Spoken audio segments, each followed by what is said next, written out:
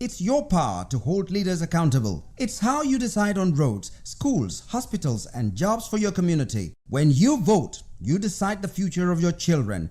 Get registered. Get your PVC. Vote in 2027. For Nigeria to work, you must be a part of it. Your vote, your future, your responsibility. This message is brought to you by Voice of the People, VOP Media.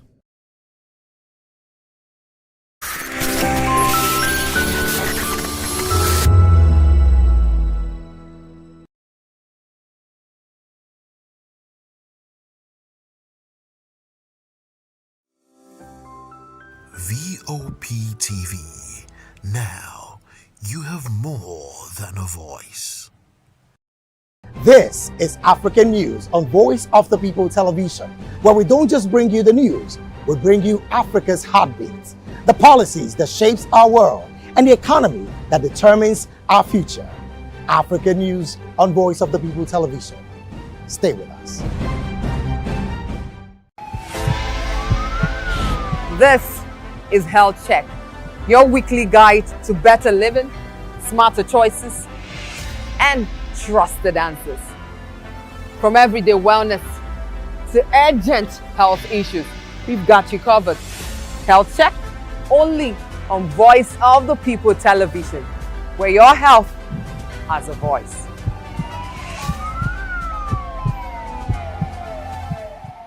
Behind every broken desk lies a broken promise. Education shapes the nations. But who is asking the right questions? Introducing Edu Dialogue, the show that goes beyond the surface, exposes the cracks, the corruption, and the silence in Nigeria's education system. Edu Dialogue, Saturdays, 3 p.m., only on Vop TV. We break the biggest stories. From missing funds to policy failures, we ask the tough questions and demand real answers. Edu Dialogue, this Saturday, 3 p.m. on Voice of the People Television.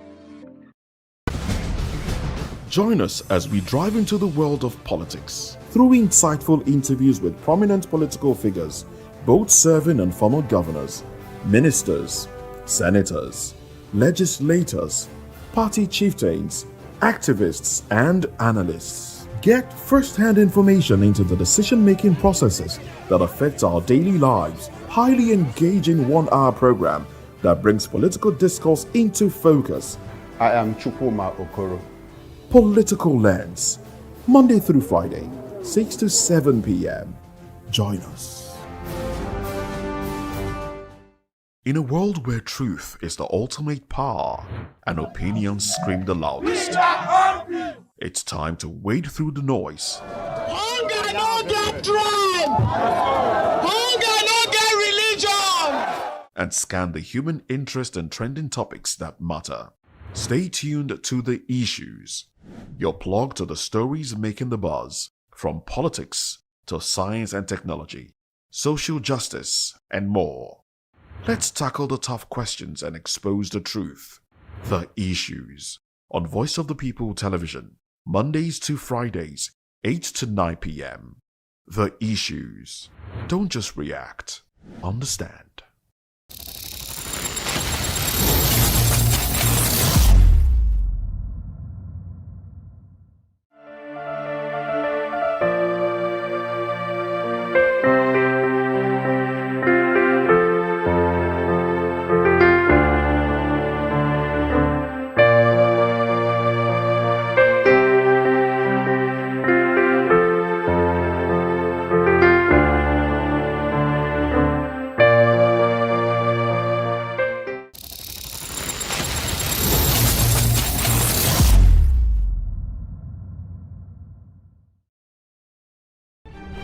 In a world where power shifts with every headlines, news breaks and events happens, we bring you unbiased and explicit information on politics, economy, and state of the nation.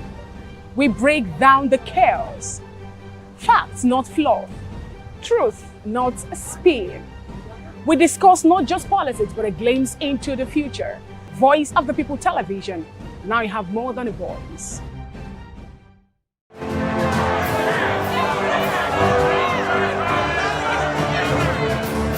you want your voice to be heard? Do you know that you matter in the scheme of things? The People's Voice, the show where ordinary citizens take center stage as we discuss the biggest stories that affect you and I. With you in mind, we facilitate lively discussions, debates, and interviews on the topics that matter most to you and I, from social justice to economic empowerment, education to healthcare, governance, and more, tackling tough topics and amplifying your voice. Join the conversation and make your voice count. The People's Voice. Make your voice count.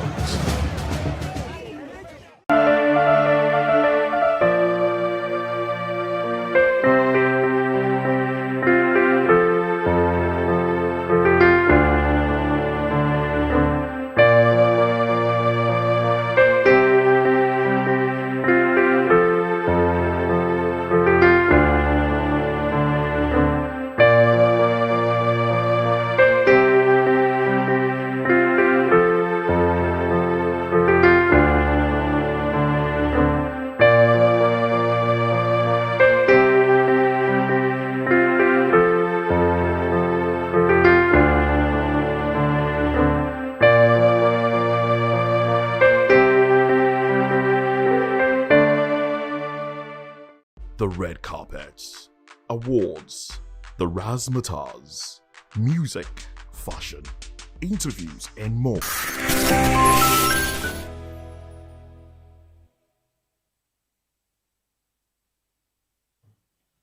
It's a beautiful Friday morning, and we say good morning and welcome to VOP this morning. Thank God today is Friday, and good to have you join us. In the next 2 hours, we'll take you through very interesting, trending stories in Nigeria and the politics. Talk about economy, talk about politics, talk about insecurity. And we'll start with Peter Obi, Hakim Baba Ahmed fault Tinubu's secretive borrowing. And when we move away from that, we get into the world of insecurity, where the CUPP has told Nigeria's president to either lead or resign as ex-terrorists are reintegrated while top officers die. And the Senate forgery scandal, I never saw reports recommending Natasha Aboti's suspension.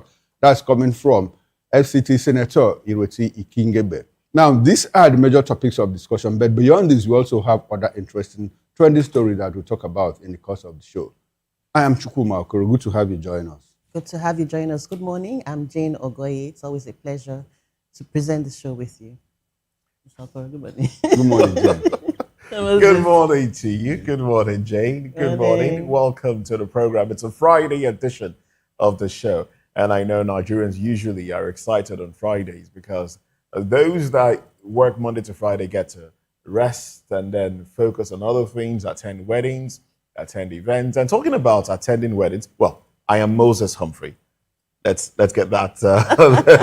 Let me get my name out there. So talking about attending events, have you realized that a lot more Nigerians now understanding that people don't just travel anyhow, and I say anyhow because of banditry and how expensive it is, are now having events streamed online.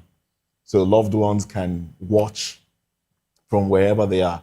There's an event I'm supposed to be at today in Warri. Okay. And, I told the person, oh, I'm sorry, I can't make it. So, no, don't worry, just join online, And then there's another one for tomorrow, and they're saying, this is the link, join online. So it's now our reality. We're switching gears, embracing digitalization, because of the way things are. But I hope a lot more Nigerians will take advantage of this and make more money. Yes, beyond embracing digitalization, I have noticed this trend, long ago, because it started after with COVID or before COVID? In fact, even pre-COVID, even before COVID. Okay. Yes, yeah. Pre-COVID. Because as economy, and I'm asking, is it a process of growth and development, or is it a process of adjusting to economic realities? Before now, if there is a burial somewhere in the village, you see people flying from Lagos, Abuja, all parts of the country. Even people from UK fly in, taking the risk, burial, taking the risk and travel.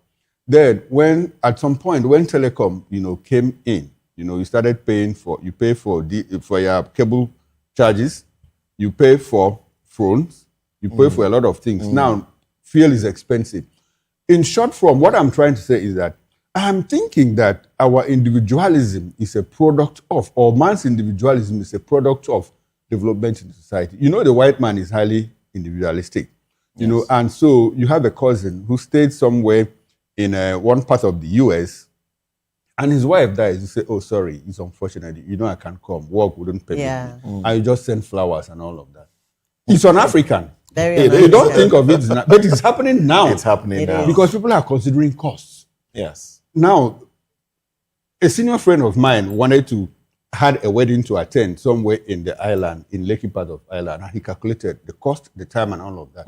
He just said, okay, let me send 50,000 naira to the couple. And they will appreciate it, really. They will appreciate it. And he stayed away, and the wedding, after all, held.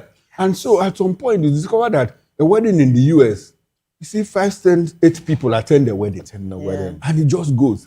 But in Africa here, you get angry at someone, a friend of yours you have not seen for like 10 years, a friend of yours that you have not seen for 10 years, for not attending your wedding. Yeah. You get angry. But now the reality is that, guy, you know, say I know if you come now. I beg. Honestly, I think in line with what you said, what shocked me or rather surprised me was 2 days ago, I'm sure Moses, you might have seen the video of a guy proposing to his babe via Zoom. It was the weirdest thing ever. And she was crying and people were like, so couldn't you have waited till you see each other face to face and then go on one knee kind of thing? You know, those kind of things that we like. And then she was crying and he brought out the ring. I was like, okay, give her the ring now. She'll pay. Give her the ring through the screen. He'll dispatch it. I think it's economic reality that forces individualism. You know, now people, you have bills to pay, you are at work, if you are doing night shift and all of that, and if you miss like 2 or 3 times, they have to move you and bring in another person, you are temporarily out of job, and people want to avoid all of this. Now, talking about economic reality, there's something affecting Nigeria, and Nigeria's fragile healthcare system is facing what's been described as a dangerous storm, as the Nigerian Medical Association have warned that the ongoing strike by the resident doctors at the Lagos State University Teaching Hospital could escalate into a nationwide disruption, with just 55,000 doctors serving over 220 million Nigerians.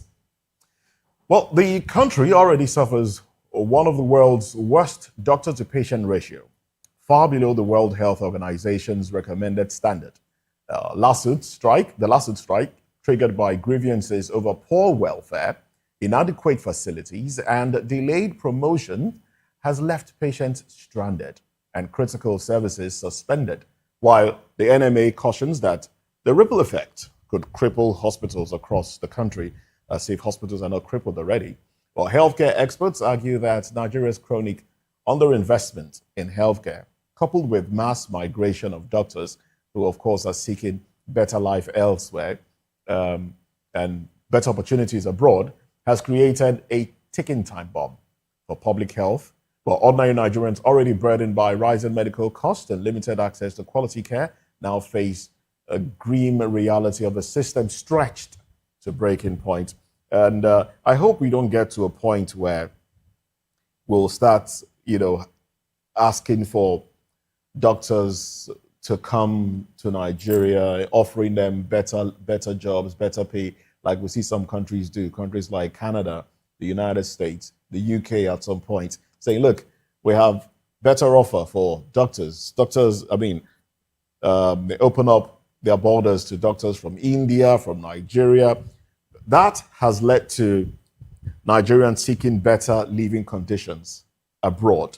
And we, back home in Nigeria, are facing the effect of that. It will take government. Now, all it takes for Nigerians for individuals to stay back and serve the country is better remuneration. Imagine doctors are going on strike, have been on strike in Lagos, especially for poor conditions, poor working conditions, and no promotion. Salaries are not being paid. I think I discussed it on this table where I realized that some nurses, some medical practitioners, nurses in particular, were paid 54,000 naira somewhere. Wow. And they basically work round the clock. They work round the clock with 1 day off in a week. And that 1 day you're still on call. You could be called upon at any time, and you're getting 54,000 naira. I mean, a lot more needs to be done in the education sector. So we don't. I beg your pardon, the health sector. Yeah. So this trend of doctor to patient ratio is, closed. Shrinking, that gap is closed. Yeah. It's too wide. It's too wide. That's like one doctor to about 500, almost 2,000. 2,000 Nigerians. Yes. Oh, wow. One doctor. That's horrible. It is. Oh well. You recall that it's a present and clear danger to Nigeria, talking about the health sector and health services, which is apparently lacking. It's comatose, if you ask me, because even in doctors that are present in Nigeria, because they can't go around. So when you go to hospitals like this, you discover that, well, there is no doctor available. We shared the story of a woman who was in the pangs of birth, bed pranks and all of that. And so they had to move her from one hospital to the other because there was no doctor. And at the end of the day, we lost that woman. And I said that day, we probably would have lost her about Einstein, Chinua Achebe, Wole Soyinka, or even Chima Amanda. Any of these persons, that child could have become one of those people, to make the world a better place. Unfortunately, you recall that at some point, we stopped that program. We used to have the technical health corps, you remember, the TSC, where you have to send professionals, medical doctors, lawyers, teachers, engineers and scientists to other parts of Africa and Caribbean. That time, they will go serve and come back. But now, when people go, they don't come back. They don't come back. They don't come back. In fact, as a matter of fact, people in the university now in their final year, some of them are already writing applications, for scholarship and all of that for overseas universities. And when they go, they don't come back. So it's a clear and present danger. And like I said, when a system witnesses collapse, it is not a sudden thing. It's progressive, it's gradual. It's incremental. And nothing is done. But this incremental now is on the reverse side because the thing keeps dropping, because that is what we are witnessing. Yeah. I'm sure that the next issue we'll talk about, we are going to discuss the problem. And after that, another problem. Is it in education, in power, in transportation, in health, telecoms, everything? This is a problem. Unfortunately, we don't have a government, not just this government, even previous governments, like I used to say, just take one, face it. Solve it. And solve it. Yeah. Holistically. If that is the only thing you did for 4 years and then paying salaries and maintaining a balance in others. Yeah. Don't grow other sectors. Just finish that one. Another person will come and discover that if we had started that in 1999, this is 27 years, probably 2 or 3 sectors. If one administration comes and says, look, I want to focus on building roads. And there's continuity. And then you build roads, solid roads that will not go bad. And another one comes, maintain while you build power. Yes. And another one comes and say, okay, maintain power, maintain roads, let's build hospitals and all of that. In 50 years, we'll be in a good place. In fact, let me just read out some of the demands they want, because really I don't see them as things that the government can't easily assent to. The immediate commencement and completion of a modernized resident doctors' quarters and a residency training center at Lasut, strengthen security protocols to protect healthcare workers. The union is also pushing back against salary deductions and supporting NAD, that's National Nigerian Association of Resident Doctors, and prompt approval and disbursement of the 2026 MRTF payments. Salary deductions? Teaching allowances to registrars, house officers, and payments. So why can't all of this be done, really? And when this administration came in, the first thing they did was to borrow 200 billion naira. Not that they put hands, borrowed. And they bought cars. And they bought cars. Now retrofit you. It wasn't part of the car thing. Oh, yeah. It wasn't. Now they said this one, 70 billion naira, to new members of the National Assembly. Retrofit your wardrobes, your offices and all of that, chairs and desks. They had to remove the old ones. Wow. Now they gave the judicial NJC 40 billion naira. To what? And after that, they are still building houses for judges. I wanted to say that, did you see the videos of the houses? There was a tour, Wike took journalists on a tour of the newly built state-of-the-art houses for judges in Abuja, and my jaws dropped. I was like, yes. And so what did they do with the 40 billion naira? Now those houses, Chidi Odin Professor Chidi Odin Carlo, former DG of National Human Rights Commission, said they are golden gates. You are inside, but you can't talk because now a gunje, you don't chop a gunje. It's a difficult terrain that we are passing through. And like Jay will normally say, well, this is a very difficult time to be a Nigerian. But I'm happy that we have good people like Moses that are Nigerians. That is 100% Nigerian. Very patriotic. Very patriotic. Let's move on. Nigeria reportedly spent a staggering 20.4 billion on umbrella imports in 2023, raising questions about the country's dependence on foreign goods for even the most basic everyday items. According to trade data, the bulk of these imports came from China, underscoring Nigeria's widening trade imbalance and the failure to stimulate local manufacturing despite repeated government promises of industrial revival. Critics argue that such spending highlights the paradox of a nation blessed with abundant resources yet unable to produce simple consumer goods domestically, while ordinary Nigerians grapple with rising inflation, unemployment, and a weakening naira. The controversy comes at a time when the federal government is touting ambitious economic diversification plans, including the Blue Economy Initiative projected to create 5 million jobs, and state-level infrastructure strides, such as those in Abia under Governor Alex Uti. Yet, the umbrella import saga has become a lightning rod for public frustration, symbolizing how policy rhetoric often clashes with the stark reality of Nigeria's economic dependency. Well, an ironic country full of a lot of ironies. It's one of those things that makes me wonder why we have a government that places so much emphasis on the right things at the wrong time. Yesterday we talked about it, industrialization in Nigeria. Some of the reasons why some of the industries of all the textile mills, the Peugeot assembling plants, Dunlop tire, why all of these companies had closed down and moved out of Nigeria is because the environment is not enabling. I think one of the major issues affecting the industrialization of Nigeria, the industries in Nigeria, is power, the power sector. It's very, very expensive. Absolutely. It's very, very expensive to run a business in Nigeria. You don't want to know what small businesses are even spending on diesel. There's no light. Even petrol is not cheap. And then manpower, even the enabling environment to make some of these things, conducive is not even there.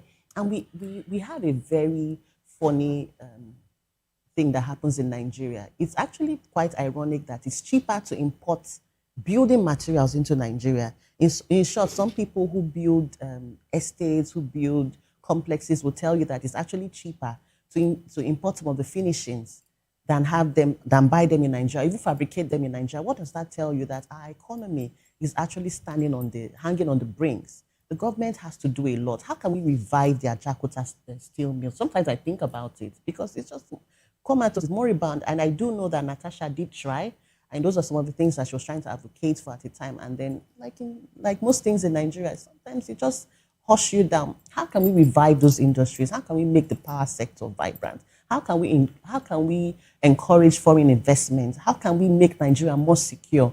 How can we encourage, even I like what the Abia State governor is doing. How can we encourage homegrown manufacturers, even people who fabricate things? We have the talent here. How can we encourage them? Why on earth are we importing umbrellas? Yesterday, Mr. Okoro did say that we even import toothpicks. You say you people? You guys, yeah. You guys at this point, we import toothpicks. How can we begin? How can we begin to revive our industries? How can we make Nigeria an industrialized nation once more? How can we get back to the good old days when Peugeot had an assembling plant in Nigeria, where the Dunlops were operating from Nigeria without even running to nearby Ghana? How can we make the power sector work? How can we have a country where good government? How can we have a country where it's just good governance? How can we have a country where a power minister will resign to go and contest for election as a governor, leaving his job, primary role, to another person who comes in, brings the same rhetoric? We're going to bring back, we're going to set. Well, he wants to become governor. He's interested in becoming governor of his state. Yeah. And so he's not occupying both positions. But you say, we are practically, as we all know, a consumption economy. Yeah. We consume a lot. Now we're talking about umbrella. They say it's how much? Like 10-point-something billion naira. In 2023. In 2023 to import umbrellas. There was this scandal in one of the telecoms companies. And by the way, the picture, the picture that we saw, parasols, everywhere. Parasols what are the raw materials We have them in the east. We have them, we have from petrochemical industry. Yeah. We have one in Eleme. We have one in Kaduna, and we have the raisins in abundant, quantity in Nigeria. Byproduct of the oil, from the oil now you extract and get all of these things. In 2007, there was this scandal in one of the telecoms companies. And you know what? They used 1 billion naira to go to China to import parasols for all these make your calls, this thing. And at the end of the day, after the investigation, I think 2 or 3 people lost their job because it was a big scandal. 1 billion naira then, as far back as 2006 and all of that. So it's been with us. We like toothpicks, we produce everything, They used to produce biro here in Nigeria, but also this one is made in Nigeria, but they still import from outside. Probably the raw because materials, perhaps. no, the finished. Do we still have product. Eleganza? Eleganza we do. used to be there. Do we still have Eleganza? We do. You know They have a factory in what's it called? I think after Lekki Ajay. Okay, maybe they are still there. But at a point, Eleganza products were everywhere. And all of that. Food flask, water bottles, and all of that. Feeding Plastic bottles. chairs. Plastic I think chairs it boils everywhere. down to policies of the government. Because, government is making policies that is making it hard for small businesses to thrive.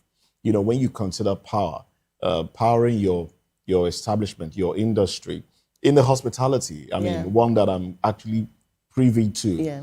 When an operator is paying between 27 and 33 million naira a month for electricity, that's a lot. which basically supersedes what you pay those workers. Yeah. Then how are you supposed to stay afloat? Yeah. I mean, that's just hospitality. Yeah. Then when you go into manufacturing and the rest, people are struggling.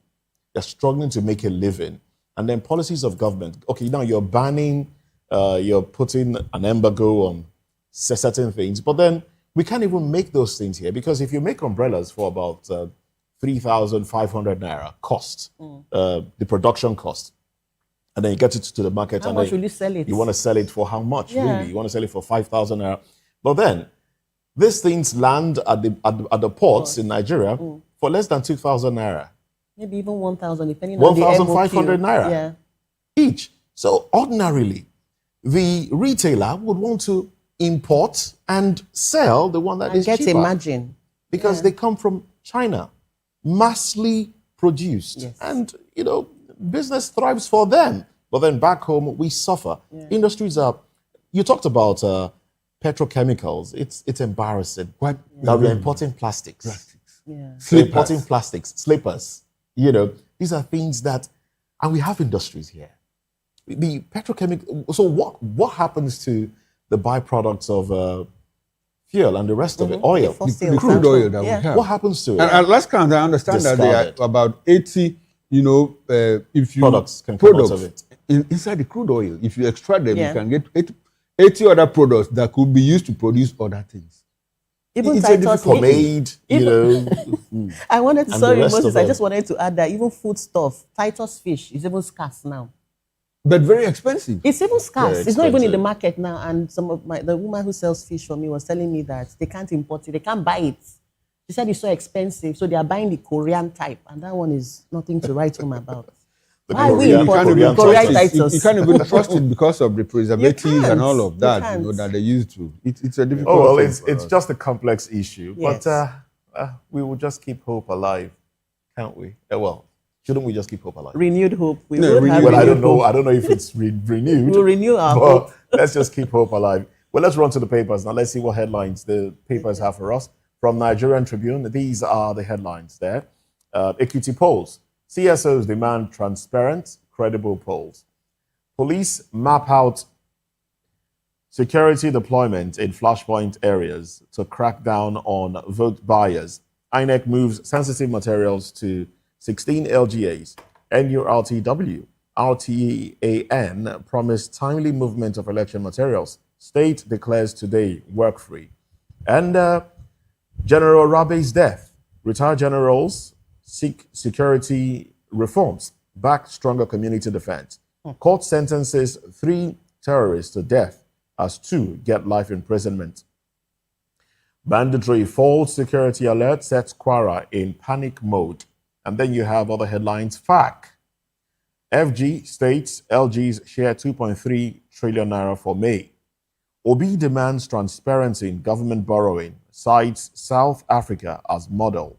Governors renew support for state police, demand constitutional safeguards. Back power reforms, National Solar Initiative to review proposed constitution amendments, legal frameworks for state police. NEC approves 83.2 billion naira to combat flooding, climate-related emergencies. DSS seeks amendment to trust fund bill. Kicks against foreign funding of security. Let's see, what's that now? Okay, I flipped over that one. Oh, my bad. Let's move over to the Guardian newspaper. 40% inaccurate false lab results worsen sickle cell epidemic pains. 30,000 residents on free HIV care in Ogun State, says Abiodun. Ekiti election, over 1 million voters to decide as INEC distributes materials to local government councils. Violence, insecurity, worsening household poverty, reports reveal. Senate, NDPC push digital economy, amend Cybercrime Act. Experts warns 30,000 communities risk flooding as NEC approves 83.2 billion naira intervention. Federal government explains prisoner transfer pact with Ethiopia, false list in circulation. 2027, NDC exempts Obi Kwankwaso from anti-defection oath. Import surge, Nigeria pays 1.9 trillion on petrol in May amid dip in oil prices. These are the stories from the Guardian newspaper. And that's it on newspaper headlines. We'll return at 10 o'clock for extended review of newspaper stories, headline and inside stories. In the meantime, we'll go on a short break. And when we return, we'll get into our first major topic of discussion. Peter Obi, Hakeem Babar Ahmed fault Tinubu's secretive borrowing ahead of 2027 elections. Please do join us again. We'll be right back.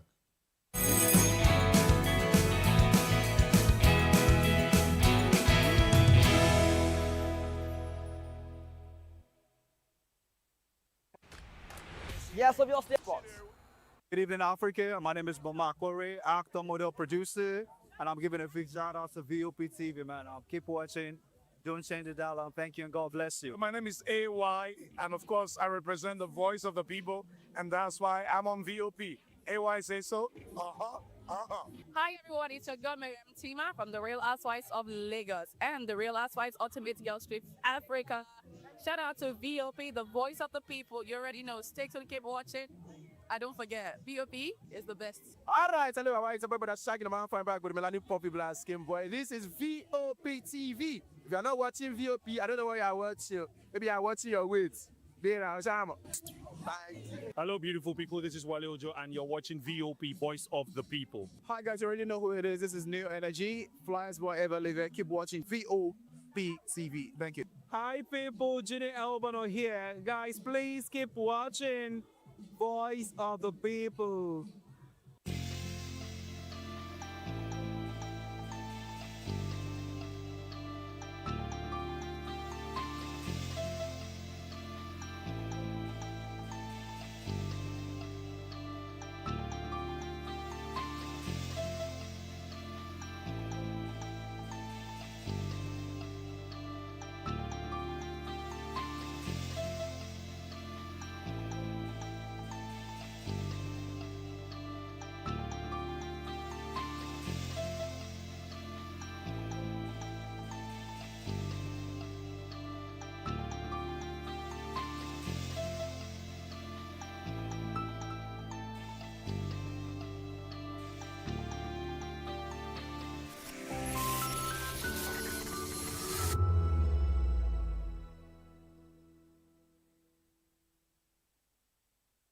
From the views on the street, we go to bed empty hunger, to the blaring horns of a hustling city, the loudest voices of the common man got a medium to be heard. This particular administration, they were coming unprepared. It's not a bad thing to renovate the president's law. Through top-notch programming, unbiased reportage of news, sports, business, entertainment, and cultural documentaries, Voice of the People, 90.3 FM became a symbol for 21st century media. And now, A new baby is born. Voice of the People Television. VOP TV. Youthful, full of vigor and penchant for excellence in the continent's media space. Exposing the wrongs, applauding the rights, dissecting the news without fear or favor, through factual and accurate stories and contents. Corruption kills three things that makes a society. Representing the interests of the people and giving them a voice. Voice of the People TV is here to stay towards building a fair society. VOP TV, Voice of the People Television, truly a voice for the people. We encourage you to click on the like button and subscribe to our YouTube channel. We are Voice of the People TV. Also follow us on all our social media platforms. We are at VOP TV Live. Visit our website www.vop.ng for fresh and trending news. Also watch us live on SLTV channel 264. VOP TV, Voice of the People Television. The 2564 is coming up on Barney 9, right? The 2564 Atlantic Tower. What happens in the hush behind hangar doors? Who signs the papers that gamble with lives? Which truths were grounded before they even ever had wings? If you've ever buckled a seatbelt at 30,000 feet, if you've ever stared out of that tiny window and wondered who's really in control of the skies, it isn't just flight, it's power, it's politics, it's pressure sealed in steel. We're peeling back the clouds from runway risks to sky-high secrets. We're diving deep where most dare not to look. Aviation Scope, every Sunday at 7 p.m. only on Voice of the People TV. We don't just report, we reveal. We don't just ask, we uncover. Because when it comes to the skies, ignorance is turbulence. Aviation Scope, the sky isn't the limit, it's just the beginning.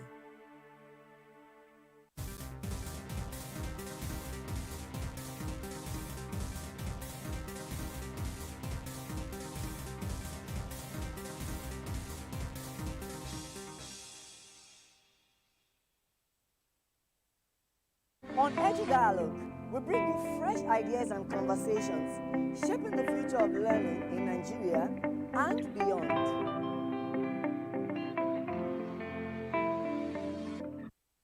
Hey guys, it's your girl Arika of the Dimples, aka Risky Baby, and you are watching VOP TV. Do not go anywhere. Where are you going to? Stay here. Calm down. Stay here if you're not. What's up, everybody? Who's Arco here, and I'm hanging out on VOP TV. Keep it locked, don't go nowhere. Let's go.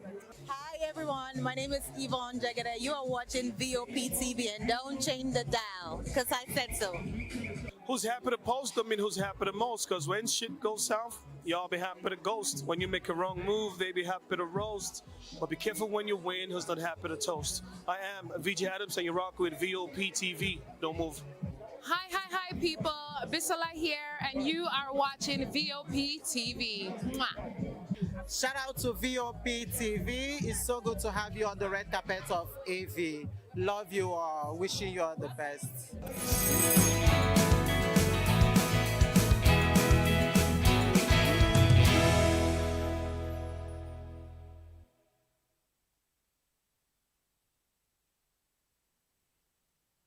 Welcome back and thanks for staying with us. This is VOP this morning. Peter Obi has urged the Tinubu administration to emulate South Africa's transparent borrowing model, decrying Nigeria's ballooning public debt, which has skyrocketed from about 87 trillion naira in 2023 to nearly 200 trillion naira, as largely unproductive and shrouded in secrecy.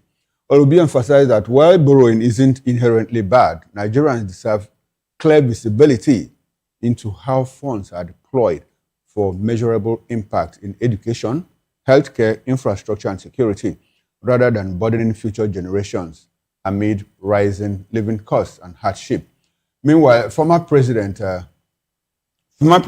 aide Hakeem Baba Ahmed, who happens to be the national chairman of the PRP, has controversially decried the government's newly commissioned housing estate for Court of Appeal judges in Abuja as nothing short of a bribe, questioning why only judges receive such perks while other public servants like doctors and permanent secretaries are overlooked, and advising the judiciary to reject what he sees as attempts to compromise institutional independence. As the countdown to 2027 intensifies, well, the tensions are boiling over around the electoral process. Yaga Africa has sounded a note of warning and alarm and alleged cash and food handouts, including rice, indomie, and pre-election down payments ahead of the Ekiti governorship poll and all of that, warning that, well, of misinformation and potential violence that could suppress voter turnout. Well, we've been joined in the studio here by Barrister Eze Eluchie. He appears here in the capacity of a public affairs analyst. He will help us make sense of this. We also have beside him Mr. Dele Fanimo. Dele is a seasoned reporter, and he appears here in the capacity of a public affairs analyst. We'll be joined in the course of the show by other guests virtually from our outstations. Gentlemen, good morning and thanks for joining us. We appreciate your presence. Good morning. Good morning. Thank you very much. Barrister Eze, ballooning debt crisis in Nigeria. But we are told, and I do understand too, that we have not reached the alarm threshold. I mean, our debt to GDP ratio is still within manageable limits. It's still less than 65%, which is the alarm threshold. But I think we hover between 35 and 50 and all of that. So we are still cool with it. So why is it that people have a problem with the money we are borrowing to fund infrastructure and all of that? Thank you very much. I think I listened to what you were saying about when your presentation. You mentioned that P2B was making reference to South Africa. I think P2B has to be a bit careful and sensitive to the thinking of Nigerians. In this stage now, where South Africa has adopted a very, very Afrophobic, xenophobic attitude against Nigerians, it is not in good taste to begin to cite South Africa as an example in anti-corruption issues, particularly because even South Africa itself, the president, Cyril Ramaphosa, is neck deep in corruption. It's a very corrupt society. So that is not to take away from the reality of what he's saying about the debt to GDP ratio. And I'll tell you clearly, that is absolute nonsense. It is one of these Bretton Woods institution garbage, which is churned out. I mean, what do you need to borrow? Why borrow? They tell you there must be a 60%. It is, the more you borrow, the more you entrap yourself into this debt trap issue. There's nothing like 60%. I mean, and this, sadly enough, Nigerians economists tend to key into it, and we are still in the threshold where we can still make. What are you borrowing for? Ask yourself in your house, because we're always thinking of a country as an opaque personality. In your home, do you need to borrow? Why borrow when you can actually curtail your expenses? Now, in this state, in this country, we can curtail our expenses. We can use what we have we can even repair the things that have run down rather than borrowing. Let me give you a critical example. Across Nigeria, there are many tractors, earth-moving equipment which are lying fallow across the country. Thousands of them. Why will you need to borrow to go and buy new machines to build roads? When you can challenge our engineers, go back and repair these things, and it will work. But then when you listen to this World Bank garbage, they will tell you that you are still within the debt to GDP. Absolute nonsense, my brother. Absolute nonsense. Okay, but I think the problem seems to be with the fact that, well, I don't know if you have heard this line before, when they said that, well, no economy can make progress without borrowing. And a sad instance of United States and Japan, which happen to be the two most indebted countries in the world, but their economies are running. Yes. And so why is it difficult for us? Why is our own case different? Is it that we don't manage the borrowed money or what? And when you ask people in government, they make reference to infrastructure. They said the Lagos-Calabar Coastal Highway, they say is going to connect states, create interconnectivity between the hinterland and the urban centers, and it's going to open up trade. Don't you see that coming when that road is completed? No, you see, such cliches, no borrow, you can make progress. It's part of this scam I'm telling you about. I was in the Gambia for some time. They have roads built with these palm fruit nuts. And these roads are strong and very durable. But when you keep on hearing you cannot borrow to make, you must borrow to make progress, you think of this asphalt tile that you need to import machines from abroad to make these things. You can look inwards. You can even think of making mud. Get our engineers to think. Make mud and make it durable. Is that possible? Yes. Has it been done elsewhere? Yes. But when you always have this mindset, these cliches, and we must divorce ourselves of those mindsets to make progress. Okay. As long as we are keying onto those things, we're not going to move forward. Because these guys who are giving you these loans, they love to give you loans. They know you will steal these loans. They know that you misapply. And you remain indebted to them. Beautiful. And subservient to them if you do. Okay. That is the odd thing about, and we don't need to. Look at the Sahel states, the 3 Sahel states, who have even stopped borrowing. Are they not making progress? Are they not relying on their internal the manpower? Are they not building roads? Are they not using their own engineers? Well, I'm not sure that they have completely stopped borrowing. About 3 months ago, this young man from Burkina Faso borrowed about $30 million to fund, some kind of development in his country. So they have not completely stopped. No. I mean, I agree. You cannot completely stop, but you can minimize it to the absolute minimum. Okay. But in this case, in Nigeria, we need to borrow to go and pay salaries. We need to borrow to do any project. It has become madness. Madness. In a short. All right. But before I bring Indele into this conversation, I think Peter Obi apparently made reference to South Africa because away from the xenophobic, South Africa is still number 1 in terms of biggest economies in economy in Africa. I'm thinking that is probably why he made reference to it. But it doesn't take away that, Nigerians and the black race not happy with South Africa. Dele, good to have you join us. A pleasure. Now, how do you react to the fact that we are borrowing a lot of money? We are indebted from 87 to almost 200 trillion naira in a space of 3 years. The other day, the one survey agency said that in 50 years of our national life, we borrowed about 15 trillion naira. But in just 3 years of Bola Tinubu administration, it has exceeded that by over 4 times. And in all of this, the borrowed money, do you see anything that we do with the borrowed money? A lot of people don't seem to see, but as an analyst, maybe you have an idea. Help us with all of that. What do you see? It's just like Peter Obi said, that there's no crime in borrowing. But to what use are you deploying this borrowed money? And what are the terms? You see, you recall that yesterday when we were talking here, I made reference to the IMF loan that this administration cleared, I think $3.4 billion. But you were quick to also, because I didn't factor the other part, which is the accrued interest and some other charges that were built into that loan. Now, if you had paid off the capital last year, and you are still indebted to IMF till 2029, just the interest alone. Now, imagine the largest chunk of that repayment was made, I think, shortly before this administration, $129 million. When you convert that to Naira, you know how much it is.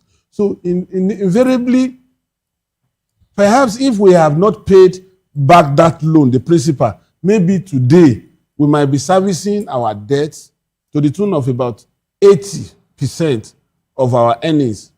You recall there was a time in this country that we were servicing debt to the tune of 97% of our earnings. That even government had to start borrowing money to pay salaries and overhead in this country. So, for me, if I am going to suffer momentary pain, there should be hope for me that after this suffering, it's just like a woman in labor. After that severe pain in the labor room, the joy ahead is she will clutch a baby and she will clutch a future. But where the area I even quarrel with is this amorphous and bogus spending. You are saying you are trying to show up the pain, reduce the pains of the girl child. You deployed over 300 billion naira to taking care of the girl child. I have not heard and I have not seen those girl children that have been taken care of up to now. Initially, when this humanitarian ministry was created, I knew it was going to be a conduit pipe for corruption. And we have seen that majority of those who passed through that place were tainted. Their hands were soiled. because it is neither here nor there. You can't lay your hands on anything tangible that that ministry has done till date. And they are not even using the resources of this country. They drew their money from borrowed funds. So those are areas, if you are even talking about concrete infrastructure, I don't mind. At least, even if it's overpriced, at least we have something to show for it. But these other ones, now you are saying you are deploying about 280 billion to agriculture. Now, who is going to utilize these funds? Is it the farmer that his wife had been raped in his farmstead that had decided to abandon the farm that you are going to give monies to? Most of these funds are taken by those who are even influential, that they don't even know how to grow yam in the farm. All right. Let's talk 500, there was a time they were giving 500,000 naira to alleviate poverty. Now, you find out that it is the cronies of the senators, the House of Reps members that get this money, not the poorest of the poor. Yeah. The poorest of the poor in the hinterland, can he access banking services? The closest to banking service is through these new generation digital platforms. And they have a limit to what they can carry. Today, some of these platforms, you can't do more than 200,000 naira. And in fact, if you pay more money than necessary, there will be a red flag. Yeah. You understand? So, where are these monies going to?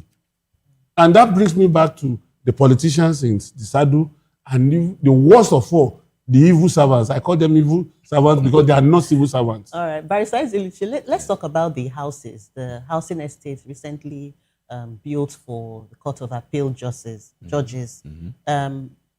Hakim Baba Ahmed, has faulted it. Do you think that this is a worthy criticism, or it's something that is necessary for another arm of government?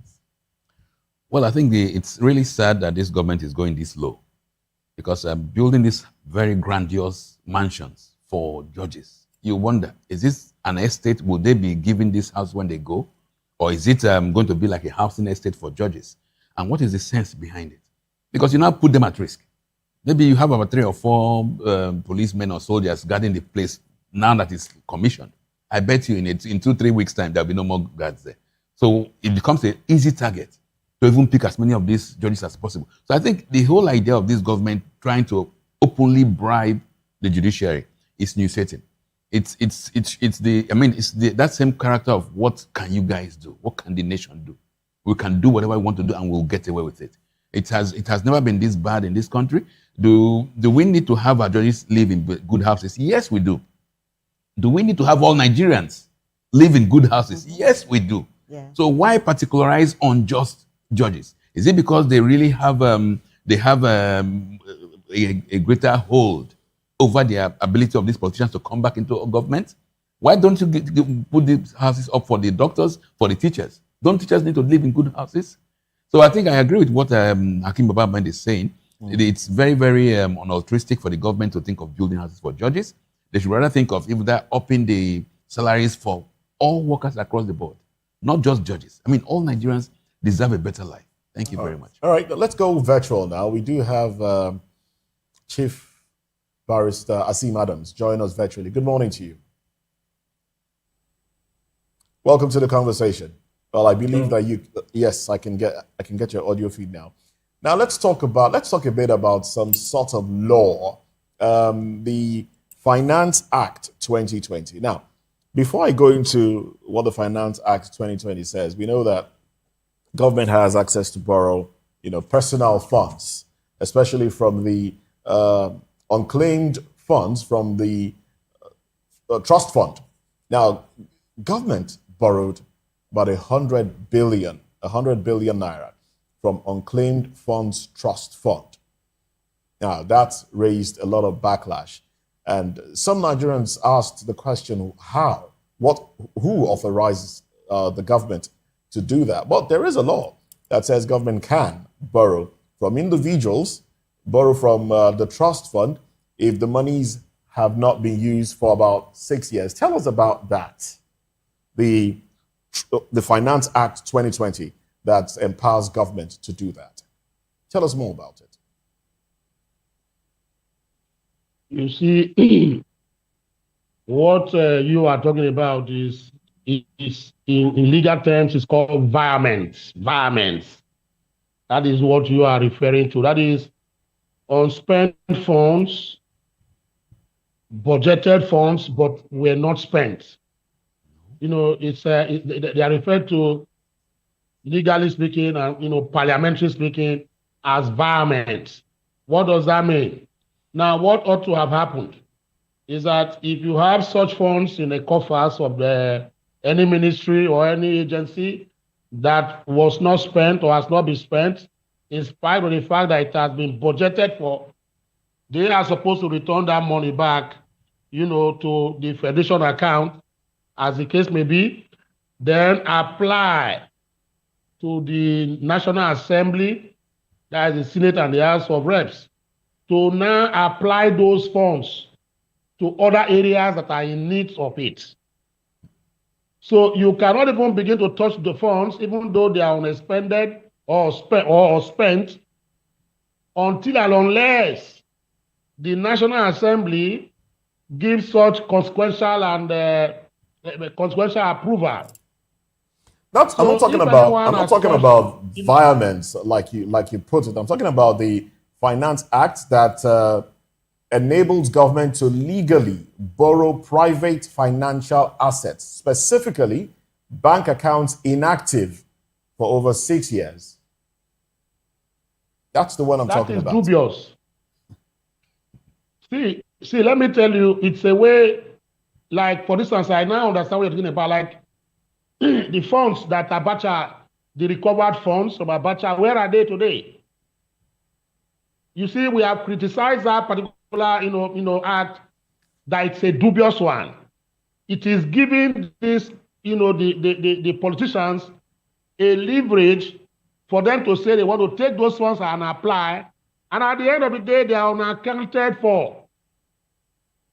So it even run in grain to Section 162 of the 1999 Constitution downwards, talking about budgets and etc. as case may be. So we have said, I have discussed this before, and I said, look, the moment you begin to give these politicians that particular opportunity, to dip his hand into funds that were recovered, into funds that are laying idle in banks, etc. as the case may be, you go there and convert it to your own. That is it your money? The law is dubious. That particular law is dubious because there are so many people. When you say, for instance, the banking industry now, there are so many billions that are settled in different banks that the owners, either they are dead and the family don't even know where those accounts are.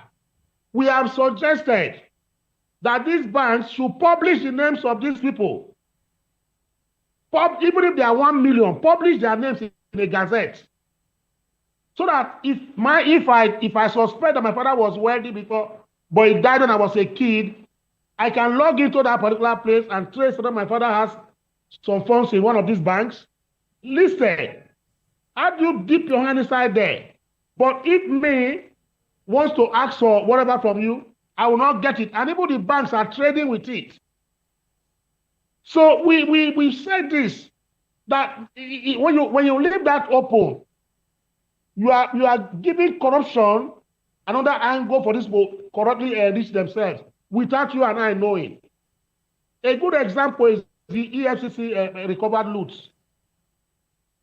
The EFCC recovered loot. So the EFCC now said they are now borrowing government the money. Can you imagine that I listened to Olukoyode, the EFCC chairman, said that there were funds lying idle. How can funds be lying idle? And you are going to borrow funds outside. What kind of voodoo type economics is this? That you borrow, that is an agency now borrowing federal government money. And the president and the man, they are clapping for him. And I said that is dubious. In the first instance, under the law, Section 82, the EFCC is an agency of government. They ought to publish their account for the year. And not just publishing it, giving it to the Senate and reps for the external auditors to audit the account and publish it in 3 national newspapers. Have they done that anytime? Barrister Adams. Barrister Adams, can you, okay. Now, the first seed money, that was contributed into Nelfund account, that I think at last count, over 400,000 Nigerian students have benefited from Nelfund, the pride of this administration. The seed money, the first of it all, came from the EFCC. Was that wrong? It is wrong.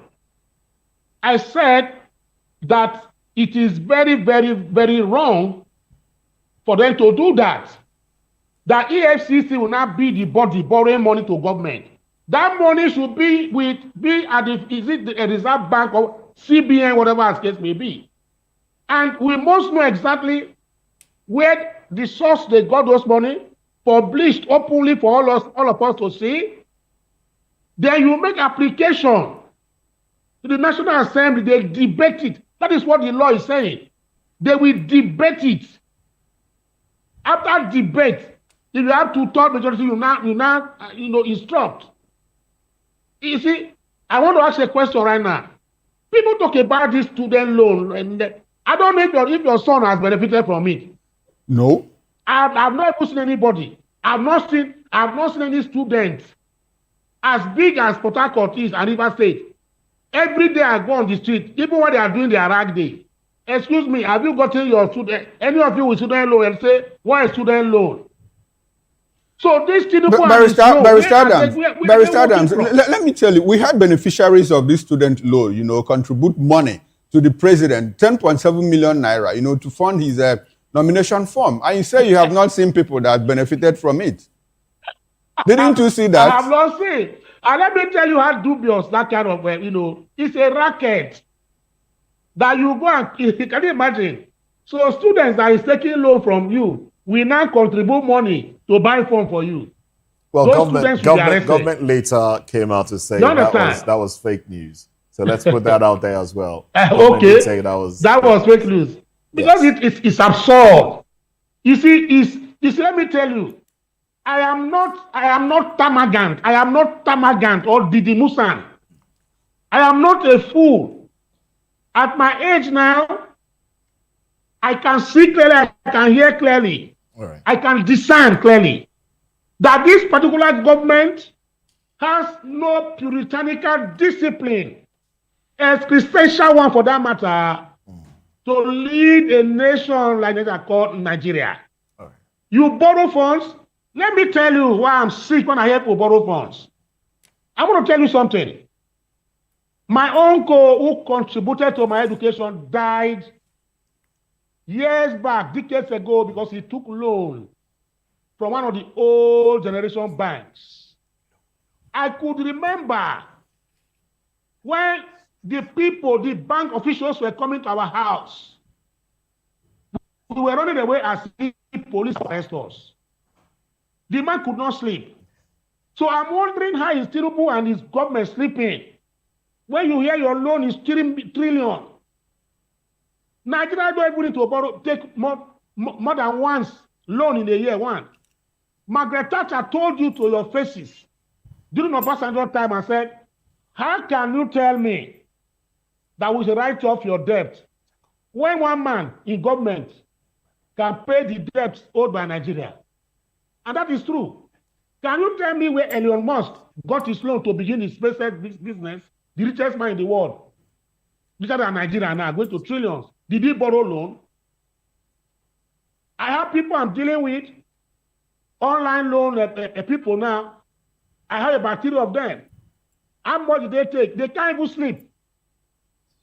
But Nigeria keep borrowing loan. The moment you see a person who is lending you money, keep giving you money, there is a fraud there. And that fraud is that the IMF, the World Bank, ETC, and those borrow a Paris Club. When they borrow you, they say don't pay, don't just be paying the interest. What they call servicing the loan. And you service the loan to the extent that you service the loan, the interest you are paying is more than the loan you are taking. All right then. That's why they will never discourage you from taking loan. All right, I'm telling you. Thank you very much, Chief Asim Adams. Let me bring this back to the studio now, Mr. Iziluchi. Some will say Peter will be talking about this is just some sort of campaign. You know, he's using it to campaign. At what point does this become? At what point does borrowing, the level that it's the level we are having it now in Nigeria, at what point does it become a national emergency, moving away from mere campaigns to a more serious issue in Nigeria? You see, when Mr. Peter B makes comments about these loans, some of us begin to get worried. We know nobody's perfect, but when he makes these comments that yes, we still need to borrow, he becomes a suspect actually, because the reality is this: like Mr. Asim Adams said there, we don't need to borrow. With the kind of debt we have in the current budget, about 15% of the total budget is being used for debt servicing. Debt servicing, not even to pay back the debt. And these criminal agencies in the World Bank, IMF are telling you to borrow more. And you don't understand the linkage, you don't understand the nexus. They want to keep you perpetually in poverty. And we need somebody who will be of strength. But I can understand what his fears. Because the people, when you talk of these World Banks, they don't operate just by, in the daytime you will see them wearing suits. And they are all decked up and looking posh. In real times, they're the ones that sponsor assassination attempts on presidents, on governments. They knock you off. I mean, they are that deadly. So, yes, Mr. B has to do these things for politics, because if you don't do that, you won't go far. African leaders who have tried to oppose debts or borrowing, we had most of them now. And even those who are still surviving, like the Sahel states, every day you see terror attacks in their countries, sponsored by these same elements who are telling you to borrow, borrow, borrow. So the reality is that we don't need to borrow, and but hopefully, because there's a gradual change in the global order. So with the influence that you just pointed to, the influence of foreign organizations like the World Bank, the IMF, and the rest of them, can we have credible elections in Nigeria? Should we expect to have credible elections in Nigeria? Well, let me give you a critical example. When the 2023 election that brought in this Mr. Tinubu that we all knew was terribly flawed, when it was held, the then British High Commissioner, Liang, she came out and said this was an election we should be proud of. That was her comment. It was a very silly comment. But that is the kind of things they want from this for Nigeria. So it is up to us. What do we want for ourselves? Do we want to continue to kowtow to the antics of these characters, or do we want to have a change for our own good? Do we want to actually move this country forward? And if we want to move this country forward, we have to look inwards. Do we have the capacity? Do we have the whatever to move ourselves forward? Yes. But then we need to have a break. We need to show resilience. Nigerians are already resilient. But we need to show inner depth and say, okay, we have to put enough is enough. It's not only for a local audience. It should also be there must be a red line beyond which we cannot tolerate. Because, my dear, our future generation are already mortgaged. The debts, most of these debts have been collected now, will be paid back in the next 30, 40 years. The Nigerians to be born in 2050 are already born in debt. It is that bad. Nigerians, your grandchildren and mine, are already, they'll be born in debt at going rate. And still, these characters are going to borrow more. And they bring fancy Harvard-trained economists to tell us we need to borrow to industrialize. Who told you that crap? Those who've moved forward, like Mr. Asim Adams actually said, Mr. Musk, what did he borrow to get to where he is? I mean, what we want to move on is within us. But do we have enough politicians who have that inner political will to say, call a spade, and say we can do it by ourselves? I hope Mr. Obi does not continue that trajectory, because he begins to sound suspicious to some of us. All right, then. Let's take this to Benin, where we have Honorable Comrade Edosa Okungboa. Good morning to you, former Secretary General, Nigerian Union of Journalists, well, Edo Branch. Good morning to you. Welcome to the conversation. Let's get your thoughts in on the conversation we're having, because I understand you've been following.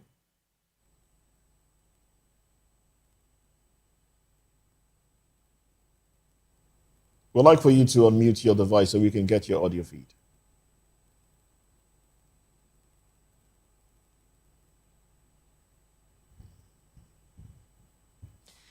Well, we seem to have a challenge with the audio there.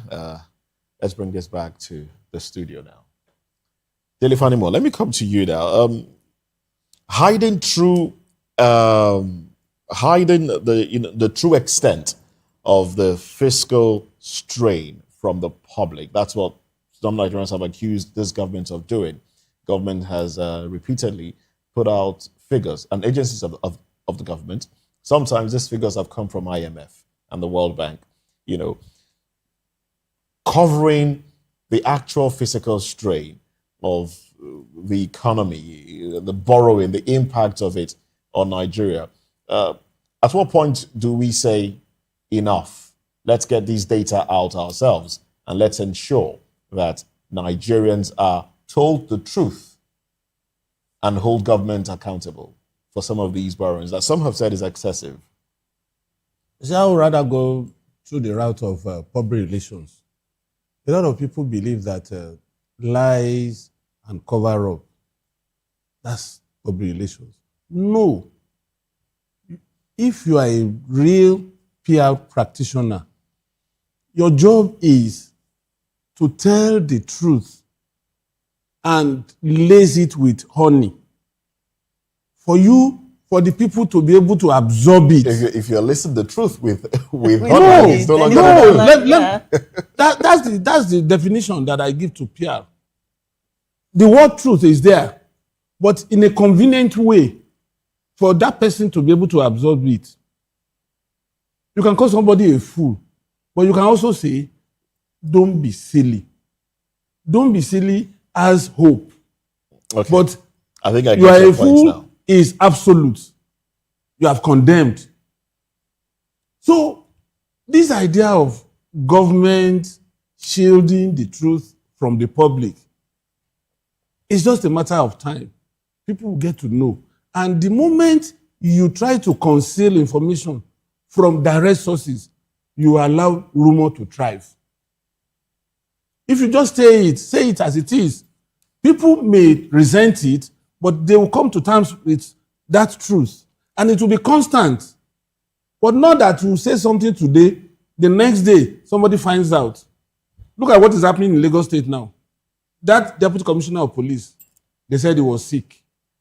Some people got information from wherever that man was actually kidnapped. And in the course of the trauma, he died. But Lagos State Police Command wants us to believe that man died of natural death in his own house.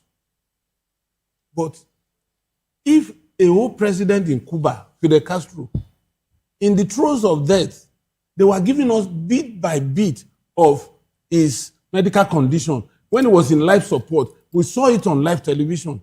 Why should we? Because we have this attitude of shrouding what is not necessary in secrecy. Why should my president spend my money to take care of his personal health? And I shouldn't know if, the kind of ailment is nothing. Why? Because it's my money that is spending. Yeah. It's the aggregation of the taxpayers' money that is spending. Very silently, there was something you mentioned while you were responding to Moses. You talked about the fact that Nigerians are resilient and we should hold that resilience as we look forward to 2027 elections. And now Yaga has raised an alarm over vote buying already ahead of the elections, rice and foodstuffs. Why are we still talking about this primitive vote buying, in 2026? Do you think Nigerians can reject such and actually vote their conscience? In the spate of poverty, underlying hunger, and what have you? Yes, thank you very much. You see, various governments, the current government has weaponized poverty. They have institutionalized poverty, made people rolled out policies that actually make people poor. And the whole idea is so that they can give them peanuts during this election times so that get their votes. What I will encourage Nigerians, because it will be difficult to say to tell a poor man, don't collect money. Yeah. What I'll tell them is this. If they offer you money, collect it. But then, make sure you vote against them. Because when you collect that 10,000 naira divided by 4 years, you are still you are messed up. So telling them to don't collect is not going to be helpful. Because somebody is hungry, his children have not eaten, and you say don't collect money. And that money, by the way, is public funds. So when you have an opportunity to collect, please do collect. But use that as an opportunity and make sure you don't vote for those criminals who are giving you that money. Vote them out. That's the only way out. Yes.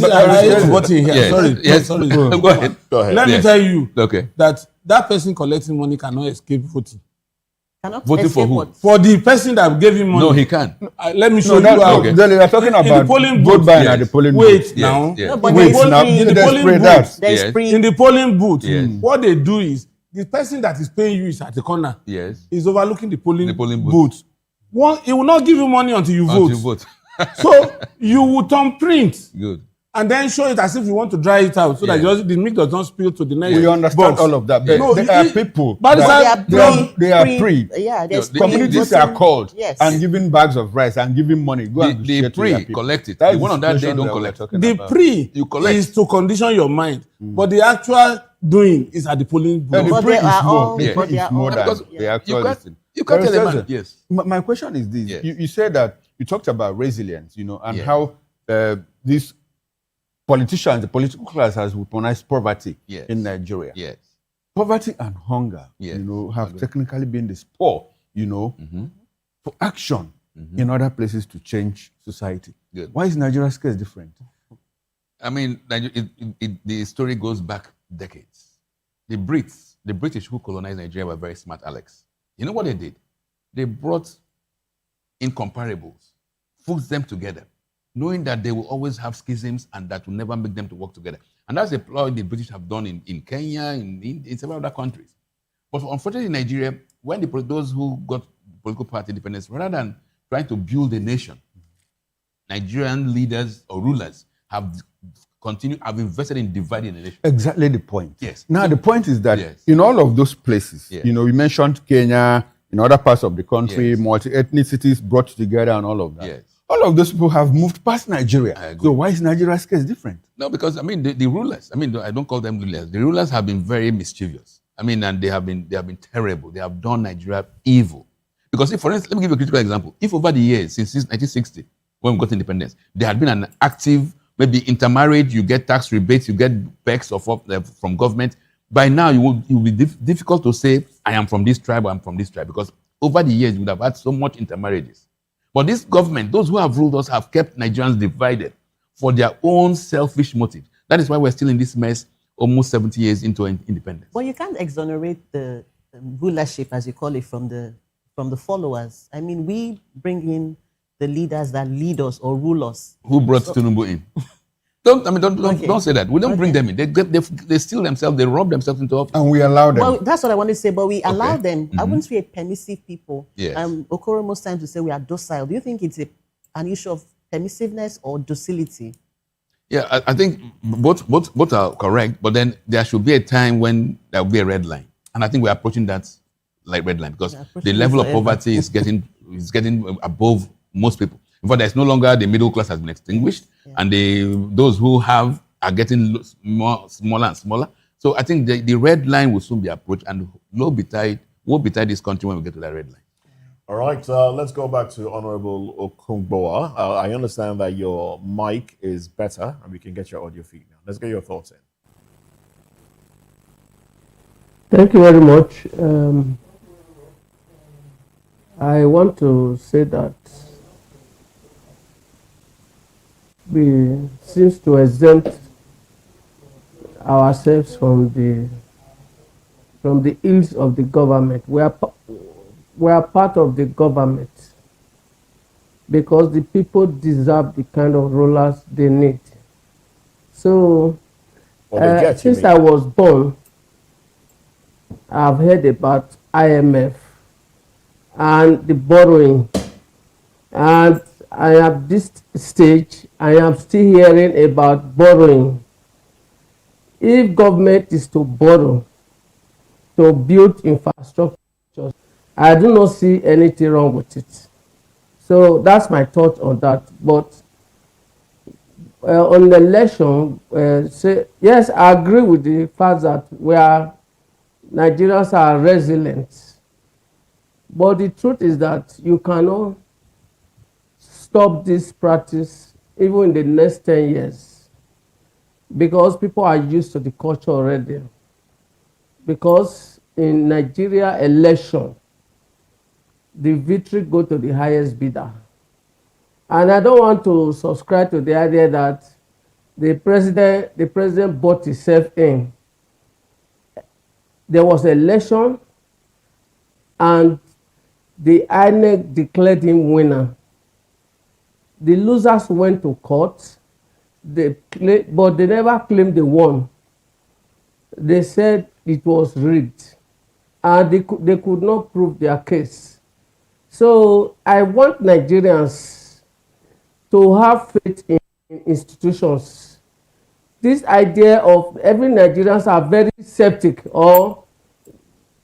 and they criticize everything under the earth. And whether you are obedient, you are Tinubu, you are this, we are all guilty of the system. So that is what I say. So let us have faith in institutions. I do not think a government will borrow money for their selfish end. You don't think so? We are seeing infrastructures. All right. Like in Edo State, we are seeing major infrastructures coming up under this present administration. Edo State, since I was born, never had flyover. And now there is flyover. They had the best flyover. The best flyover. So I don't want to become a skeptic. Okay. I must face the fact. Yes. Comrade, the money for that infrastructure, was it borrowed funds? Or because you also understand from the president that because first subsidy was removed and governors are getting more money, do they necessarily need to borrow to build flyover? Yes, excuse me. When you say Nigerians have been craving for reforms, do you crave for reforms and don't expect the consequences? We should learn to face reality. I asked you a straightforward question. Are getting more money. Okay, go ahead, sir. As a result of the removal of subsidy. And then why those who were direct beneficiary of the subsidy, they are now using it to fight the government. Insecurity is escalating. Governors are getting more money and they are utilizing it for the welfare of the people. Governors are getting more money and the government is still borrowing more money. Yes.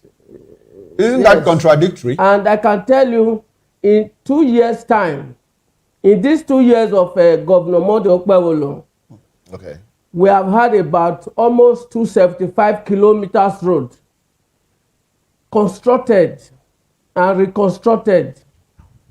It has never happened like that in the history of Edo State. Oh, yes. All right. So they are getting more money and they are utilizing it. All right, then. So I don't want to be a skeptic. All right. All right. Thank you very much. That's my submission. That's your submission. Points taken there. Yes. I mean, you can't talk while you're eating, can you? Well, let's go to Barrister Eze Luche now. Let's have your concluding thoughts on this one before we wrap up this conversation. You mean I beg your pardon, Asim Adams. I'm looking this way. Yes, Asim Adams, please. On the conversation. It's all right. I thought I was just praying that you are not Mahmoud INEC.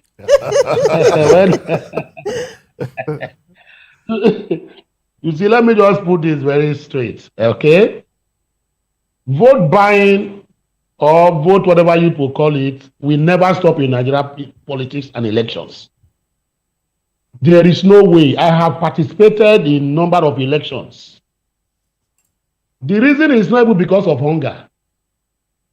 People, when you give me 5,000, I may not be hungry. During election day, you see people who are well to do. Because that Nigerian mentality that, well, even if we vote, our vote does not count.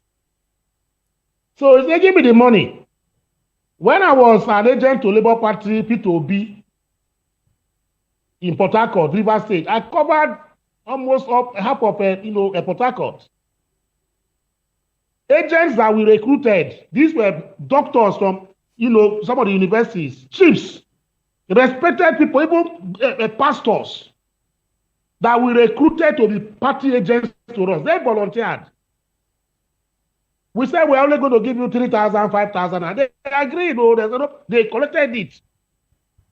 But on the day of election, when the PDP and the SOBN came, and they were not dangling 50,000 before you, versus 5,000 you got for Labour Party. They almost killed me because I was shouting. This is not the result, you see. So the people who were working with, these are intellectuals. They were telling me now, Barrister, you just die for nothing, because even if we collect, you not collect. And like we still declare the winner, and we know the winner already. Our vote does not count. That is number one. Number two is that for Peter B, I'll be begging him. Some of his statistics are becoming very boring. He's somebody I worked for in 2023 in Rivers State here, as the case may be. He should stop churning out statistics. Some of them are not helping him. Talk about Nigerian situation, as the case may be. South Africa today has one of the highest unemployment rates in the world. So anybody use South Africa as an example for me, the person is trying to become a dictator or a mobocrat. If you look at what is going on, I thought you would have used Tanzania for an example. The president has been there for 6 years. He has not traveled out of the country. He told ministers, commissioners under him, please, if you want to travel out of Tanzania, use your funds, so don't use our government funds. And from what we gathered, he was able to raise about $320 million dollars for the 6 years period. He didn't travel. He only went to 6 countries in Africa.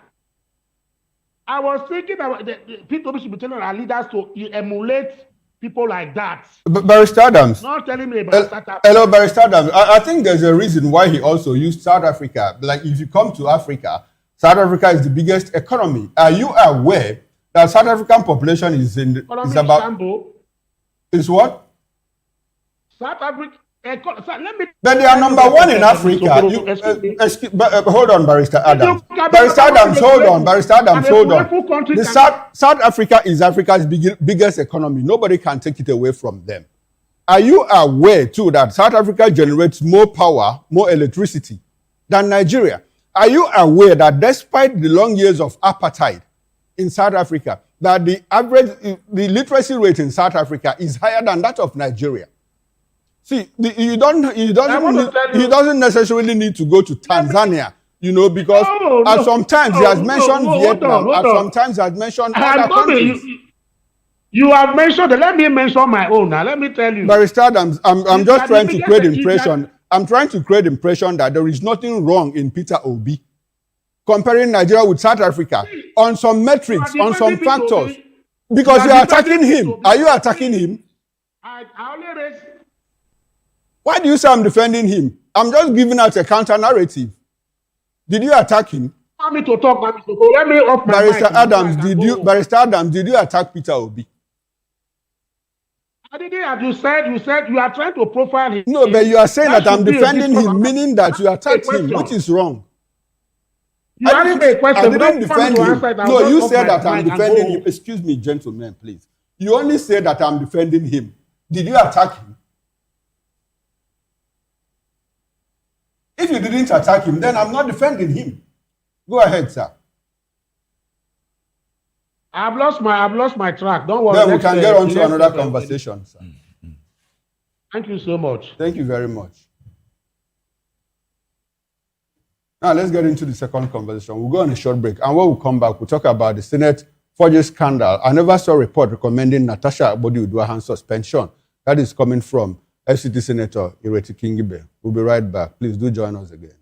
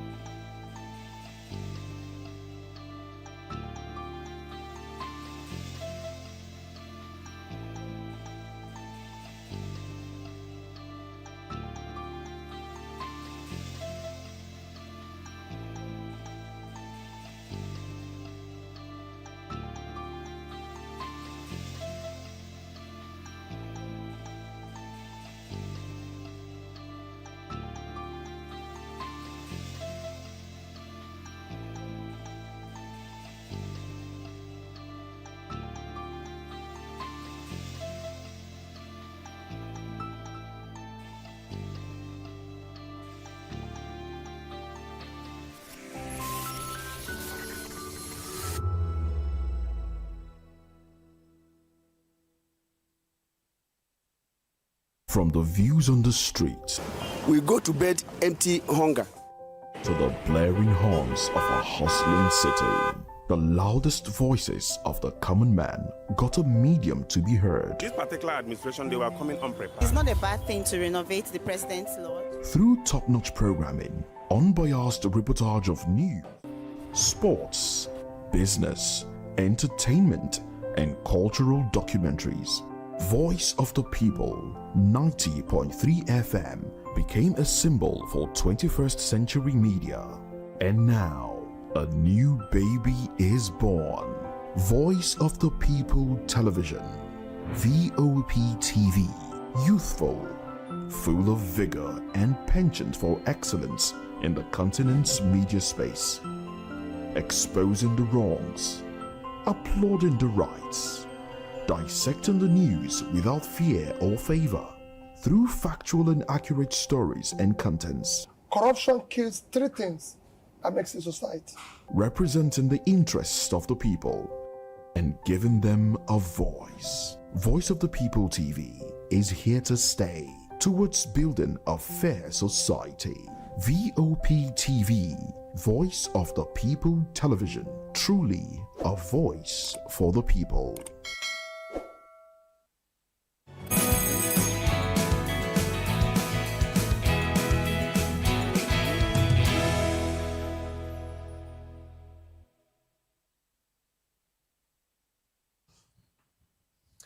All right, in a stunning development, rocking Nigeria's 10th Senate, fresh allegations of forged signatures have emerged in the controversial 6-month suspension of Kogi Central Senator, Senator Natasha Akpoti-Uduaghan in March 2025.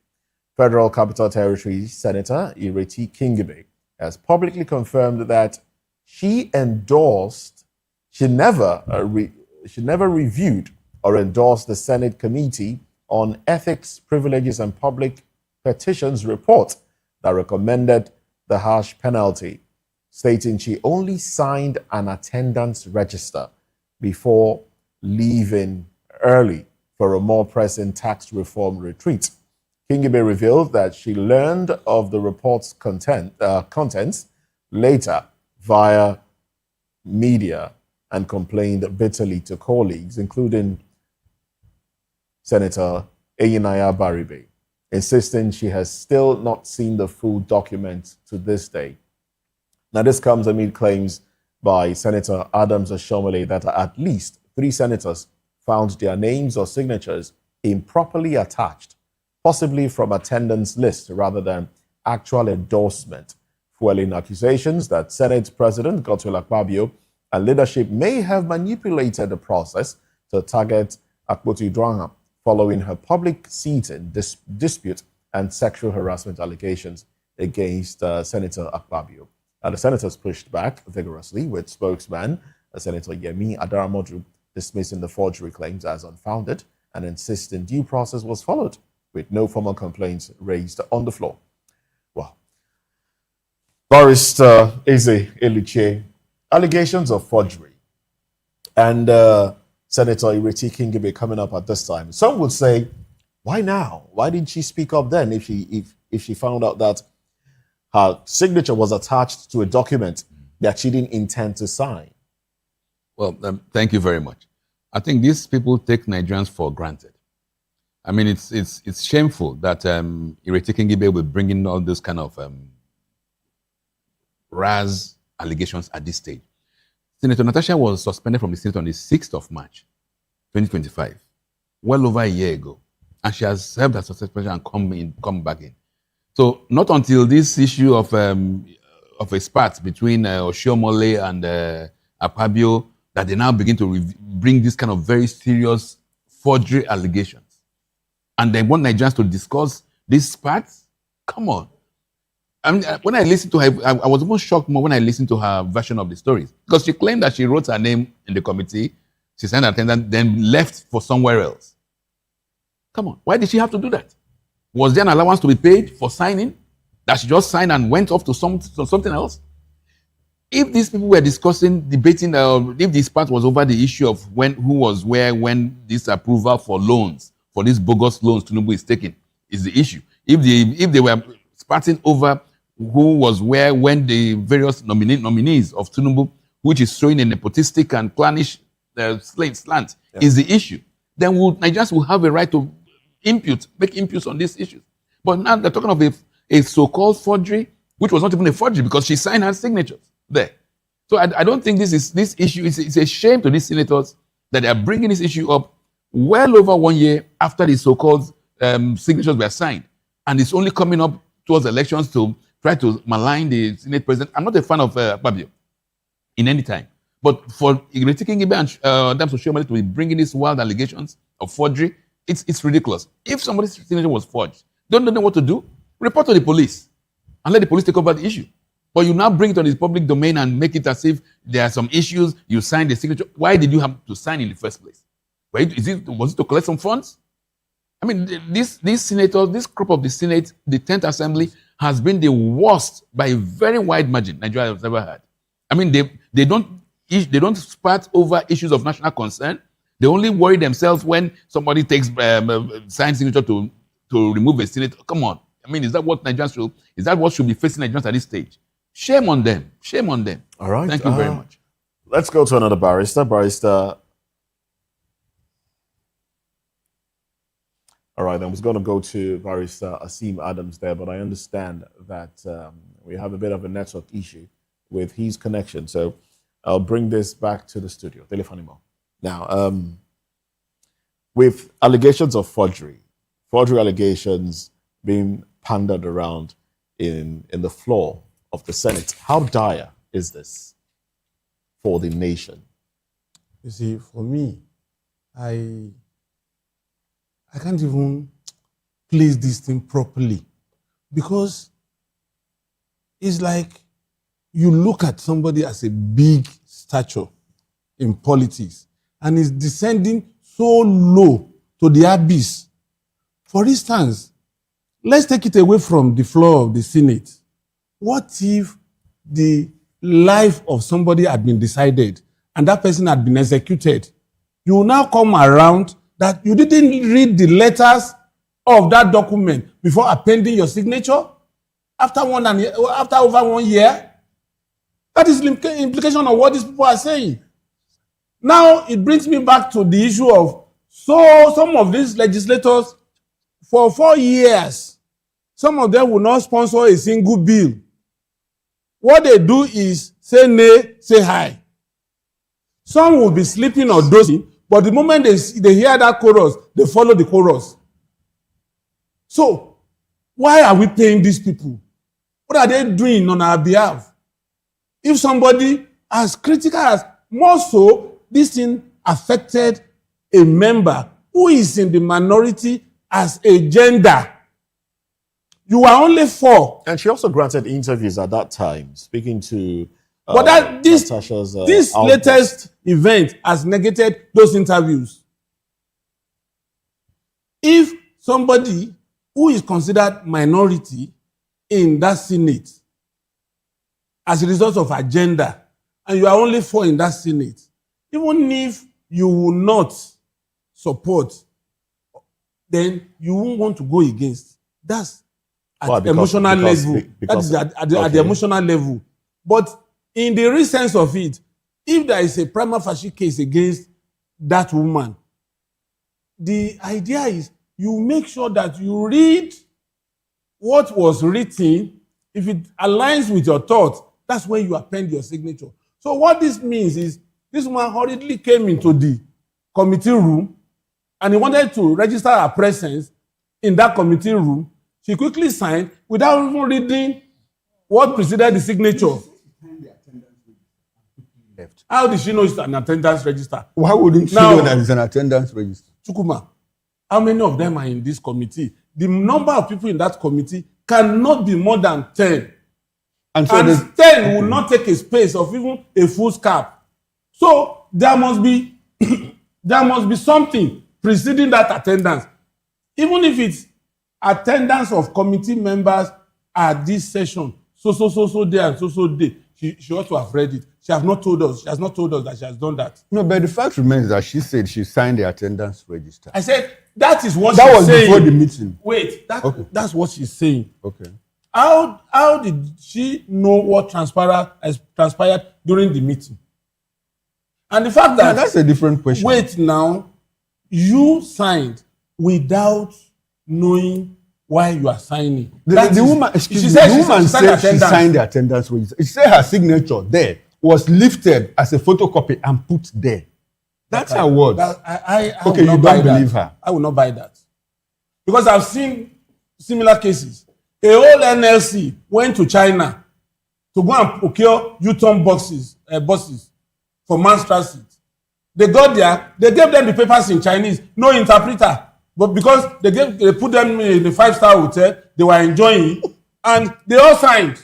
Well, that's not the first time. We also hear that a certain loan agreement was signed, was written in China, and people at the ministerial level still signed it. You can now imagine that. Now, let's quickly run to, we've been able to re-establish a connection with Barrister Asim Adam. Barrister Asim Adam, good to have you back. And the conversation here is that, well, Ireti Kingibe has come out to say, well, I only signed the attendance register. I didn't know what transpired in the committee meeting that led to the suspension of Natasha Akpoti-Uduaghan. So my hands are free. Like her signature was lifted somewhere and implanted there. And so in all of this, how do you react to this development?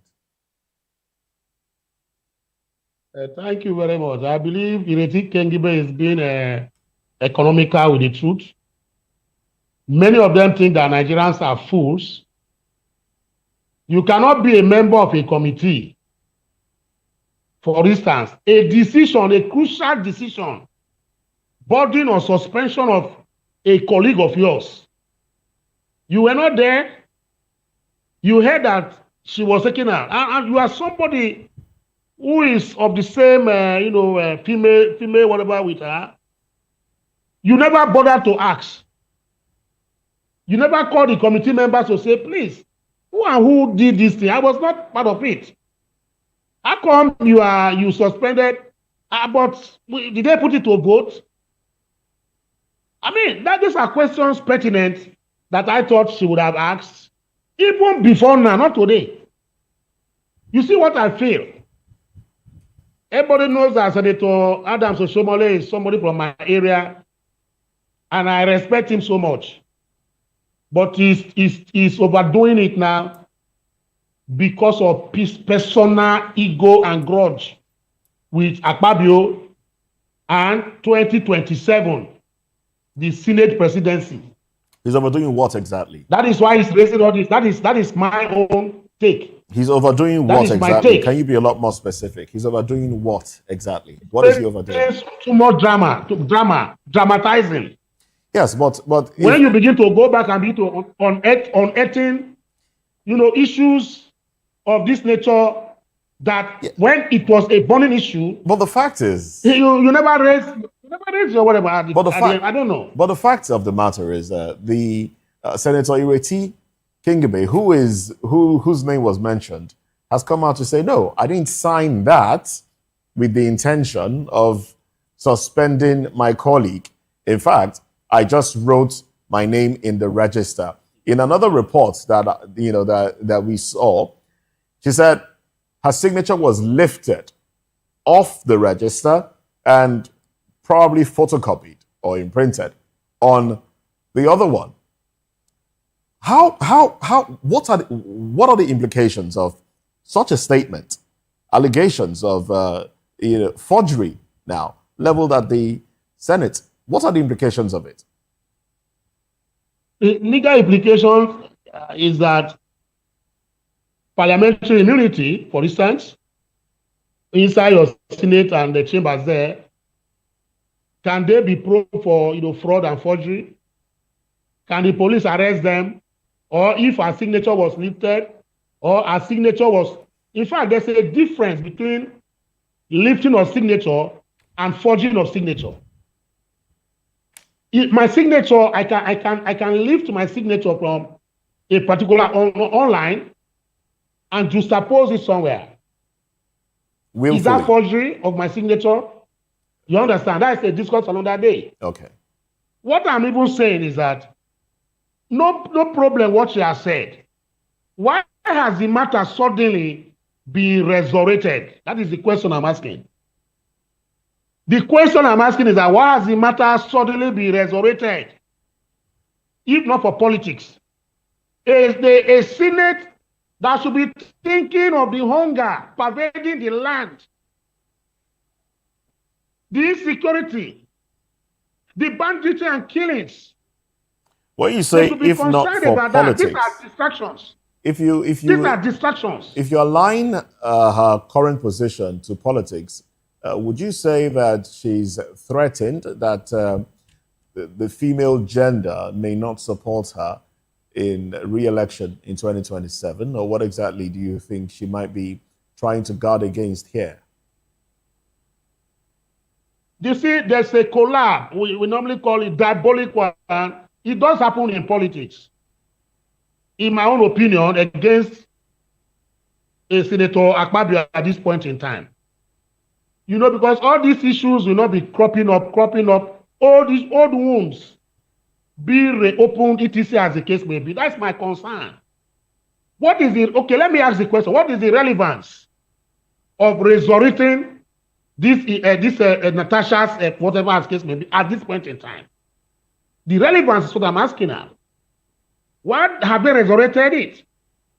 These are issues that were treated and done with by the Senate, yes?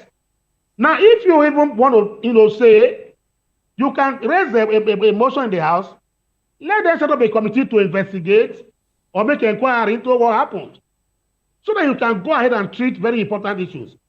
We have told Oshomole, I am one of those who have told him, in my personal right up to him, sir, we respect what you are doing. But right now, the senatorial district where you come from, that is the most ravaged area right now in insecurity. Banditry, I went to my town the last, I couldn't close my eyes. What is he doing about it?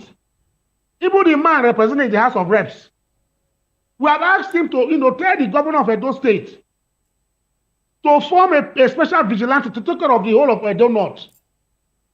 My brother, if you go to my town, I would sleep, especially if you sleep in the hotel, you have to pay extra security. Vigilantes come and guard you. Okay. They tow you, they give you another tow. So we have a senator there who is dwelling in the past, raising those gods of 2027, whereas we are ravaged by hunger, etc. as the case may be. I do not even want to go. The WAEC, this UTME, whatever is disturbing our children in Edo North, has it been resolved? These are important matters we ask these people to help us do. All right, then. Not going to raise up. He has a personal battle with Akpabio. That is just the truth of the matter. And it's a distraction, in my own opinion. In your own opinion, thank you very much. So that's the truth. All right, thank you very much, Barrister C. Madams. Thank Let's go to Honorable Okunbowa. Honorable, let's have your thoughts on this conversation as we wrap up the conversation today. Thank you. My name is Okumbo and not Okumbowa. All right. Thank you very much for that. Okay. I think the issue is in the Senate is political charade. And I'm very disappointed at this stage. That shows you that many of them just collect this ticket, go and sit down there, mark registers, and then go about their personal business. An issue as important as suspension. How can you come, say you write your name on it, and then you went to go attend an important matter outside your reason the people entrusted you with their mandate? So for me, I agree with Mr. Barrister Adams. I think Oshomole is talking too much. And it's because the Senate are not busy. If they are really busy, these are not issues that should come up in this after 1 year or so. And then you have a senator who is confessing that she didn't know. She deserves suspension, as far as I'm concerned. That's my thought. All right, then. Thank you very much, Honorable Comrade Yes. Edosa Okumbo, former Secretary Yes, General, Nigeria yes. Union of Journalists, Edo Branch, former Chief Secretary, Oredo Local Government Council, human rights activist, public and political affairs commentator. Thank you for your time and your thoughts on the program. We've also had Chief Barrister Asim Adams on the program, Barrister Eze Eluche, and reporter Dele Fanimo on the program. Well, this is how far we go on VOP this morning. Newspaper review comes up shortly, and we'd like you to stay with us as we get into the dailies this morning, looking at the stories, making sense of it all with our analyst here. Of course, I am Moses Humphrey. I'll see you at 10. Yes, see you at 10. I'm Jane Ogoye. Thank you so much for watching. I'm Chukwuma Okoro. Bye for now.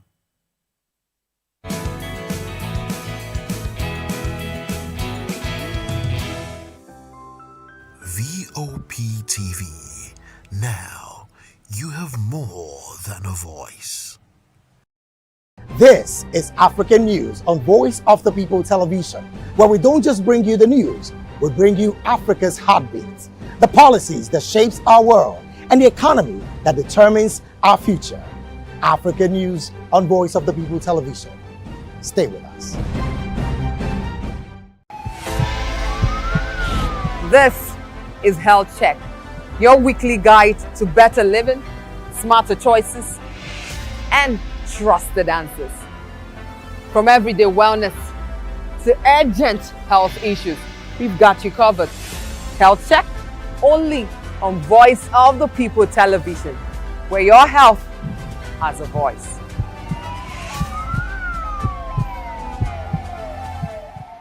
Behind every broken desk lies a broken promise. Education shapes the nations. But who is asking the right questions? Introducing Edu Dialogue, the show that goes beyond the surface, exposes the cracks, the corruption, and the silence in Nigeria's education system. Edu Dialogue, Saturdays, 3 p.m., only on VOP TV. We break the biggest stories, from missing funds to policy failures. We ask the tough questions and demand real answers. Edu Dialogue, this Saturday, 3 p.m. on Voice of the People Television.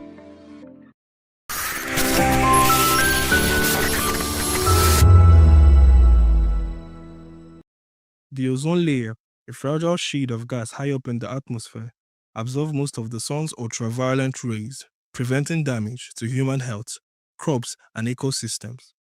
Expert warns that without this natural protection, skin cancer, cataract, and environmental degradation would rise sharply. Thanks to global cooperation under the Montreal Protocol signed in 1987, nearly 99% of harmful chemicals like chlorofluorocarbons have been phased out. The United Nations says this success story proves that collective action can reverse environmental damage, noting that ozone recovery is on track and could return to 1980 levels by mid-century. From Lagos to London, campaigns are ongoing to encourage eco-friendly lifestyle, such as proper waste disposal, energy efficiency, and reduced use of harmful aerosols. Schools and community are also joining the global call to fix the sky by protecting the ozone layer. My name is Onyema Franklin, reporting for VOP TV. VOP TV. Now, you have more than a voice. Join us as we drive into the world of politics through insightful interviews with prominent political figures, both serving and former governors, ministers, senators, legislators, party chieftains, activists, and analysts. Get first-hand information into the decision-making processes that affect our daily lives. Highly engaging one-hour program that brings political discourse into focus. I am Chukwuma Okoro. Political Lens, Monday through Friday, 6 to 7 p.m. Join us. In a world where truth is the ultimate power and opinions scream the loudest, it's time to wade through the noise. Hunger no get tribe! Hunger no get religion! And scan the human interest and trending topics that matter. Stay tuned to The Issues, your plug to the stories making the buzz, from politics to science and technology, social justice, and more. Let's tackle the tough questions and expose the truth. The Issues on Voice of the People Television, Mondays to Fridays, 8 to 9 p.m. The Issues. Don't just react, understand.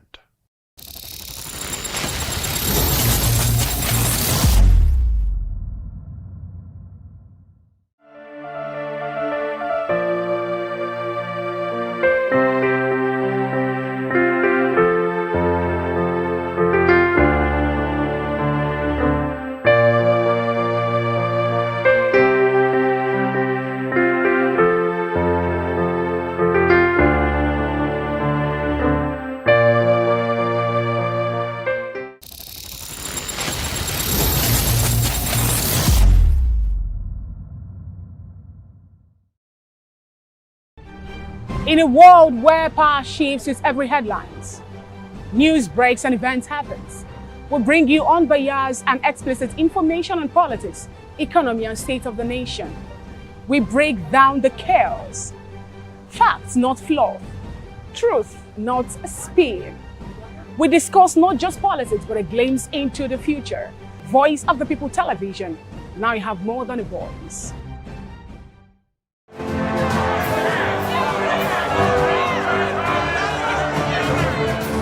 Do you want your voice to be heard?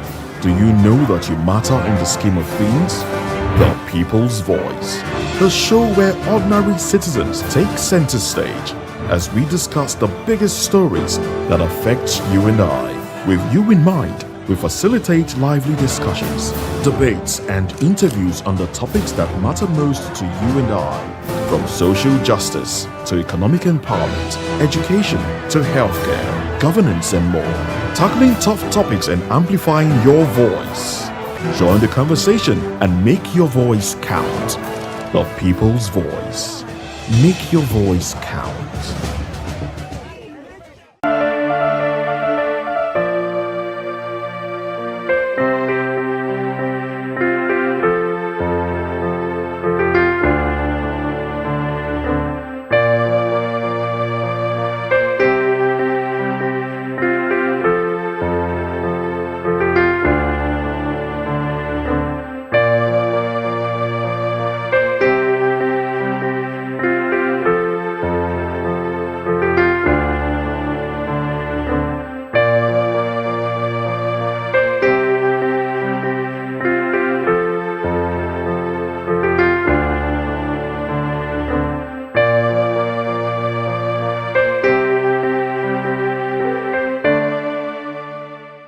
The red carpets, awards, the razzmatazz, music, fashion, interviews, and more.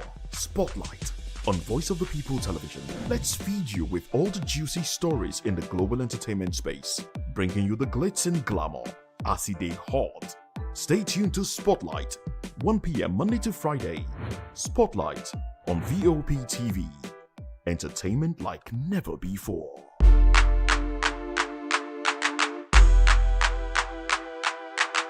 Nigerians, your voice matters, and in 2027 it starts with your permanent voters card, your PVC. If you're 18 and above and you're a Nigerian citizen, you have the right to choose who leads your community, your state, and your country. But that right only counts if you have your PVC and your name is on the voter register. Here's what to do. First, check if you're registered. If you're not, or if you've moved, lost your card, or turned 18 since the last election, go to the nearest INEC office or an INEC registration center. Second, it's free. Don't pay anyone for any registration or collection. Third, collect your PVC early. Don't wait until the week before elections. INEC will announce dates. Listen to radio, TV, and follow INEC's official pages. Your PVC is more than plastic. It's your power to hold leaders accountable. It's how you decide on roads, schools, hospitals, and jobs for your community. When you vote, you decide the future of your children. Get registered. Get your PVC. Vote in 2027. For Nigeria to work, you must be a part of it. Your vote, your future, your responsibility. This message is brought to you by Voice of the People, VOP Media. Are you ready for the extraordinary? Something big is happening on your screen. Introducing VOP TV. Now streaming on SLTV channel 264. From breaking news to captivating conversations, news analysis, giving you all sides to the story. We bring in-depth discussions on the issues that matter, from politics to sports, entertainment, and lifestyle. VOP TV on SLTV channel 264. Join us as we redefine what television means to you. Voice of the People Television, VOP TV. Now you have more than a voice.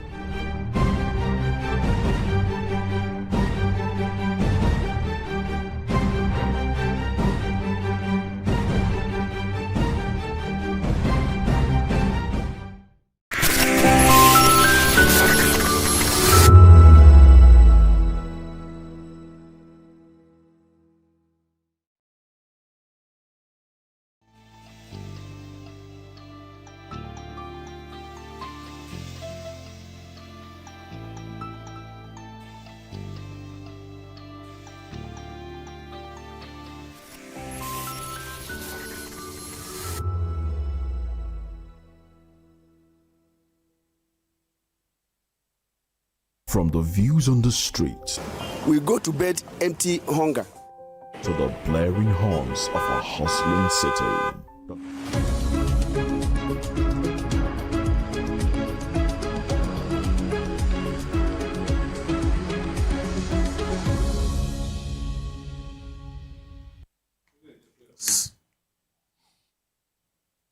Well, thank you very much for joining us. I'm Moses Humphrey. And of course, we still have the guests with us. So we have, my colleagues are here, Jane Ogoye and Chukuma Okoro. And we have Eze Luche and Dele Fanimo, both analysts. Chukuma also. And we all will chime in on these stories. And we've been going through the dailies. And we'll start off with the big story on the cover page of the Guardian newspaper. International Day. 40% inaccurate. False lab results worsen sickle cell epidemic. Paint. That's on page 6 of the paper. And the breakdown there. The socio-economic burden, 150,000 annual SCD births. The price of ignorance. You have strengthening the path to prevention. All of that. Now let's see. Let's check out the riders to that headline. Nigeria ranks top on the global burden of sickle cell disease. 150,000 babies are born with sickle cell yearly. 40 million Nigerians have sickle cell traits. 40 million Nigerians have sickle cell traits. Experts advocate mandatory newborn screening, standardized testing protocols. All right. So that's the headline. You want to go first? Yeah. Go ahead. The ambiguity of this frightening statistic is inadequate information, stereotype, and dogmatism. Now, a lot of people, even as grown as my age mates, don't even know their genotype. So they blindly go into marriage. Even as bad as it is, twice the number of people that have these traits are still there. They don't even know their blood group. I think there is that aspect. I gave you three. I gave you three. Which and which again? Information. Okay. Dogmatism. Religion. Okay. God will do it. There's another one. Even when I know that I'm SS, okay, Barrister is AS, the chances of we having AS is just 1 in 10. So if I have 4 children, the tendency for me is to have SS 3 and narrowly one might escape to be AS. which also puts that particular AS in that strait, because to escape totally, he or she would have to find AA. So, but our religious leaders had made us believe that everything is divine. All right. Instead of, it's just like you have a bulb that is burnt out, and the next thing you say, you kneel down beside it and begin to pray. When you can dash to the other side of the road, buy another one, and fix, and you have your lights on. So the third one is self-denial. You know it. You are running away, you are shying away from it. And then the last one, wrong diagnosis. I think that's the one. That's the focus here. Yeah. You mentioned about five actually. You said three, but you mentioned five. You see, the diagnosis, the wrong diagnosis, is as a result of electricity. How so? Really? The reagents must be kept very cold in the chain, in the freezer. The moment the temperature rises to a certain level, it destroys the reagent. And most laboratories, they don't want to lose their investment on this reagent. How long is it supposed to stay refrigerated for? How long? For as long as before you use it. 24 I said hours? for as long as, because you have to take it from that refrigerator. In fact, in some cases, you have to manage it and take it in a ice block container so that it doesn't lose its potency. But in a place where the man closes at 5 o'clock, there was no light, until he comes back the following morning, the reagent would have lost its potency. So whatever result you are getting may not be accurate result. It has happened to me. You've been diagnosed as being AS? No. Of course, I'm AA. But what I'm saying is, it has happened to me. Of course, I'm AA. Like it's a bragging right. Because I knew what it is. If you have been very close to SS patients, it's horrible. You know how traumatic it is. In fact, when that crisis comes, they feel like dying. Okay. So now I went to do blood sugar tests in an hospital. Oh yes, you've told the story before. Yes, and it declared that I have diabetes. Wow. And you would have been placed on medication. It wasn't that I would have been. I was already placed on drugs, a lifelong drug regime for diabetes. But on the flip side, I know my history. I couldn't have just moved on to diabetic stage at this point. So what I did was I went to another laboratory the following day. In fact, between the previous day and the next day, I went to another laboratory. You know, I had to pee around the floor of the toilet so that if ants comes around, I will say, yes, I'm in trouble. But I woke up many times, there was no single ant. So I went to the laboratory, lo and behold, I was even lower than the threshold of the balance. Because of the drugs too you were taking. I didn't take any drug. Oh. If you had taken a drug, it would have been a problem. It would have those drugs would have shut in time, would have shut down my organs, and they would say he woke up. I mean, he slept and didn't wake up. As I'm talking to you up to today, when you see me taking bottles of Coke, it is to push up my sugar level. Now imagine if I had relied on that laboratory test, what would have happened to me? So these are issues that we need to manage. You understand? All right. Yes, of course. No, I mean, I'll just to add to buttress what he said. Okay, before you buttress, let me just emphasize the statistics here. We have 60 to 70% diagnostic error rate. Now, most errors occur during sample collection, pre-analytical phase, due to poor technique or quackery. We also have, which is something that he mentioned. We also have the price of ignorance, which he also mentioned. Families face psychological trauma and financial exhaustion caring for children with preventable complications. 150,000 annual SCD beds. Nigeria accounts for half of the world's annual sickle cell beds, causing immense family strain. And then we have shift to earlier screening. Testing during infancy or adolescence prevents emotional commitment between incompatible carriers later in life. Mandatory lab verification. Religious and state institutions should only accept certified results from regulated high-standard laboratories. National carrier rate, 1 in 4 Nigerian adults. Well, which is about 24%. Sorry, before he butts in, I want to say this.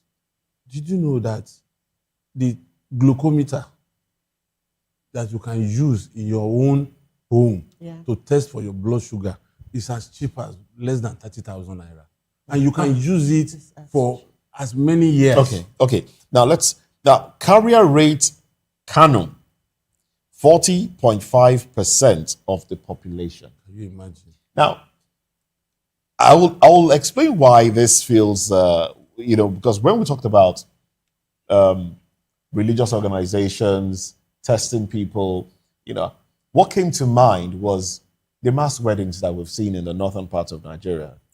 Some of these tests are done on these individuals, the couple, before they get before they wed them off. But how many of those tests are accurate? Now the statistics is showing 40.5%, which is about quite a huge number, if you ask me. Almost half of the population. So we have more sickle cell patients in the northern part. Kanu, specifically now. Let me tell you something about all this data you're seeing there. Most of them are just figment of the imagination. Yes. I mean, sadly, that's the truth. And we have to be realistic with ourselves in this country. We don't collect data. The author of that would have just sat down somewhere, right? 60 assumptions. 60 to 70%, 80%. If you ask for the baseline data, 0. 40% in Kanu, where did he carry the data? Where did he do the research? So you just sit down and manufacture figures and most likely somebody's trying to create a means somewhere to funnel some money for sickle cell research or whatever.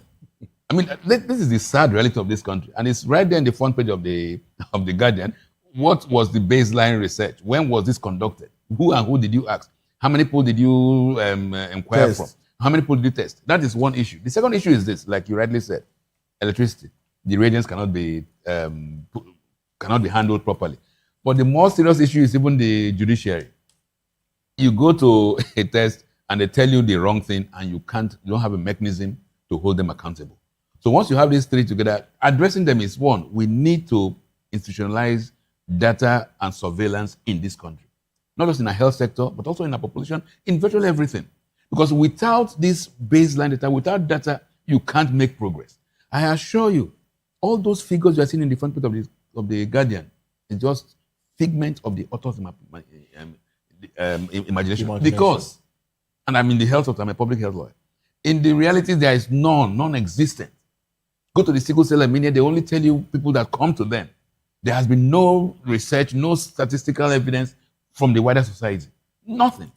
But in senior societies, right from birth, they take data, they take statistics. Then you can effectively make assumptions, you can effectively discuss issues. But in this case now, 60% to 70%, that is even a ridiculous figure. Nobody makes that kind of projections. You can say 60 to 61%. That's reasonable. But when you say 60 to 70%, you are talking absolute nonsense. I mean, we have to tell ourselves the truth. The truth, indeed. Yes. But at some point, I had a discussion with Moses, and I said, now, what is the truth? Moses asked me, who determines the truth? Who determines what the truth is? What I'm saying, where I'm driving at is, well, your position is a product of the plummeting trust that Nigerians have in government agencies and institutions. It's a product of reality. Well, sometimes perception too. Because no, really. You know why I say it's background. Yes, you know why I say it's perception, because we have seen cases in this country when NBS rolls out statistics, that favors Nigerians. We say, oh, NBS has done a very good job. When they do one that favors the government, we say, throw all of that away. Why I'm saying this is that I don't work for Guardian. I don't work in Guardian. I don't speak for them. But I'm thinking that for Guardian to put out this kind of information, they might necessarily that's that is likely to be something that is volatile. near, Substantial, something at that is least. near authentic, Yeah. even if it is not 100%. Chukuma, let me tell you something. But we cannot wish sorry, away let me the address that issue. disease. In same societies, you see on the railway line, students are always distributing survey papers for you to track, tick, and that's how they gather information. In Nigeria, there's no such thing anywhere. The fact that you don't see those things don't mean that they don't happen. When you say I don't see those things, where have you seen students or even research students come to present you with data? With questionnaires. I have filled out questionnaires several you times. Have? Yes. Oh, congratulations. I have filled out questionnaires. Congratulations, my dear. And some of them as ridiculous as you live in Nigeria. But when I understand that, well, these people are trying to collect information, I try as much as possible to give them correct information from me. You know, because at some point I was wondering, telecoms people, how do they collect data and information? Until I discovered that they were carrying out researches, you know. People randomly stand somewhere and will be observing. They give out questionnaires for people to fill out. We have research companies that are doing very well, and they are paid heavily to conduct research. It's just a trust deficit, but we have research companies. Yes, when MBS survey firms on the streets. Yes. Okay, good. We do have. Well, maybe you are high end and you don't walk the streets, and probably you drive in your own. No. It's not. I mean, it just comes in a place where these researchers cannot get. But none of us are working on we see these things. These yes, figures are neither here we nor see there. people put out questionnaires and all of that, but I've also seen a lot come to me and say, okay, look, I have like 500 copies. And KPI, please just help me. Just help me. Just fill the forms so I can submit. So how accurate would that data be? Oh well. But at least we see people. But the existence of these days, disease should not be subsumed under this argument. Of course, yes. I just wanted to even add that these days, because of internet penetration, social media, most of these are even are online now. So you may not really see people on the streets like that per se. Now, Moses. I'm sorry, Moses. Before you move on, I think that now that we are talking about health. No, I'm still on health. On health. On that front page, the 30,000. That's the one I wanted to go to. The governor of Ogun State has said, look, 30,000 residents are currently on HIV care. Free. In Ogun State. Free HIV care. In Ogun State. 30,000. The other day we came up with figures. We came up with figures of those who are currently undergoing HIV treatments across the nation. With, I think Benue is about 191,000. Yes, Lagos was third. Yes, Lagos was third. Lagos was second. Lagos was second or third. Third. And Lagos has about 131,000. But the figures was for people undertaking the treatment, not those with the disease. But you see, the oddity in this whole thing is this. You have 5,000 who are undertaking treatment for HIV. Free. And those drugs are you need to eat to even take those drugs, the antiretrovirals. You give a hungry man antiretroviral, you're killing him. Because he has not eaten sufficiently to even withstand the impact of the drugs. So that's why when you prioritize some of these ailments, you scale them up. And the basics, which is food, shelter, is not taken care of. You now wonder, the HIV was a big deal because you had USAID fund, that's the US aid funds, and they were really bringing these antiretrovirals at a subsidized rate. When a state like Ogun State tells you that it's giving 30,000 treatment for on HIV, I bet you, go and check those figures. I mean, somebody's making some killing from there. Thank you. I was even worried. Because I imagined that monthly to get the drug, it's about 250,000. Times 30,000. No, when USAID withdrew. When USAID yes. You know, USA was subsidizing then. But now that they have stopped that, that means the onus on the government to provide those ARTs. 250,000 times 30,000. 250,000 times 30,000. That's almost like 15% of somebody's planning for elections. It has dropped. Somebody's planning for elections. It has dropped. Dropped. Yes. How? It's about 180-something thousand. Okay, even at that. Let's assume that's agreeing that it's 100,000. Yes. No, 100,000 times 30,000 paycheck. I say, look, somebody's planning for elections. That's why these figures are coming out. Okay, so you are the mathematician here. Yes. 100,000 times 30,000. People are hungry. I'm talking about hate. Remove that from the budget. Let's have one conversation. It can't be 30 million. But 3 billion. Sorry, please. Can we be together? Yes. So what I'm saying in a nutshell is that the main issue for Nigerians now, antiretrovirals? It was a big deal because it was made so by the US and under this HIV. Now, for Nigerians, malaria is a major killer. Malaria. Another one is poor nutrition. Governments have not addressed that because addressing that will actually have impact on Nigerians. And I'm talking of high-end ailments like HIV and all that stuff. Come on. HIV, I mean, it exposes the carrier to opportunistic diseases. Not so more it's than also hunger. Not more than hunger. No, of course, I understand but the of drift. course, it's Hunger exposes us to more. I understand the drift of yes. barrister. Yes.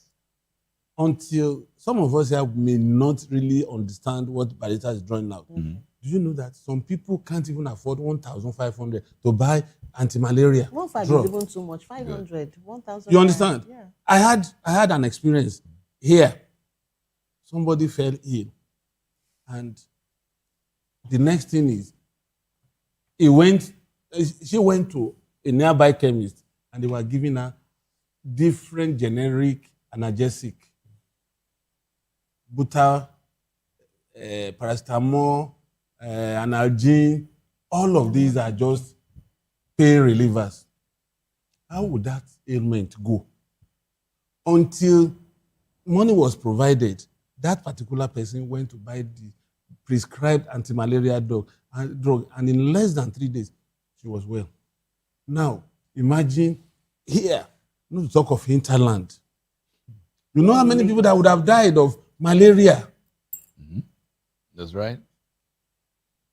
You know how many people that would have died of malaria in the hinterland? Okay. Well, we seem to be, the Guardian seems to have a lot of figures this morning, and there's a lot of 1,000, 30,000 here, 30,000 there. I know some will say it's... But I think it's a convenient way of moving away from insecurity. Yes. That's what we're trying to do. That will make you sad. But then this takes us back to politics somehow. Politics and the rest of it. So, expert warns 30,000 communities risk flooding as NEC approves 83.2 billion naira intervention. Look, Guardian appears to be on a hatchet man job today. I mean, sadly so. Why you mentioned you fly these figures and you see the money component to it. That tells you that some money is moving around.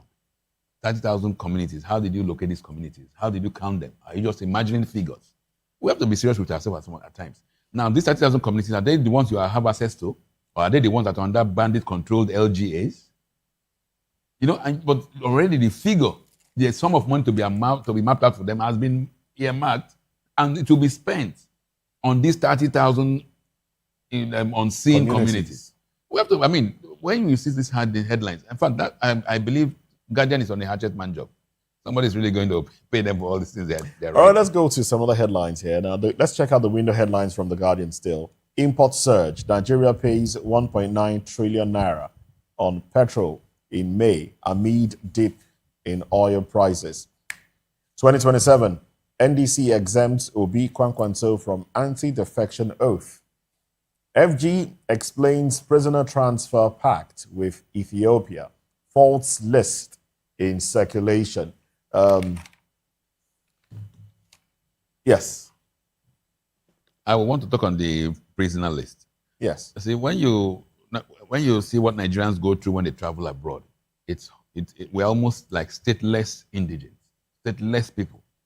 In other countries, once you arrest their national, the embassies will have consular services. They will come in with lawyers to see what is wrong, why are you here, and then the person gets out. But for Nigerians' case, in most countries, Nigerians are denied of that consular services. The embassy is not even accessible to Nigerians. I've been to some countries when you try to even access the Nigerian embassy, they tell you can't come in. Meanwhile, that's a place you should be able to walk in without any restrictions. So the embassy denies Nigerians consular services, and then Nigerians get maltreated. These foreign countries know that our countries don't even regard us. So when you arrive at, let's say you arrive at Addis Ababa, even if a case is framed against you, your country does not even come to represent you. You are given a charge sheet that is in a foreign language. Without trial, you are dumped into a cell.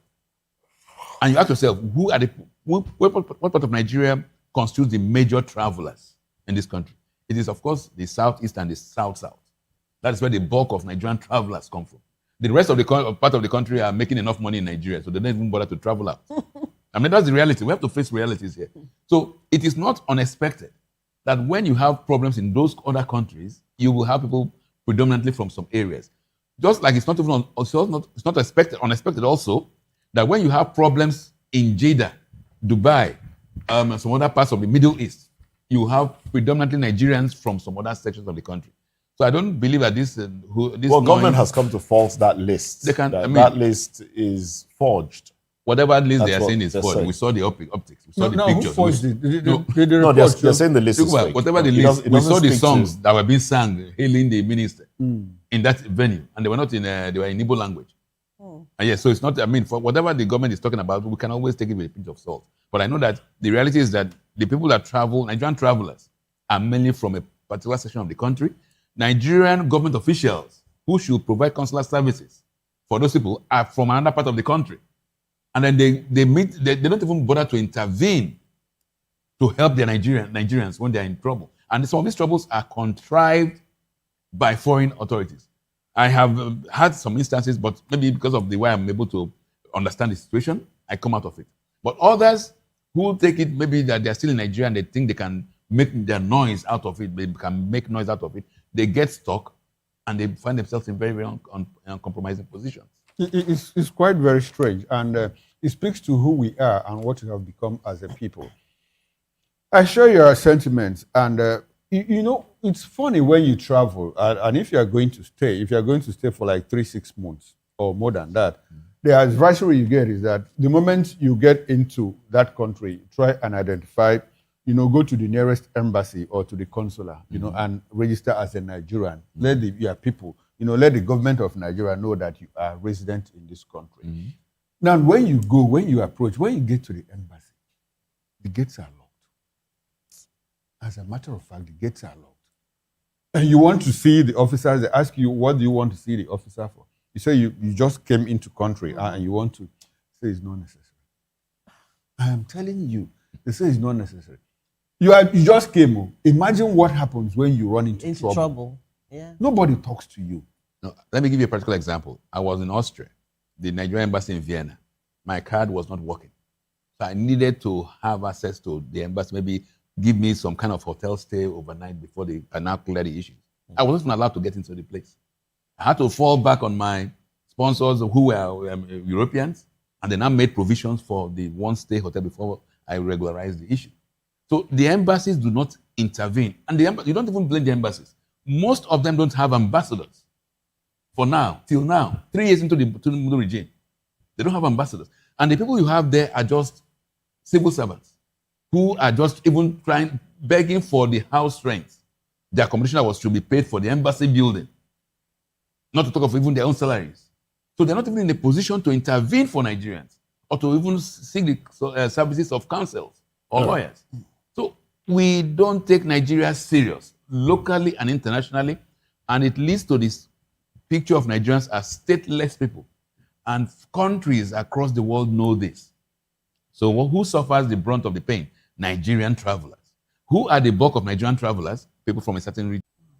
And I know exactly what they're talking about. Like Barrister Ezeluche said, we don't have data, accurate. Let me use the word accurate data in Nigeria here. The reason, I don't know why, whether it's corruption again, I don't know. When you see them turn out statistics like this, it's either they want to use it to get funds from foreign bodies. They'll just tell you that Nigeria has 1.something million cancer patients. You know that you don't have statistics about that. But because you want to draw funds from some NGOs, outside of Nigeria, you just inflate figures and, bandy those figures and you send to them, you send to Guardian to publish. I remember the last cancer day, a similar thing happened. I questioned one of the health officials from the Federal Ministry of Health. I said, can you tell me where you got your data? Can you tell me the data of cancer patients in Port Harcourt, for instance, state by state? He could not. And when I even went to UPTH, where I do my whatever there, and the cancer screening center, I said, can I have a list of new cancer patients for this year, this January. They didn't give me anything. But you see new cancer patients all over the place, they're coming to do screening. So when they raise these issues of statistics, please don't believe them. They are doing that because somebody somewhere wants to send those particular, voodoo type statistics now to the NGOs there to give them money. A good example, are you aware that the cancer drugs that we take, as I speak with you, they are very expensive, but you will have your 1 million naira, the oral therapy you're supposed to take, they'll tell you it's not available. But when you go through and you check out from the international organizations that supply us these medications, they will tell you that there's so stocks. They will give you the date they brought those stocks to Nigeria, how it was distributed to the cancer centers in Nigeria, and they will give you, for each cancer center, the kilogram or whatever they call it, they supply to them. These are statistics. When you take it there, they will say they don't know where those things are. So what do you think the problem is then? Is So it these are that the problem. No. What do you think the problem is? What do you think the problem is? Is it that they give these things? The problem is corruption. Okay, corruption. It's corruption. Now, what happens? Let me tell you what happens. Because those drugs are subsidized. If I have, for instance, 3 milligram Avastin, which goes to about 750,000 naira, and I have a possession of it, and I need it very urgently, I will go to this pharmacy or maybe all these shops and say, please, can you help me market this? 1.2 million naira. I am making 500 to 600,000 dollars. I mean, a naira on top of whatever that is there. So it's corruption. That is the area I wanted to highlight. Then the second one, false results, laboratory results. Before I was diagnosed of having colon cancer, they told me it was ulcer. For 2 years, I was treating ulcer. Until 2022, that even a doctor from the US came and saw me and said, no, this is not whatever. Go and do this test. I would have died. But they were treating me also. I don't want to call the hospitals. I spent so much money there. So when I did my colonoscopy and all those things, the results came out. I said, okay, now we understand. It had the symptoms or whatever. I don't understand those kind of things. So please, let us not be, all those publications, I don't believe them. When I see them, I run away from them because they are false. And they are deceiving Nigerians. Nobody is checkmating them. I don't know exactly which particular ministry or agency should checkmate these things because they are killing a lot of Nigerians. They are killing a lot of Nigerians are dying on a daily basis in the hospital for things that ought not to kill them. For things that ought not to kill them. If you don't have money and you have my kind of, you will just go. So that is just this. Let me not take too much bite on that particular. No. I think we need to put out some more information. It's important. I mean, we're talking about health here, so we can come back to. That's right. There's another story I would like you to react to. Second opinion. Okay. There's another story I would like you to react to. I have a sickle cell. You rely on just that report from the hospital and you believe that is true. No. Okay. There must be what we call second opinion. Barrister C. There's this report here.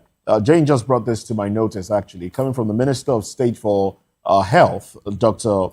Isiaq Salako. Now, he has revealed that the federal government has unveiled 50 million naira support fund for cancer patients. And he said that, look, about 600 cancer patients across Nigeria have already applied for assistance under the scheme, while over 200 applicants have been verified through a screening process involving medical directors and attending physicians in the facilities where they receive treatment. Are you aware of this? I'm not aware of that. I can, after this program, I can forward you my details. You send to him for me that I need some, please. I will just send to you Then you just help me tell him that this is he can meet me at the center at Port Harcourt, the screening center at Port Harcourt, and my oncologist. I have the numbers, everybody there. Maybe you should the inquire. Palliatives, they call Maybe you it should palliatives. inquire from They your call it cancer palliatives. center. They call it palliatives. Let me just tell you, every cancer center has what they call palliative center. And what does that palliative mean? The palliative center is to advise you, educate you, tell you where you can get your cancer drugs cheap, how you can receive them, etc. If you have any problem with your center, maybe the hospital, the center treating you and all those things, you go there, they help you go for it. If you need these people that do care, they call it caregivers. If you need them in your house, they help you arrange, to come and be taking care of you while your family will go out and do their normal duty. But as I speak with you, I don't want to call any particular center now, but where I am, you cannot. In fact, if not because people came to my aid, I would have died in one of the government hospitals there. Even when I was diagnosed that I'm in stage 2, they kept me there and they asked me to go and buy circular stapler, contour stapler for my surgery. I didn't know what those things meant. And these things are very expensive. Having collected monies from me for my surgery, I made a report, a petition to the institution. Yeah. No, they didn't listen to it. So this is the problem. Cancer patients need blood transfusion. A lot of them. How do you not get safe blood? These are issues that if they are listening to me, let them tackle. Many of them are suffering. Many cancer patients are suffering. And in a state like Nigeria or country like Nigeria, where you find that majority of us are poor, below poverty line, and you are now found to have colon cancer, how do you not survive? If not for friends, I don't know how I would have taken. Government didn't come to my aid. Even though I made applications to my state government, and they never came to my aid. But good-natured individuals rally ran for me and brought me to where I am today. Even till tomorrow, that is what they still do for me. All right, maybe you should look at because this. Because it's very expensive. If there might be something here. I mean, if government is being sincere, there might be some. 50 million. They are not being sincere, Moses. They are not. This is a matter I'm so emotional about. Like those sicklers, the sickle cell, people are naming. I don't know those people that you see. I'm telling you that if anybody knows any of them that has, please, you should just avoid government hospital. You should avoid government hospital and go for private, a clinic and see how they can take care of themselves. It's going to be expensive, but that is the only way they can survive. And when they begin to talk about statistics, which statistics are they churning out? You see, cancer is of various types. You have breast cancer, you have colon, you have blood cancer. So you have to divide. How many colon cancer patients we have even in River State? They don't know. Talking about the leukemia, how many patients? So you don't just say cancer patients. Because the drugs of leukemia is not the drug for colon cancer patients. So when you say we have 600,000 cancer patients in Nigeria, have you subdivided them into the categories of cancer? And you just lump side them and say I'm giving 600,000. Please, if you have information, I'm begging you, I'm ready to submit my confidentials. You send to them for me and other people who are on my head. All right then. I'm a cancer counselor in the cancer center here. We have about 6 people who are in dire need. So what we're talking about? All right, thank you very well. Quite an emotional one there. I appreciate you for giving me the time to at least expose, one or two things for free. I appreciate you. I so much appreciate your station for giving me the opportunity to, enlighten those who are listening to us who may have 1 or 2 patients who are suffering from cancer. It's a very great opportunity you gave to me this morning. And I appreciate you. God bless you for this. God bless you too. God bless you too. All right, we still have some time on the show. Let's touch on other issues. FG unveils 5-year National Regional Development Policy, says document will guide operations. FG releases transition guidelines for 2025 tax acts. NEC approves 83.2 billion naira to mitigate flooding and climate-related emergencies. I think we've touched on this one in some of the other dailies now. Well, as another headline here I'd like us to delve into, Africa Social Impact Summit unlock $1 billion in investment, targets additional $500 million deals. LTCI, Nigeria's education system has funding, access, tech, policy problems. NNPC, Total Energies renewed deal to accelerate methane emission reduction. All right, so FG flags 2,755 GBV cases, that's gender-based violence cases, in 4 months, opens new rehab center as only 4% of cases lead to prosecution. Jay? Love overtakes, right? Yes. Is it an issue of love? It is. Oh, well, gentlemen, these are some of the headlines on the cover pages. Well, I'd like for us to look at the cover, the sub-story. Federal government launches 5-year national regional development policy. I don't understand. 5 National years. regional. Is it that each of the region will have a national 5-year development? Is it along the regional economic development commissions like NDDC, SEDC, Southwest Development? Well, the writer here may just provide some clarity. I hope he does.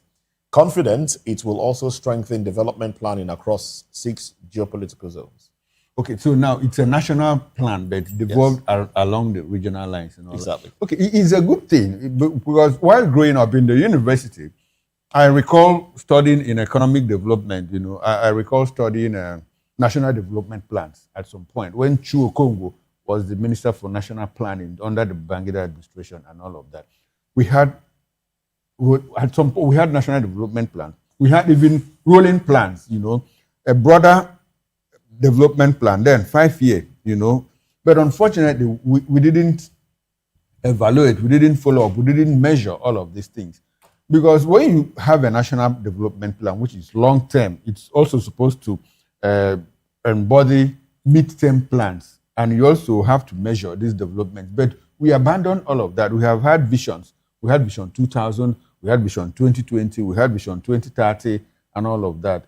We even have MDGs at the global level and SDGs. People have moved away from the Millennium Development Goals. They're talking about sustaining those Millennium Development Goals. Did we meet the MDGs? Apparently, no, we didn't meet them. So it's a good thing that we have a national development plan, you know, cast along regional lines, because the problems in the Northwest might not be the problems in the Northeast or Southeast and all of that. So it should be region specific, to the extent that, well, more like what we had during the First Republic, when each region had to develop along its lines of needs. Is a good thing so long as we will follow up. Unfortunately, we are not bereft of policies. We are bereft of implementation. Is it bureaucracy? Is it government intervention and all of that? And you see that people, they'll earmark money. Look at what is going on in the SCDC now. I mean, they used a certain amount, 150 million naira or more, to rent a 3-bedroom apartment in some area of Abuja as regional liaison office in Abuja. I mean, they are also looking for a certain 16.6 billion naira. You know, the Senate Committee on the Southeast Development Commission are asking, Mark Okoye, how did you spend this money? And all of that. So it's one thing to have these programs. It's one thing to have development plans. It's another to follow up. I'm sure if we followed through, you know, the national development plans we had in the past, especially in the 70s and 80s and 90s, we wouldn't be where we are, you know, where we are today. Yeah. The sad thing about Nigeria is that we have this up-down approach. I mean, when development should actually be from grassroots, should be grassroots oriented. Because when you look at even what the governments devote their budgets on, in the north, in Kano State, we talked of 30,000. I mean, how many people were for arranged marriages? So it's like for them, their core item is marriages, to marry couples. Whilst in some other areas is more of developmental strides. So we should ask ourselves, what do we want? What do people want? I remember during the era of Goodluck Jonathan, he went about building schools, what they call nomadic education, building schools in the for so-called nomads. Immediately after he left office, those schools were converted into rooms for cattle to stay in, and they were not used for what they are. So for development to be effective, you must ask the people in that area what do they want. Perhaps if Goodluck Jonathan had really asked them what they wanted, they wouldn't have bothered building schools. And let us not look down on any of these priorities, regional priorities, because they all actually lead to the well-being of the people. Because what is development all about? What do people need to be okay with themselves? So if in the north they want marriages, they want good places for their cows to habit, so be it. A lot of money can be made from animal husbandry. One of the major incomes of Argentina, by the way, is beef. Yeah. That's one of the major incomes. So don't look down on these issues. But when you have a system where you put somebody who prefers marriages and animals as the Minister of National Planning, and he now begins to think of every part of the country must have what he feels his own area needs, that's when we have a problem. That is why, for people like us, I've always said severally that the issue of Nigeria, the problem of Nigeria, what is holding Nigeria down, remains this constitution, the federal constitution that has tied everybody down, that we must now wait until somebody in Abuja dishes out whatever he calls a national and regional plan before the people in my village can decide on what they want.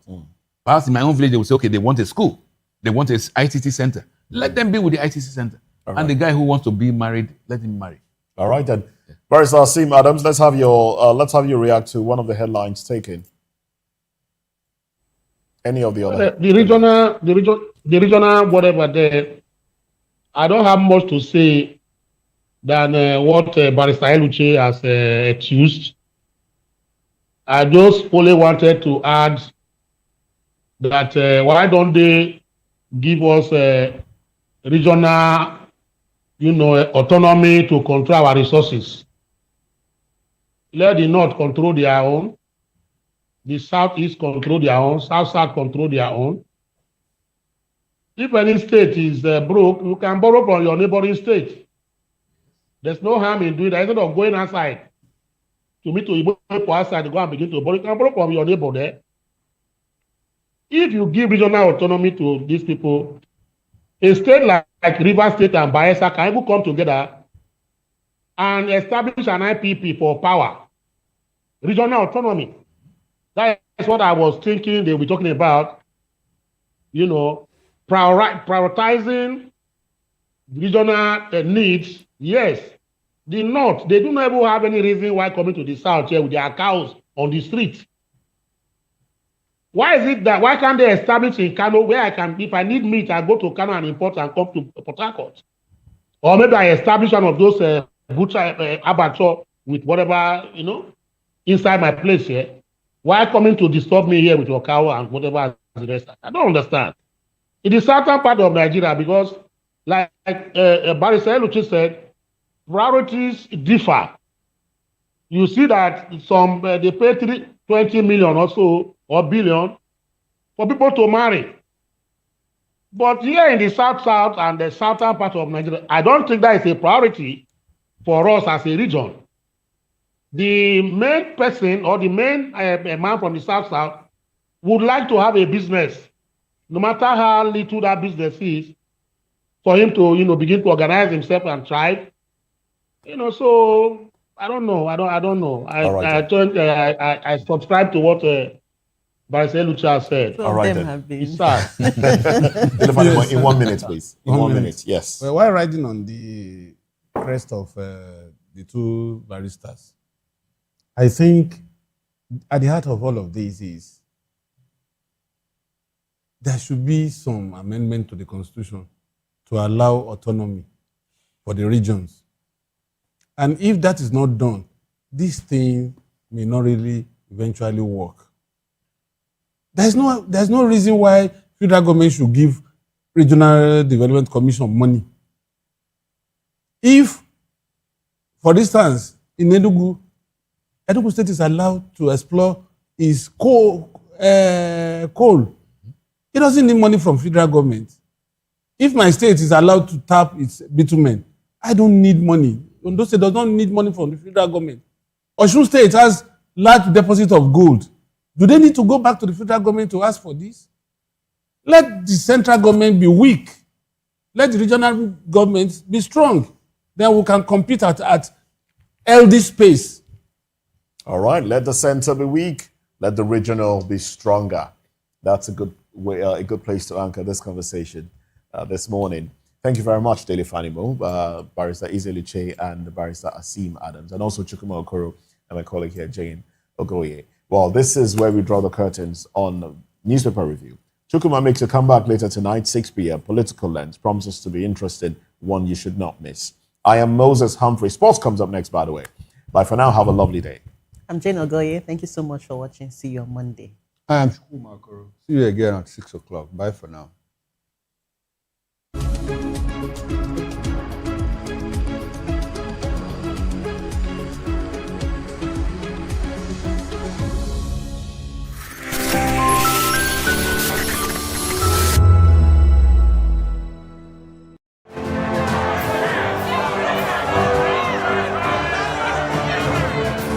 Do you want your voice to be heard? Do you know that you matter in the scheme of things? The People's Voice, the show where ordinary citizens take center stage as we discuss the biggest stories that affect you and I. With you in mind, we facilitate lively discussions, debates, and interviews on the topics that matter most to you and I. From social justice to economic empowerment, education to healthcare, governance, and more. Tackling tough topics and amplifying your voice. Join the conversation and make your voice count. The People's Voice. Make your voice count.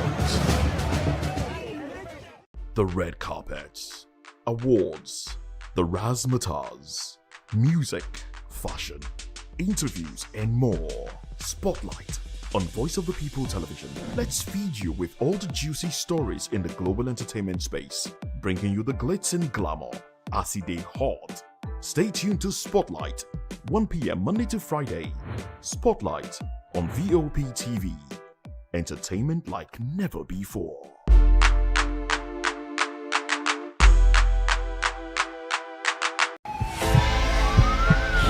This is Health Check, your weekly guide to better living, smarter choices, and trusted answers. From everyday wellness to urgent health issues, we've got you covered. Health Check, only on Voice of the People Television, where your health has a voice.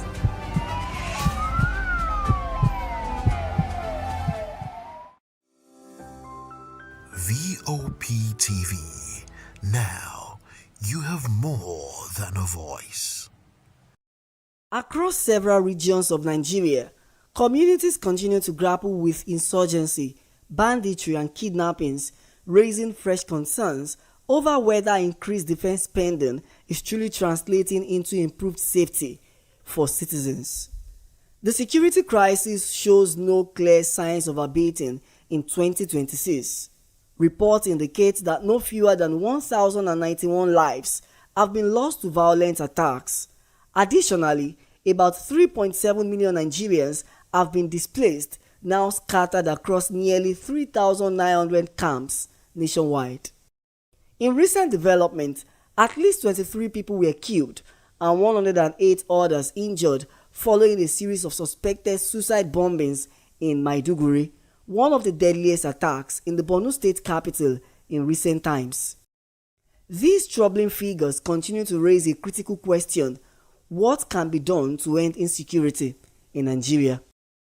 Responding, Nigeria's Vice President Senator Kashim Shettima restated the federal government's resolve to defeat terrorism, declaring that those behind recent attacks in the country will be decisively confronted. As Voice of the People TV, we sought the opinion of Nigerians on this growing concern. The federal government, that's one of their major role in keeping the safety of Nigerians, as in they have to be very, very, very active in keeping the safety of Nigerians, because that's one of their major priority. So, and again, as we individual, you have to be very, very vigilant. If you see someone that is not familiar with in your area or in your environment, you have to alert the security operations, because you can see if sometimes you might be in your street and you see some new strange faces around you. So when you see such thing, at least you can call the security or maybe the vigilantes in your area. So with this, we can be able to curb the insecurity in our area. The government should step up its action against it. Especially, I believe that the government has the capacity to do that. There was a time they were talking about state police. They need to hurry up in this issue of state police to equip them effectively, because the state police are people that will be taken from the indigenes, people that are familiar with the terrain. So this kind of people can easily understand what's going on around them. They can easily arrest the situation, because it has gone to the level that the insecurity issue cannot be downplayed. Everybody is feeling the pains here and there. The security is, in fact, is a major issue that I pray that our president and his men will be able to tackle, so that Nigeria be more safer. Because without insecurity, the economy cannot really move. And without insecurities, nobody can be at peace. Without insecurity, even government itself will not be at rest. So we pray that sincerely, this government will have the courage to tackle the insecurity aspect. Once that is settled, I know Nigeria will be better. As the nation continues to seek lasting solutions, many hope that decisive actions will be taken to restore peace and safeguard lives across the country. Matthew Okunswada, reporting for Voice of the People Television.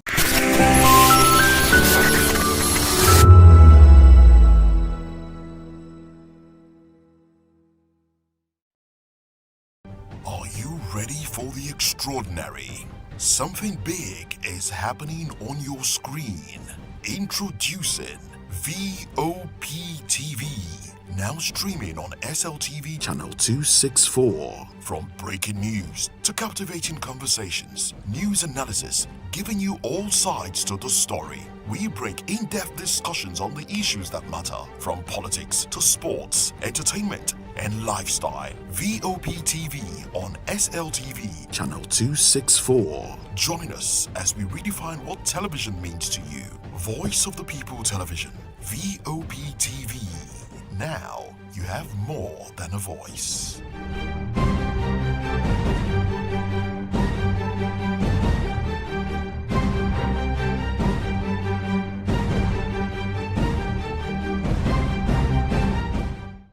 Behind every broken desk lies a broken promise. Education shapes the nations. But who is asking the right questions? Introducing Edu Dialogue, the show that goes beyond the surface, exposes the cracks, the corruption, and the silence in Nigeria's education system. Edu Dialogue, Saturdays, 3 p.m., only on Vop TV. We break the biggest stories, from missing funds to policy failures. We ask the tough questions and demand real answers. Edu Dialogue, this Saturday, 3 p.m. on Voice of the People Television. In a world where truth is the ultimate power and opinions scream the loudest, it's time to wade through the noise. Hunger no get tribe. Hunger no get religion. And scan the human interest and trending topics that matter. Stay tuned to The Issues, your plug to the stories making the buzz, from politics to science and technology, social justice, and more. Let's tackle the tough questions and expose the truth. The Issues on Voice of the People Television, Mondays to Fridays, 8 to 9 p.m. The Issues. Don't just react, understand.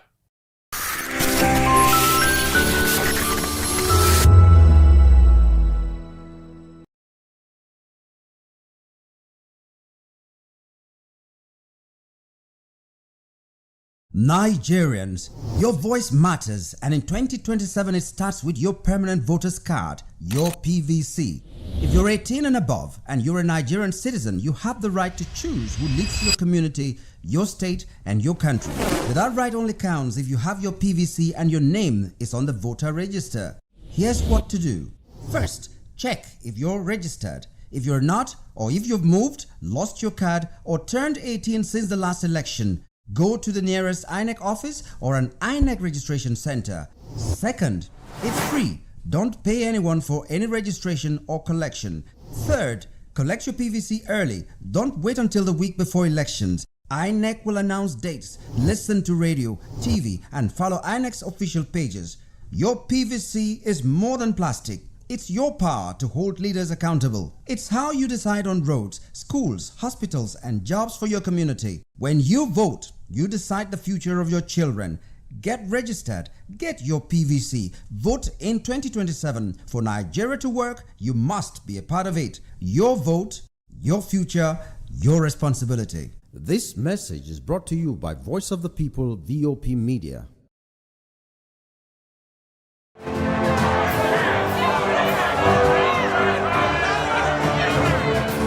Do you want your voice to be heard? Do you know that you matter in the scheme of things? The People's Voice, the show where ordinary citizens take center stage as we discuss the biggest stories that affect you and I. With you in mind, we facilitate lively discussions, debates, and interviews on the topics that matter most to you and I. From social justice to economic empowerment, education to healthcare, governance, and more. Tackling tough topics and amplifying your voice. Join the conversation and make your voice count. The People's Voice. Make your voice count. Behind every broken desk lies a broken promise. Education shapes the nations. But who is asking the right questions? Introducing Edu Dialogue, the show that goes beyond the surface, exposes the cracks, the corruption, and the silence in Nigeria's education system. Edu Dialogue, Saturdays, 3 p.m., only on Vop TV. We break the biggest stories, from missing funds to policy failures. We ask the tough questions and demand real answers. Edu Dialogue, this Saturday, 3 p.m. on Voice of the People Television.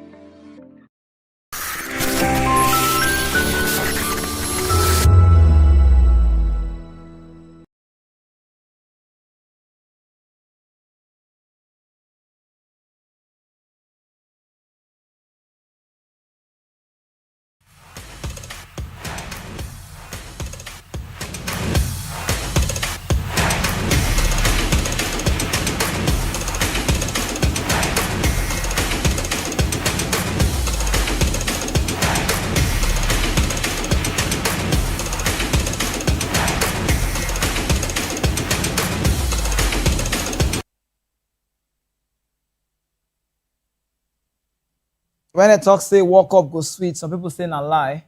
We don't feel talk and say this World Cup go sweet. I'm saying Nigeria not there, say no fit sweet. Say based on South Africa they go, Ghana they go, not sweet. I say you not go play like that. You get name of player, so we say na go here. You get name of club, we say player go they play. If you score go in and not say na celebration. Guadalajara Chivas, 9% day. This Rome can go score goal. Now, as we just see now, the World Cup, many pressure just the day for some kind of people head. The number one person will say pressure just the here like this now. As the pressure they did now Ronaldo, because Ronaldo never see score for the World Cup. So now many players just see they show themselves say yes, now me just be this mama soup sweet, and nobody could talk say mama soup not sweet because there's always the problem. It be like Nigeria ringtone. Everybody talk and we need hope, we not they see, and that's what just be. So this World Cup will declare now. We don't see some players come out just show themselves say yes, we suppose they World Cup. When they rush for they say yes, and suppose get start. We go look at all those matter. But the one for the start now, that one we just see last night. Some people call us at midnight, call us at midday, not go bad, but at early hours, we go call now. Now they call Mexico. When now we go call Mexico, go play match, and they all go collect the role they need. See, Olamide don't talk when they do Afro music that time. Say, own goal is a go. Anyhow they go take corner go. Say now 1-0 now go. We don't want to know as they enter. Sometimes not be by the score with the shake now result. If you all go get to your 50 point, but you all go win 1-0, you don't win score. Now me say. Mexico yesterday, Or if you come and say at 2 a.m., go win South Korea. Now they come become the first nation wey be say that matter. We don't qualify for the World Cup group stage. So they don't come up with knockout. They all come and say, yes, we don't do here. And the record when they get for themselves, if you look their record, you see say these ones, for every time it's a World Cup matter, they always they did there. And the team we say they get, I just look there, you go see team we say they get Raul Jimenez, we say Santiago Jimenez go there for bench. You know, say their coach say know what they do because that one form not too tight. So everybody from Mexico now they celebrate, they jubilate, their fans, their babes, so then their outfit they make sense, the ovation they give, the massive people they come out, they say yes, when you're celebrating. So now we know you have to talk past Mexico, say yes. Now they be one of the host nation, if you call a co-host nation, where they host this World Cup, they carry the come. So now if you check that table, say I just take play. Now then now you'll be say they do on top. Nobody go feel follow them the dragon. They give South Africa 2 Kondo, we be say South Africa not see chance, they not see ball play. They go catch Korea, we be say everybody saying that their strongest match, now be that one. They don't play Korea now, give them still 1-0. Now scoreline be that one. Their last match now, I mean, they don't even know why they want to play, but I should say they go just climb on top. They don't go play against Czechia, people say that they call Czech Republic. If you look that group, you call the CC go out for our brother South Africa. It not go too easy for them because we see what them play yesterday, but we'll see John better than one first. Now the Mexico matter we just talk because if Mexico if they play like this, everybody knows say Mexico get down record for every World Cup. When they don't come, they don't come. So now they done themselves. When they don't say World Cup don't reach, they will they play. And they get what they like for this World Cup. The fans, the co-host nation fans, they show different jubilation matter. Their method are different. Nobody see. If they see method they celebrate their team, you see it different from team we say they visit the nation. So Mexico they get what they call them Canada where they host too. They wear some kind of black jersey side. They can't get fans. They don't say normal red team. You see fans everywhere. You go check USA, if they watch their match, you see say bro, all those ones already say this World Cup would matter well for us. But more you also jump come on for that Mexico matter. See connect to that same group where we say we see our own people. And me, they use our own people, not be saying our own people like that, but based on the African connection, we they give them all the support. But a guy go take play, maybe say you talk saying a massive results. Now I hope don't they. Now yesterday now for to see first African team, we go come and say eliminated from the group stage, eliminated from the World Cup. It will be South Africa, but they not agree.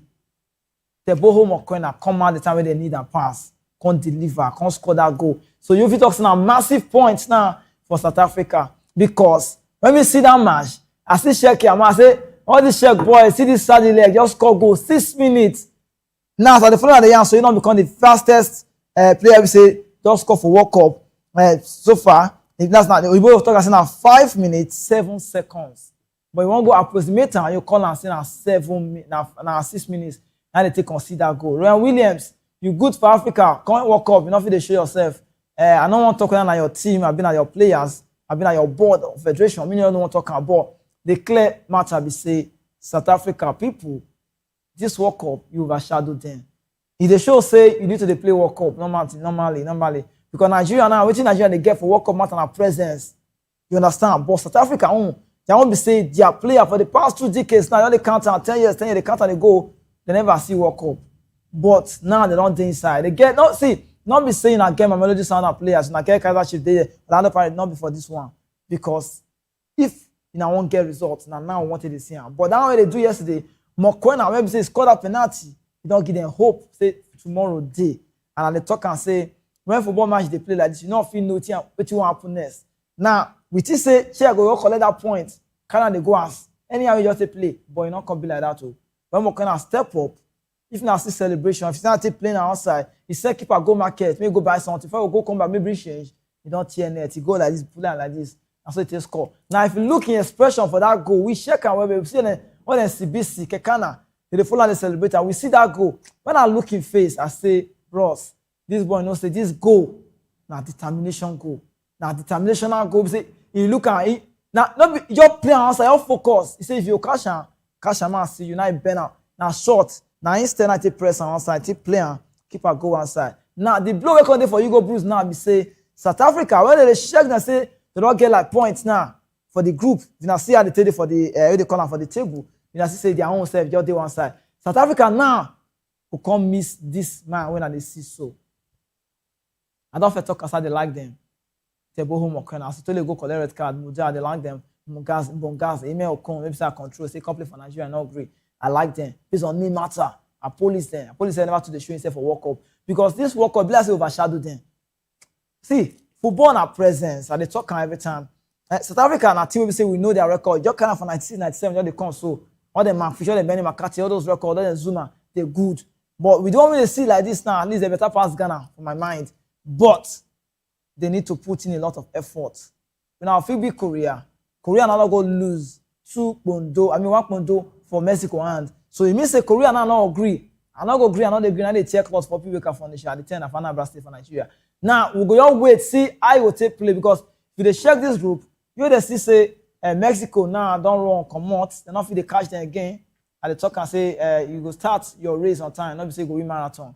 Mexico now don't do on top. Korea, based on that result, and they get against Czechia people, they also did second.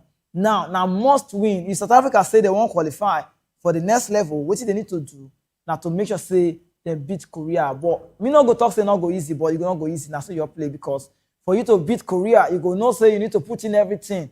Me don't know the plus. Maybe say you go press. I don't know the plus because you go detach minus to get a result against Korea because when you see Korea, the way they play, all those boys you're fast. What you make Mexico even beat, and of course say Mexico get team maybe say we don't say this one they good pass this one because sometimes 2 teams play but now good pass now you get results. So we not go say we disrespect Korea people because their game they lose ball for critical areas for inside field now be their matter. But even for post, we both say they clinical right in front of goal, they score better goal, but they're fast. South Africa never they understand and say they not the whole ball. I just they watch them say sure now South Africa maybe know now be this one. They need to play this game. They understand as a World Cup be this, not be Nations Cup be this. They need to own her. As Morocco say they play, say yeah, we don't fit the year before. Now so South Africa just need that experience. Not be say they get experience, but not be World Cup experience. They that team. They not get one man. We say get one presence for the team. Tebo Mokoena for Mexico man, she lost. And yesterday just see wake up, carry pillow, clean face. Say yes, money don't reach. So we'll just celebrate South Africa people based on that result when they get yesterday because that goal now. But on the finish now when they score that goal, it's 30 minutes so. Where Mokoena take bend down and take that post. So maybe you collect that point, maybe you wait. Maybe we see how you go take play for their next match. Now mostly jump for that group, enter another one. People they play ball for this life. You see, people they play ball. Many things you happen for that match we won't talk now. Canada, more talking. Julien Lopetegui, we know your record. You do Madrid things, not before national team. You don't come become the Spanish coach. Maybe you don't get heaviest to feet where they don't report for the World Cup matter. When they trash them 6 pondo, 1 person carry ball go out like saying right. We don't see the second hat trick now. Jonathan David, that one just see this Canada. I don't know. You know, they sure say not be immigration matter. And they sure say yes, you not get on because forget the team and they play. We not good. We not fit collect the record. Say Canada say they're not good. But for that match, we see Nathan Saliba. They call Saliba. He also come from bench and can go score. Go come raise Jesse. For man, we say we like Ishmael Kone. Maybe they watch where for Italian league. Say yes, this one also good. Ishmael Kone na player everybody like where. But this one na Jonathan David. He record Juventus they know where. If he get chance, he go better. He don't do it for French league. He don't see the do it again as he play now. But that one we say called Nathan Saliba. Now so players say they do themselves because you must like yourself. When you give yourself love, when that injury come, then I see celebration. As I see what they call him Madibo. Madibo self not believe. If you see in gesture, if you see in movement, if you see in face, I say football they passionate, football they compassionate, football good, football not passionate. See person face. Now he collect red card though. So you know the surprise say they get a red card. If the surprise say so Ishmael Kone go feel leave so. Because the expert say nothing come out. He did there. You want to cry, put on for head. People come even tell and say, Baba, you calm down. Now, what you come make me surprised for the matter be say Ishmael Kone can't give fans hope. You know, can't see when we say they come out for tunnel. When they come out for stadium, I see they come out. Now, so they call carry, they get oxygen for mat because they clap for fans. Now, can't see that one. Say they carry for stretcher. I see they come out enter tunnel. You want let them not say hope day. We don't know. Blast the injury. They say the injury go reach like 3 or 4, 5 months. I don't know. Saying so. Now, so your day they applaud and say yes, bros on the come out because this one I be MVP for the last match in the play superior in the corner. See, the only thing we need to do now to let the Canadian people know, say, bros, me will be say Ishmael Kone, I know I'm the key player for this team. I need to know how to say I day alive and hope day for me. And me just like this way too because many players will all like that they go. But with what you just do so, you cannot say hope day for am. But we don't know whether we go see am again for this World Cup. It go depend how they want to progress. We still dey wait for that Oyibo report when they give us say Ishmael Kone don't they talk say that it go reach that kind 3 to 4 with a year or some report they say na 3 to 4 months. We never know how long will it be. But when we don't get it from it, we all clear now. No, say na so it be. Some speculation, some report that they come out from different places say na so it go take be. But we wish Ishmael Kone all the best for this World Cup so where they happen. And wishing team the best. Because not easy to give person 6-0. See, me not care whether a red card they give them. It don't matter. Because we don't see big matches. They say they collect 1-0. Big team will give small team 1-0. Now so you'll be. But you just remember host of 2022. Say now we be co-host for this one. Say now welcome to my world. We be Canada people. More again and say immigration easy to enter. I play. Now we just give them 6-0. So Canada now don't get that result. If you check the table, you'll see say now then. The team will say who will they check. Say yes, so Canada. Now you now collect the twirly. But from Canada matter now, you can't see say from Canada matter, you can't see say not only Canada, they're on top. So we still get Switzerland, they still get 4 points. Switzerland can get 4 points for the matter. Now, Canada get 4 points, Switzerland get 4 points, Bosnia and Herzegovina won't go 1 point. We got Jeko. Jeko don't use that old though, but you see records for World Cup. Then Qatar can't get 1 point. Now, if they check as just be so, you'll see say Granny Shaka, their people just good for waiting that they do so. Because the record are not there now. You just see 74 minutes when they play match. 74 minutes, they never score 1 goal. See, this football they see, so guys they play, we they like and well. Who go believe say inside 74 minutes, say go still come. I be say you will say they watch me, so anyway they think for life, not go lose hope. Because if you lose guard, then now you just go dismiss yourself. See record, me not see track record, me not see match timeline and momentum. Nobody go believe. Where 4-1 from come? How it take play? 5 goals in how many minutes? Who they talk say football not sweet? Tomorrow now one person will call the time say Kizike, World Cup not go sweet. I say why? I say Osimhen not day. All those ones. Make them rest first. Because now, see 74 minutes, 0-0, nobody don't score. Now we just see last 16 minutes plus stoppage time. 5 goals. Switzerland just turn late match winners overnight. I want to talk about this team and I go give reference to some quality where they there. The command do you see the Vargas or the Granit Xhaka or the Embolo. Embolo your carries. You don't first score for World Cup. You just carry this one for head. Say we must deliver. We not say Switzerland get something because you get everything they get national team connection. They're good. Based on that one, can't you really bad? They find the control. They all the top people they there. We don't see they say this Switzerland team they're good. We see them for 2022. We're not surprised. Now national TV all these ones. To say Denmark come, we'll see they talk about Denmark like this. So Switzerland don't go collect that point on top Bosnia and Herzegovina ahead. Me not sure say Bosnia go see road for this one. We all wait as it will be for the last match they expect. So see this one now from bench. See not be say you start match, you say you go be winner. See Johan Mazambi now in the corner. Superior player of the match. Just bend and they can't go in. See, I don't even know as I want to explain now. He start that run. Now he start the run. Now he drop the pass. Now he see run enter inside 18. Go find himself for position. As if people take bend the ball enter post. If they put like 44 keeper for inside that post, they don't fit catch one because that boy, you make sure say the ball enter his leg where he connect where now he press and enter post. So now be say Switzerland can win that one. And more jump enter England matter because some analysis just did for the show. So Thomas Tuchel, that they call him Tuchel, not go bad and pigeon go see make sense. He dey worry where everybody know because we talk and say big coach dey, small coach dey, small manager dey. Me not know who they manage. He thought they follow FIFA their lines. Say me not listen to me. I want 10 and 1 or 2 10. Seriously talk, see report. He say he not like what the photographer people they do. He say even he will be coach. You know if he and that's true.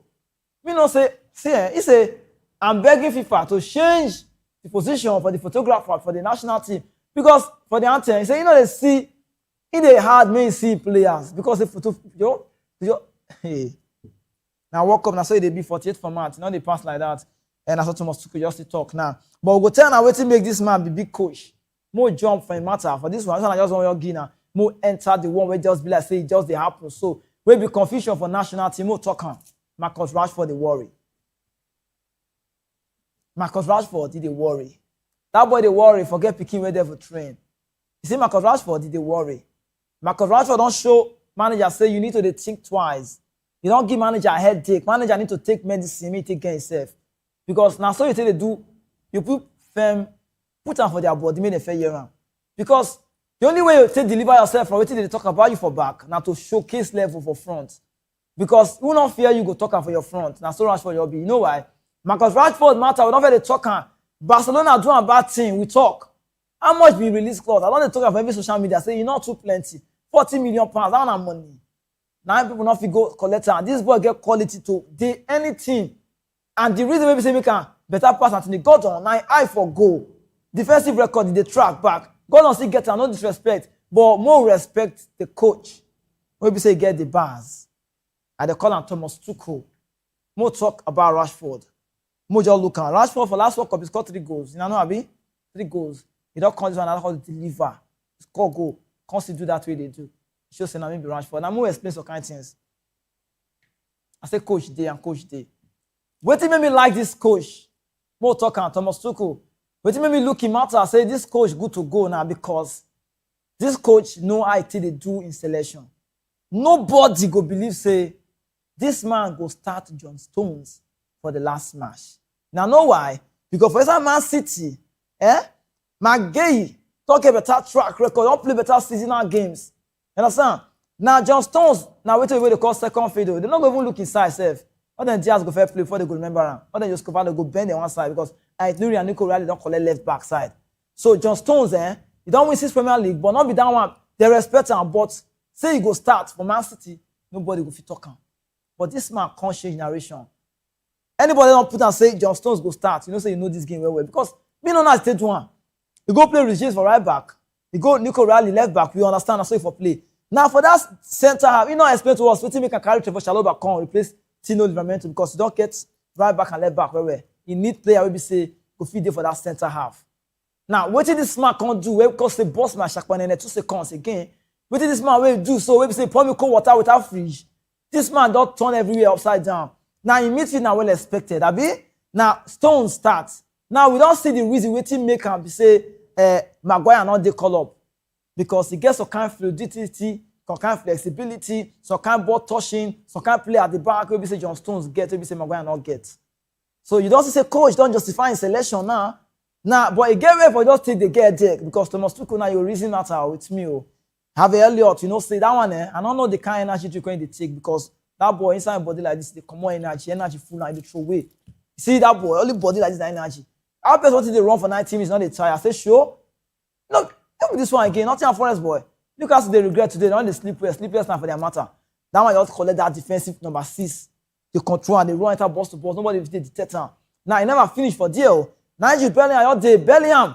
When they say, Eze, Morgan Rogers go start. They talk about many things. Bellingham say, now me they play for Real Madrid. Me not give me chance. I go start. I go score. He don't deliver in justification. Thomas Tuchel respect and give that chance. Abi now you just say jump. Talk about that team again. But that same midfield, they can't get Declan Rice. I like the way the manager take the rotate. But waiting make this man take boss people head. Now the starting lineup of 3 people. No, 2. Most of 2. John Stones and Noni Madueke. Who tell you say Saka not go start? Now Saka be national team right winger now. I don't know. But he just say no, take on master, come there here. Madueke only say Podo not they finish for back, for front, but he try. But both people they fear him. If you don't hold ball like this, if you don't come, they attack you. You never the same whether you get defense for back, or you get bandit terrorists for your side, you go come on you for road. But you're the fine end product, made it make sense. But Madueke, come with a bandage, I mean a bandana, come tire, come face them where. All the creature with the pursue and you know the fist stop him. He starts. Me, everybody surprised. I say, okay, now 2 could be this one. You can't go play Bellingham, play Declan Rice, play Harvey Elliott, 3 for midfield, go for left. Now there while I the day before. 80 million euro signing, Anthony Gordon's. When we say Bayern Munich don't drink enough medicine for head, say me malaria come out, he not agree. Now make Sabari the enter there so. Now Anthony Gordon, now they go start. Me know the talks are not like Gordon no. But wait till me they talk now, we say Marcus Rashford not go get joy because I don't talk and say you get the quality. The only thing you need to prove yourself now for people not to say come walk up, come show yourself, say yes. Now me Marcus Rashford, I need to get playing time. I want play ball. He don't agree me, they my body now show. Now you have to come walk up so. Small chance where they give so. How many minutes? Enough to take. Small chance. And so the governor also try and bet. And they pull Rashford. But this guy don't give manager a headache. When that ball don't fair enter and left, I don't say he'll bend now because that defender say, I know what they find. Because normally Rashford know they like to the flash and we left. We know. It's a bit on, but not be get left and right, but not now weak foot with that. As the current come here, me no say don't finish. As he take Benner. Livakovic, this is a big cash, but cash I see you now. Croatia good. We know. When they call him Brozovic, not this one. Kovacic not start this one. We see them then Sucic. They play with Modric, they get team. Wait till England win, and of course England pass them. Now it matter because Croatia will still come out. For the last 5 games, they don't play for World Cup. They not they fail, they win their first match. But they go far. They even go far past England. Now yesterday. But now wait till Rashford they do so for screen. I mean they like. Tell them make them firm. Make them deal one side. So Thomas Tuchel, I don't know how I want to do it now for the next one. Okay. What did they play again for area for World Cup? More just jump tell and say FIFA don't get some kind of special recognition. We see them for Luka Modric own. Because now oldest man they World Cup. Messi na 38. Now they follow Modric for back. More showing us some kind of badge. The kind of special recognition. We like him. We see him. Even like me, they put on now debut they make so. Who did that again? Legacy Ronaldo, legacy Messi, Mbappe. They put on top scorer. Now which they put for there. They believe say this ones go far. Me not see him. Now be the badge. So Mbappe they put golden boot. Lamine Yamal they put debut. You see him? For Ronaldo and Messi they put legacy. All these ones now nobody fit talk about them. Me not respect them for what they don't do for the game. So Ronaldo and Messi now people will be say even children they never born go still talk about them well. Ronaldo and Messi now people will be say they go no say if you come live today remember them say you know say now this one I be ball. They supposed to rename ball after them. I don't talk and say Ronaldo mentality. They supposed to study for university because what Ronaldo carry, you not get cyberbullying whenever face, but you're the content them. Everywhere where this man don't go, Roro for Lagos has to take the corner. He don't show himself, don't showcase himself. Say yes, so me be Ronaldo, me your day yes, I be doing well. Then this side they come Messi, not you get joy because God go get Messi on who you go get Messi. But if you get Lionel inside you, know say if you get Messi on person, say if you get Messi, now be Messi. Not they get if you catch you 38 years, not they show for him, but you Messi they play ball. I say they 60 years. Messi they play last night because they all born which day here. So we they look that matter say yes, Ronaldo and Messi na evergreen. FIFA una do. From that one, what you just did again. Transfer plan. We'll just talk about some kind of transfer. We'll come back to that World Cup because we see some kind of move. Our producer of kind of come out. We just probably show now for first. I mean, for first day. I mean, I see. Some people sabi do business. Some people not sabi do business. Some people sabi do business, but some people lose money inside business. Some people when they lose money inside business, they sabi sign, but they don't sabi use them. We don't know the bottom where Fiorentino Perez the press. He don't come out. He don't tell us now 220 million euros. Now want to sign Michael Olise, enter Real Madrid. I look that till I wait to go happen, but I look and say not be this season he will play because you know what the Madrid they do. If they carry you come Madrid, they'll carry you go their cabinet, maybe for still trophy. When they show you trophy, your brain go your reset, your fat to reset like Android phone your flash for a cage so because you need to put that thing for your body. You don't say, "Call you not champion first." Say you did for state capital. Now Madrid you did so you need to do it well. Now Olise now 220 now they want to sign now. Million euros, the money reach because this guy is a player. I don't know where this one. This guy need to assist me. Forget bank where they give me noted because this one, Olise, the pass they play game Mbappe that first goal today geometrically they see the check and say, "Who see?" He put his body like this. He come out like this. You come big. He like your face here. Now he take press on one side. As he take press on Mbappe own and timely run and you get him when nobody expects. And you they look at Khalido Koulibaly. You good though, but not before this one. Speed. That was young now. He make that move. Be like flash. Young move. Khalido not fit stop him. So he take Ben on one side. Me not blame keeper. Not be everybody where to admit the person papa see the fit cash because Mbappe now don't score that goal. But you know if you talk about those goals, may not give reference to this one. Madrid won't sign out. Now, when I see Fiorentino Perez plus, they say this season go out. This is where they come. So after World Cup go out because Barcelona say we want sign out in the go on. Wait till they do Rashford. You not get money. Abi, where that money for take come out? You not cough and come out. Abi, you not get money to go sign out. I know the verse. Now in a business, in a like, and I know why. But I don't see by the work like this. It change. Madrid not fit call you for phone now. Hello, me no answer Madrid. If Madrid call you for phone, you go answer. Your phone not fit. See the number you dial is switched off. Not be for Madrid matter. 1 minute, 2 minutes, not be for Madrid. When they call you, Baba, you collect your control.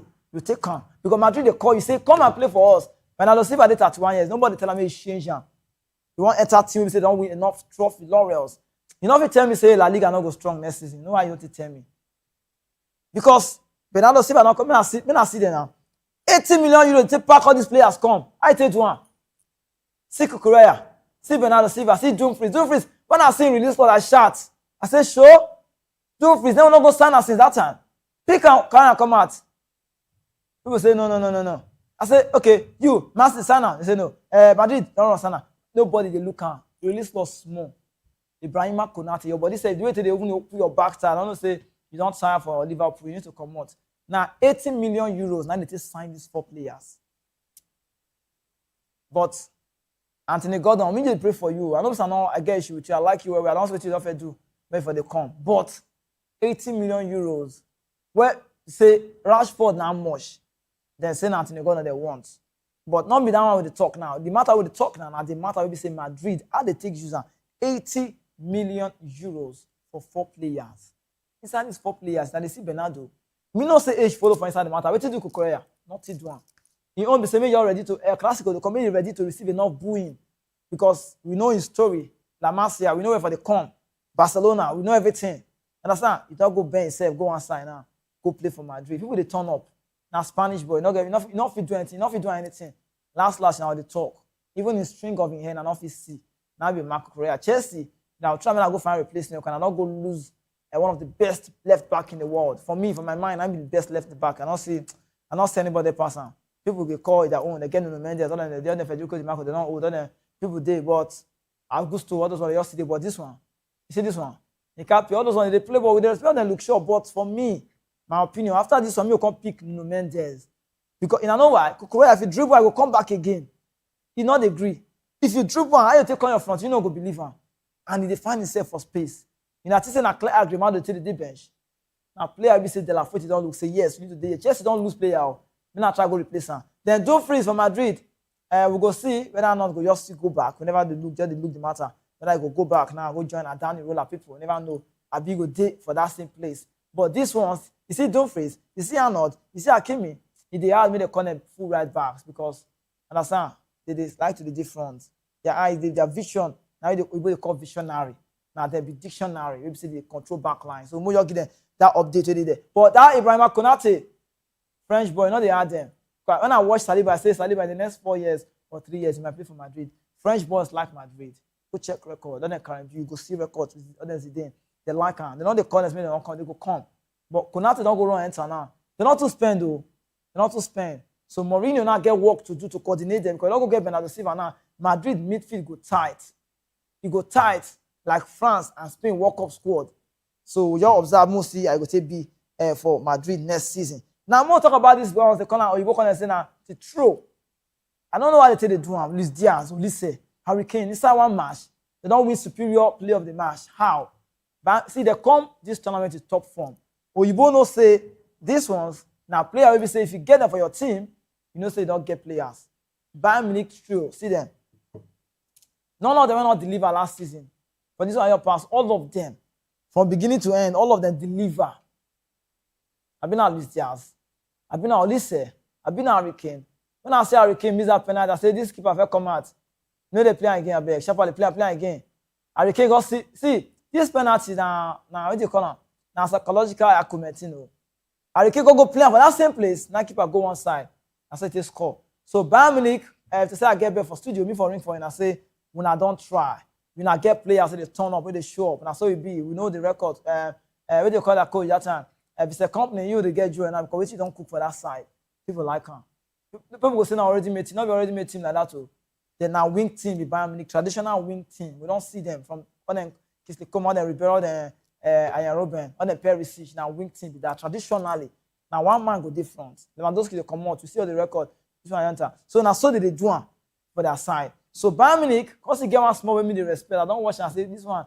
Then they play like 22 years. Pavlovich. I don't know where for take get sense. They watch, they scan, they look everywhere on our shoulder. I don't know how to do. But you see these Bayern Munich people. You see this trio. When I give them better respect. When I see them, when I come on a couple, because all this one, I'm not just take care of you carry them. Now players with this one, Luis Diaz gets speed. If you stop, if he cut you, and he can be on one side. But listen, if he cut inside, you go find keeper for the other side. Hurricane. I'm not sure saying again, go make sure go feel reach Hurricane for inside the matter. But Lagos, Nigeria, people wey dey watch us so, and also we just dey for anywhere. And most Chapal tell us say the Nations Cup don't pass and World Cup we dey see so. And this season, na only World Cup matter I want to talk. Get what I want to tell you now. The only difference we then get so they pay now so they pitch they say the sound. Wey me the vex for the hotel now. We don't go get one kind of record. You call am major. It dey pay me. You know if you compare Nigeria jollof rice and Ghana jollof rice. Now I want to know wetin me dey talk. Most Chapal enter this break. When we come back, this show will continue. Me not go anywhere. Or Ghana, the best for now, but I go out. Ghana must go if they come.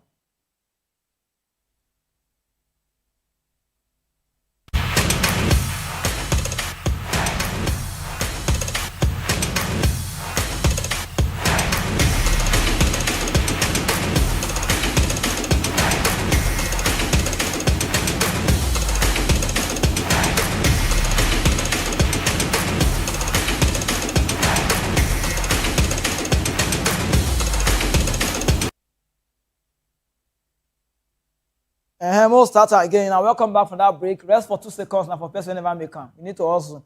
More talk and sharply. Ghana. You know that boy say Ghana must go. They need to go. Me, they talk and this Ghana not see anybody from inside. This Ghana team, I not see. I they try to they like them. Senaya, Mbuk, Opoku, Mensan, Atiche. I they like me. They try. Semenyo they there. I they try to. I like them. Now they work. Not today this Ghana team. Not be all them quad or some of this one. Not be all them Ghan. I they see Ghan, they follow the dance for their this thing, they dance. See, Ghana team, nothing they there. But now this one I get for screen, so now they vest me. Now they pay me. And I know why. Ghana now go merge with Nigeria now 6 most wins by African team. And they see Cameroon, they're not there. I say Morocco, they decide they come. Senegal. But why Ghana? See, the difference between Nigeria and Ghana, how they compare every time, not before who win World Cup and all those ones. Now jollof rice. You know if you compare Nigeria jollof rice with Ghana jollof rice, not they be like that. Our jollof rice is sweet well. You understand? But with what Ghana they do so for this World Cup, they win Panama. They give Panama 1-0. And I check Panama, they have a population now like 4 million people, so they're not even too plenty. Ghana, we say that 36 million people or above. They play they play Panama 1-0. Now, we know it's not football. Ghana, no last World Cup, they not come. We know. Panama, they don't do like 3 times. Now, they don't come like 3 times for World Cup, now 2 times. You see them. They come. Now, 2018, they make their debut. Yes. So, if you check Panama, you will know say this team know what World Cup be. But with Ghana squad, if you now see the lineup, Ghana squad, nothing, or no. Ghana must go now. Me not come as I beg. West African connection, I like you now, but I not feel better. Ghana must go. Nothing the Ghana team. I'm so disappointed with their play. I never know all the old players. I mean, I follow them talk. Say, you know, need to know some Black Stars will not be. Because the way they play, this first match they play, Perisic, then catch you, and they go bang on one side. You see Croatia? Don't be say football, the video on football like biscuit, not for you. Sometimes biscuit they crack, we they know where one court. Because all the shop, I don't say one court. You see, Ghana must go. Not beside the talk aside 1 million go, but they don't get choice. They go. Because when they pursue them, Croatia go beat them. If England catch them, they can go do like this. Maybe now that one on the back, they will come remember them. Because nothing dey inside Ghana team. Nothing. If I dey talk and I go feel say na grievance, I dey vex for them. No, me dey like on the Ghana people. I don't respect them. I know them. Don't say legends. I don't take for the team. We respect them well. But you see this one, Jordan, are you know they play like person who say don't play World Cup before. You know they do like say, you know, wetin be World Cup sef. You know they do like person that one at the wrong word. You know they do like person be say you don't take for the national team. You know they do like say you play with Asamoah Gyan. You know they do like say you play with Suleiman Tari. You know they do like say you play with now you don't late today. Atsu of blessed memory, may you rest in peace. You know they show us like say they play. Yeah, we don't say age don't come. You know they play like say you play with your brother. Jordan, now you know if you control them. You know say na front man, boy, not if now we say Thomas Partey they miss am. I know that if you control them by digit, no call them. If they allow Thomas Partey enter, they need them for that team. They need them. See, they need them for their team. Because they didn't miss out. Now players for the control their back line. If I watch them, I will say, what do you call that one? Sulemana, you good, we know. That Atlanta, we know. But they now need to find a way around this game. To get a result against teams, not the day easy. Because one, now World Cup. You see them. You can't see players. You can't see Ziggy. Okay, Ziggy. We don't first see Ziggy. He good. Senaya, Ache, Opoku, Mensah, Ayerinski, yes, go. We see Owosu, Norman, Jordan, you, Semenyo. Me myself, Christian I don't have a party, they miss him. They miss him. Zig even did there. Can't get Suleimana. We know say them get squad. But the squad when they get no be World Cup squad. This team, Mo leave am. Not sure say get ready to go. Leave am. Just make Ghana come back. But more sharply talk about World Cup squad for Portugal news. And the way they talk some kind of thing about Portugal squad. You get people they talk. I don't post that somewhere. They say how they talk at that time. They say Bruno Fernandes not the two they deliver for national team. I talk we want to talk say if Bruno Fernandes will replicate the same thing we do for club level, everything we do for Man United, because Fernandes, let me know you. I don't know you from sport. I don't say you like goal. You too like goal. You see chance, you bend on one side. But when Man you sign you just score goal. Penalty then inside, you jump the press keep on one side.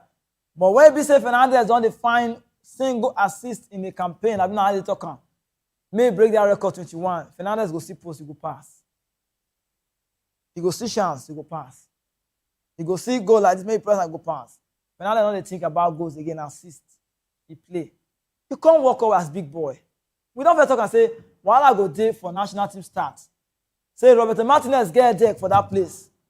If you play Araujo, and not worry him. Playing the Mendes, not bad. Cancelo get experience. Everybody know. You understand? How they announce the day bench, and Diaz, the day bench. No issue. You come in midfield now, waiting we expect. You can't go carry Bernardo because you won't contain that midfield. You won't contain that. But you first send go one side. Bernardo can't go Monaco style of Bernardo, of the old Bernardo. Now they watch Bernardo. Now Vitinha they control. If you get to controller, Rodri and Bernardo they do one. Pep too much. Coach could do, coach day. So bring out the best of Bernardo, you must be good. Because Bernardo don't change his style. Now, Portugal team, Jan Neves is not the tire. Vitinha they control them. They go play Fernandes. Can't play Ronaldo. Now, if you watch that match, then they fair play. Conceição coming later. Leao coming later. What did they? Pedro Neto start. We know. But the thing, okay, Thomas Arroyo and I start that match. We see the starting. But the problem now be say, Roberto Martinez never know how this team go take play. You see, they do test for one match. Now, what is the problem with the cause for camp now? They say, with the yarn for social media, say Bruno Fernandes don't give chance, they give Ronaldo pass. Say, may they bench him, play João Felix, send a plug and play. But me agree for the matter, I don't argue. See, I don't even get time to argue. If you say black and white, carry on go, no problem. But you see this one, it not go easy. I go talk again. You know, once the plug and play, me want see him, Saudi Pro League player, best player. João Felix, Ronaldo make control, say come play here. João Felix change him. He don't forget quality, we know in level. Go Chelsea, go ATN, all the world, go Barcelona, we know it boy good, we know. But as Ronaldo make that team possible, he can't answer, he can't change everything. Ronaldo, now plug and play. If Ronaldo run, enter, I go play like this. You know all Ronaldo run from beginning to end. But now if they talk now, say Roberto Martinez, take our call. Play João Felix, bench Bruno. For where? Who they talk that one again? Sure? Bench Bruno. We don't talk and I go talk. And the only thing I need to do, no coach or no team in the world now where Bruno go to and I go start. If you not like a bitter truth, because he did now, you know they see him. Not be say win Premier League best player, the guy na better player. But for national team, Bruno get personal team where be saying no. Now him be called man management. Everything they need for Portugal. Roberto Martinez, I don't know whether I get him. You need to find a way to talk to Bruno. Let Bruno know say we can play around Ronaldo. Difference day. Man tell you now, Argentina will talk about that. Bruno go see ball. Ronaldo go make Ronaldo go. Now pass Bruno go see ball. Ronaldo go make Ronaldo go. Now pass the say bench Bruno play João Felix. Now I'm saying only Ronaldo want to play for. Say bench Bruno play João Felix. Now I'm saying only Ronaldo want to play for. And he go spoil the team. You know, Bruno he go spoil the team. You know, Bruno not be bad player, but he get on for body. He not be bad player, but he get on for body. You need to find a way around your team. You need to find a way around your team to just find say Bruno. Because Vitinha they collect and they drop. To just find say Bruno. Because Vitinha they collect and they drop him. João Neves they find did they drop and they give him. Now you get that power. Bernardo not be 100% assist master. Now you be number 10 for that team. When you find Ronaldo, locate him now. Ronaldo Wi-Fi they open now. Have you not get GPS? But more talk about Argentina, Argentina, Messi, Ronaldo, Portugal. More just enter the New York Classic connect. Because we want the round up now. One job back break. We come out for inside the studio. People they ask questions say Kizike, wetin be matter with Argentina team, Messi, Ronaldo, I play. I say those ones they get presence now. Even FIFA recognize they give them legacy because they don't do. But more sharply explainer. To what I mean I understand. The difference between these two players for national team is say Argentina boys don't decide say we die here. Say now here one day, say we'll do everything for Lionel so that we go get Messi on us. Say we win this team because if you get Messi for your team, no guy got no to get Messi on you now. How your day? So with Messi, then they play for Messi, then they play around Messi. Messi get body guide. You know, saying for 2022 World Cup. You know, don't say about this same World Cup. You see Enzo, then you see Paredes. Lionel Scaloni no one scatter down midfield. They watch him. All them Molina for that right back. Any ball when they get, locate Messi. Make Messi of God locate you. Messi take it. Messi they play like say they 16. They just find Messi. They know say Messi did the team. So difference day. So Argentina, they play for Messi. They play around Messi. Result they come. Me not go surprise. I'm not surprised say Messi fit carry ball go out again because the way they find Messi anytime and Messi no dey lose guard. They deliver. But Ronaldo own. First of all, I need to know say Messi na playmaker. So you not go too hard. If you drop deep, small go collect, but go down so you go come on your neck fit here. Ronaldo na goals he dey find. That make me talk say me, God have mercy on me so I can achieve my goal like Cristiano. May I be like Ronaldo. Because this one na goals be own. Ronaldo go run. Pass no too con like that. Then all the team, they remember say Ronaldo did the team. So Portugal need to find that one. Play around Ronaldo, not playing for Ronaldo. Martinez, you get the work to do. Who want to do the thing? Sometimes you get club, you get team. The call is by the coach. Not be small manager. One manager can say, I want Bruno Fernandes, bench him. That's it, we'll leave that talk. Down and talk for another day. One just probably come up for studio, we match break. Time don't reach, we'll come on. This should go see continue. And we don't come back. We'll give a better time for me. And that will be Saturday, 11 a.m. Nigerian time. We'll give everything when I need to know for that they call weekend kickoff. But more just tell last one. One boy they call Diomande. You call him Diomanda, anyone else see join. I don't know, market don't spoil. EJO, market, it don't spoil. 100 million euro. Now they say they want to sign you. You dey talk. One season wonder. 100 million euros. Leipzig they form because PSG don't go put mat. So Liverpool they die for your mat. I say we cannot do without you. We can't sleep without you. You are the only baby I know. Come play for us. You dey form. You never write jam. You dey form. Time they pass. I'll call you. If I come up for show now, I will try and control you. Come, bros. You play for because we like you. You get skills, you get scheming. If you come in line, go put people for ground. We will go come out. You want up your game, abi? You need to start to talk to Leipzig when they sell you. Liverpool need you. Now say you want to go PSG. PSG is good though, but if you go, Enrique not the hear what. Enrique want make it front line good. They want you to replace Bradley Barcola. It's clear. He said, do it. Number one, nobody touch him. Dembele, number one, nobody touch him. Who they were front? Now, no, abi. They go play that their front line. Say they don't want anybody. Kavisha Varaskelia, nobody. You can't play Varaskelia, do it. Varaskelia, do it. They all change them. You can't play second field. You be African player. Or me no give you better advice now. If you know it's good for you, you enter Liverpool. I'm not sure say go the gap. If you see ball where you play, you too good. This ball when I see, so you don't need red barrel to know saying that it's too good. 120 million. Market don't spoil. Market don't spoil. Say Leipzig, they say, come want to buy you, want to sign you. That they form. Liverpool, they die. Liverpool are a big club. They call you, no one go. Sure. Yo. See player, we say they play for club, we say they get chance. Now you take run, come out. You get out there. Don't let them go lock and with deadlock again. Oh. You need to come out for that club because special advice now from me to you. That's what you'll be so. But we all see wait. Time don't reach. We don't match breaks. Yeah. You can take cons. Take cons. I even they come out for camera, they watch them for screen. Can I play? Yeah. You good. I bet time don't reach. Match break. Time don't reach. We'll come out for studio. Time don't reach. You say we just see they say we need to move. But we still get better program when they come. I not just come out for where we did. So because interesting program they come, we still get what they call midday news. You want to know when I'm official and I hear on top here. And the time now, the time now 12 good day here. Who they follow me their line for that place? Football fancy. I'll be hi bro. I greet you. God bless you. Now we go do them again when we return. Personally, me go day here at 11 a.m. tomorrow Nigerian time. Me will constantly return back based on morning matter on Monday. More than everything you play for area. World Cup matter too sweet. Say Nigeria not go World Cup, not go sweet. I better come out. I arrange myself where I arrange to come up for studio. See, Nigeria in a matter, in our mates, they won't win World Cup. Now Unity Cup now go win. Then I just hold on there. Next World Cup, we never sure. I beg my name na Kiziketa don't reach. I dey worry, forget picking where they will train. You both in a love, I play. Collect on.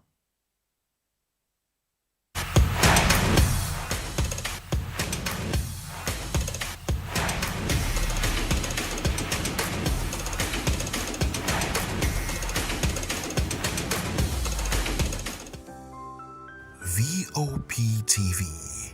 Now, you have more than a voice. To know the happenings in the maritime sector, join us on the program Maritime Frontiers on VOP TV as we discuss key areas in the maritime sector from aquaculture, maritime transportation, maritime labor regulation, oil and gas exploration, ferry and passenger insurance, marine pollution and prevention, port operations, and lots more. Maritime Frontiers, exploring Nigeria's blue economy. Welcome to the locker room, the home of football talk that matters.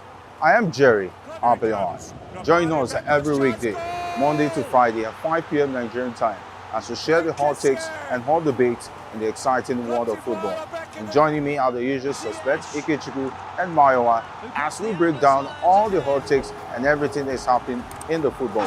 Don't just watch football, live it with us. Catch us on the locker room and Voice of the People television at 5 p.m. Nigerian time. And like I always say, if not 20 minutes off, please discuss. And it's Hakim Ziyech who puts the VOP TV. Now, you have more than a voice. Nutrition experts are emphasizing the importance of healthy eating in preventing disease and improving overall well-being. At an event marking World Registered Dietitian Nutritionist Day in Lagos, stakeholders highlighted the role of balanced diets, proper portion control, and reduced consumption of processed foods in tackling rising cases of lifestyle-related illnesses. They say nutrition also plays a key role in energy levels, cognitive development, and productivity. Is when you get your diet right, you are physically and mentally alert, which you know that eating healthy is one of the master key of good health. Down to the hospital setting, they come in as clients. We have those on admission across board, from cradle to geriatric, which is the elderly people. So from the pregnant woman, for your child, for you to be healthy and the child to be healthy, and you come out having a bouncing and beautiful or handsome baby, you need the touch of a dietitian. That is in terms of a promotion of good health. Experts also stress the need for greater awareness and the integration of dietitians in healthcare institutions across the country. We need to improve on our policy. We need to improve on our policy. We need to make sure that food is one of the highest allocation is given to food in the policy. 1, 2, during the policy for nutrition, nutritionists, dietitians should be included in this policy making table, because we are the ones that actually knows where the feet is pinching. We are with the grassroots. We know them. We see them. They come to us. Some of them, we know the reasons why some of this thing is happening. So with this, we can actually tackle this thing. The second thing is that we need to train more of nutritionists and dietitians in Nigeria.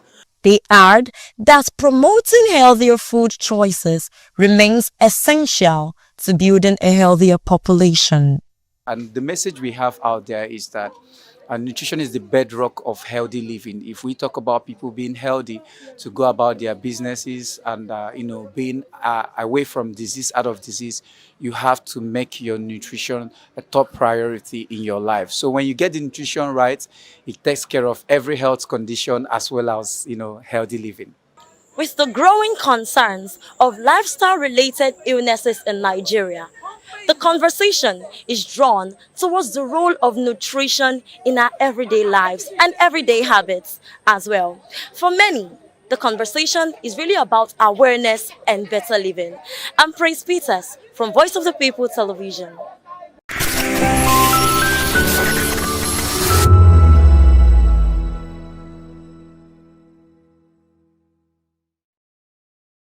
We encourage you to click on the like button and subscribe to our YouTube channel. We are Voice of the People TV. Also follow us on all our social media platforms. We are at Vop Tv Live. Visit our website www.vop.ng for fresh and trending news. Also watch us live on SLTV channel 264. Vop TV, Voice of the People Television. Africa is on the move, a continent of rising voices, untold stories, and powerful transformations. From the streets of Lagos to the heart of Nairobi, from the mines of Congo to the tech labs of Cape Town, the African story is being written every day. Bold, dynamic, unstoppable. This is African News on Voice of the People Television. We don't just bring you the news. We analyze and bring you Africa's heartbeat, the politics that shapes our nations, the economies that drives our future, the cultures that defines who we are, the voice that must be heard. Africa News, Africa's voice, Africa's future. Where Africa speaks, the world listens.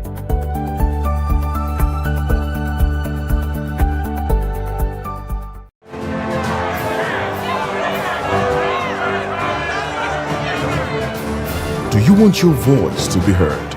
Do you know that you matter in the scheme of things? The People's Voice, the show where ordinary citizens take center stage as we discuss the biggest stories that affect you and I. With you in mind, we facilitate lively discussions, debates, and interviews on the topics that matter most to you and I. From social justice to economic empowerment, education to healthcare, governance, and more. Tackling tough topics and amplifying your voice. Join the conversation and make your voice count. The People's Voice. Make your voice count. The red carpets, awards, the razzmatazz, music, fashion, interviews, and more. Spotlight on Voice of the People Television. Let's feed you with all the juicy stories in the global entertainment space, bringing you the glitz and glamour as they hot. Stay tuned to Spotlight, 1 p.m. Monday to Friday. Spotlight on VOP TV. Entertainment like never before.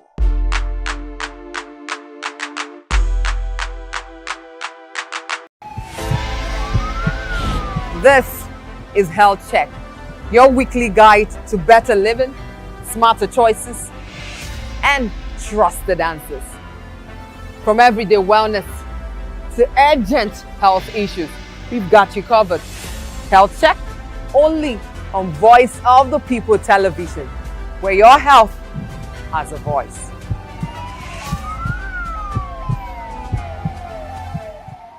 Behind every broken desk lies a broken promise. Education shapes the nations. But who is asking the right questions? Introducing Edu Dialogue, the show that goes beyond the surface, exposes the cracks, the corruption, and the silence in Nigeria's education system. Edu Dialogue, Saturdays, 3 p.m., only on VOP TV.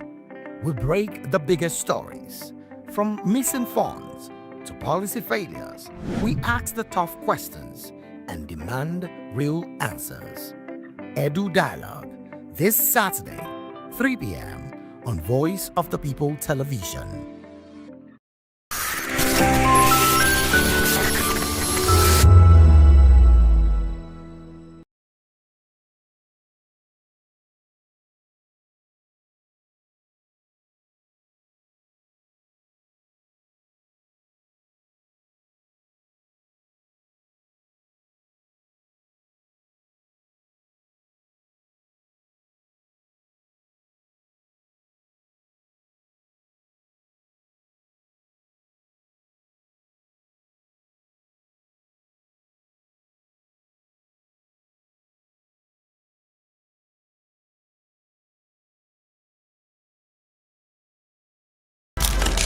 In a world where power shifts with every headline.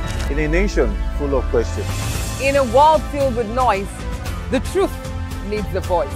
The policies that shapes our world and the economy that determines our future. Every hour, every day, the grapevine keeps buzzing. And together, we are committed to telling the stories that shape our world, because your voice is our focus. Don't forget, our voice matters the most. Let us come together and share our concerns.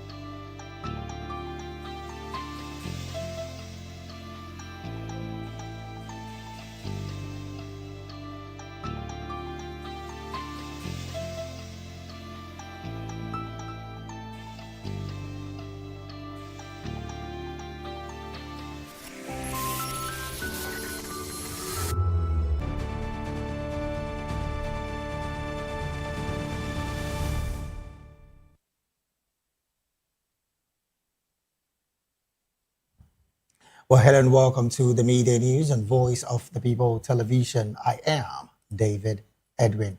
First, the headlines. Abdul Salami blames fake news for insecurity. Military to embed journalists in operations. 25 foreigners held over illegal entry in Lagos. Ekiti declares Friday work-free day. Confusion in court as two lawyers appear for PDP in INEC suits. As NDC disowns circulating candidates list. In business, federal government releases guidelines for new tax regime transition. In sports, Ghanaian lawyer dies while celebrating World Cup victory. In entertainment, Terms performs at Obama Presidential Center opening. And now the news in full. Former head of state Abdul Salami Abubakar has warned that political propaganda and the spread of fake news on social media are worsening terrorism and insecurity in Nigeria. In a statement marking his 84th birthday, Abdul Salami called for greater national unity in tackling the country's security challenges. He said the recent death of General Rabi Abubakar and other victims of insecurity underscores the urgent need for Nigerians to unite against criminal elements threatening peace and stability.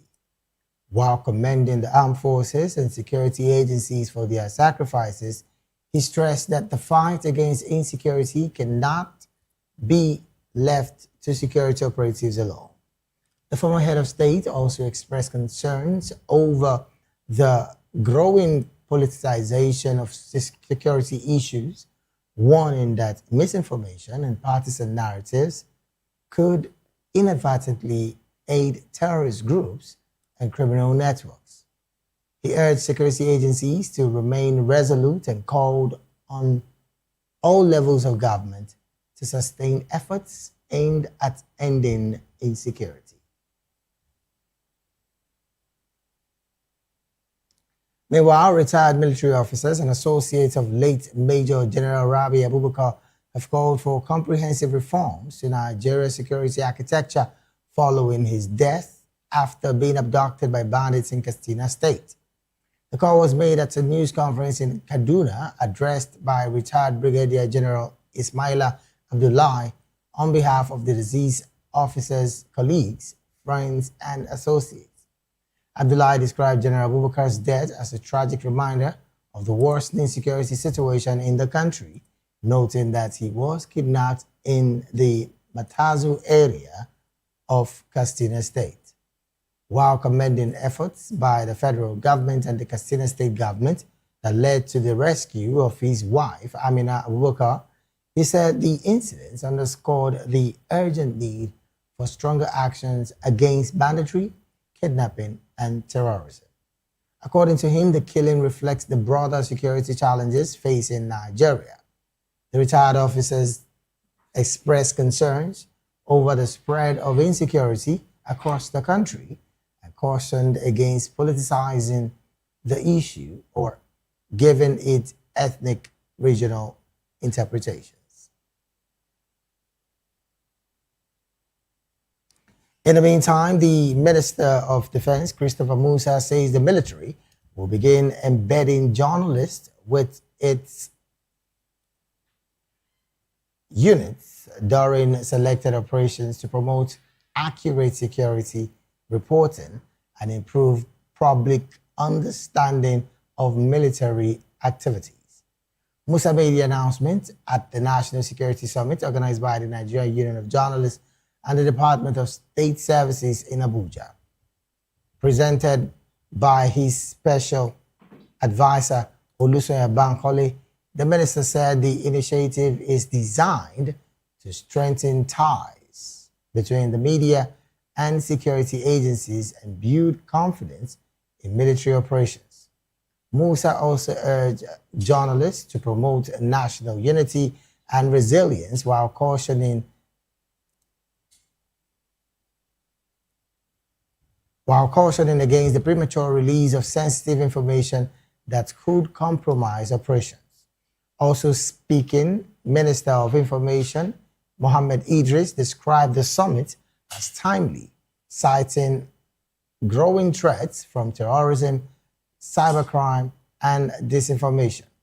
National Security Advisor Noor Rubadu, represented by Chido Onoma, called for closer cooperation between security agencies, the media, and urged improved access to timely information.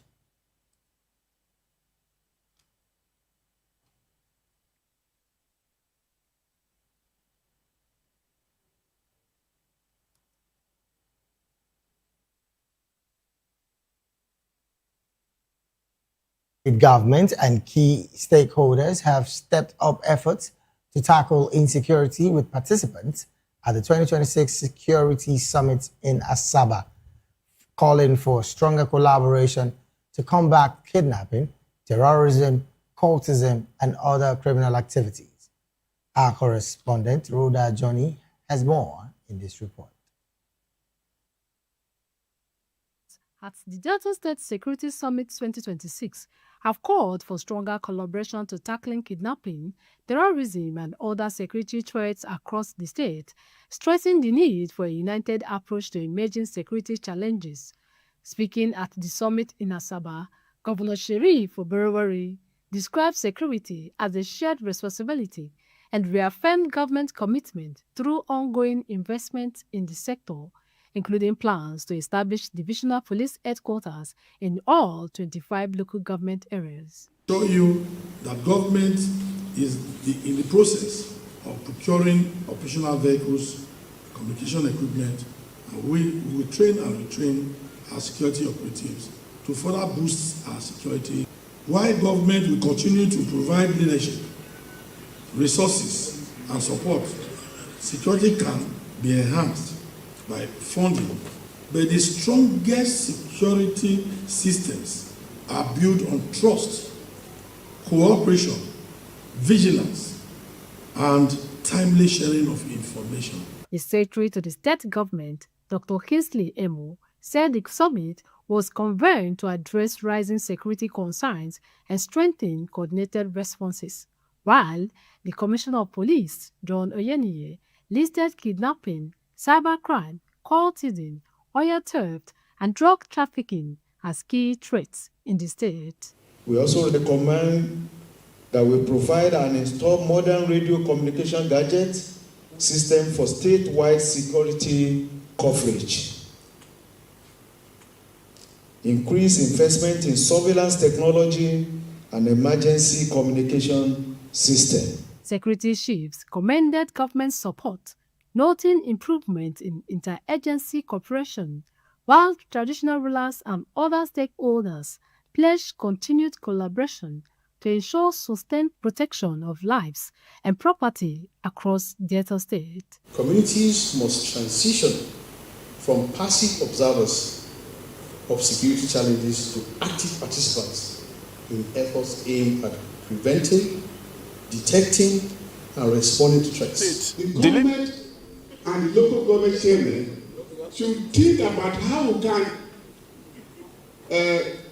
force the vigilante, support them, buy vehicles for them. Brother Johnny, Vop TV News. Thank you so very much, Rhoda, for that report. Moving on, Lagos State Police have arrested 25 foreign nationals over alleged illegal entry into Nigeria following a reported kidnapping incident in the Ikorodu area of the state. According to counterinsurgency publication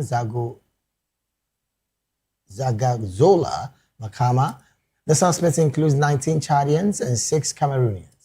They were arrested by operatives of the Tactical Creek Sweeper Squad in Ijede, Ikorodu.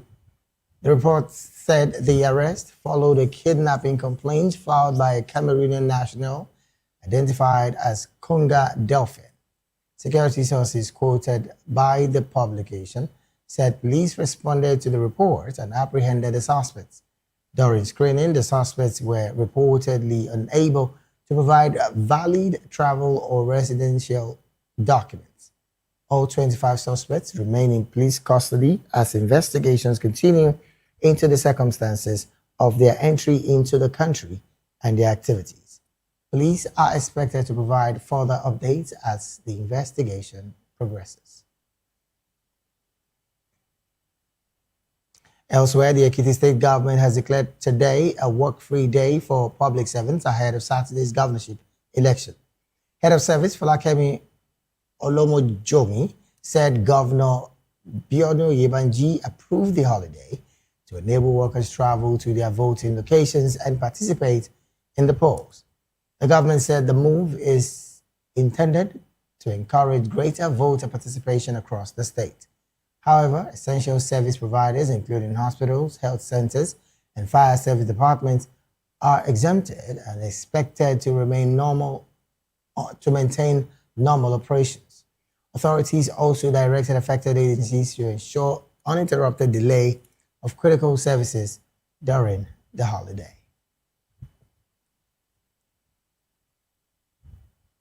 Still in Ekiti State, the Commissioner of Police in charge of the Ekiti governorship election, Ayobami Shogule, has warned that security agencies will crack down on vote buying, political thuggery, and other forms of electoral violence during Saturday's polls.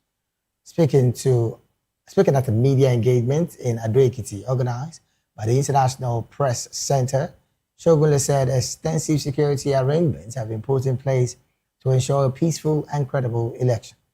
He described vote buying as a criminal offense that undermines democracy and warned politicians, party agents, and voters against engaging in the practice. According to him, security personnel have been deployed across all 16 local government areas with special attention given to flashpoints. He disclosed that more than 460 flashpoints have been identified and reinforced with security operatives. Shogunle added that intelligence reports and stakeholder input guided the deployment strategy, while security has been also strengthened at border points with Kogi and Kwara states. The police commissioner announced restrictions on vehicular movements on election day, advising voters to walk to polling units except those on essential duties.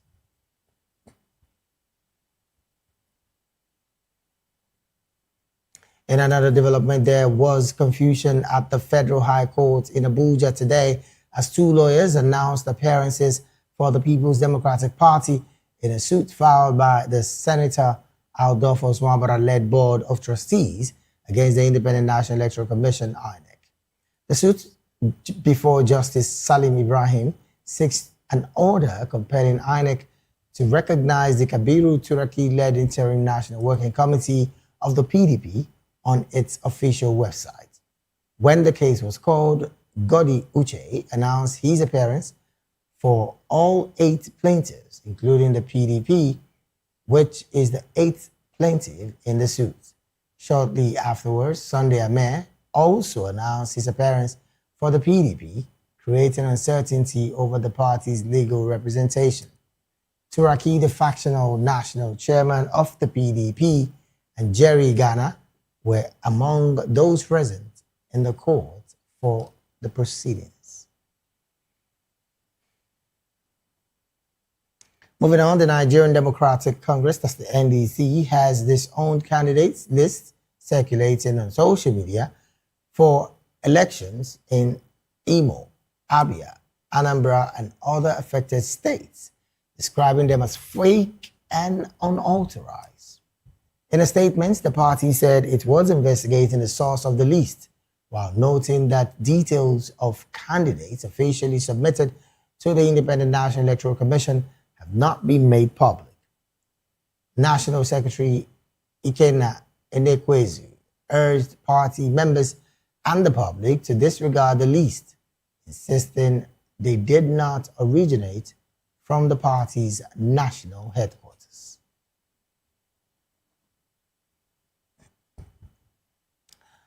You're still watching the midday news right here on Voice of the People television.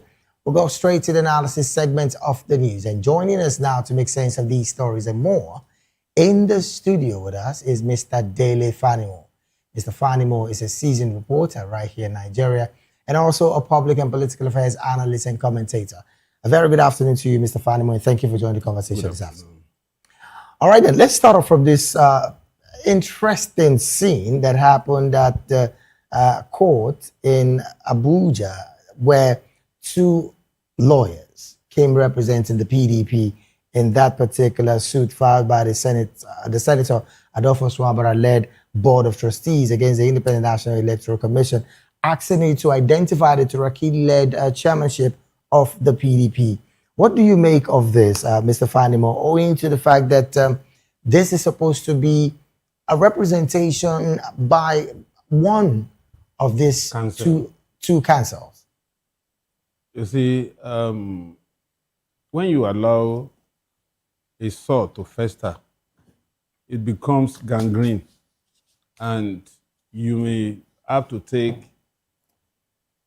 a very painful decision to be able to live. That is amputating that part of the body. Okay. Now, when these decadence, when impunity, corruption started creeping into our system since 1950s, there are some thresholds that we never believed we could cross. I covered judiciary for an appreciable number of years. It's very rare to find 2 counsels appearing on a matter, because the client couldn't have given 2 lawyers same brief to appear in court. The closest to it that I witnessed at Yagoku High Court in Ibadan in the 90s was there was a misunderstanding between the client and the counsel shortly before the court sat. So in the course of that, the client now said, I want to withdraw my brief from you. And then the counsel said, no, I may need to appear now. And then after the sitting, you can now take your brief from me. And it became an altercation. So apparently the client had already had his own plans even before they got to court. So he now made a verbal pronouncement that you're no longer my lawyer, you're no longer my lawyer. This is my new lawyer. And there and then, before the court sat, they were able to resolve it. The two counsels met and they were able to resolve it. But today, what do you have? I'm sure that for a Bara and a group in a national party to have engaged a lawyer, I'm not too I doubt if that counsel will be a lawyer straight out of law school. Because I've had some experience in the course of practicing the law and all that. So it shows some level of indiscipline on the part of the counsels. Okay. That incident shouldn't have been exposed to the open court. Isn't this also an evidence that there is more cracks within the PDP's rank? I mean, even amongst the Turaki-led government now of the PDP. You see, you are trying to expand it. Of course, if there was no crack, one section of the party would not go to court to challenge the other section. But what we are saying is, even if a pig wants to drag you into the mud, rationally, you should find a way of ensuring that you don't follow the pig. Because the pig, the mud is the natural habitat of a pig. Right. So even if the political parties wants to drag the law profession that is called noble profession in the mud, I think it's reasonable for the lawyers to have a way of resolving this kind of issue before it gets into the open. And it also shows the quality of people that wear the gown and the wig. Now, even in the bench, you see, those days when we were growing up, once you announce that you want to see a judge, you are going out of the main city to a secluded area they call GRA then. The only closeness some of us could get to a judge is when we beg the gate man to let us pluck mangoes. But he will not even allow you to enter. He will go and pluck and give you. You hardly see these people in town. They don't go to parties. But nowadays, the scenario has changed. And if we begin to lose the pillars that are supposed to hold the fabric of this nation from all sectors, then one day we just wake up and find out that there is no country. Is there the possibility that the consistent war within the ranks of the PDP might just not see the end or the light at the end of his tenure going into 2027 with these developments that we're seeing right now? Because, again, some would say, is there also the possibility that Turaki had his own lawyer and, of course, Wabara had their own lawyer as well, that they did not communicate before coming to court? Now, to think that Jerry Ghana was in that particular court alongside with the Turaki himself in court today, that's another conversation. You see, let me tell you, as far back as early last year, even when this thing was not pronounced, I made some predictions. I said PDP will be in the ICU. Because what they ought to have done shortly after that last election, yes, was to have effectively taken out Wike out of that party. But they allowed him. And they allowed him because the pro-Wike group had cornered all the pillars of PDP. And you cannot sanction erring party member without the NWC. And majority of members of the NWC were put there by Wike. And so, as it stands today, the sole aim of Wike is that, because he knows that PDP has structures across the nation. The country. And so, the only thing, he doesn't want anybody to contest on the flag of PDP.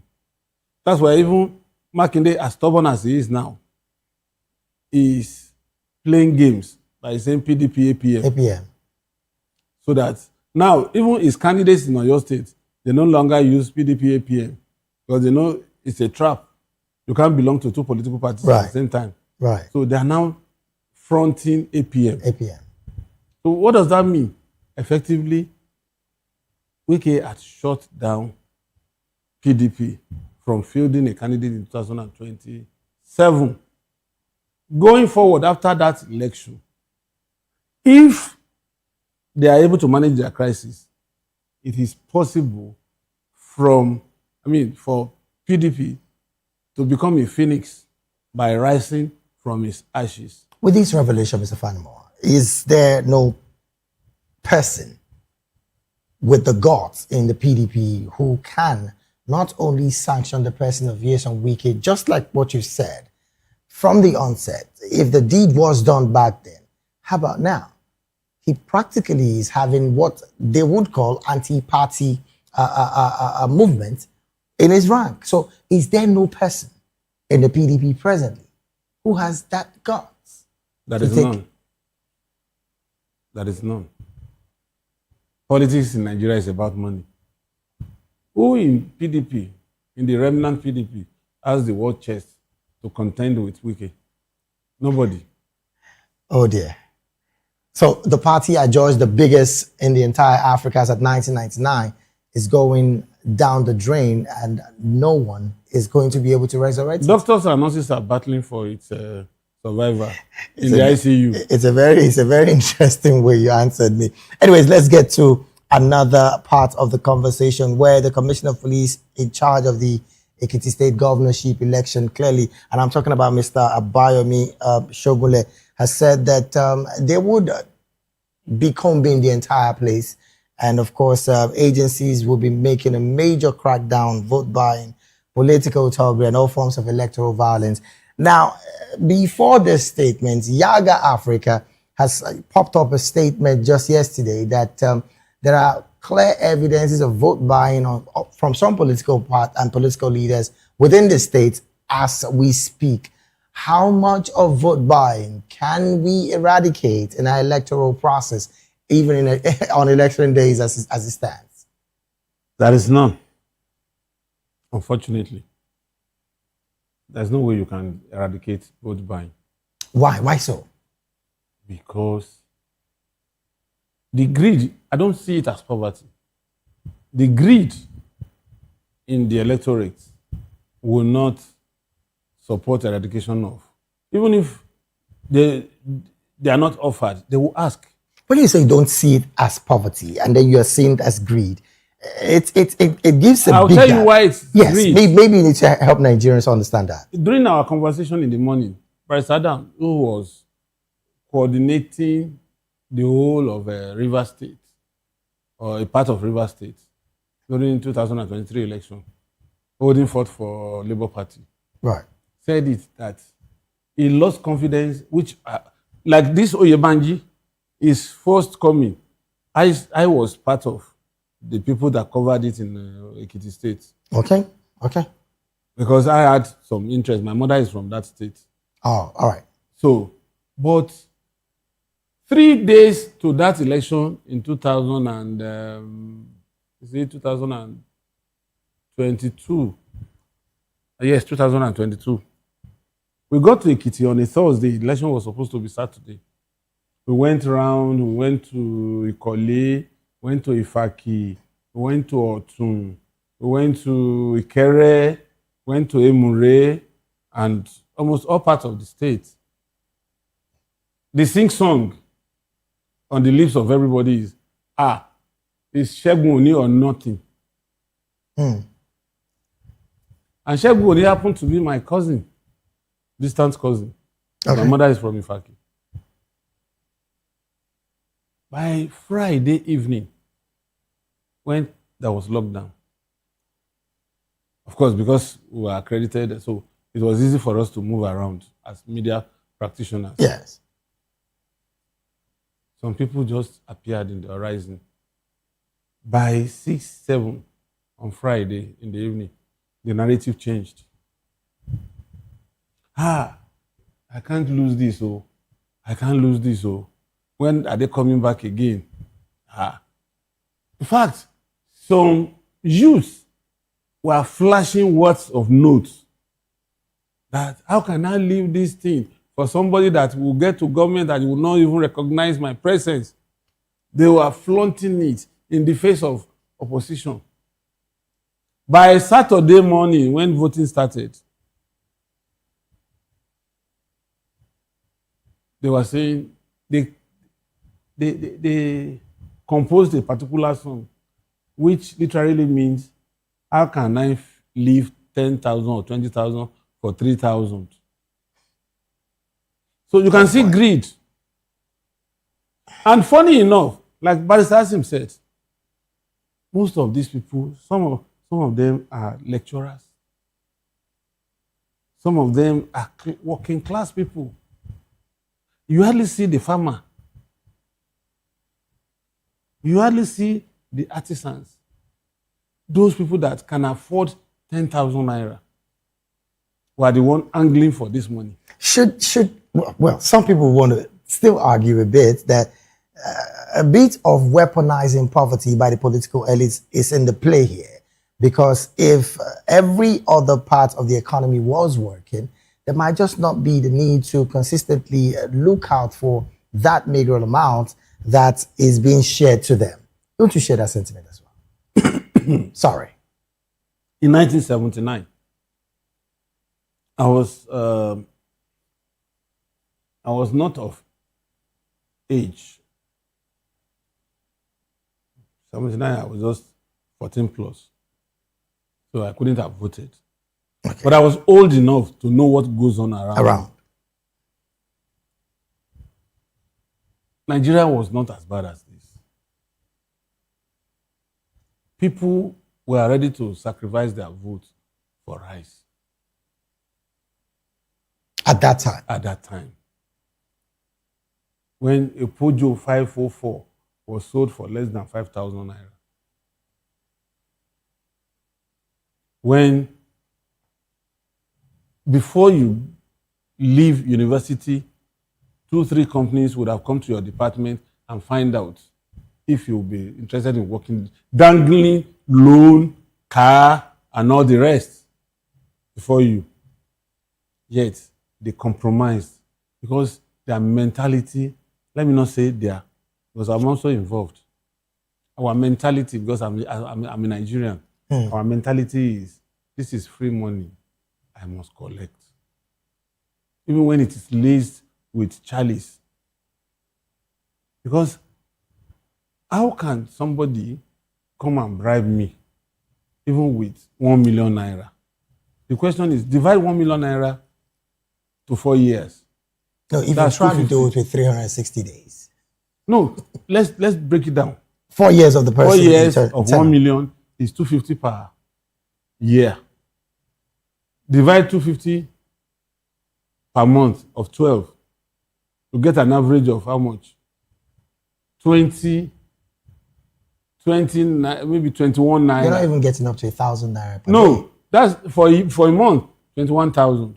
So it translates to less than 800 naira. Yeah, 700-800 naira per day. Per day. So I will live on 800 naira per day for 4 years. That's $1 million, no. Now imagine somebody collecting 10,000. He has the children's school fees. He has rent to pay. So will he be servicing those utilities with 10,000 naira in 4 years? But are they thinking like that? Young school leavers that are still being fed by their parents, who are the ones jostling for this money. And the way to corner them, that's why when somebody was saying, collect their money and don't vote for them, you think politicians are not smart. Politicians will not give you money until you vote. And the ticket to collecting that money in one cubicle somewhere around the polling unit is that once you turn print, you raise it up like this.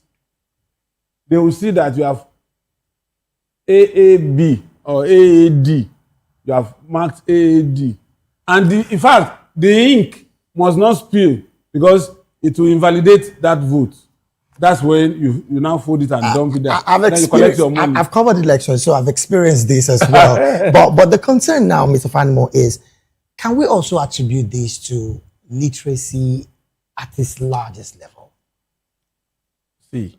Aside being greedy, because yes, greed is on one hand. Let me tell you. I covered election during Adedibu's days in Ibadan. And there was a day that was around 96. The then governor of Oyo State, late Colonel Ahmed Usman. Okay. We went on his entourage to monitor the election. And beside Adedibu's house in Molete, there is a school. That school became polling units for almost everywhere in Ibadan. Whereas some people were waiting to vote in the sun. Some women, when they were accosted, that is this the collation center, that you sit down, and some of them, their tongue was almost reddish because they were busy thumb printing ballot paper. As they are thumb printing, they are packaging them, and putting them and stuffing them in the ballot post. And as soon as this particular one is filled, they carry it. The thugs are ready to exchange it for the one that you killed to drop your vote. But when we asked some of them, they said, Baba Nikawa Gbowofe. That is, Adedibu called them to come and receive free money. So they cannot, that they know. In fact, some of them will hold card of a 30-year-old, but merely looking at her, she's 70. Some of them will hold male and they are female.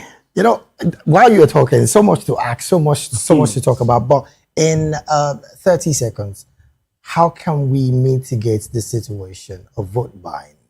Maybe not holistically for now, because I've heard several analysts say policies are not the problem of Nigeria. Implementation is. But then from your perspective, how can we mitigate this particular situation of vote buying to the point where we can have credible political elites in government?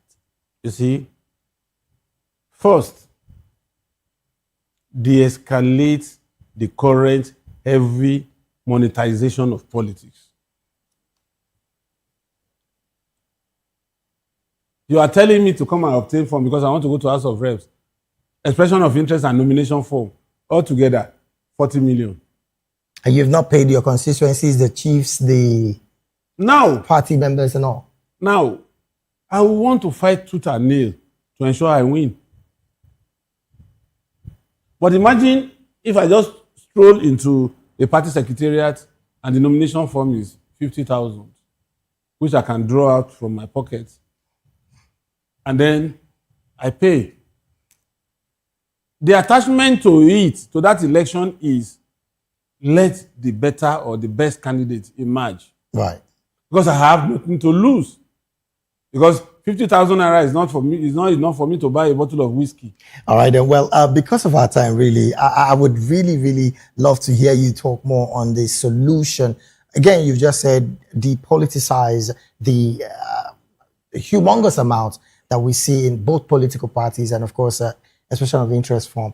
But again, because of our time, this is where we have to draw anchor on the analysis segment of the Midday News. We've been talking with Mr. Dele Fanimo, seasoned reporter right here in Nigeria, and also public and political affairs analyst and commentator. Thank you so very much for coming. Always my pleasure. We'll take a very short break right now. When we return, Edo can host Ministers' Conference, calls for unity. These and more after this break. Please stay.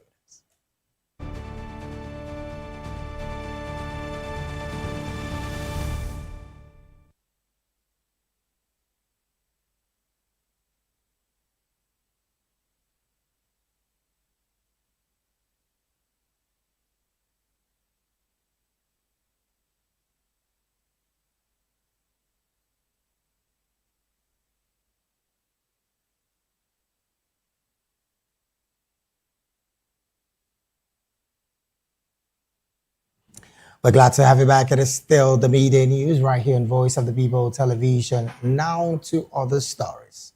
The Edo State chapter of the Christian Association of Nigeria has held its 2026 Ministers' Conference in Benin City, bringing together church leaders from various denominations to promote unity, spiritual renewal, and commitments to ministry. The conference themed Keep the Fire Burning, Future Prayers, Fellowship, and Discussions on National Issues. Our correspondent in Benin City, Rhoda Johnny, has more in this report.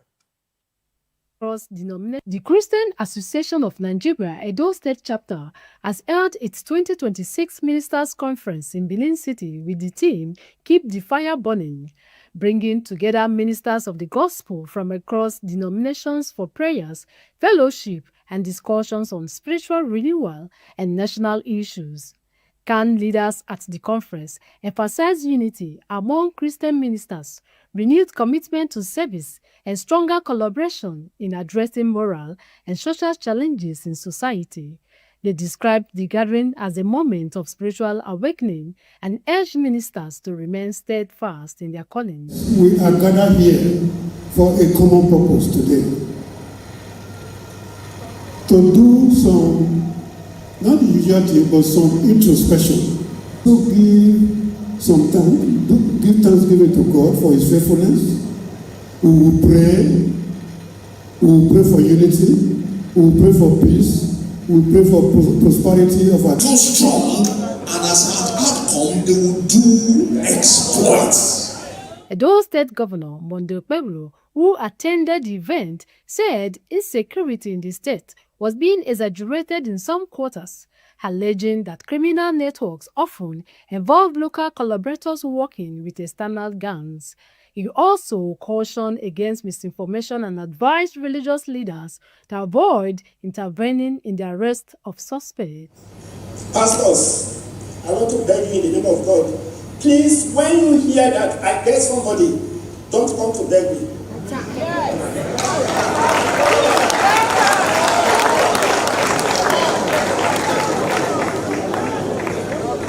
Because our land must be safe. We are fighting cultism here and there. We will not stop. I need you to continue to pray for this nation, for the unity of this country, for Nigerians to come together to fight these evil criminals. The conference ended with prayers for Edo State, its leadership, and the nation, alongside uplifting choir ministrations, with participants expressing hope for sustained unity. Rhoda Johnny, Vop TV News. Thank you so very much, Rhoda, for that report. Moving on, World Sickle Cell Day is being observed globally with renewed focus on the challenges faced by the people living with the genetic blood disorder. Stakeholders say increased awareness and better access to quality health care are key to improving outcomes. Vop TV's health correspondent, Praise Peters, has more in this report. Of hemoglobin. For millions of people around the world, sickle cell disease is more than a medical condition. It is a lifelong journey marked by resilience, courage, and hope. World Sickle Cell Day serves as an opportunity to raise awareness about the inherited blood disorder, which affects the production of hemoglobin, the protein responsible for carrying oxygen throughout the body. In individuals living with the condition, red blood cells can become sickle-shaped, restricting blood flow and leading to severe pain, infections, anemia, and other health complications. The disease affects millions globally, particularly people of Africa, Mediterranean, Middle Eastern, and South Asian descent. Despite advances in treatment, many individuals continue to face challenges in accessing quality health care, early diagnosis, and adequate support. This year's theme, Closing the Survival Gap, Equity in Sickle Cell Care, highlights the urgent need to address disparities in healthcare and ensure that every person living with sickle cell disease receives timely, effective, and compassionate care, regardless of their location or circumstances. Beyond raising awareness, the observance also celebrates the strength of sickle cell warriors, their families, caregivers, and advocates who continue to push for better treatment options, increased research, and ultimately a cure. World Sickle Cell Day is a reminder that with every greater understanding, support, and investment in healthcare, lives can be improved and hope can be strengthened for generations to come. Reporting for Voice of the People Television, I am Praise Peters.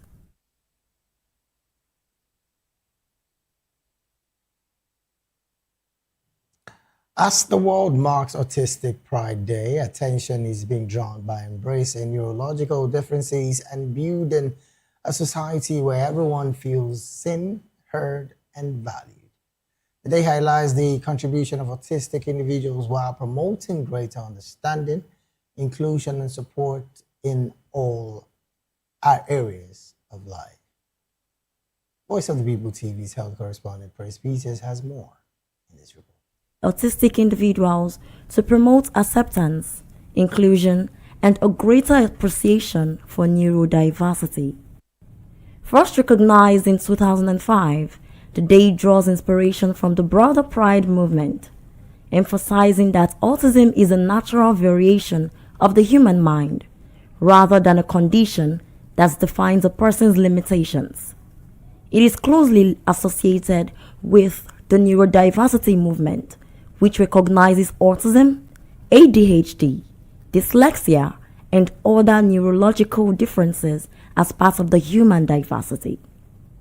Despite growing awareness, many autistic people continue to face barriers in education, employment, healthcare, and social participation. Advocates say these challenges are often rooted in misunderstanding and inadequate support systems.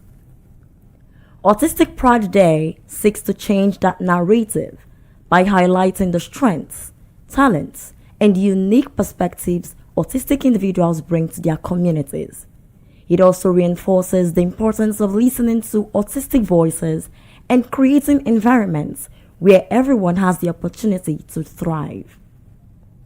The observance serves as a reminder that inclusion is not just about acceptance, but about ensuring every individual is valued, respected, and empowered. Praise Peters for Voice of the People Television.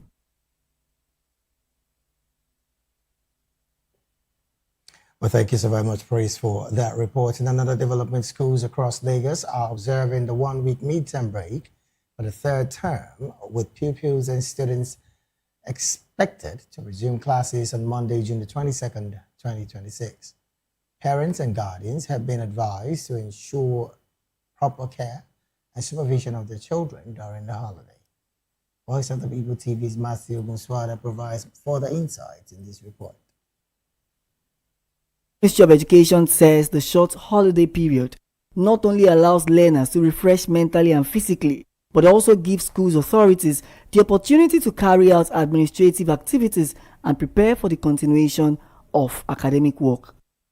Meanwhile, parents and guardians have been encouraged to make effective use of the period by ensuring proper supervision of their children and engaging them in productive activities. Term break is a time for like rest, because during like for 6 weeks children have to continue going to school. So this midterm break is a 1 week time where children can relax and do what they normally want to do. Like some children like to play games, but because of the school, they don't have the time to do that. So this midterm break is also that. You need the time to read more, study more on your books than what they have taught you. Generally the school need to put things in order ahead of the end of the term. So it's necessary that maybe in some cases it may not be up to 1 week, but it's necessary that you have a midterm break so that the children can rest, the teachers can recharge themselves for the rest of the term. The midterm break usually is for them to reflect, to take a break from academic work and also do more of practical. They're usually doing midterm break, so they are given projects to work on aside the theoretical parts of the learning. So midterm break is meant for them to practicalize everything they've gone through throughout the first half of the term. So I think it's essential for them to also experience this break to reduce pressure, to reduce too much of academic loads on them. So have rest, and after for themselves and play at home too.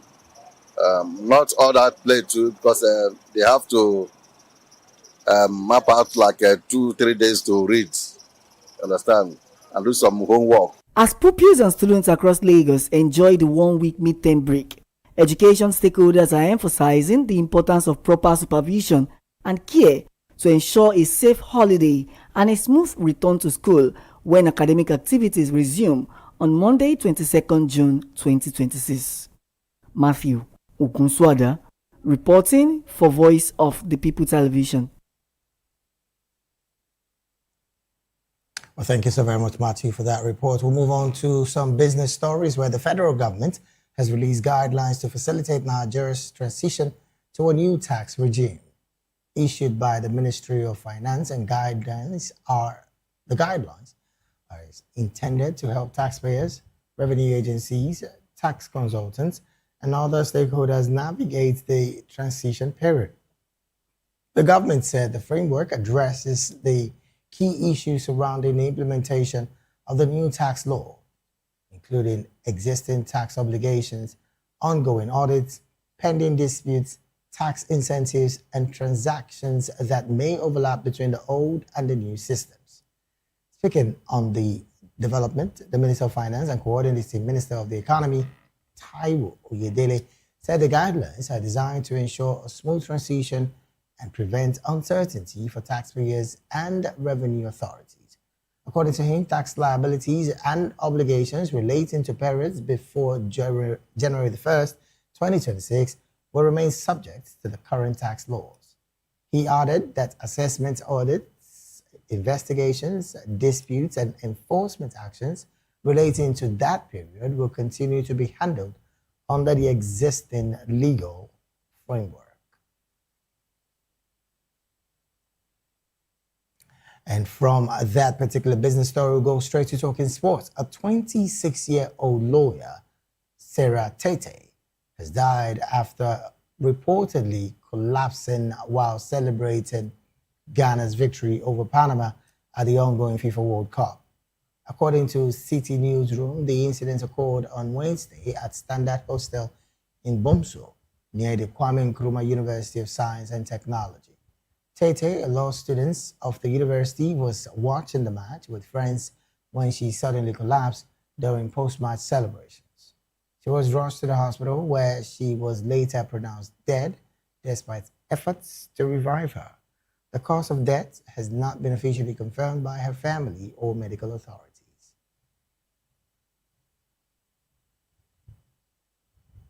Quite an unfortunate story there, I must say. But from there on, let's move to entertainment. Nigerian music star Tems delivered a standout performance at the inauguration of the Barack Obama Presidential Center in Chicago on Thursday. Former U.S. President Barack Obama officially unveiled the center, which includes a museum, library, and educational facilities dedicated to preserving the legacy of his administration. During the ceremony, Tems performed her 2024 hit single, Me and You, earning applause from the audience for her vocal performance. The event also featured several renowned artists, including Stevie Wonder, John Legends, Bono, Bruce Springsteen, Christina Aguilera, and Jennifer Hudson. Among the dignitaries in attendance were former U.S. President Joe Biden, Bill Clinton, and George W. Bush. Former First Lady Michelle Obama also addressed the gathering, reflecting on the significance of the center. The Presidential Center also features artwork by Nigerian-American artist Njideka Akunyili Crosby, daughter of former NAFDAC Director General Dora Akunyili. And with that entertainment story, we've come to the end of the midday news right here on Voice of the People Television. Do well to subscribe to our YouTube channel. On YouTube, we're at Voice of the People TV, and on all other social media platforms, we are at Vop TV Live. Thank you so very much for being a part of this broadcast. I am David Edwin. Do have a good afternoon.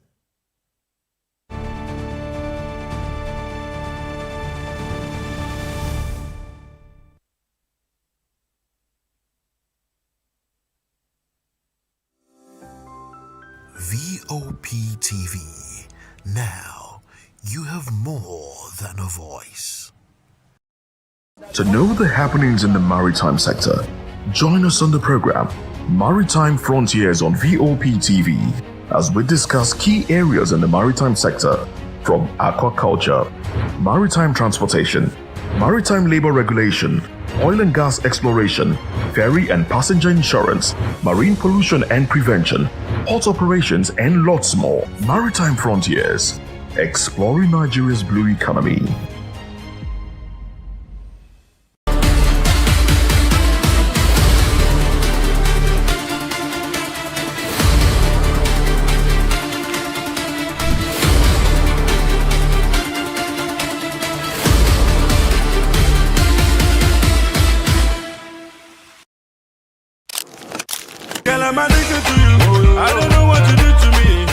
Don Jazzy is a name synonymous with music, talent discovery, and production in Nigerian music industry.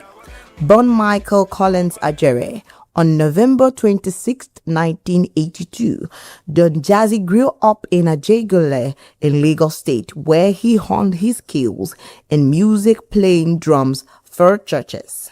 Co-founding Mo Hits Records in 2005.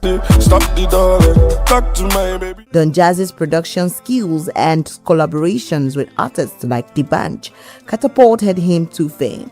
His unique blend of Afrobeat, hip-hop, and pop created timeless hits like Dorobuchi and Chop My Money. A recipient of numerous awards, including several BET Award nominations, Don Jazzy's impact on Nigerian music is undeniable, having impacted on the careers of Tiwa Savage, Ricardo Banks, Crayon, Korede Bello, and others. Today, Don Jazzy's Marvin Records empire is solidifying his position as a music mogul. Don Jazzy also focuses on giving back, supporting education and music initiatives. Don Jazzy is a true maestro who is shaping Nigerian music landscape with his unique sound and vision.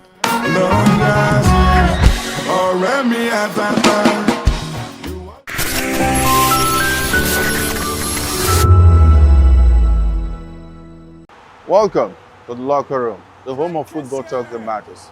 I am Jerry Apelon. Join us every weekday, Monday to Friday at 5 p.m. Nigerian time, as we share the hot takes and hot debates in the exciting world of football. And joining me are the usual suspects, Ikechukwu and Mayowa, as we break down all the hot takes and everything that's happening in the football. Don't just watch football, live it with us. Catch us on the locker room and Voice of the People Television at 5 p.m. Nigerian time.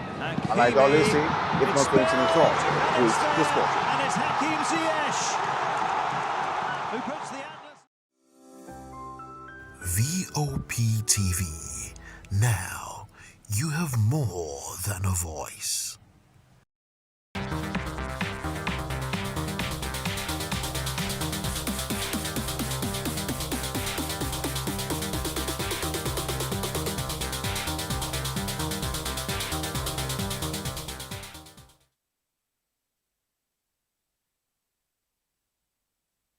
Hello, beautiful people. Welcome to the Spotlight Show. Yes, it's happening here on Vop TV, your favorite hub where we shed the light on culture, style, music, and purpose-driven people. And yes, it's another day to stay inspired and grounded. And yes, I'm still your host, Precious Akumanu, aka Call Me Prezi. I see they waiting. I see they be. We have brought the energy this morning. And let me tell you the truth. I always say, on the Spotlight Show is always a special time. So yes, get ready everyone, because we're about to write together true stories that inspire, music that moves, and people who make a difference. And first on our list today, we're going to talk about a lot of things because it's always a special time. But this particular story, when I talk about things like this, I'm always happy. So yes, and when it comes to things about Iyabo Joe, yes. So Nollywood actress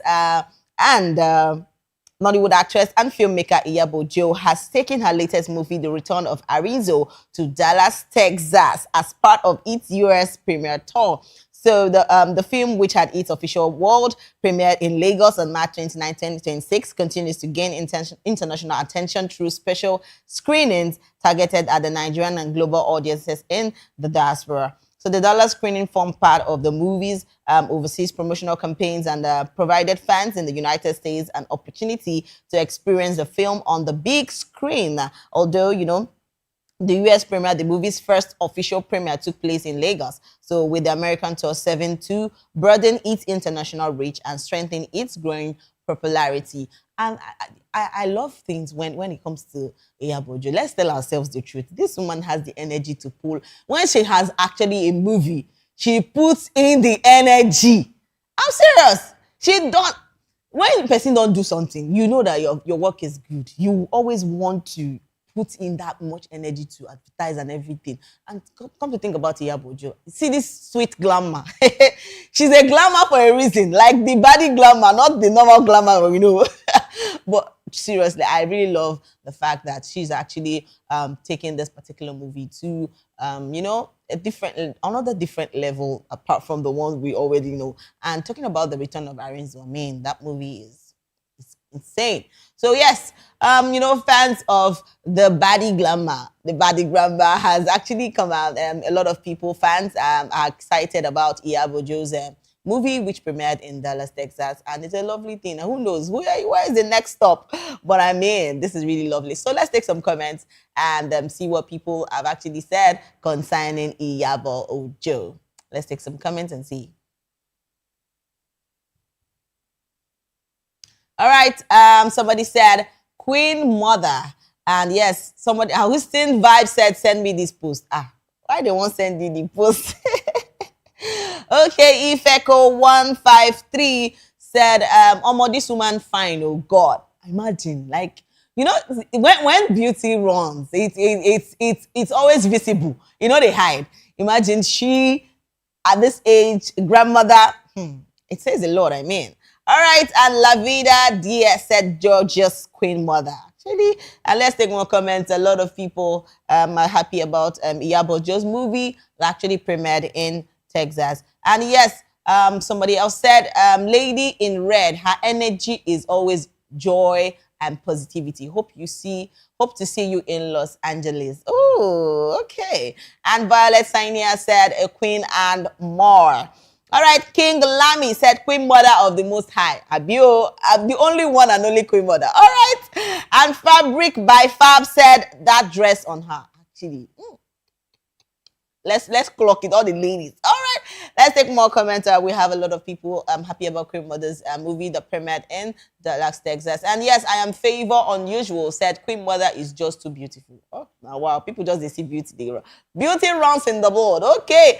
And Prinkles Angie Limited said bye baby. Okay. All right. T Babe 2 Real said Queen Mother for a lot of reasons. And yes, another person said, thank you all for supporting our Queen Mother. Okay, God will replenish your pocket. Okay, at Olatunde Morire. All right, let's take more comments. The Queen, I love the fact that Iyabo, any movie that she actually drops this period has been really a banger. Seriously, I love the fact that I'm not saying this basically because of Queen Mother, but I'm saying this basically because of people that have put in so much work in their movies, producing, and the rest of them. I think our producers in Nigeria here, we need to, they deserve the flowers any day, anytime. They are doing a lot. I mean, they are doing a lot, a lot. I'm really impressed. You know, some of the movies I see, you know, this period has been, I mean, you know, those times I would say I'm not, I normally not be, I'm not the kind of person that always, you know, see Nollywood, see all this kind of movies. But to be sincere, when I started viewing this kind of, you know, seeing this kind of movies, I got more interested. There has been a change that has, you know, that has been speaking very well. There has been a serious change, and I love the fact that those changes were made. And when I talk about movies this time around, it's something that I'm so excited about talking about movies, because seriously, the producers, all producers, you people deserve your flowers. Like people that know what they're doing, good ones, and I mean that. Yeah. All right. And Queen Mother, somebody said, Ade Bank said, Queen Mother just they give us beautiful looks back to back. Okay. And the Prominent said, a very strong woman I am seeing. May God Almighty keep strengthening you and crown all your efforts. Amen. Keep winning, mama. And yes, somebody said, I just they pity your enemies. Queen Mother. Is the pity your enemies for me. Okay. And Dashlocks Innovation said Queen Mother herself. And yes, another person said, I love this woman in particular. Oh, well, a lot of people love her in particular. Okay, let's take one more comment before we go over to our next story. Yes, and yes, we have a lot of comments, a lot of people really saying a lot of about Queen Mother. Yeah, and yes, we have more comments. People are really okay. Simply Novana said she's so beautiful, and Nifemi said Queen Mother for a reason, and Kathy Lopez said my mother, you look so beautiful. Okay, and somebody else said, where is my brother Paulo? You are in Texas now. Okay, a lot of people when I know they put eye for Queen Mother. I want to leave this one, make she rest. Okay, and yes, over to next story. We're talking about Nollywood actress Judy Austin has denied claims by her former husband Emmanuel Obasi that she was involved in a relationship with Yul Edochie before their marriage ended. So the actress maintained that her previous marriage had already been dissolved before she met the actor. You know, describing the allegations linking their relationship to the period of her marriage as untrue. So according to Judy, her marriage to Obasi ended in March 2013, while her first meeting with you occurred years later. So her response follows renewed allegations by her ex-husband, who claims that the relationship began while they were still married. So the actress, however, insists that she met you after the marriage had ended, a position she had consistently maintained. You know, it's a lot. When this whole issue between Judy Austin, Yul Edochie, and, you know, a lot of things that has been going on. I mean, for years now, she has been with Yul, and I feel everybody should just move on. That if you ask me, that's my own thought. But the truth is, you know, are things like this, you know, really important anymore? I mean, everybody has moved on. Is there any need to, you know, bring up old things? I don't know. I mean, but that's just my own observation. So, but then, you know, fans of Judy, and also fans of the ex-husband, and also fans of you. A lot of people have, you know, brought out their own, you know, advice on what this whole issue is all about. But then, before, let's just see some comments and see what our comment section people have for us concerning Judy Austin, her ex-husband, and Yul Edochie. Let's take some comments and see. All right. And Kevin Gift said, later men will say they don't marry single mothers. One will left his family to be a perfect stepfather for a single mom. Proud polygamist, my foot. Okay. And the Ruth Albert said, was he single when he met him? Okay. And Yaron Zeus said, women and amazing characters. You met you 3 years after your marriage ended, and you put an end to his own marriage, and it's not a crime. I be this life. All right, Beat by Ami said, you should praise him for being a kind and awesome man to your kids. Did we send him? All right, before we take more comments, I would love us to see this video and hear what Judy Austin actually said concerning her marriage. Her marriage actually ended before she moved over to you. People should praise him for being a kind and an awesome man, not insult and destroy his name for what he didn't do. I met him 3 years after my marriage ended, and that is not a crime. If we continue to allow deadbeats to come out and lie and destroy someone that should be praised, what will be the fate of all the single mothers out there that are praying for God to send somebody their way to help them? If a single mother today is looking for somebody to assist her in taking care of her kids, and the person actually does that, and then the people are now against this man, do you think other people would love to help? Do you think other men would love to have anything to do with single mothers? How can a deadbeat come out and lie and people will not think? If anything, you people should praise him for being a kind and an awesome man, not insult and destroy his name for what he didn't do. I met him 3 years after my marriage ended, and that is not a crime. If we continue to allow deadbeats to come out and lie and destroy someone that should be praised, what will be the fate of all the single mothers? The truth I will always say is, I mean, anything when it concerns marriage, please just marry somebody who loves you. I mean, it's a lot when people say, oh, that they come into a relationship, they've been in a relationship, and in the twinkle of an eye, marriage will get up to 10 years. You just, you say, I'm done, I'm this, I'm that. I feel, like I always say, I said marriage is more, the normal eyes people see it with, it's not how it is. There has to be prayers. You have to ask questions. Is this, because sometimes love is not enough. Yes, love is not enough in a marriage. It only takes the grace of God to help you to pass through. Because a lot of times you might get tired of the character. You might not know how you feel. But seriously, a lot of all these things that continue happening, and I'm like, okay, I'll have to pay for a particular Ashwebi, buy this, buy that. And later you will tell me, oh, praise you, we're no longer together. Why? As how now? It's not funny. All these things when I hear about divorce, it's crazy. It's so much. This time around, I don't know why it's so much that those days when our parents get married, it takes time. Like those days our parents understood themselves. Seriously.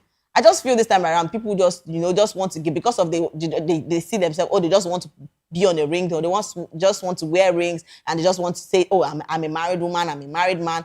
I mean, it's way more than that. It's way more than that. All right, let's take some comments. A lot of people, still, having issues between what Judy Austin has said. People don't believe her. Some people say, okay, they do. And Keith Gift said, later men will say they don't marry single mothers. One will left his family to be a perfect stepfather for a single mom. Proud polygamy is my foot. Okay, and Ruth Roberts said, was he single when you met him? All right, and Yaron Zell said, women are amazing characters. He met you 3 years after your marriage ended, and you put an end to his own marriage, and it's not a crime. I be this life. All right, and Beat by Ami said, we should praise him, Ke, for being a kind and awesome man to your kids. Did we send him? All right, let's take more comments. A lot of people are still, talking about Judy Austin's comments concerning the allegations her ex-husband has made. And Clara Mandlow said, Judy, don't make this about other single mothers. This is about you, Obasi, and you. Stop trying to solicit for sympathy. And Meet Ma said, how can a man leave his own family for this kind of complications? Was he even thinking, like, waiting she give him? Because this all the scenery is senseless to me. Okay, let's take one comment. A lot of people are, are still, questioning if Judy knew what she was saying, basically, because, I just feel that everybody deserves love. That's it. If you feel that you're not okay in a particular marriage and you are done, it's fine. But I don't like the fact that when a marriage has come to the stage where you have to say, oh, that it's about violence, and I don't support that type of relationship. I never support that type of relationship. And I always say, if a marriage has come to the stage where you have to, beg, you have to cry, it has turned violent. But violation might not be, beating and stuff like that. It might be emotional trauma. It might be words. It might be in any way. But I mean, when it comes to that stage, please, it's best you leave for your peace of mind. It's important for your peace of mind. And Clara Mendy said, Judy, don't make this about other single mothers. This is about you, Obasi, and you stop trying to solicit for sympathy. We have more comments. A lot of people are still questioning if Judy, if this was right. People are still accusing her. So I mean, I always say that people deserve love. And if you and obviously have decided that they found love and it is what they found, I mean, okay, it's fine for them. And yes, let's take more and more comments. We have more comments from our comment section people. Let's take more comments from them. And Izuna said he helped you take care of the kids. Come help the man take you. Helping hand. Okay. And Pretty T said you met someone else's husband with 4 kids. It's okay. And Lady B011 said, but is you single when you met him? All right. And Thrift Vendor in Igando said, they will invite you next to the podcast. Just hold on. Okay. And Chiamaka said, the simple question still remains, was you single when you met him? And Mabel Map said, you go share explain tire. Okay. For people will explain. Go put that. Let's take more comments. We have more comments. We have a lot of people, really talking about Judy Austin and Yules being together, while the ex-husband has actually laid allegation saying, oh, that Judy Austin was, attached to Yule before she broke up with him. And Herbert Jr. said, but you waiting you see for women we don't born 2 kids. Okay, is where with you people. And Bolua Tife Shola said, he has helped you be a father figure when the father is still alive and not deadbeat. Judy Joa. Okay. And Sharon Kerouac said, please, people are still in captivity. I don't know how these people are of much importance. And somebody else said, I see many side chicks here throwing stones to Judy. Lord, many of his ladies bashing her are being bankrolled by married men. Quote me. Okay. And Stephen Matt said, you are a very silly woman at Chidi Austin. Really? You are not getting any sympathy from genuine, hardworking women who life has given the title of a single mother. It's well. I always say, Biko, it is important that you end up with somebody that cherishes you, that values you. It's important to do life with somebody that really, really loves you. I mean, really, apart from the love, because love will fade, but that it's really, really intentional about you. I always speak about intentionality, and it's not even about the men and the men. I'm generally saying it. And please get married to someone that is very intentional about you. Not somebody that you want to just wake up one day and say, because your parents have, pushed you to get married, I want to get married. And you just end up with somebody that you will regret years later. Because trust me, in as much as we have marriages that have, crashed, marriages that have not been okay, we still have people that have been, celebrating their marriage years. And things becomes more sweeter if there's anyone like that. And it's beautiful to see that marriages, lasts for a very long time. And see, love is sweet too. Yes, but the video say when money enters, love is sweeter. So everything has to balance.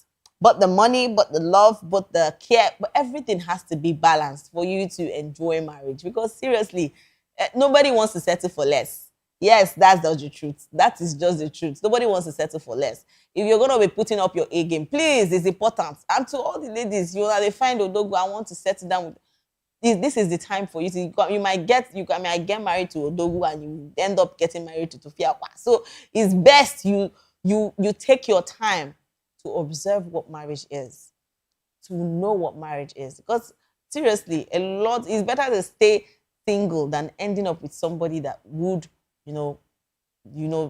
deter your life. Because the person you end up with still has, a role to play in your destiny. He has a role to play in your life. Has a role to play in every aspect of your life. Yes. because it speaks about you being out there. It says about a lot of things. I'm not basically saying this for ladies. I'm saying this generally. So please, you will won't go marry. Shine your eye well. If you see, and you that is in a marriage and you feel that, oh, when it comes to violence, I will always tell you, please leave. It's very important. So that they will not use you as, as a bait. It's a lot.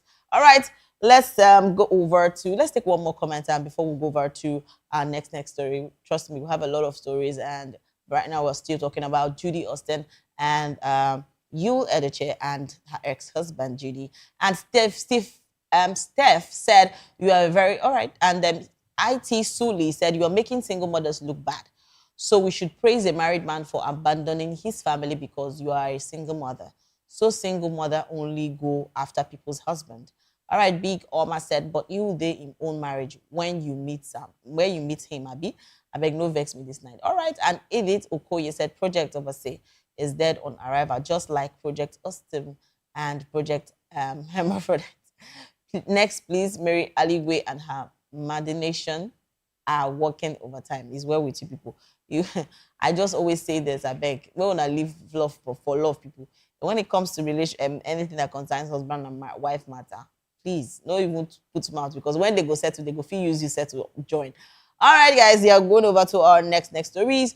And yes, we're having this one, and it says organizers of the Headies have announced that the 18th edition of the prestigious music awards will be held in Toronto, marking another milestone in the event's international expansion. So the award ceremony themed Africa to the World is expected to bring together leading figures in the African music industry as well as the global entertainment stakeholders. So foundation of the Headies, Ayo Ne Shaun, said plans are also underway for a watch party in Lagos to enable Nigerian fans to participate in the celebration. So the Toronto event follows previous editions held outside Nigeria and is aimed at further showcasing African music and talent on the global stage.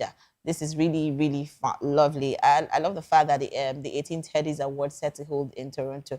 And yes, see, when we talk about the music award, see, I love music. When it comes to Nigerian music, it's a top notch. I always say our musicians, our celebrities, the music stars, you people are doing amazingly well. Yes, trust me.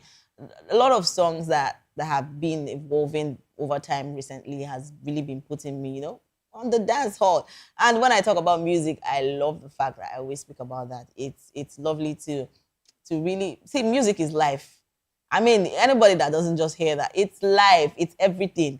I don't know how you will stay without listening to music. I hear people say, oh, I don't love music. I don't love this. Come on, come to think of it. It's a lot.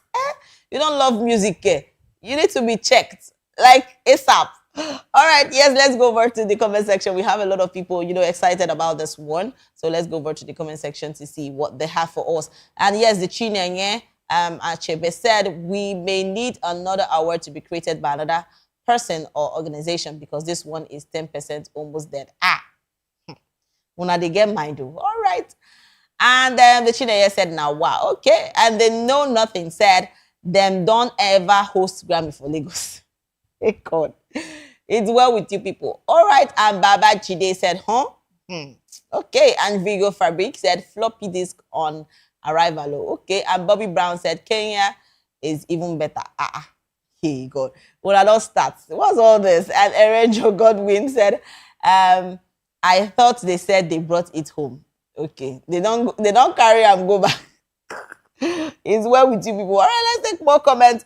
A lot of people are excited. Some people are still, in shock. Why is he held in Toronto? So let's Ashake said, why is it an African award held in a non-African country? On our why so is well. And Vibe Goddard said, yes, sir. And Baz Michael said, this is bad, really bad. It's an indigenous award. Why is it happening on a different continent? Ever heard of the Grammys in Abuja? And T for Tire One said, all these dry cleaners that are just washing and settling, it is well. And Lulu, the one first lady, said, Lemo Nigeria, stop. Okay, Skrill said, if you like, hold it in Turkey. Why you paid? Okay.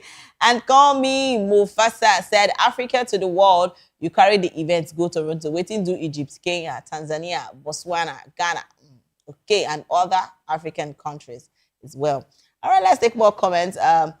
People are still in question why is the event going to be held in Toronto and why not in any African country? And Vigo, we have more comments. Let's take more of what people are still saying about this. It's a lot. I mean, no matter how it is, I love music. I love African music. I love the fact that music is evolving, over time. It's a future thing, and it continues to evolve better, bigger, and better. Let's take more comments. A lot of people are still talking about this, and trust me, I love music. When I talk about music, I love the fact that our artists are bringing up their A game. Yes, to the show, they are bringing up their A game every time and every time. They don't know dull moments. Yes, songs always a banger, and it really talks of how it does, and it's cool. All right, let's take more and more comments. We have a lot of people still talking about this, and somebody said, "Rubbish, you carry Africa awards to Canada, slaves." And yes, somebody else said, "I thought they said they brought it home. They don't carry and go back." Is well. And Bobby Brown said, "Kenya is even better." Go Epona for people that are always, sometimes you don't, you will not, make everybody mustn't be happy with what you do. It's a different thing. That's just it. You might do this, and people would always say, "Why did you do it this way?" You do that, people always say, "Why did you do it that way?" So it's a lot. Like, I feel like people need to start, be kind enough. Not be everything be gaga. You just want why must you relax? A lot of things are basically happening this time around. And yes, so in all those energy and everything, I mean, you deserve to just calm down. People BP they rise too much these days. We just need to be more kind and more gentle to people. And, with the choice of our words and the way we put it and the way we act it. So it's a lot. All right. Yes, guys, we'll take a short break. And when we come back, we still have a lot of stories to talk about. So please don't go anywhere. Stay with me, Prezi. We're coming back.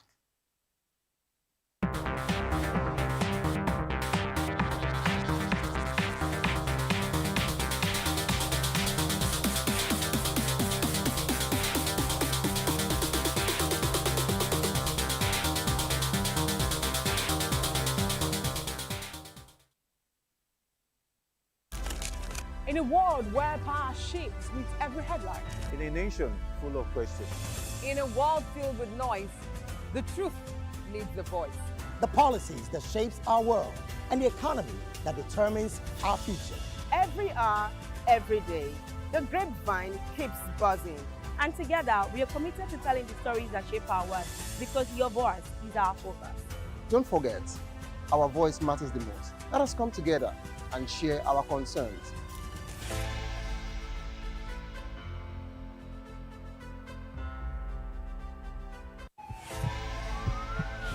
This is Health Check, your weekly guide to better living, smarter choices, and trusted answers. From everyday wellness to urgent health issues, we've got you covered. Health Check, only on Voice of the People television, where your health has a voice.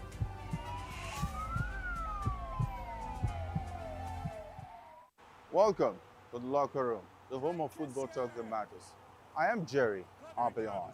Join us every weekday, Monday to Friday at 5 p.m. Nigerian time, as we share the hot takes and hot debates in the exciting world of football. And joining me are the usual suspects, Ikechukwu and Mayowa, as we break down all the hot takes and everything that's happening in the football. Don't just watch football, live it with us. Catch us on the locker room and Voice of the People television at 5 p.m. Nigerian time. And like I always say, if not 20 minutes off, please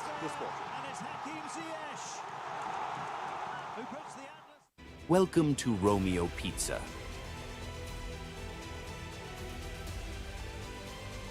Sink your teeth into our freshly baked pizzas.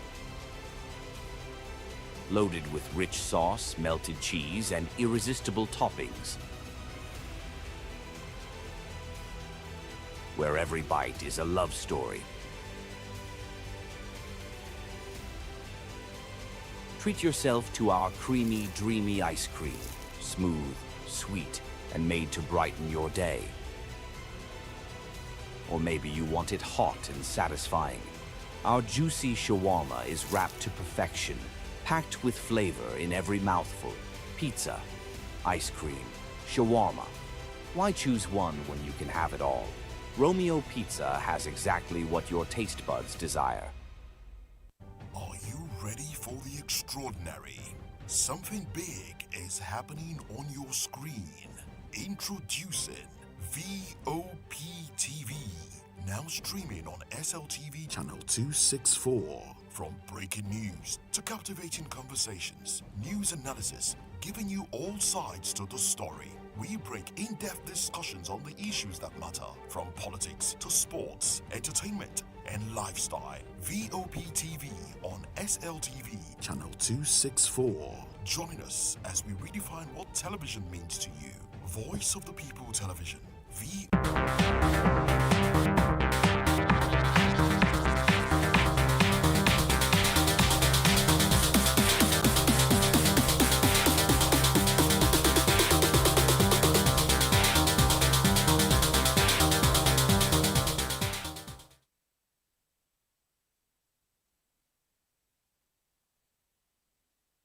And yes, welcome back to the Spotlight Show. It's still happening here on VOP TV, your favorite hub. And I'm still your host, Precious Agumanu, aka Call Me Prezi. You know, we don't talk about plenty things. And yes, this time around, I love the fact that I always talk about, achievements of young leaders that are really, changing this world. And it's lovely to talk about this particular one. And yes, Pastor Jerry Eze's daughter, Samara Eze, has reportedly emerged as the world champion at the Future Problem Solving International Competition. So the achievement has attracted attention as she represented her school and competed among students from different parts of the world. So the proud father and his family celebrated the success, describing it as a remarkable milestone, and the victory has continued to generate congratulatory messages from supporters and well-wishers. Let's see this video.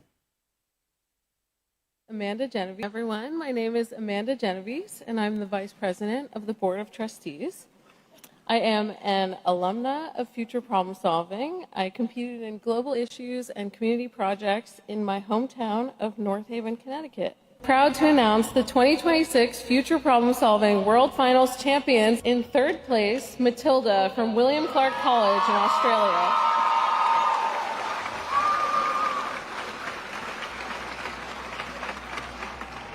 In second place, Ryan from Canyon Crest Academy in California.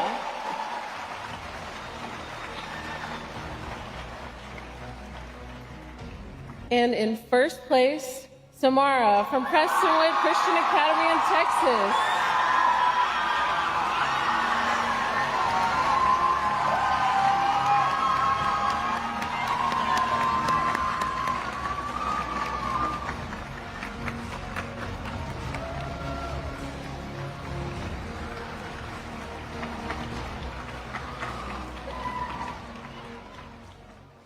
Time when you see as I dey smile as I dey see this thing now, joy just dey my body. See, lion no dey ball waiting. When you use your hand complete am. I love the fact that young ladies, not even, I've been talking, I've been saying more of ladies, ladies, young ladies, but this one is something really that I really love talking about. And come to talk about this achievement from Samara. It's a lovely one. See, lion no dey born goats. They like I go put am no be like father like son and like father like daughter. And come to think of it, the closeness between fathers and their daughters is something that you cannot battle with. And come in the first place in the future solving problem. That's a lot. That's a lot. All right, yes. A lot of people are excited and happy for Pastor Jerry Eze's daughter, and people are really commending and saying, "Sir, you did a good job," and this is actually one of them. All right, let's go over to the comment section and see what people have actually said concerning Pastor Jerry Eze's daughter. And yes, Lillian Peter said, "Congratulations, princess." All right, and Stancy Snow Gift said, "Thank you, Elroy." And Pretty Chinelo said, "Congratulations." And Miss Onye said, "Yes, Elroy did it." And Jumi Ite said, the God that sees me. Okay, a lot of people have been chanting the Roy. Okay, and Itzmal official said congratulations, and Nelly 205 said our star girl Samara, congratulations and continue to shine. Let's take more comments.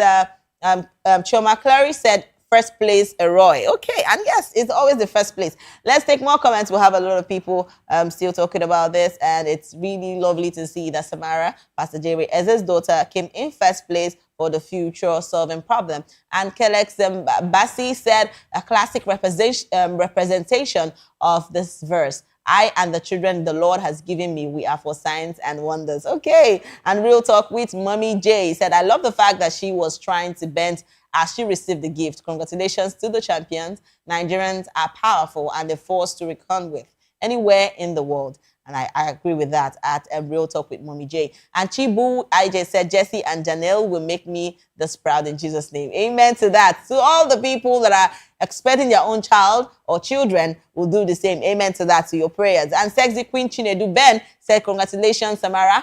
I tap it from my baby Zara and her siblings in Jesus' mighty name. Amen to that. And let's take more comments. A lot of people are so happy about Samara coming in first place for the future solving problem. And Laptex distributor said that's the anointing we stand for. For those wondering, the Pastor Jerry Eze's precious daughter Samara, Pastor Jerry is the lead pastor of Streams of Joy International and the convener of NSPPD, the originator of what God can do, cannot do, does not exist. Now the daughter represented the whole of Texas in this competition, and she still came first. What's best? The champion. What's problem solver? And you are wondering what we are doing on the altar of the fire every morning. Are you seriously kidding me? Don't play. You better start joining us now. We love it there. Okay. And Hey Maho said, the seed of the righteous shall be mighty on the earth. And beautiful Beauty 5 Duruth said, congratulations, champ. And we have a lot of people so happy about this particular one. And Lapex Text Distributor said, we are grateful, Roy. It will reach my turn. Let's take one more comment before we go over to the next story. And Margaret said, God is so good. And Peace Otunye said, the fruit of a righteous man shall be blessed. Congratulations, Pastor Jerry. This is great. And Ivy Supermom said, and she walks like her dad. Actually, you are really seeing that. Okay, congratulations. And Baby Pink said, the clear case of her father solving spiritual problem through prayers and daughter solving physical world problems. Are you serious? Are you guys serious right now? Okay, you are saying that the father is solving spiritual problems while the daughter is solving the physical problems. Okay, we they pray in the show, no problem. Okay, and Dallas Scripture said we they pray in the show. Okay, congratulations once more to Pastor Jerry Eze and the family, her daughter also Samara, for coming in first place for the future solving problems competition, which she did for Texas. And yes, this is over to our next story. We're talking about Afrobeat singer Mr. Easy and actress Temi Utedola have shared details about the moments they discovered they were expecting their first child. So the couple revealed that the pregnancy news came before during their honeymoon in Korea and Japan after their 2025 wedding celebration. So the Temi explained that she and Mr. Easy found out about the pregnancy during their 2 months digital detox honeymoon, describing the moment as a special and unforgettable experience for the both of them. So the couple later shared the news with family and friends, using ultrasound printouts as a surprise before making the announcement public. All right, let's hear what Mr. Easy and Temi Utedola had to say concerning in this video. What was your immediate reaction? Because I don't think, when did you process that I'm pregnant and you're going to have a child? I mean, once we went to that hospital and the woman said, you're pregnant, I was like, oh, okay, she is actually pregnant. But you weren't showing, but you were tired, all of that. I think when we got back home to Dubai and we went to see the doctor, and this time I saw, because that time it was very small. And then it was, every time we would go back to the doctors and I'll see those scans, I'll be like, oh, wow, this is real. Yeah. And when we had the heartbeats, well, I was just, because they say like the first trimester. So I was just like, sort of like not really thinking about it. Waiting it out. until it passes the Yeah, and we'll first talk trimester. about that Yeah, next we'll episode. talk about all of that. But I So- kind of wanted to Wow. what was your immediate reaction? Because I don't think, have you processed, when did you process that I'm pregnant and you're going to have a child? I mean, talk about love, I just love the fact that I see the both of them in their love and it's beautiful. Like, I love this and I'm always smiling about it. Please marry well. It's very, very important. It's important. I always say this. I said the person you end up with really, does a lot in your life. Because tell me, if it's someone else you're getting married to that does, you won't even be happy that you even get pregnant. But I mean, these two people, this couple have not ceased to continue to amaze me. But I'm so excited about them and, always happy the way they share this, their love and talk about themselves. It's lovely, for couples to always know themselves, know what they cherish, know their moments and all those kind of things. Because a lot of people nowadays, get married and just because of the fun of getting married, maybe they don't want to know what they love. They don't want to learn themselves. So there's a lot of things. So I actually love Temi Todala and Easy for this particular time out to, talk about themselves a lot. And yes, we're going over to the comment section. Comment section people don't they give me the vibes already because some people don't they talk say poverty that waiting, poverty that bastard. Say this one, this one for text that they know. No, they calm down. Now blood to the hot. But then let's go over to the comment section and see what they have for us because trust me, people don't they talk basically for Temi Otedola and Mr. Easy's love life. And Celebrity Lowe's Thrift PH said, Ajay, poverty that bastard. Okay.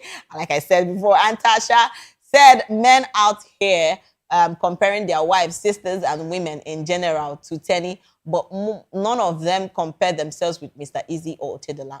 Okay. And B. Umar here said, and some are complaining that their women are not doing the same while pregnant. See, pregnancy is not a joke. The truth is, it's not a joke. I cherish the women that really go through those stages. I always say women are strong. Women, apart from the fact that people will now say, oh, Prezi, you always like supporting the women supporting women. No, it's not women supporting women anything. If it is easy for man now to carry pregnancy now, okay, make we just switch, gender. Everybody, seriously, men cannot even stand it. It's the truth. They can't stand it. So I love the fact that when I see a woman, going through her 9 months journey, I raise hand for them because trust me, women were really strong. And all those times that when you're pregnant, that's the time they need all the care. So for you, where one go marry, shall know the person where they marry, so that when you go to get pregnant, when you don't, they carry your own pikin, they know they show you pepper because the pepper where you do on top, safe pass the one where you won't come they see. So it's a lot. All right, and Celebrity, we have more comments. A lot of people are still talking about Mr. Easy and Temi Otedola. And yes, the Tina Effect said, men on Twitter didn't see this video. Okay. Okay. And the real Dave said, where they discovered about the pregnancy is different from where they do the scan. Poverty really sick. Okay. And Olusegun official said, but how is poverty related to this now?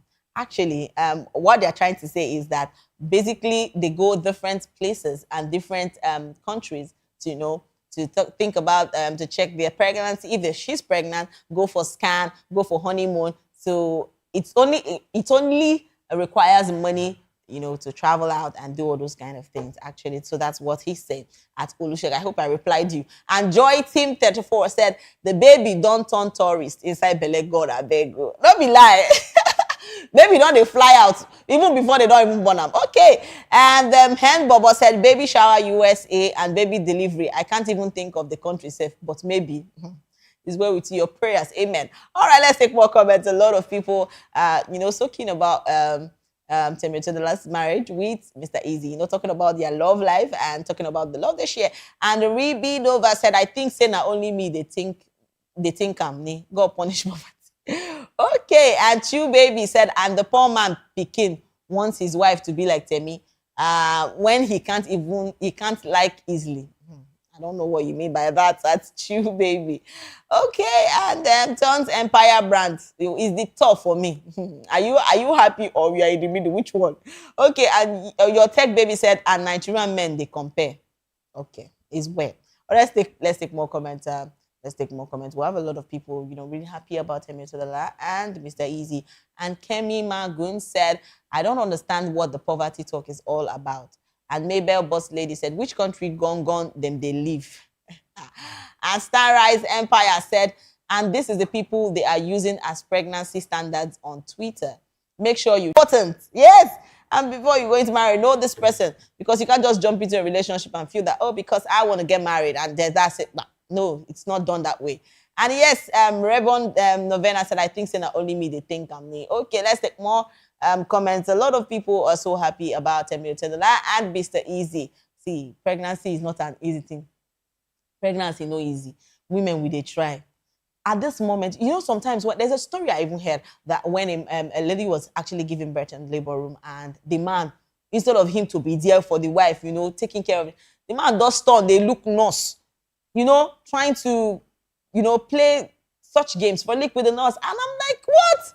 Is this what people get married to? Like, you gonna settle down and say, oh, my wife is in the labor room. You don't even think of the pain when your wife is in there. You see, sometimes I don't blame women that actually get to the labor room and start beating their husband. Yes, but I don't support that. But the truth is that marriage is supposed to be, it's a lot. It's a lot. I always say there are times when your kindness speaks, when you love, your care, especially when you say you don't marry, you won't settle down with, say you love him, that love has to speak. You don't just come up and say you just love somebody, and you don't put all those things that you say. You don't do those things you say. You just say them maybe for saying sake. But it's a lot. I just still tell people, say people where they marry, more wanna shine on our eyes. Good men day, better women day too. Let me just generalize it. Because they say precious, don't they talk about women too much? Don't they support no? And they talk true. Men day, good women day, bad men day, and bad women day. But now the one way you marry, now it matter. So if you want to get married and you want to stay married, please do it with the right person. Maybe go does the enter problem from another one. You go to they complain. Wahala too much for the country before you enter another wahala. So that's just the truth. All right, guys, this is where we draw the curtain. I want to say thank you so much for staying with us on the Spotlight Show. Trust me, it was a blast. And remember, if you are going global or going, viral, please stay true to your stories and don't forget to tell them we had. And don't forget to follow us on all our social media handle at Vop Tv Live. And please subscribe to our channels for more exciting updates and stories. See you next time. I am Precious Agumanu, aka Call Me Prezi. This has been Spotlight. See you next time. Bye for now.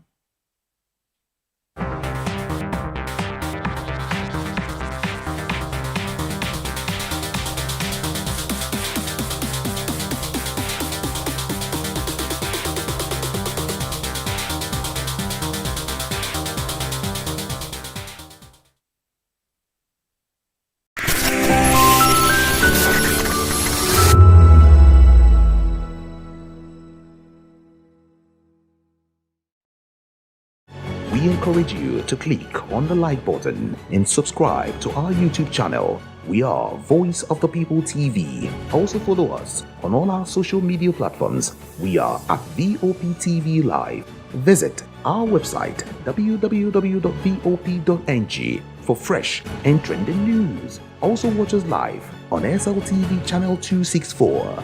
VOP TV, Voice of the People Television. Africa is on the move, a continent of rising voices, untold stories, and powerful transformations. From the streets of Lagos to the heart of Nairobi, from the mines of Congo to the tech labs of Cape Town, the African story is being written every day.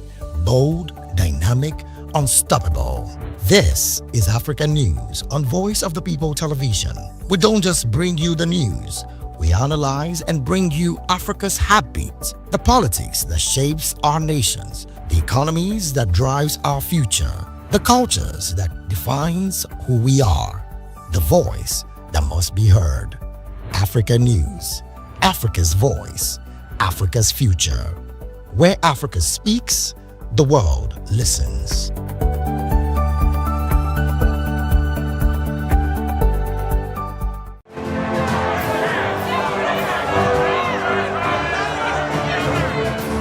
Do you want your voice to be heard? Do you know that you matter in the scheme of things? The People's Voice, the show where ordinary citizens take center stage as we discuss the biggest stories that affect you and I. With you in mind, we facilitate lively discussions, debates, and interviews on the topics that matter most to you and I, from social justice to economic empowerment, education to healthcare, governance, and more, tackling tough topics and amplifying your voice. Join the conversation and make your voice count. The People's Voice. Make your voice count.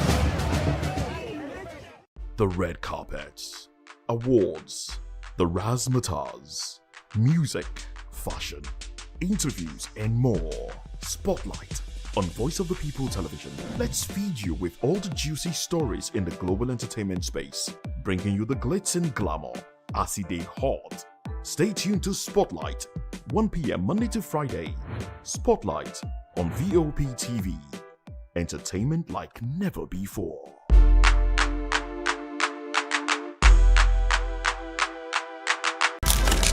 In a world where power shapes with every headline. In a nation full of questions. In a world filled with noise, the truth needs a voice. The policies that shapes our world and the economy that determines our future. Every hour, every day, the grapevine keeps buzzing. And together, we are committed to telling the stories that shape our world because your voice is our focus. Don't forget, our voice matters the most. Let us come together and share our concerns.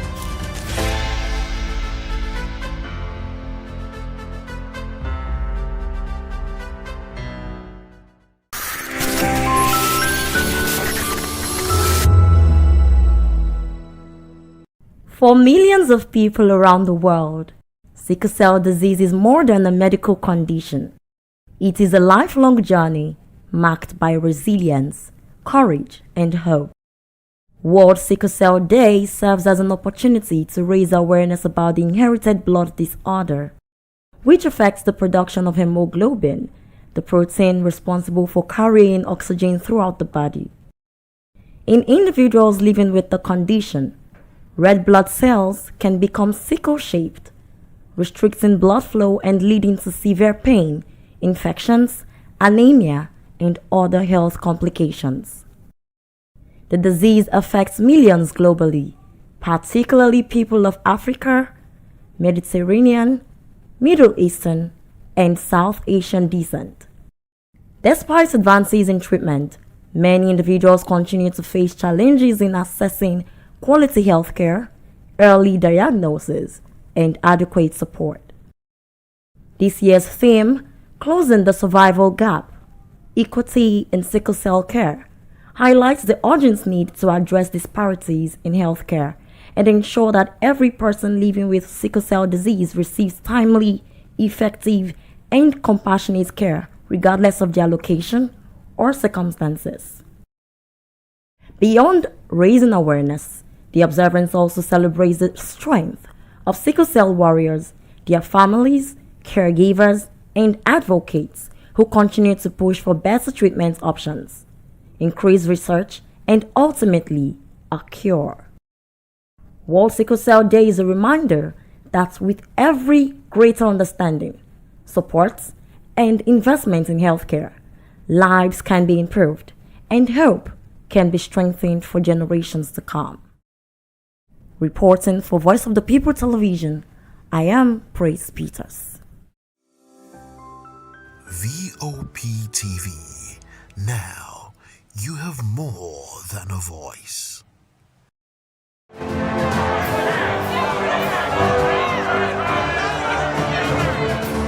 Do you want your voice to be heard? Do you know that you matter in the scheme of things?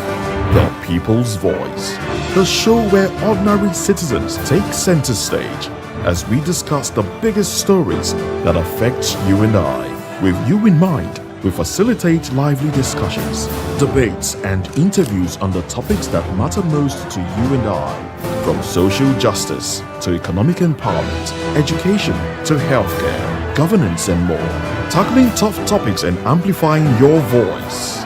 Join the conversation and make your voice count. The People's Voice.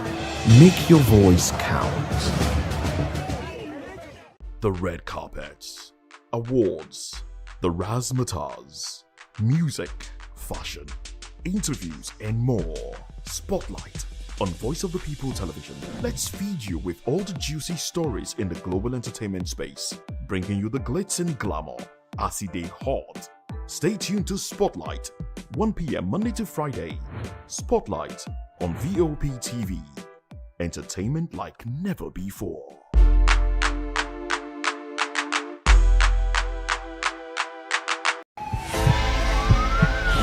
This is Health Check, your weekly guide to better living, smarter choices, and trusted answers. From everyday wellness to urgent health issues, we've got you covered. Health Check, only on Voice of the People Television, where your health has a voice.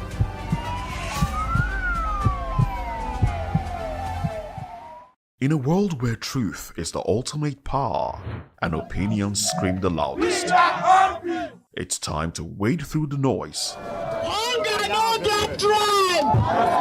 Hunger no get religion. And scan the human interest and trending topics that matter. Stay tuned to The Issues, your plug to the stories making the buzz, from politics to science and technology, social justice, and more. Let's tackle the tough questions and expose the truth. The Issues on Voice of the People Television, Mondays to Fridays, 8 to 9 p.m. The Issues. Don't just react, understand. Nigerians, your voice matters, and in 2027 it starts with your permanent voters card, your PVC. If you're 18 and above and you're a Nigerian citizen, you have the right to choose who leads your community, your state, and your country. But that right only counts if you have your PVC and your name is on the voter register. Here's what to do. First, check if you're registered. If you're not, or if you've moved, lost your card, or turned 18 since the last election, go to the nearest INEC office or an INEC registration center. Second, it's free. Don't pay anyone for any registration or collection. Third, collect your PVC early. Don't wait until the week before elections. INEC will announce dates. Listen to radio, TV, and follow INEC's official pages.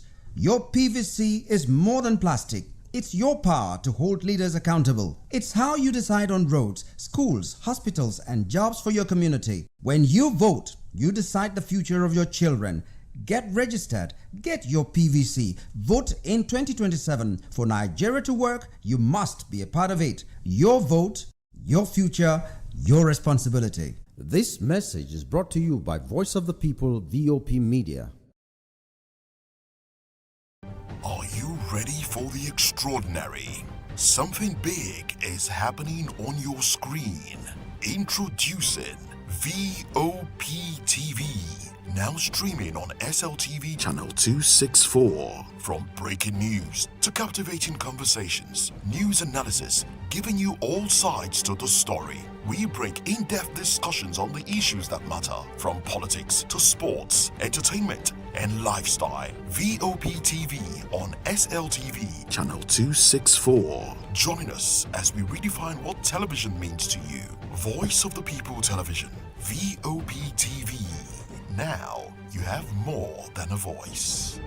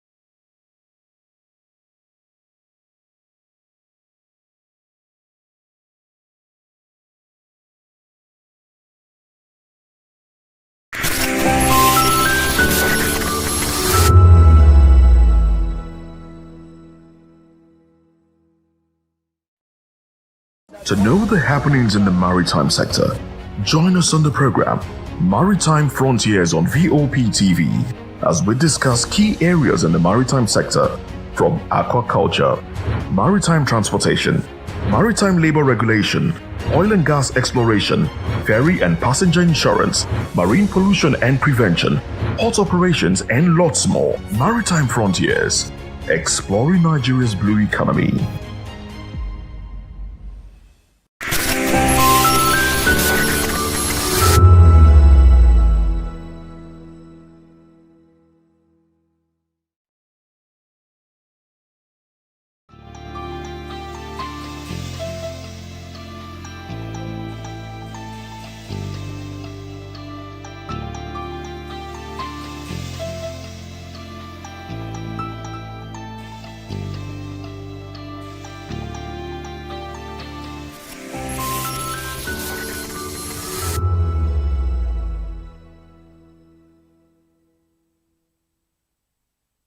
Loud from the views on the streets We go to bed empty hunger. to the blaring horns of a hustling city. The loudest voices of the common man got a medium to be heard. This particular administration, they were coming unprepared. It's not a bad thing to renovate the president's lawn. Through top-notch programming, unbiased reportage of news, sports, business, entertainment, and cultural documentaries, Voice of the People 90.3 FM became a symbol for 21st century media. And now, a new baby is born. Voice of the People Television, VOP TV, youthful, full of vigor and penchant for excellence in the continent's media space, exposing the wrongs, applauding the rights, dissecting the news without fear or favor, through factual and accurate stories and contents, Corruption kills three things that makes a society. representing the interests of the people and giving them a voice. Voice of the People TV is here to stay towards building a fair society. VOP TV, Voice of the People Television, truly a voice for the people.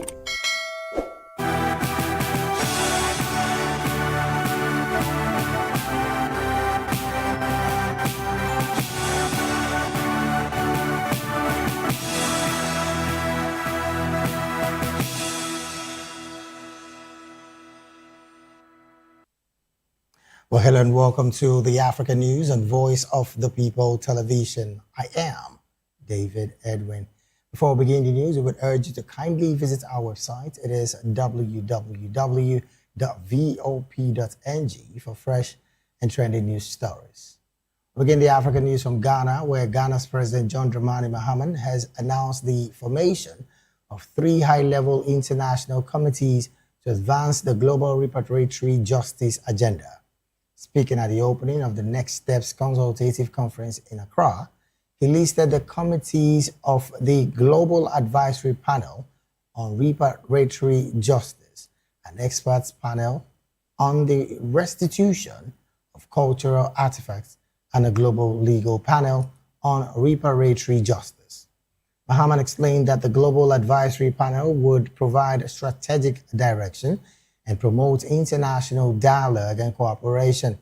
He added that the expert panel on the restitution of cultural artifacts will support efforts to return cultural properties and sacred objects, among others, to their rightful communities and countries of origin.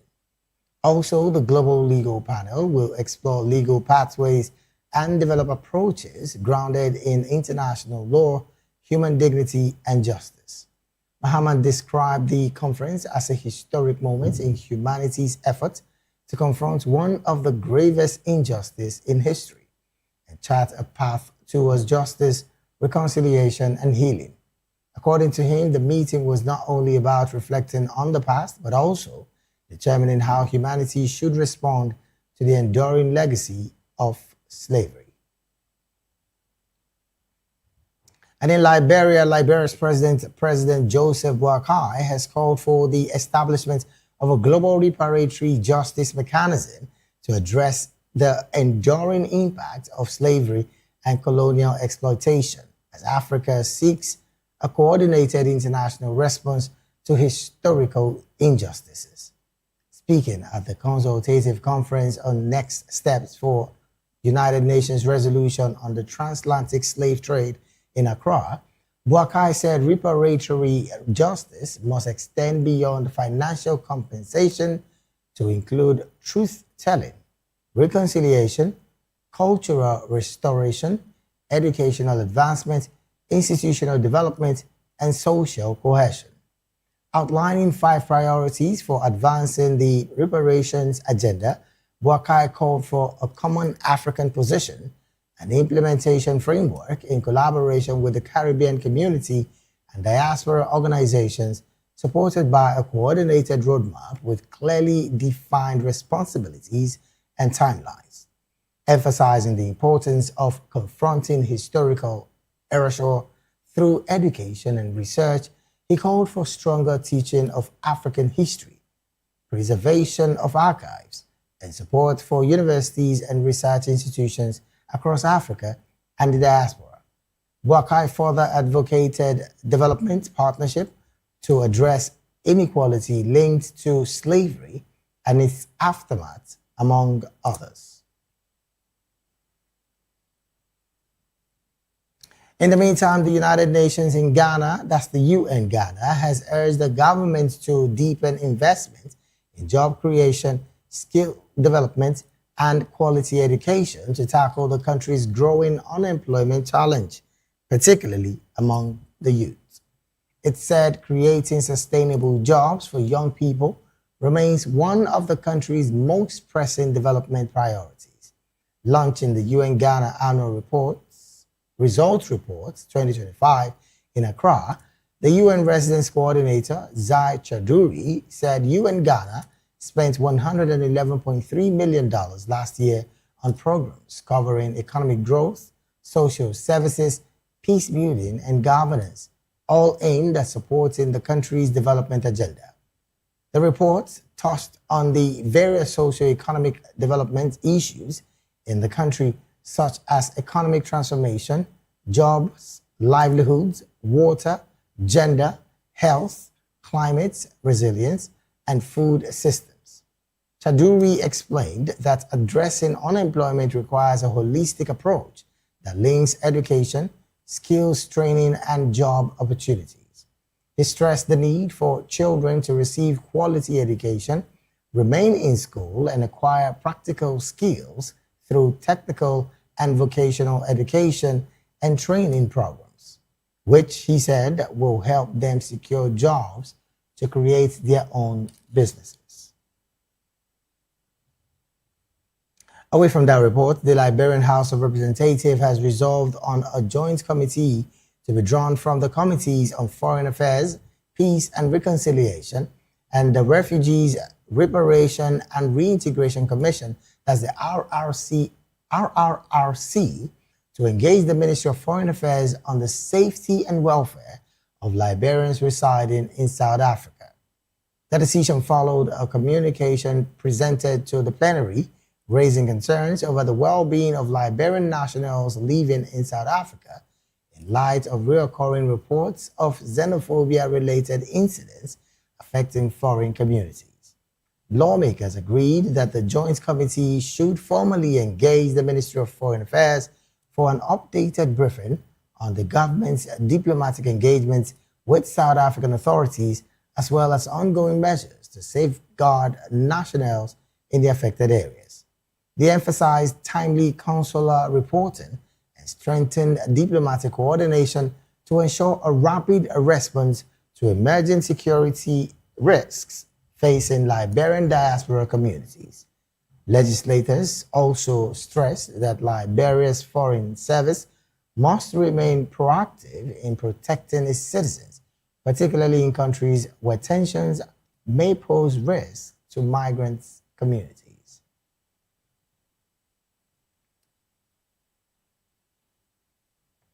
And in North Africa, Libya's main opposition group have signaled readiness to negotiate on a United States initiative aimed at unifying the country's executive authority, saying the proposal could provide a pathway towards a political sentiment and an end to the country's long-running crisis. According to reports, U.S. envoy Masad Boulos is seeking to mediate a power-sharing agreement between Libya's rival administrations in the east and west for a unified government and its institutions. A statement from the Eastern Libyan Forces Command said Boulos' initiative is based on realism and a clear understanding of the complex realities on the ground. It added that discussions with U.S. envoys had revealed a significant degree of serious intent to help resolve Libya's political crisis. According to the statement, the proposal focuses primarily on unifying the executive authority as a starting point for a comprehensive solution, while leaving detailed arrangements to negotiations and consultations.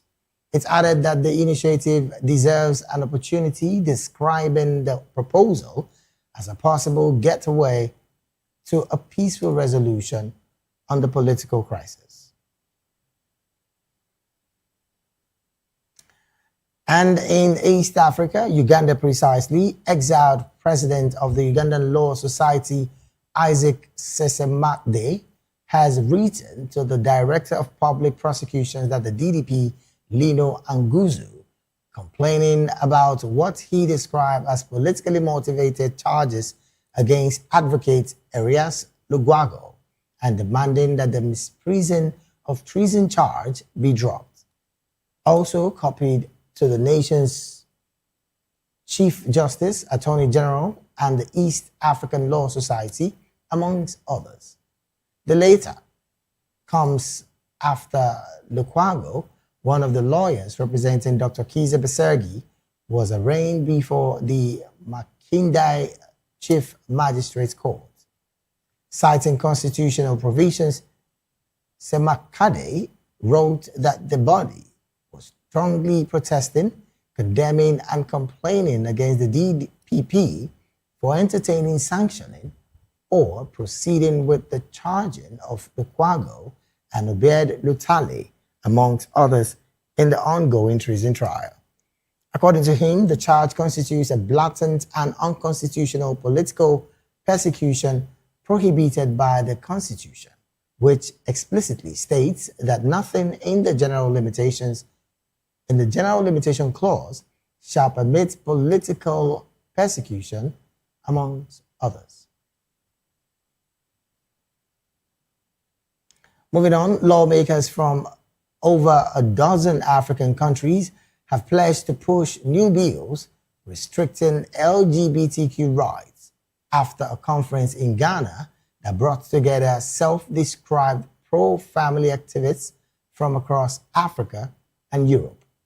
The African Inter-Parliamentary Conference on Family Values, and Sovereignty took place in Accra from June the 3rd to the 6th, a week after Ghana's parliament passed one of the continent's toughest anti-LGBT measures, criminalizing LGBT promotion.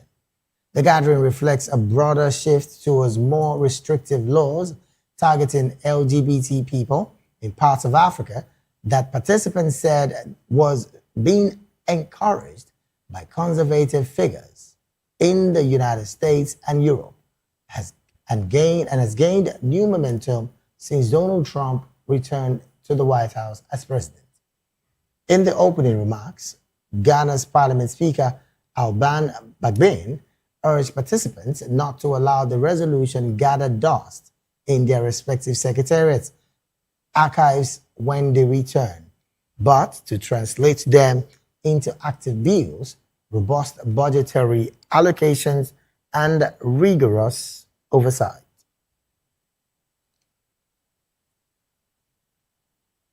Still on parliamentary actions, Zimbabwe's lower house of parliament has passed a bill to extend presidential terms from 5 to 7 years, which would allow President Emmerson Mnangagwa to remain in power until 2030. Over 200 lawmakers voted in favor of the draft legislation on Thursday, surpassing the vote threshold required for a two-thirds majority to amend the Constitution. The bill also scraps direct presidential elections, with future presidents to be chosen by Parliament. Mnangagwa, 83 years of age, took power in 2017 after ousting longtime ruler Robert Mugabe with the backing of the military, and went on to win disputed elections in 2018 and 2023. The bill now heads to the Senate, where it is also expected to secure approval before being enacted by the president. This will end the campaign by the ruling ZANU-PF party to amend the constitution and extend presidential terms, a plan already endorsed by the cabinet since February. And in Kenya, Kenya has denied that a company linked to controversial Zimbabwean businessman Wicknell Chivayo has won a multi-billion-dollar contract to expand the country's main airport, the Jomo Kenyatta International Airport in Nairobi. This follows earlier reports that Chivayo's company, that's the MIC Construction, was part of a consortium that had won a $2.9 billion, or better say, 379 billion Kenyan shillings tender to expand the busy airport. Nairobi rejected reports linking IMC Construction to the mega project, which seeks to significantly increase the airport's passenger processing capacity. Without disclosing which company or consortium had been awarded the tender, even though President William Ruto recently indicated that construction works would begin in July, Kenya's Transport Minister, Davis Shishara, said IMC Construction did not participate in the procurement process as a bidder. In a statement, he added that the company has no role, involvement, or association whatsoever with the project, and is also not part and parcel of the contractors who submitted bids to the lender.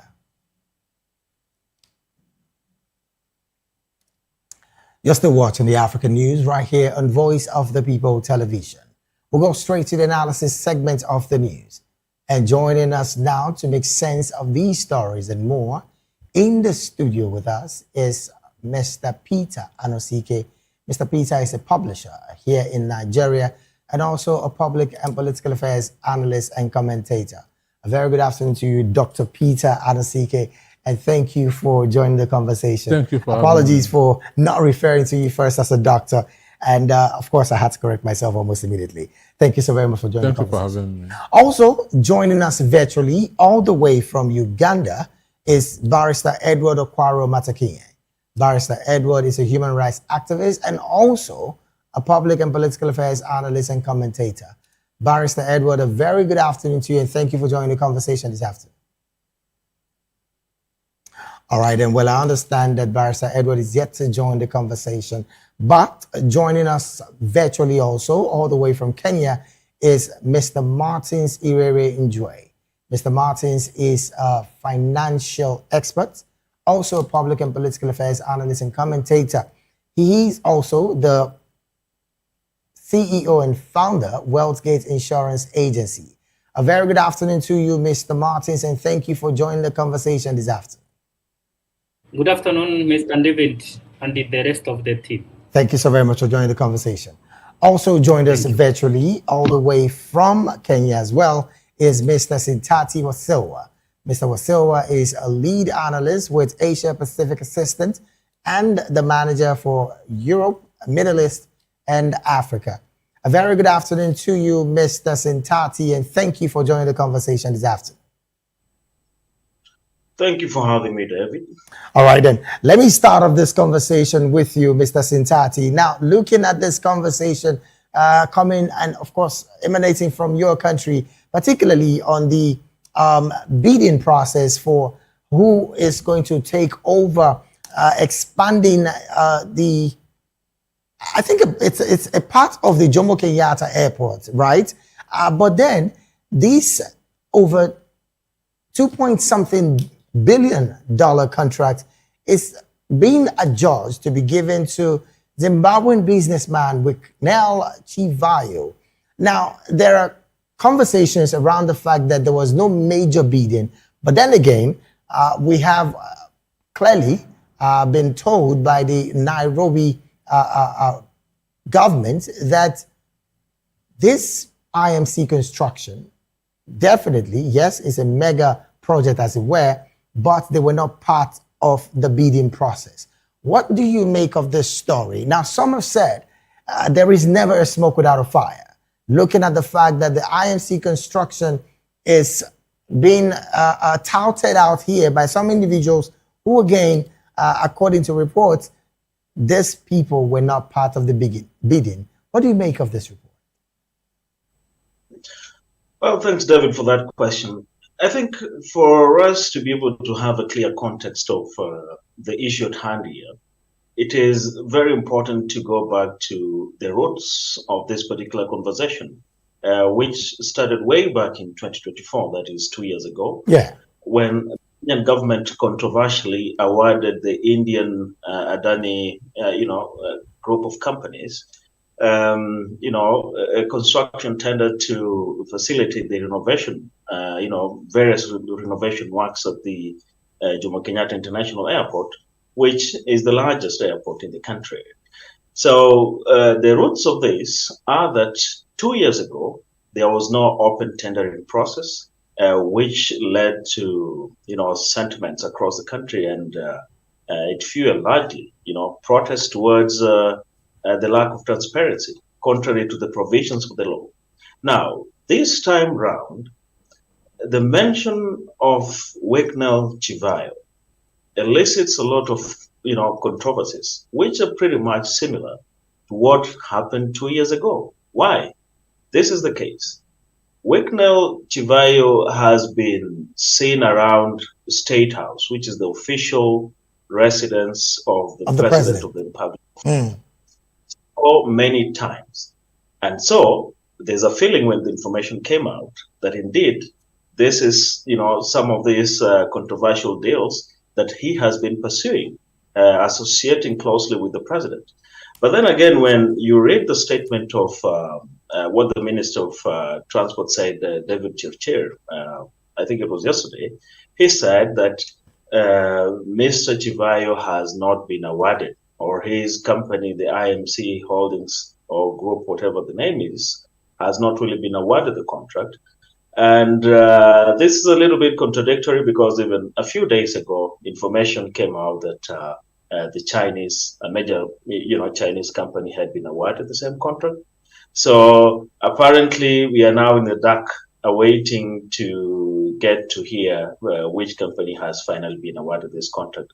But when you hear or when you get information that things tend not to be clear on which company has been awarded a tender, then definitely you have to be highly suspicious of what is really cooking below the ground.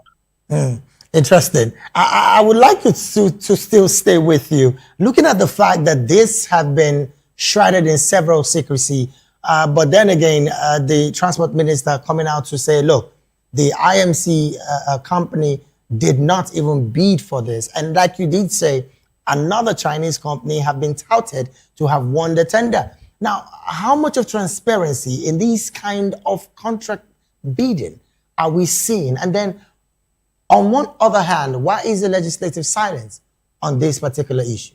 We're talking about millions and of course billions of Kenyan shilling, taxpayers' money in the mix here. Let me start with the second question, David.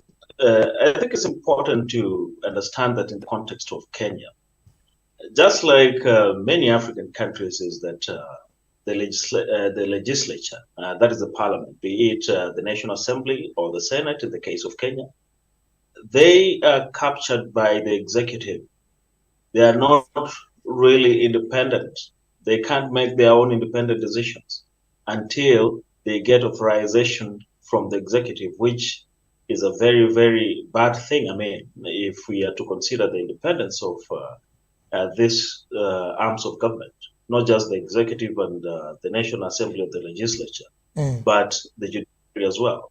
To the first question which you put across, I mean, when you look at all these huge infrastructural contracts that are awarded in the context of Kenya, and which mirrors what happens in many African states, there are always, opportunistic politicians and other wheeler dealers, who are highly connected, politically speaking, right, who want to benefit in one way or another from these contracts. That's why at one time, you'll hear a company, a certain company's name. The next time, you're going to hear a different company name. So behind the scenes, you have different, middlemen who are pushing for these contracts to be awarded to the companies which they are associated with. Okay. All right, then. Let me still stay in Kenya and, of course, taking this conversation to Mr. Martins, who also is in the conversation. Same question I'm going to ask you. Why do you think, as it stands, there is no, so to say, no transparency in all of these contracts bidding by the companies and, of course, by even the government itself when it comes to these kind of conversation? We're talking about 375 billion Kenyan shillings. I mean, I'm talking about taxpayers' money. From your perspective, why do you think there's no transparency in this? Thank you, Mr. David. And my brother Stati are saying it well. Secondly, what we see in the current regime is impunity. Secondly, it is the airport is not a priority in our country or current economy. Basically, airport is not a priority right now. The cost of living is so high. Tax bill has passed. Another thing is about our AOD system is crumbling. Another thing is education system. So the president should address the key issue that will see our economy rising, not airport. Secondly is how he is prioritizing on a project with $1 billion, not priorities like health, education system, and so on.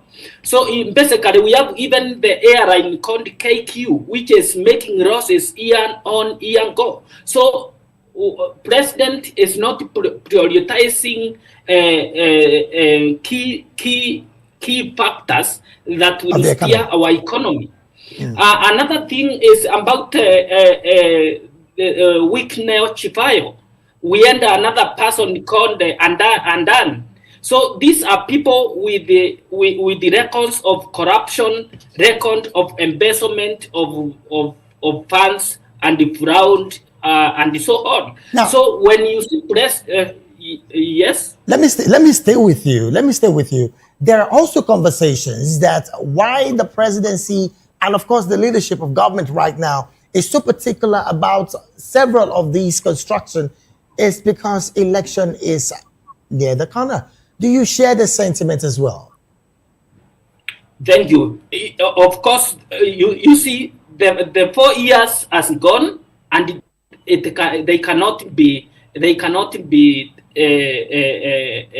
carried on. So what they are doing, they are buying time, prioritizing on a project which will stay in end of 4-6 months. So essentially, what government should do to bring trust to the people is to harness the economy and give things to do with the mega project to the coming years ahead. So right now, there is economy is in ICU, and that's where priorities should be. Coming upon project, it shows that they have personal interest, and the system of corruption has taken the course of the day. So this is something should be seized and rest by the independent bodies. Not secondary is what we are seeing is what we call state capture of institution. That's why you see Parliament passed a bill that was not aligning with the public will. All right. That is my point. All right. Thank you so very much, Mr. Martins. Let me bring it back to the studio. Doctor, this is a conversation that you are familiar with. And I say you're familiar with it because I want you to come on the angle of being a Nigerian with these kind of transparency and contract bidding. That's on one hand. There's also the conversation of elections coming close to the door. And these very huge projects are being seen to be executed by governments. What's your take on this as well? Well, what is happening is that people in government use these bogus contracts to steal money. Understand? People, not just in Kenya, it happens everywhere in the country. Remember our super highway that was awarded to a company that Nigerian president has interest. And the Minister of Works cannot explain how much is being used to do a kilometer of road. Understand? Right. So, and mind you, our own superhighway did not pass through any tender. So, and this is where the Western world are better than Africans. Because in Western world, there's no way a leader can award a contract to his friends. But here in Africa, our own men in government form companies with foreign considerations. Maybe put one or two white men in the board. They come to Africa as experts. Understand me? That's why those of them in the parliament, those of them in the assembly will be pushing for this contract to be awarded to so and so company. I was going to ask you about the institutions now, why they've been silent with these kind of conversation that we're having right now. Why do you think the institutions are silent? And I'm talking about the Senate and of course House of Representatives as well. I say so some of them has interest in these companies. Understand? Some of them has interest in this company. That is one of the ways they make their money. Understand? By trying to execute contracts, projects that have no bearing to the immediate need of the people. Understand me? Okay. Because right now, expanding of a Jomo Kenyatta airport shouldn't be one of their priorities. Because inflation is hitting high. Understand me? And other things. But these people will want to say, we did this during our tenure. Understand? Okay. This is one of the gigantic projects that we embarked upon or we are embarking upon. If we can be given another mandate, we will finish it. Speaking of gigantic projects, the Nigerian Air is a conversation. I like you to put it out there as an African, of course, as a Nigerian. That particular project, and of course, we know that the case, of course, is still in court. There's been plea bargain and all of that. Why do you think the present administration is not also looking in that direction? Well, we in Nigeria are envying Kenya for having Kenyan Airways, Ethiopian Airways, Egyptian Airways, but there's no Nigeria Airways. Understand me? Right. So we are even envying them. But the issue is, how profitable is that airline? Understand? What impact is it making on the life of the people? Understand? So for me, government should focus on projects that has direct impact on the life of the people. Understand me? Okay. That's my take. All right then. Let's move to another conversation, and I'm going to still stay with you, Doctor. And this is coming from the story emanating from Zimbabwe, where the lower house of parliament has passed the bill to extend presidential terms from 5 to 7 years, which of course is going to allow President Emerson Mnangagwa stay in power till 2030. Now, just yesterday, the Constitutional Court also approved this particular conversation that we're having. So it's looking more like the higher echelons are having it. as against what the war veterans are opposing, because the war veterans say, we are still going to fight this to finish.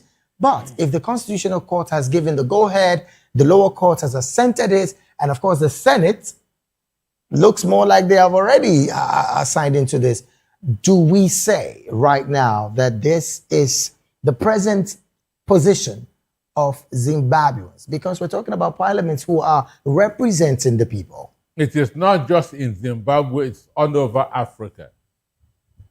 And why this is happening is that the parliament, the National Assembly, has become just an extension of the executive.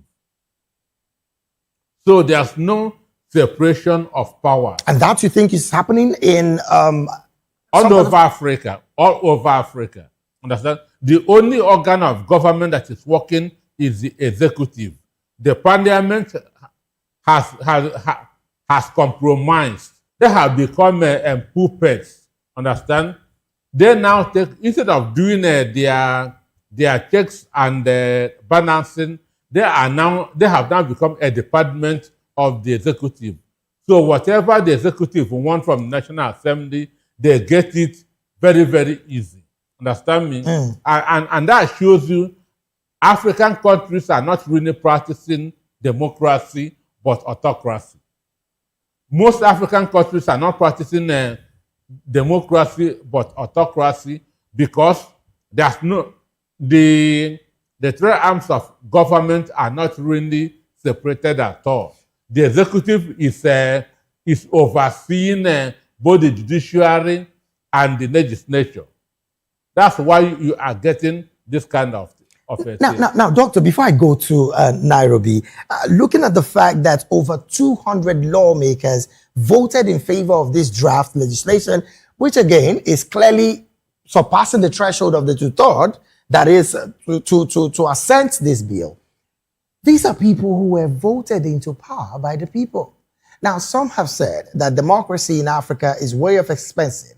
Is that the reason why we're not having people who would have the interest of Africans at heart when they get into the office? One, they are voted by the people, but when they go there, they stop representing the people and now become the mouthpiece of the executive. Should we say that is because of the expensive nature of the kind of elections that we have all across Africa? Now, you would, I say this because of the fact that expression of interest from in some big political parties in Nigeria is as high as 45 million naira. 100 million. I'm just trying to play it low. APC was 100 million. ADC was 90 million. That is expression of interest from, Doctor. So with that alone, is that a yardstick for not having the interest of the people again? No. When you pay this high, if you go there, you want to recover the money that you spent during the election. So that's exactly what. And you can only get this money from the executive. Oh dear. Let's take this conversation to Nairobi. Mr. Martins, let me start off with you on this as well. Over 200 lawmakers clearly have assented to this particular draft. But what do you make of this? This also will be altering the Constitution because, again, like I said earlier yesterday, the Constitutional Court sitting in Zimbabwe has assented to this particular draft. Is this a win for democracy in Zimbabwe? Thank you, Mr. David. To understand democracy is to look it into a broader spectrum, is to understand that what the republic or the continent is calling democracy is a satire. Democracy, what we are calling democracy is what my friend in the studio are saying, autocracy. It's what we call plutocracy. It's another one, grantocracy, the rule by the hold. There are people that want to capture the state to be like their own assets. This shows that we are governed by a system of governance called kakistocracy. People who are asked to be in the government. Another thing is to understand democracy is the power of the people. and the people are have the power and been given power by the ruling constitution to elect leaders in possession. But now when these people comes to when these leaders once elected, they come into their office, they are not passing the bill that align with the current need of the people. Like now, extending the tenure of a president is it a priority at this current of economy? These are people that are taking our freedom to the West. Then they come here and start scrambling on our resources, our national resources. What the legislature Mbonde should do is to pass bills that is creating a system that is addressing and harnessing the current need, not autocracy, not monarchy. It's democracy, not satire. Democracy should bring people to the right and to the future, not to depreciate, not to suppress the will of the people. All right, then. Let me still stay in Nairobi and, of course, go to Mr. Sintati, who is also still standing by. Now, let's look at this. Part of this bill states that the bill, of course, is scrapping out the direct presidential elections with future presidents to be chosen by the parliament. How much of democracy are we still seeing in Zimbabwe? And again, some have said they seem not to want to learn from the past. Is this what we're saying? Well, look, David, unfortunately, when you look at the political history of Africa, it indicates that countries which have a tendency of suppressing the will of the people, or countries which tend to have a tendency not to have either regular elections which are not only held on time, but elections where the people are given the freedom to choose or to make their decisions willingly and freely, tend to be the most unstable countries. And it goes beyond Zimbabwe. I have my own fear where Zimbabwe is going to in the future. Obviously, this also mirrors what may happen in other African countries which have held long-time rulers. I mean, the likes of Uganda, the likes of Rwanda, and many others. But in the case of Zimbabwe, this is an extension of, the poor governance, bad leadership that was institutionalized by none other than Robert Mugabe. I mean, Mugabe, we cannot discredit his contribution to the fight against colonialism in Zimbabwe. But I mean, how many years are we talking about since since Zimbabwe became independent? Almost 50 or so years. So we cannot really hang on to such kinds of past and say, okay, these guys, including Mnangagwa, maybe they were critical in fighting against the colonial, fellows in Zimbabwe, and therefore they should continue being in power. I think Zimbabwe needs to outgrow this kinds of, political leadership for it to realize its potential. I mean, it's a country with very high potential when you look at it, but it's been run down over the years with poor leadership. But just like what happened to, I remember Mugabe when he became senile, he couldn't really have his faculties intact when he got very old. Mnangagwa took the opportunity and usurped power. So the danger is that you have very old people who want to stay in power. They are seriously incapacitated. So that gives room for other scheming quarters to try and, take over power in one way or another. So all these issues point to the fact that, or rather they heighten the risks of political instability. So now, Zimbabwe is not really... Now, let me stay with you. Maybe in just a sentence, where does that leave the people in all of this? Because I've heard severally that Africans are laid back when it comes to asking questions and bringing their leaders to account. Where does that leave the people in all of this? Because again, like we did say, the legislators are doing the bidding of the executive. So where does that leave the people in all of this? Well, the people are excluded. Yes, the people are excluded, but remember, when you push people to the corner, they are going to push back. When you look at what has happened in Africa in the last 2 years, I mean, we've had youth-led protests in Kenya. We've seen some sorts of protests in, in Morocco last year. We've seen similar events in Madagascar. So when you push people to the wall, I mean, they are going to retaliate. So I think the political climate in Zimbabwe, it could be just a matter of time before people say enough is enough.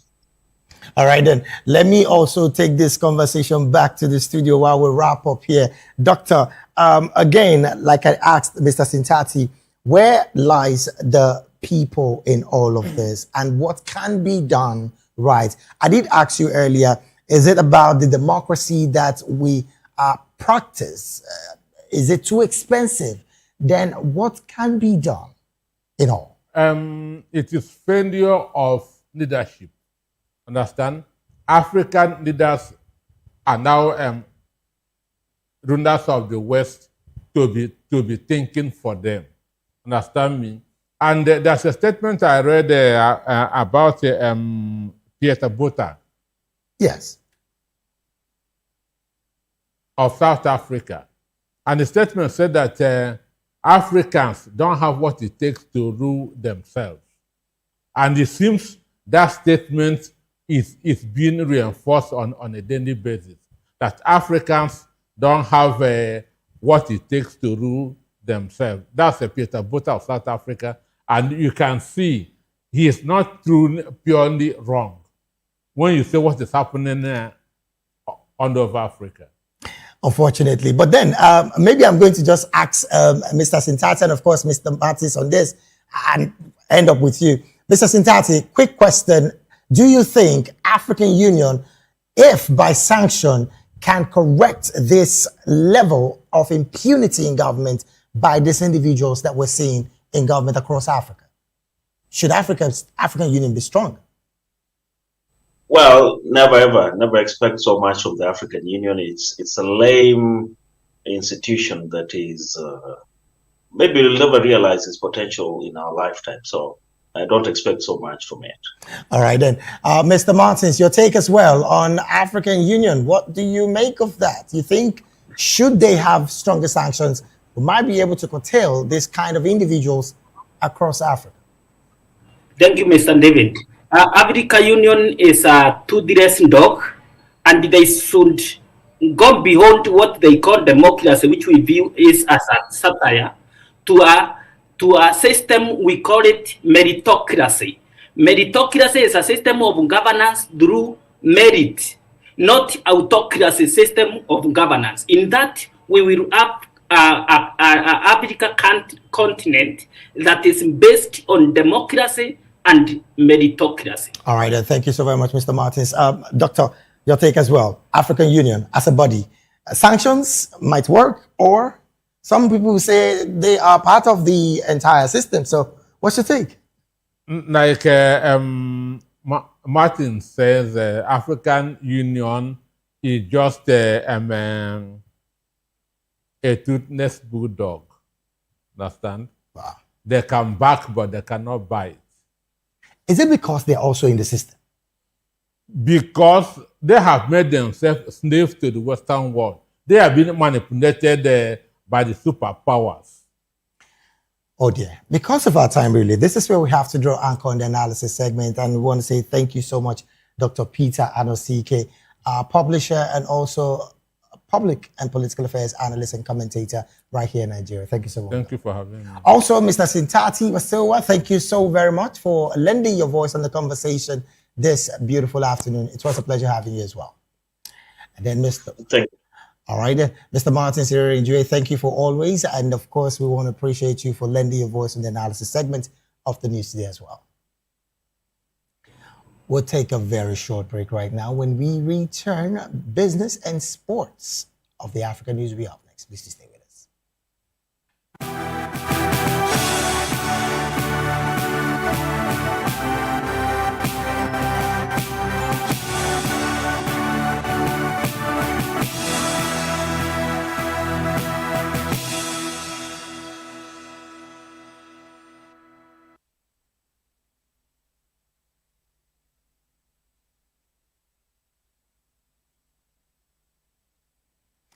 Glad to have you back at the Still the African News right here in Voice of the People television. Now to some business stories.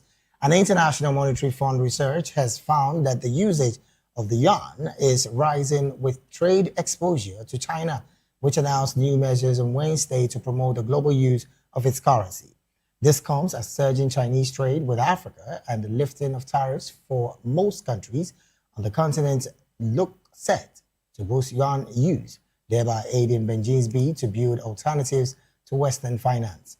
The China-African trade rose by nearly 18% last year, according to the custom data, with tariff costs on imports from 53 countries in May expected to increase flows and yuan-dominated sentiment. From Nigeria, cattle bone pallets to Kenya, avocado oil, and South African apples, Chinese ports are receiving more African cargo after the tariff elimination, boosting demands for settlements from yuan into local African currencies.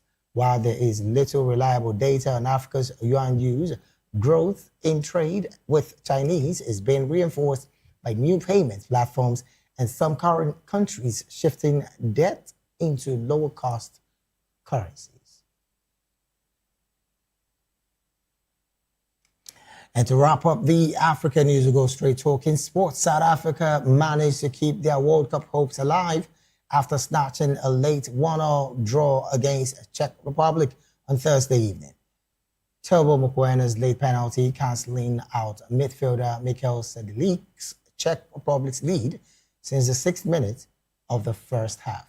Both teams lost their opening matches and knew that another setback at the clash at the Mercedes Stadium in Atlanta would seriously hinder their chances of reaching the round of 32. South Africa faced some strong criticism following their 2-0 loss to co-host Mexico in their group opener, which raised the prospect of the country's extending its run of never having advanced to the knockout phase of a World Cup, even as host in 2010. Meanwhile, thousands of fans filled the streets of the Mexican capital on Thursday night to celebrate the country's 1-0 win against South Korea in qualification to the knockout stage of the tournament. The victory gave the World Cup co-host Group A top spot and made them the first nation to reach the tournament's knockout stage.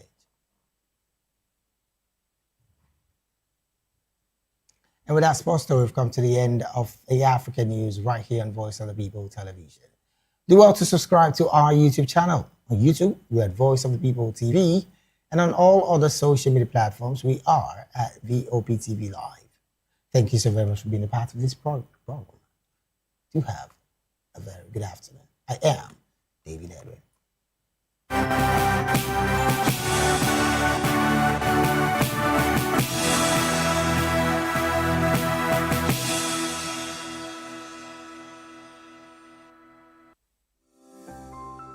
Vop TV. Now you have more than a voice.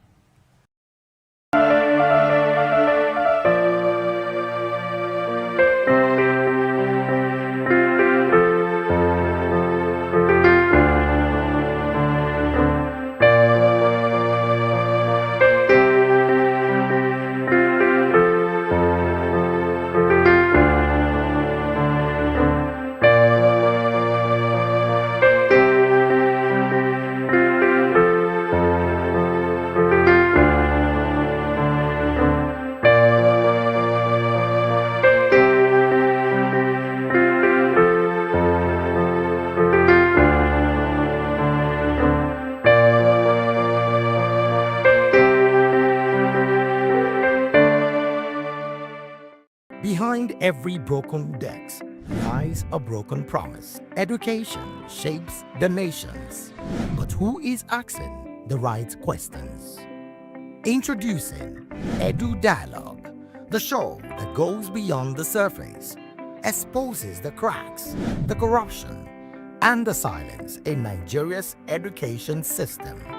Edu Dialogue, Saturdays, 3 p.m., only on Vop TV. We break the biggest stories, from missing funds to policy failures. We ask the tough questions and demand real answers. Edu Dialogue, this Saturday, 3 p.m. on Voice of the People Television.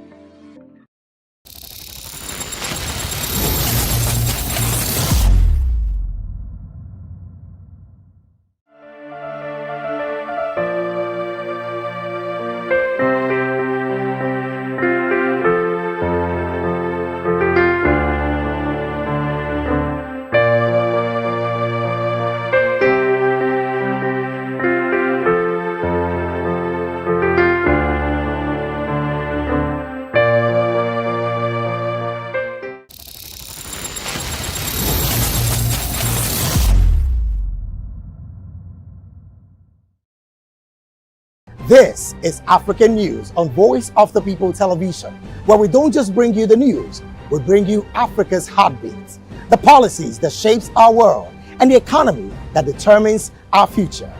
African News on Voice of the People Television. Stay with us.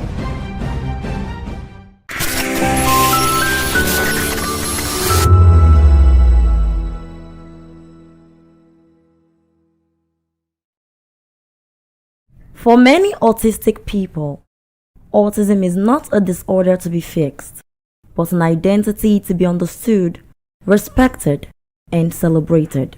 That message is at the heart of Autistic Pride Day, an annual observance led by autistic individuals to promote acceptance, inclusion, and a greater appreciation for neurodiversity.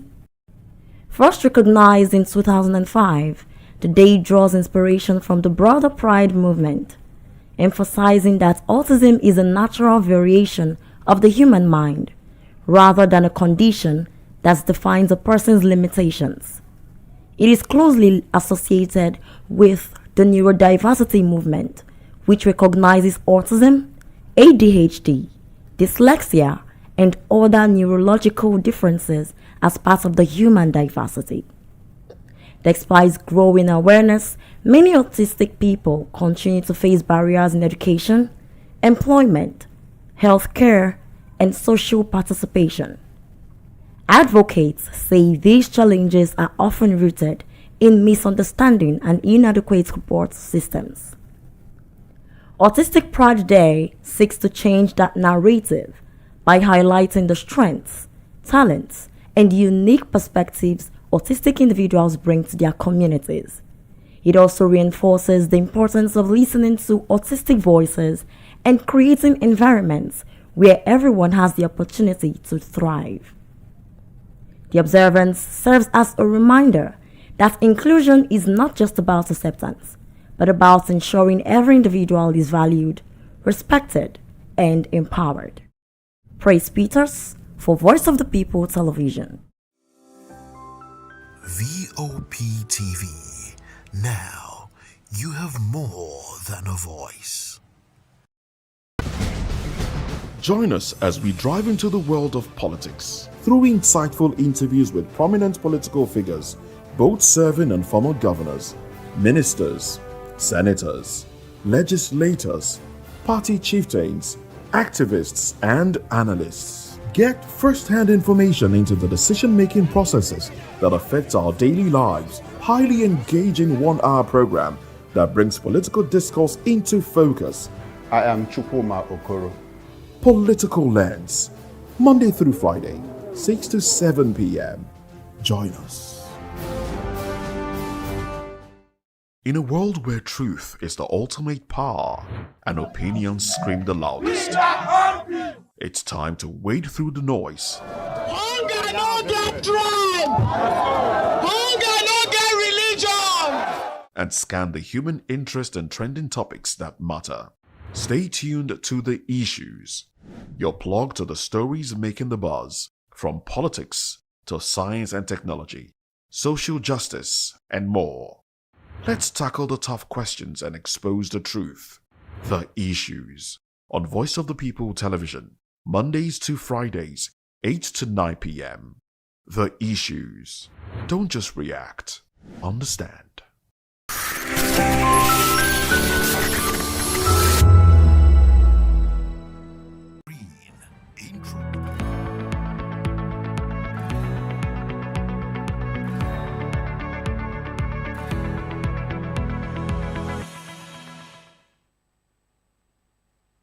Hi, good afternoon, and welcome to Health Check on Voice of the People Television. My name is Praise Peters, and it is always a pleasure having you join us on the show.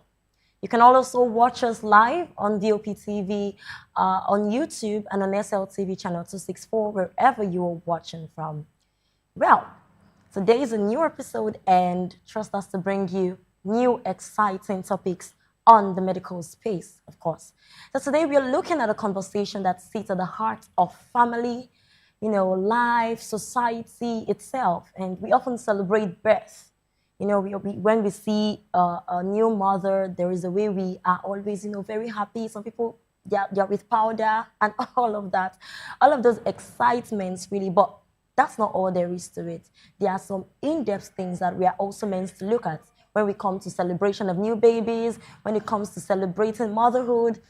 Behind all of that celebration, there is a journey that many women really go through quietly and sometimes very, very dangerously. So today we are focusing on maternal health and not just pregnancy, but everything that surrounds it, before, during, and after. And maybe the real question is, are we paying enough attention to the woman, the pregnant woman, or the one who just gave birth, or the one that is going to conceive very soon? Or are we just only, focused on the outcome of our journey, which is what? The baby. So this is what we're talking about today. And joining me today to dissect this is Dr. Charles Adiogun, a wellness physician and public health advocate. And it would interest you to know that Dr. Charles Adiogun has written about this particular topic of conversation, postpartum depression and all of that. But we'll get to know about it as we dive into the show today. So thank you so much, Doctor, for coming on the show. Good afternoon. Good afternoon. It's so good to have you here. Thank you so much for coming. All right, let's delve right into it. Let me start from something very, very simple, because when people hear maternal health, all they think about is pregnancy. And I don't want to believe that maternal health is all about pregnancy, And a lot of people do not really understand these things. We only know about the basic things that we see, which is, pregnancy and all of that. And we tend to forfeit the actual health of the woman, knowing that the woman's health is delicate generally. So medically speaking, what does maternal health really mean in simple terms? What do people need to understand that they do not realize about maternal health? Thank you very much. Maternal health simply refers to the health of a woman associated with motherhood. So anything maternal refers to the role of a woman as a mother. So anything antepartum, meaning prior to pregnancy, intrapartum during pregnancy, delivery, relating to delivery, and then postpartum, meaning after delivery. Because the term parturition refers to birthing, delivery, child delivery. So maternal health challenges and maternal health issues transcends all these phases. So it's important that the mother is monitored prior to delivery, during delivery, and even post-delivery. So it's not just enough for the baby to be out and everybody thinks that is all it takes to be a mother. Well, I think you're really going far already, right? You're really diving into it already. But when a woman gets pregnant, let's start from there. It's all exciting. Hi, I'm pregnant. I'm not talking about. Okay, let's not go there. Okay, I'm talking about the people that are really, really excited about their pregnancies and all of that. It's an exciting moment. But beyond the excitement, what really realistically changes in the body of the woman? So there are a lot of physiological changes. First and foremost, pregnancy isn't an illness, so it's a physiological state. And a lot of things happen in terms of general circulation, cardiovascular system, changes, and then also you find out that a lot of symptoms, accompany the pregnant state. And typically, when a woman is pregnant, you may find out that she presents in certain ways that were actually different from before how she was in her non-pregnant state. And some of these symptoms, for some people are what actually indicates the need to test for pregnancy. Yeah. The early morning sickness, the nausea, the fatigue, dizzy spells, cravings, altering cravings for different kinds of foods. Increase in weight. Yeah, increase in weight, then fluid retention. These are all things that you actually do see in the pregnant state. But basically, it's important to realize that When all these changes happen, a professional referred to as the obstetrician, is very important in care of pregnancy, because that specialty that has to do with everything relating to pregnancy, from the moment pregnancy is confirmed up to delivery and even post-delivery. Because your pregnancy does not end completely at delivery. It does end after the puerperal period. There's something we call the puerperium. That's 6 weeks post-delivery. That is when the chapter of a particular pregnancy officially ends. Not even when the baby just Not comes even out. when the baby comes out, yeah. So in the puerperium, a lot of complications can still happen in the puerperium. In the puerperium, you can have people still undergo certain issues that have come up during pregnancy, and then some of those issues may even outlive the puerperal period. So it's very essential that the woman is still monitored closely, and that is why we normally recommend the 6 weeks postnatal visits. That is mandatory post-delivery for both mother and child. What about antenatal? Antenatal refers to the care that you receive prior to delivery. So antenatal period, nowadays for me, I always tell them that once your pregnancy is confirmed, your antenatal period has started. Some people might want to delay it, yes, like nothing is wrong with me yet. Yes, but I've noticed, from what I see in our environment, that could be potentially dangerous. Because for some people who are first timers in pregnancy, sometimes they don't know what to expect. Sometimes they don't have a mother to counsel them. Sometimes, their busy schedule is still taking a toll on them. So they don't know the things to watch out for. And then they run into problems like chronic stress. They start spotting in early pregnancy. They do not know that certain drugs that were appropriate when they were not pregnant are inappropriate at this time. Exactly. It is very, very important to put it out that one pregnancy could be different from the other. Of course. So some people might even no two pregnancies are the same. Unique. Because some people might be like, I've given birth to 4. This is not new to me. And then they feel like they can take good care of themselves very well. So please, I want you to, emphasize on the fact that every pregnancy actually needs the same amount of care as the first. Yeah, every pregnancy is unique because every pregnancy comes with peculiar symptoms and peculiar manifestations. In some pregnancies, some people would say they vomited all through the pregnancy. Yeah. Some people would say, oh, I wasn't even feeling nauseous at all in this pregnancy, but I have a lot of heartburn, I have constipation, in as much as these are common findings in pregnancy, but you never can predict how a particular pregnancy would present. And in certain pregnancies, you never had blood pressure as an issue, but it becomes an issue in a particular pregnancy. So you know that, things present differently, and that is why you would need proper guidance and professional evaluation, for each pregnancy. But for me, I think it's important to put it out there that if you wait till 3 months, as most people wait for before going to the hospital. That's the end of the first trimester. Yeah, that's when most people officially go to the hospital and say, oh, I want to register for antenatal and all that. A lot of things can go wrong. People lose their pregnancies even before the end of the first trimester. So if you go to take a medication that is inappropriate for you, your child may develop congenital anomalies. Then secondly, you may even take some medications that can cause some permanent changes in your child. For instance, if you take tetracycline, you can get tetracycline staining, of the teeth. Then you can also have the gray baby syndrome from chloramphenicol. There are many things that... All of these incorporated in the first trimester? Yes, because the first trimester, in a way, is actually the most important trimester. Wow, is that delicate? Yes, because that is when you have what is called organogenesis. Organs are formed. A lot of multi-systemic development is going on. And that is when malformations happen.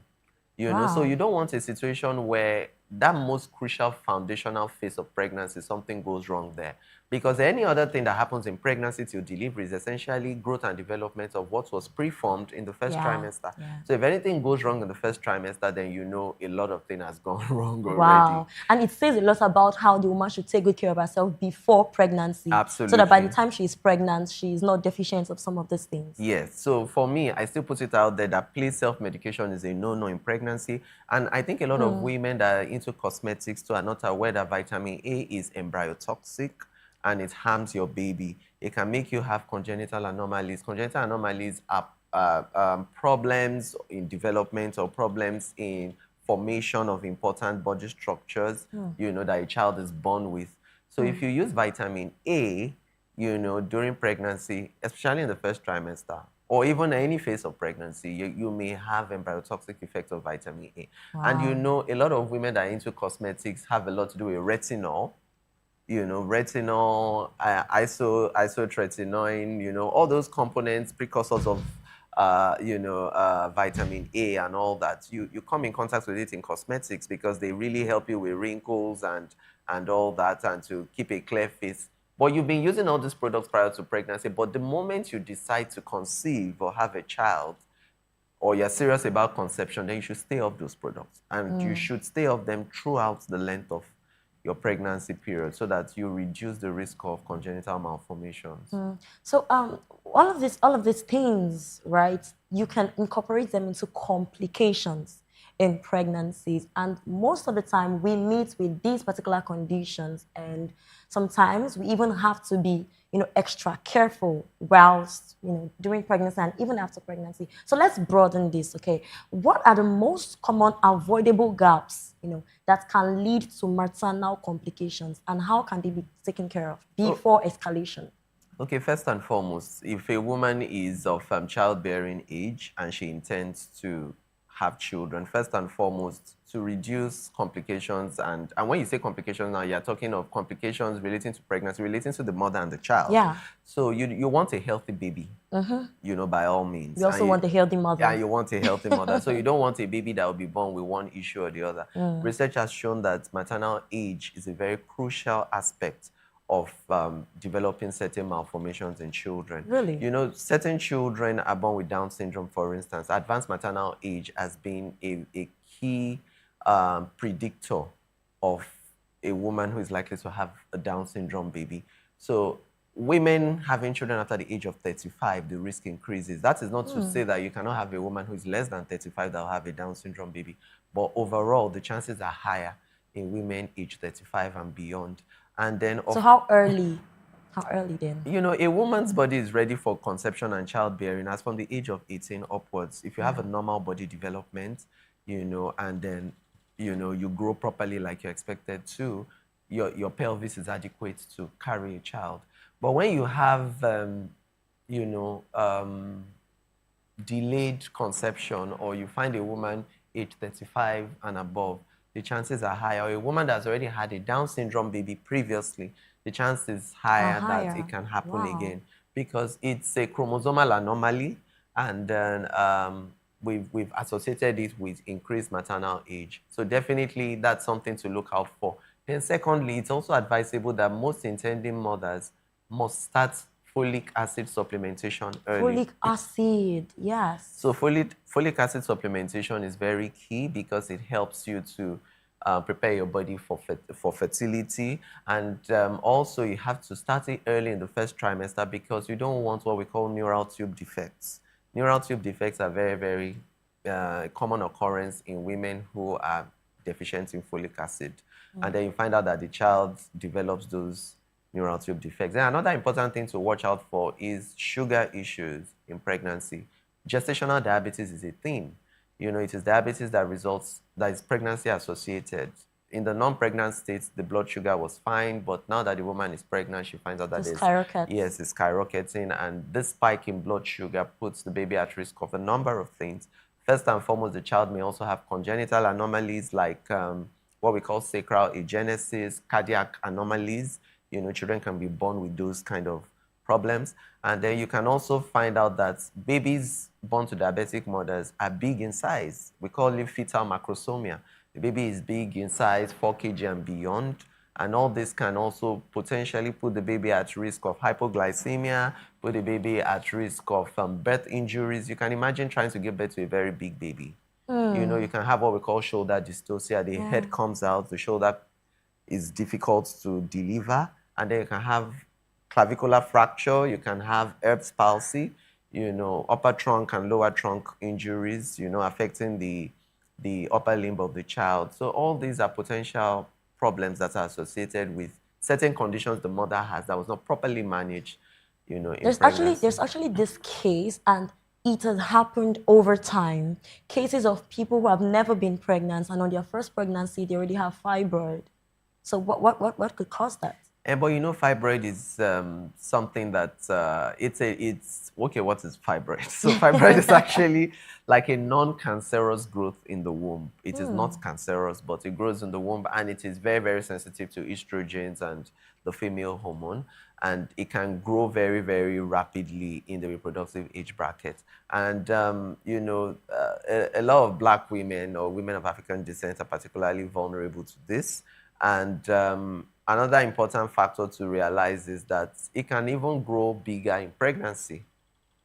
Yes. So you can find out that when these fibroids are present, they don't necessarily stop fertility, but they can complicate issues depending on the location of the fibroids, because fibroids are defined, you know, or are named based on where they are found. You have the submucosal fibroid, you have the intramural fibroid, you have the subserosal fibroid. So depending on where they are found, you know, they are named. And depending on their sizes, they can also determine what presentation you see. So when they are so big and they're occupying space, they are competing for space with the developing child. And you can imagine the child not having enough space. So that means there can be what we call intrauterine growth restriction. So that means that the baby may not have enough space to actually grow. So the child may seem a bit smaller for gestational age. And then you can also find out that depending on the location of the fibroid, you can also determine the kind of delivery the woman may have. So if it is lower down towards the cervical area, there's no point in you trying to force a vaginal delivery because you would need to deliver via cesarean So are section. you saying that fibroid cannot really be avoided in a woman? Most women of African descent in their childbearing age do have fibroids, but it's the size that matters. Some people have the size of a peanut, you know, or orange seed, and some people can have the size of a 4 kg baby. So it can even be massive, and they can have multiple fibroids. So it can determine the type of delivery. It can determine intrauterine growth restriction, and then it can also determine how long a woman bleeds for post-delivery. Because it's not going to give you that good contraction, uterine contraction you require to stop bleeding, because it's occupying space in the uterus. All right, let's move into something that is really, really important, something that a whole lot of women actually suffer, yet not many people, especially the men or the husbands, understands this, which is postpartum depression, right? So a lot of attention goes into pregnancy and childbirth, but after the baby arrives, the attention tends to reduce significantly. So why does what does postpartum depression look like in the first few weeks after delivery? How can it be managed? What's it really about? So postpartum depression, you know, is almost like a behavioral or emotional change that happens in a woman immediately after birth. And then it can be, you know, noticed if there's a high index of suspicion for it. But when public enlightenment about it or education about it is limited, you find out that people don't seem to understand what is wrong with the woman. Everybody believes you have a bundle of joy in your arms, and you're supposed to be excited, you're supposed to be happy, you're supposed to be, you know, just everywhere in disguise. But but it looks like it's the reverse in the case of a woman undergoing postpartum depression. She feels overwhelmed, she feels emotionally down, she feels emotionally drained.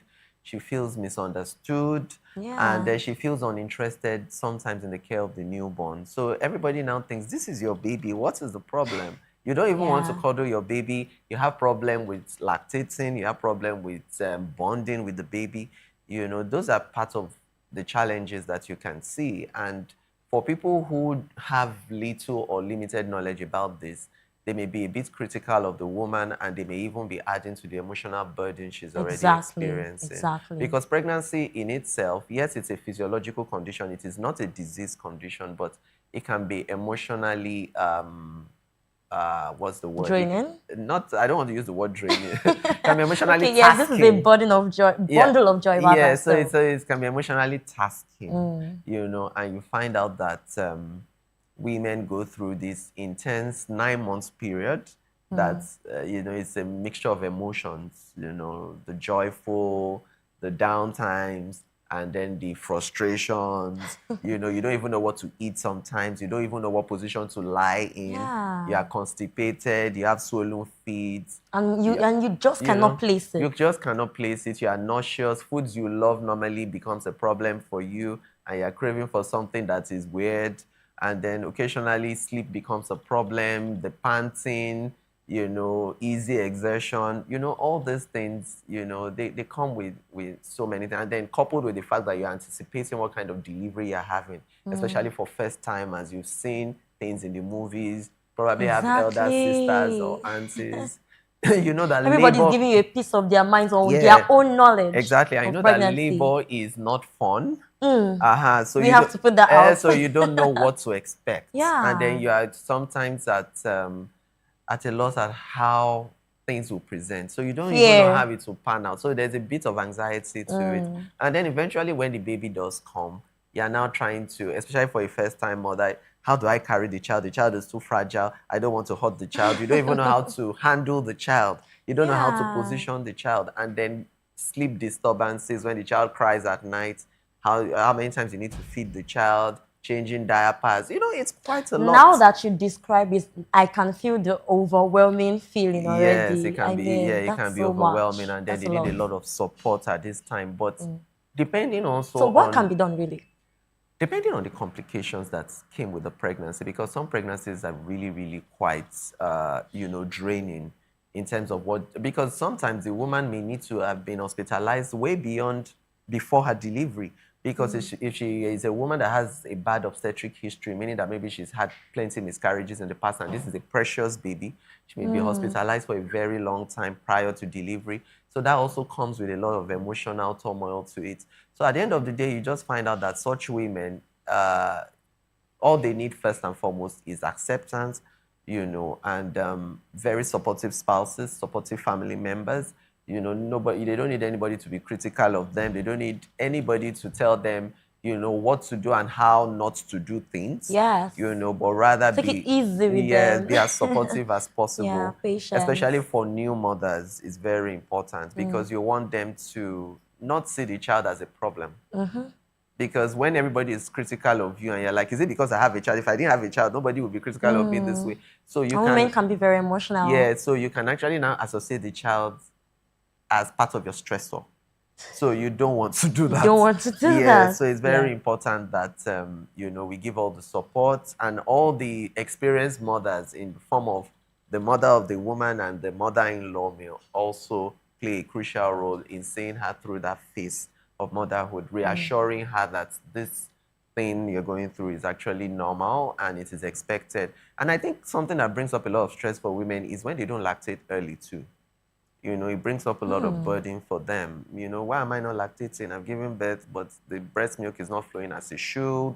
You know, it can happen in some situations. Is that normal? It could happen, and all you just need is reassurance, a little change in the diet, and there are one or two things that the obstetrician can also, you know, recommend for them to use, you know, that can assist in lactation. But first and foremost, always make sure that you always put your baby to breast, because the suckling reflex of the baby is actually part of what would stimulate the milk ejection reflex, which is hormonal regulated, is hormone regulated. And at the end of the day, if you breastfeed your baby well, you'll be doing both yourself and your baby a lot of good. Because you'll be transmitting good immunoglobulins to your child that keeps your child healthy. Your child and yourself would bond better. And your uterine involution period would be more rapid. So your uterus is going to return to the original size quickly, you know, when you do breastfeed. So it's very important for you to breastfeed because you would also be reducing your chances of breast cancer as a woman if you breastfeed appropriately.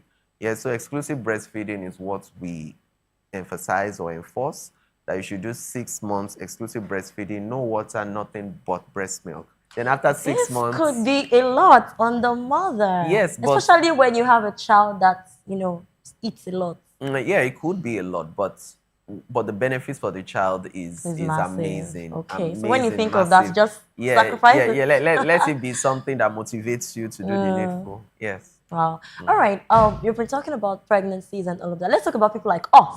Like, right, people like us that we're yet to, you know, go through that phase. So what should women, like single women or people that are going to get pregnant in a couple of years or very soon, what should they ideally be aware of before getting pregnant? What kind of medical checks should we go for to be sure that we are safe and we're taking good care of ourselves, knowing that a woman's body hides a whole lot of things until later when it comes to complications, sickness and all of that, hormones and also how should we really take care of ourselves in advance? Okay, so a woman who intends to have children must try as much as possible to be very health conscious. She must pay attention to her menstrual cycle, most importantly, the regularity of the periods, the regularity of ovulation, and if she has some irregularities in her period, she should see a gynecologist immediately because menstrual irregularities, we've talked about PCOS on this show before, and one of the manifestations are irregular periods or no periods at all. And then you could also have anovulatory cycles. Those are kind of cycles where ovulation does not occur. So you really need to be sure that all those are on board. If you are overweight and you can't explain why you're overweight, you should get screened for PCOS and then also check your thyroid function because thyroid dysfunction has also been shown to be responsible for menstrual irregularities, which ultimately can affect your fertility. Then also, a woman who intends to conceive soon or who is trying to conceive must also go for relevant investigations of involving the full hormonal panel. You need to be sure that you don't have high prolactin levels. You need to be sure you know your FSH and LH levels. You also want to do your HSG to know assess for tubal patency, that your fallopian tubes are patent, because with blocked fallopian tubes, achieving fertilization would be a Herculean task. Then also you want to make sure that you know how your uterus is, and there are no structural anomalies that can impede, normal growth of the fetus. Wow. Then you also want to be sure that your progesterone levels are optimal, because progesterone is a very important hormone that helps to maintain pregnancy.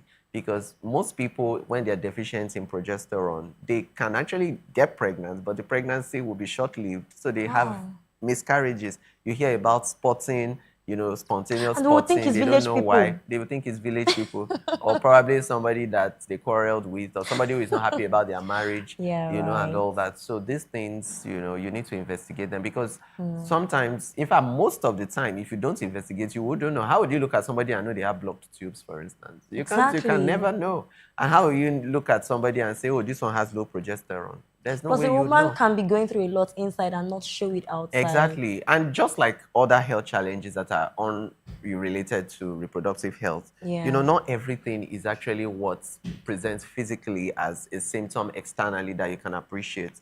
So these tests are very, very important. So that's why you have important fertility investigations that are mandatory to be done, for you to actually know, okay, where the deficiencies are, and then how to correct them so that your chances of conception are higher. I think we should really do better in taking care of ourselves as women, right? Because we do not really pay attention to these things. No, we don't. We just leave everything to chance. Yes, by God's grace. And yes, the grace of God is definitely there for us. But now let's channel this back to the pregnancy stage. Okay. Now, our everyday lives, we need to pay attention to our nutrition. I mean, you always emphasize on our nutrition, our sleep, stress level, workload, and all of that. How much do these particular lifestyle factors affect the pregnancy stage or expecting mothers? So stress, as we've said, on several occasions, pro-inflammatory, causes high stress hormone levels, drops your immune system. I'm sorry, and to think that pregnant women are usually advised, if they do 9 to 5, they are advised to stop and all of that. Is it really that critical when it comes to pregnancy? Yes, because especially in the early phase of pregnancy, you don't want to have an early pregnancy loss via miscarriage, because stress has been a key indicator of predicting, the outcome of a pregnancy, especially when you have a precious baby. You've been trying to get pregnant for a long time, then you finally get one. You don't want stress to be a factor that would make you have a negative outcome. That's number one. Then number two, you should also try as much as possible to register early for antenatal if it's a precious baby, so that, you are under surveillance, close surveillance from the beginning. So nothing is amiss, nothing goes wrong. Then stress has also been linked to depression in your immune system, and you don't want to have any kind of infection in early pregnancy. Wow. Because we actually have some infections that a woman can have that can cross the placenta and get to the baby and reduce your chances of having a healthy baby. So there's an acronym that we used to remember. We call it TORCHES.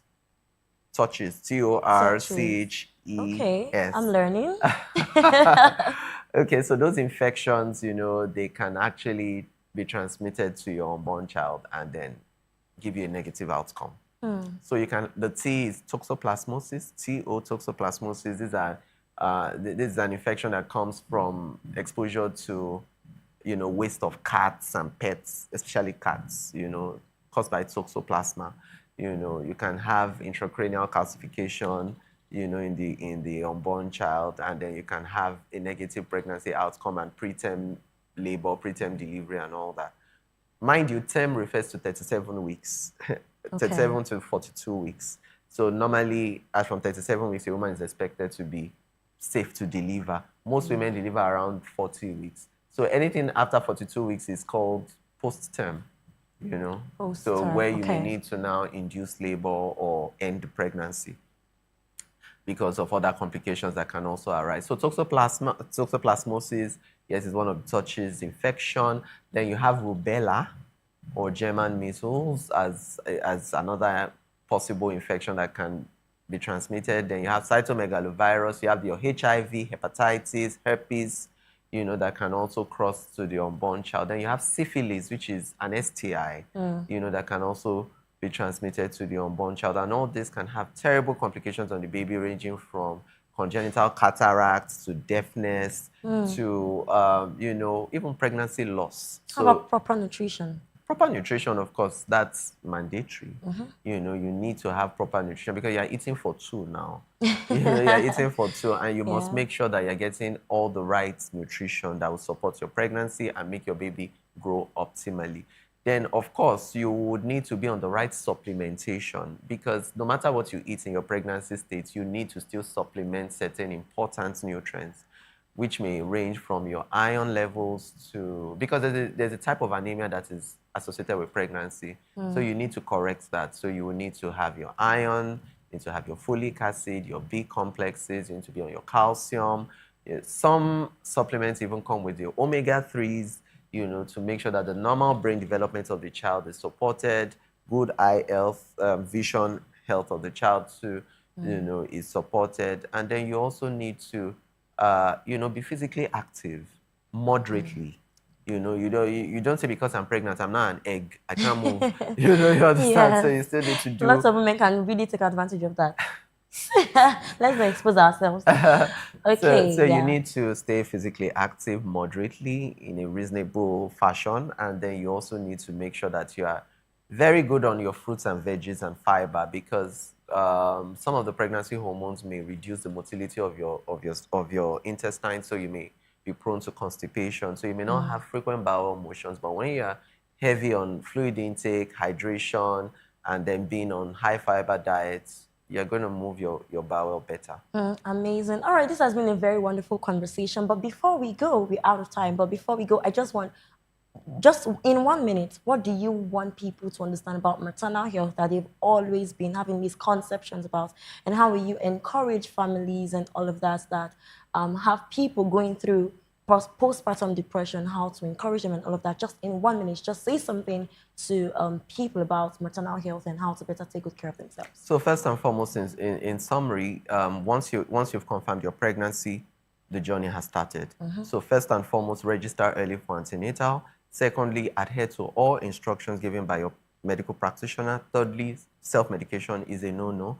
Then you need to listen to advice. When you successfully carry pregnancy to term and it's now time to deliver, please listen to your medical professionals. Your medical professional will engage you in a very important discussion as to the mode of delivery that is suitable for you. If you're a short-statured woman and you have a narrow pelvis, and they tell you, please, because of cephalopelvic disproportion, you may not be able to have a normal delivery, you go for a CS. That is not the time to claim you're a Hebrew woman. That is not the time for you to say you're going to church or a religious facility or whatever it's called, and you're expecting a miracle to happen when we know that your pelvis is not adequate to accommodate your baby.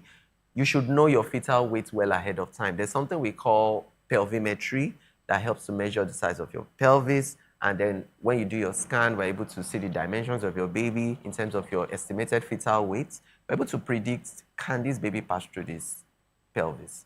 So once they tell you that is not the case, or you have other complications like placenta previa or vasa previa or whatever placentation issue you may have that may make normal vaginal delivery impossible, please listen to instruction. Emphasis on the please now, because we are begging you to do the needful. Because if you push yourself because you want to prove your allegiance to a particular culture or tradition or religion, and you put your life on the line or your child's life on the line, you only have yourself to blame. You have yourself to blame for it. Well, thank you so much. Listen to instructions, listen to instructions, listen to instructions. Thank you so much, Dr. Charles Adiogun, for this wonderful insights today. Thank you so much for sharing from your wealth of knowledge, really. My pleasure. Thank you.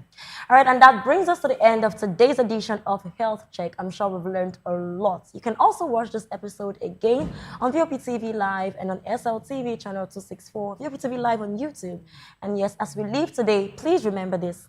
Your maternal health is not only about birth, it is about protecting the woman who makes life possible. I am Praise Peters, and until next week, where we'll be bringing another exciting episode of our medical health check discussions. Please stay safe, stay healthy, and have a beautiful day.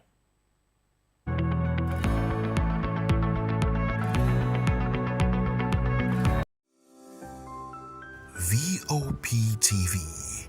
Now you have more than a voice. This is African News on Voice of the People Television, where we don't just bring you the news, we bring you Africa's heartbeats, the policies that shapes our world, and the economy that determines our future. African News on Voice of the People Television. Stay with us. Behind every broken desk lies a broken promise. Education shapes the nations. But who is asking the right questions? Introducing Edu Dialogue, the show that goes beyond the surface, exposes the cracks, the corruption, and the silence in Nigeria's education system. Edu Dialogue, Saturdays, 3 p.m., only on Vop TV. We break the biggest stories, from missing funds to policy failures. We ask the tough questions and demand real answers. Edu Dialogue, this Saturday, 3 p.m. on Voice of the People Television.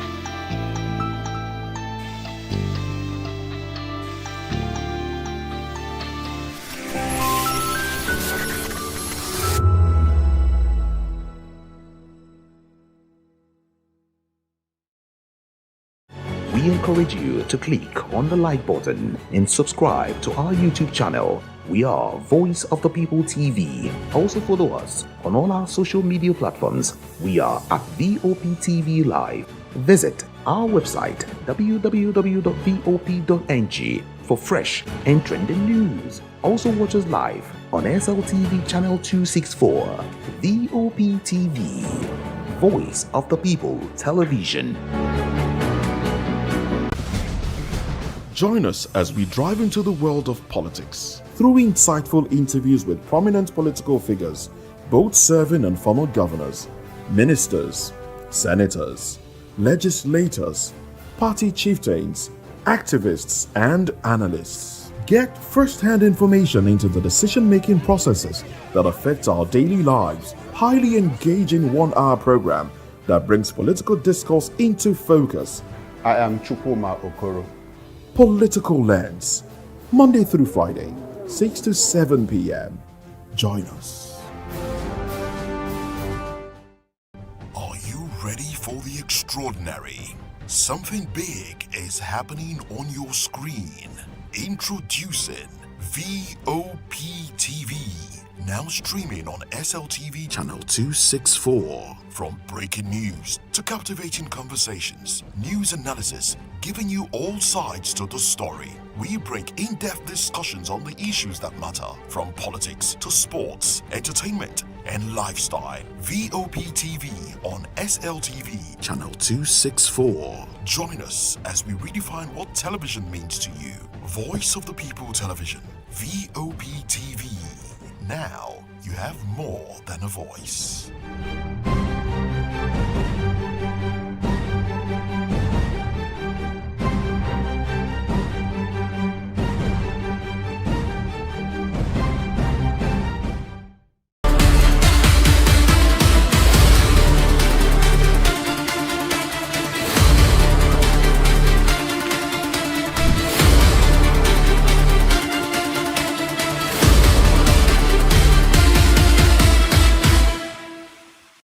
DJ Ini is an artist whose music lives at the intersection of vulnerability, soul, and timeless African artistry. Raised on the warmth of his father's vinyl collection, he discovered early that music was more than sound. It was emotion, memory, and human connection. I tell them, say, now the way where you love me and show me you care for me. I want to show you, say, I no regret, say, I know you. Blending urban music with soft rock textures, DJ Ini emerged as a rare artist whose presence feels calm, yet deeply affecting, masculine, yet emotionally open. He first captured hearts with the breakout hit Ego in 2005. Quickly establishing himself as one of Nigeria's most distinctive voices through records like Lade, I Know the Shame, and the genre blending Overkilling. His self-titled debut album, DJ Ini, alongside later releases including Wonder, Alright, and On Me, showcased an artist unafraid to evolve sonically while remaining emotionally authentic. In 2016, he returned to his acoustic roots, with shout-outs to My Lover, produced by Cobams Asokwo, a stripped-back, intimate record that reflected the emotional honesty at the core of his artistry. Behind the music and beyond the music, DJ Ini's journey has been shaped by profound personal experiences that's deepened his creative philosophy. Love, heartbreak, healing, and a near-fatal accident in 2018 transformed his songwriting into something spiritual and deeply human. Confronting mortality gave his music a renewed sense of purpose, one that is rooted in gratitude, emotional truth, and the belief that vulnerability is power. They're both about devotion, longing, sacrifice, and the search for peace in an increasingly disconnected world. Whether performing live or recording in the studio, DJ Ini creates music that feels less like spectacle and more like emotional refuge. After returning triumphantly with Find You in 2018, Stay in 2019, and fan favorites like Pamper You, DJ Ini unveiled his long-awaited sophomore album Black Maverick in 2023, a deeply personal body of work born from 13 years of growth, setbacks, and resilience, and of course, self-discovery. In November 2025, he released Rescue You, the first single from his forthcoming third album, an ethnic Nigerian ballad that further cemented his reputation as one of Nigeria's and Africa's most enchanting and emotionally resonant voices. With a sound that balances modern sophistication and timeless sincerity, DJ Ini continues to create soul-stirring music for people searching for something real. Music that reminds listeners that love is spiritual, tenderness is strength, and human connection still matters. If I die now, I go happy, say when I did this world, I don't fall in love. Which one you there, where you there treat me.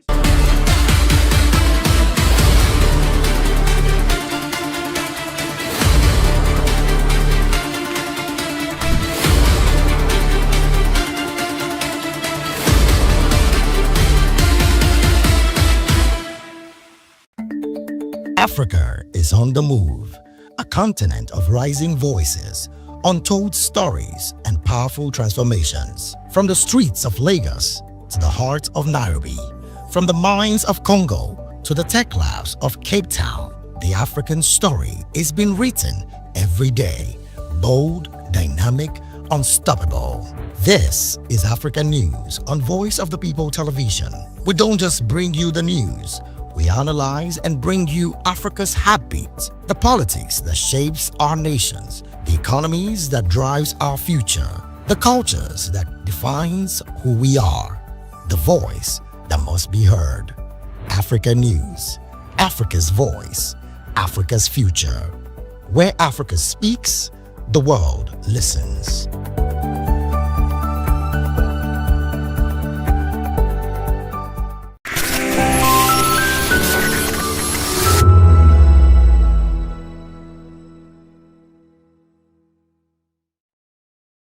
Children are among the most vulnerable members of society, and in today's rapidly changing world, many are exposed to bullying, abuse, peer pressure, and harmful influences at very tender ages.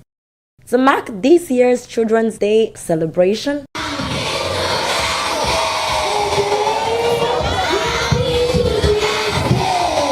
the Edge Foundation, in collaboration with St. John the Evangelist Catholic Church, Lagos, organized a sensitization program aimed at educating, empowering children to speak up and stay safe. The program began with a Holy Mass held within the church premises before participants proceeded to the sensitization session.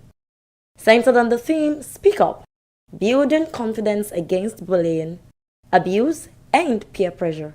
The events brought together children, parents, church leaders, and safeguarding advocates in a collective effort towards child protection and awareness.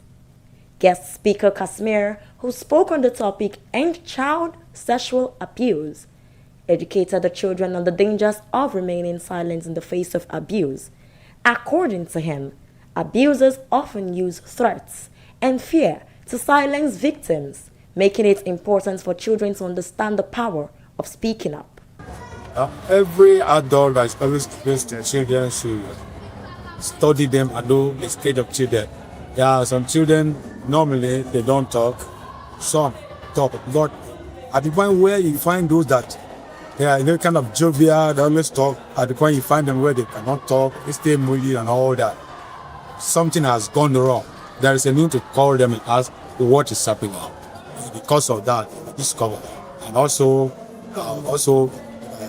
call them to a private place, stop their killing, and see, because sometimes when men and boys try to abuse, especially the girl child, and when there's a resistance, there will always be a compelling impression, force applied, that there will be signs of injury and all that. When we see this, we know that it's not just that this child felt to be black and all that.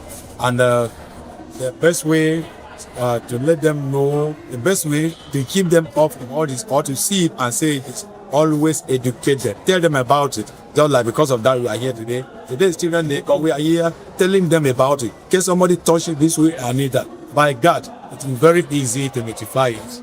Using practical illustrations and demonstrations, the children were taught how to protect their private parts, avoid dangerous situations, and report suspicious behaviors through trusted channels.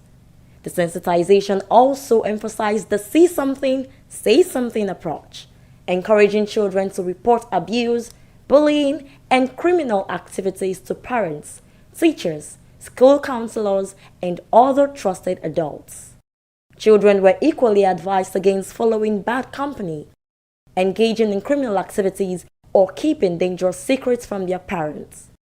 The interactive session featured questions, answers, and educational games with gifts and prizes presented to children who participated actively. Tell us, what are the 4 things you're supposed to do if someone sexually harasses you? And I want you to speak up and look at the camera. I will tell my parents. I will tell my counselor of my school. I will tell my teacher. I will tell the trusted adults. Please put your hands. What I learned from the topic is that when we see any sexual abuse, that we should always report to any trusted adult or anybody you trust or your parent that or a nearby police station. And what I like this is that the topic is that they teach me very well, and I learned something particular from there, how to end sexual abuse. Thank you. This program today was, I would say, a very beautiful one because it teaches us many things. That if you're sexually abused, you have to run, say no. Be able to be confident, be able to say no, run, tell the trusted adults, your parents. Don't hide things from your parents. Even when they give you something, you have to say no. You have to run away. Tell the trusted adults. If you cannot tell your parents, your teachers are there. But you can tell someone which you know that yes, person will help you. We even have the safeguarding team in the church. You can tell one of them and will help you fight the case. And also, I won this prize for answering the question. I feel very happy today for winning this prize. I'll advise parents out there that they should try giving a listening ear to their parents. It's not everything that is work or money. Yes, that money can be there, but your children, you don't know what they are suffering out there. You should be able to give them a listening ear, be able to let them free talking to you. Thank you. The Associate Parish Priest of St. John the Evangelist Catholic Church highlighted the critical role of faith-based institutions in raising morally sound and confident children. Having seen what is happening in the world, the rate of abuse, and the lot of peer groups, the challenges, the negative aspect of it, I think it's really necessary for the church to cue in to save the children, secure their future, so that they will not experience what some are experiencing, the trauma and the other things. The church needs also to cue in to create awareness so that they will be aware. Children who are, because most of the times, those children, to those who are ignorant of some of what this is, no. Some of them fall victim of them. So having checked the experience of the past, the mistake of the past, so the church deemed necessary to us to give me to create awareness and let children when to speak up and when to take necessary actions to curtail this excess abuse. The leadership of the Edge Foundation says the program was designed to equip children with life-saving information capable of protecting them from abuse and harmful societal influences. So this initiative is the continuation of something that I've always had in mind since I was little. I decided to go up in a bit with, looking at what is happening around us. 6 out of 10 Nigerian children must have experienced child abuse of any sort before they turn 18. So you can imagine that statistic is quite high, right? 6 out of 10. So when you look at Nigeria as well, you see that Nigeria has the highest number of child marriage in West Africa. It took 3 million early marriage in Nigeria alone. 23 million is some countries' numbers. So imagine having 23 million children giving out in marriage. These are not the statistics. Behind all of these numbers are people's children. Beyond the celebration, organizers say the program serves as a reminder that protecting children is a collective responsibility requiring constant education, awareness, and open communication. Throughout the event, the atmosphere remained lively and engaging as children learned, interacted, and left with lessons centered on courage, safety. Indeed, Children's Day is not only a day to celebrate children, but it is also a time to listen to them, to protect them, and to empower them with the right information. From Lagos, I am Grace Peters for Voice of the People Television.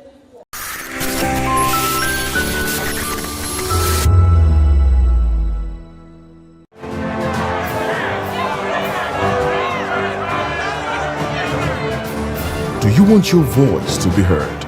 Do you know that you matter in the scheme of things? The People's Voice, the show where ordinary citizens take center stage as we discuss the biggest stories that affect you and I. With you in mind, we facilitate lively discussions, debates, and interviews on the topics that matter most to you and I, from social justice to economic empowerment, education to healthcare, governance, and more, tackling tough topics and amplifying your voice. Join the conversation and make your voice count. The People's Voice. Make your voice count. The red carpets, awards, the razzmatazz, music, fashion, interviews, and more. Spotlight on Voice of the People Television. Let's feed you with all the juicy stories in the global entertainment space, bringing you the glitz and glamour as it is hot. Stay tuned to Spotlight, 1 p.m. Monday to Friday. Spotlight on Vop TV. Entertainment like never before.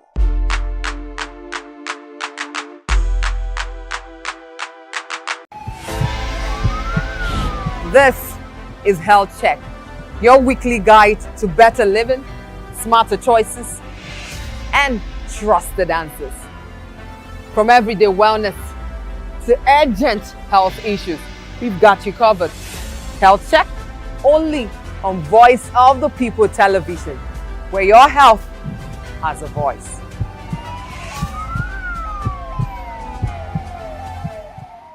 In a world where truth is the ultimate power and opinions scream the loudest, it's time to wade through the noise. Hunger no get tribe. Hunger no get religion. And scan the human interest and trending topics that matter. Stay tuned to The Issues, your plug to the stories making the buzz, from politics to science and technology, social justice, and more. Let's tackle the tough questions and expose the truth. The Issues on Voice of the People Television, Mondays to Fridays, 8 to 9 p.m. The Issues. Don't just react, understand. Nigerians, your voice matters, and in 2027 it starts with your permanent voter's card, your PVC.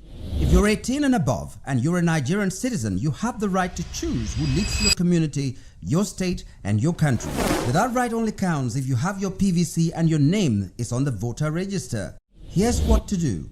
First, check if you're registered. If you're not, or if you've moved, lost your card, or turned 18 since the last election, go to the nearest INEC office or an INEC registration center. Second, it's free. Don't pay anyone for any registration or collection. Third, collect your PVC early. Don't wait until the week before elections. INEC will announce dates. Listen to radio, TV, and follow INEC's official pages. Your PVC is more than plastic. It's your power to hold leaders accountable. It's how you decide on roads, schools, hospitals, and jobs for your community. When you vote, you decide the future of your children. Get registered. Get your PVC. Vote in 2027. For Nigeria to work, you must be a part of it. Your vote, your future, your responsibility. This message is brought to you by Voice of the People, VOP Media. Are you ready for the extraordinary? Something big is happening on your screen. Introducing Vop TV. Now streaming on SLTV channel 264. From breaking news to captivating conversations, news analysis, giving you all sides to the story. We bring in-depth discussions on the issues that matter, from politics to sports, entertainment, and lifestyle. Vop TV on SLTV channel 264. Join us as we redefine what television means to you. Voice of the People Television, Vop TV. Now you have more than a voice.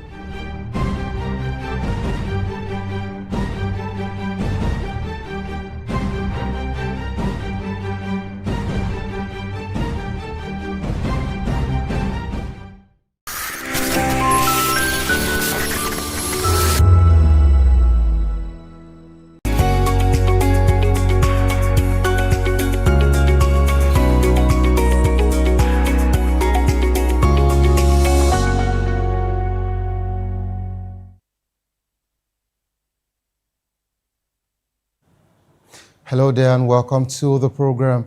Yes, it is People's Voice on Voice of Television. And of course, you're welcome to a particular, program where since stories shape the narrative. And today we'll be dissecting a major story that is dominating the headline and sparking conversation across the nation. Fayose is actually saying this particular one, Isaac Fayose to be precise, so we don't get to, mix them together. The brother of the former governor of Ekiti State, Fayose says that APC is planning cash for votes to rig Ekiti gubernatorial election. Which is just on Saturday. This is quite a very serious allegation there. And of course, I would implore you to join the conversation with expert insights and citizen perspective. Share your thoughts with us. I am Saviour Udo. Let's look into other news stories with details. Ireti Kingibe has actually, come out to give clarity as regards to what Adams Shomole, mentioned. She said, I never saw reports behind Natasha's suspension. The FCT Senator Ireti Kingibe says she never saw the Senate report that led to Kogi Central Senatorial, District Natasha Akpoti-Oduahan's suspension. Kingibe said she was at a tax reform retreat when the report was considered. I signed the register at the Committee on Pensions, then left. It affects my constituent more than disciplining a senator. She said she told Senator Oyinaya Berebe she had not seen the report and still hasn't. The claim follows Senator Adams Oshomole's allegation that signatures of at least 3 senators were forged in the report recommending Akpoti-Oduahan's 6-month suspension. And the question we should be asking, why now? Why are they coming out to talk about this particular one now? This is the question we should be asking. But away from that particular one, I love the fact that she actually gave clarity on that. But away from that particular one, governors back state police with safeguards.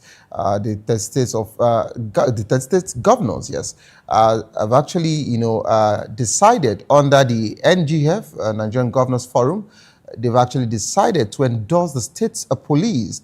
But they say it must be constitutionally sound and aligned with federalism and citizens' rights. Of course, the NGF chairman, Abdul Rahman Abdulrazak, said this that in Abuja, after reviewing the proposed constitutional amendment with state attorney generals, and of course, governors also back the National Solar Super Grid Initiative for Decentralized Power and reaffirmed support for the National Nutrition of 774 initiative as regards to the local government and World Bank Agricultural Growth Program.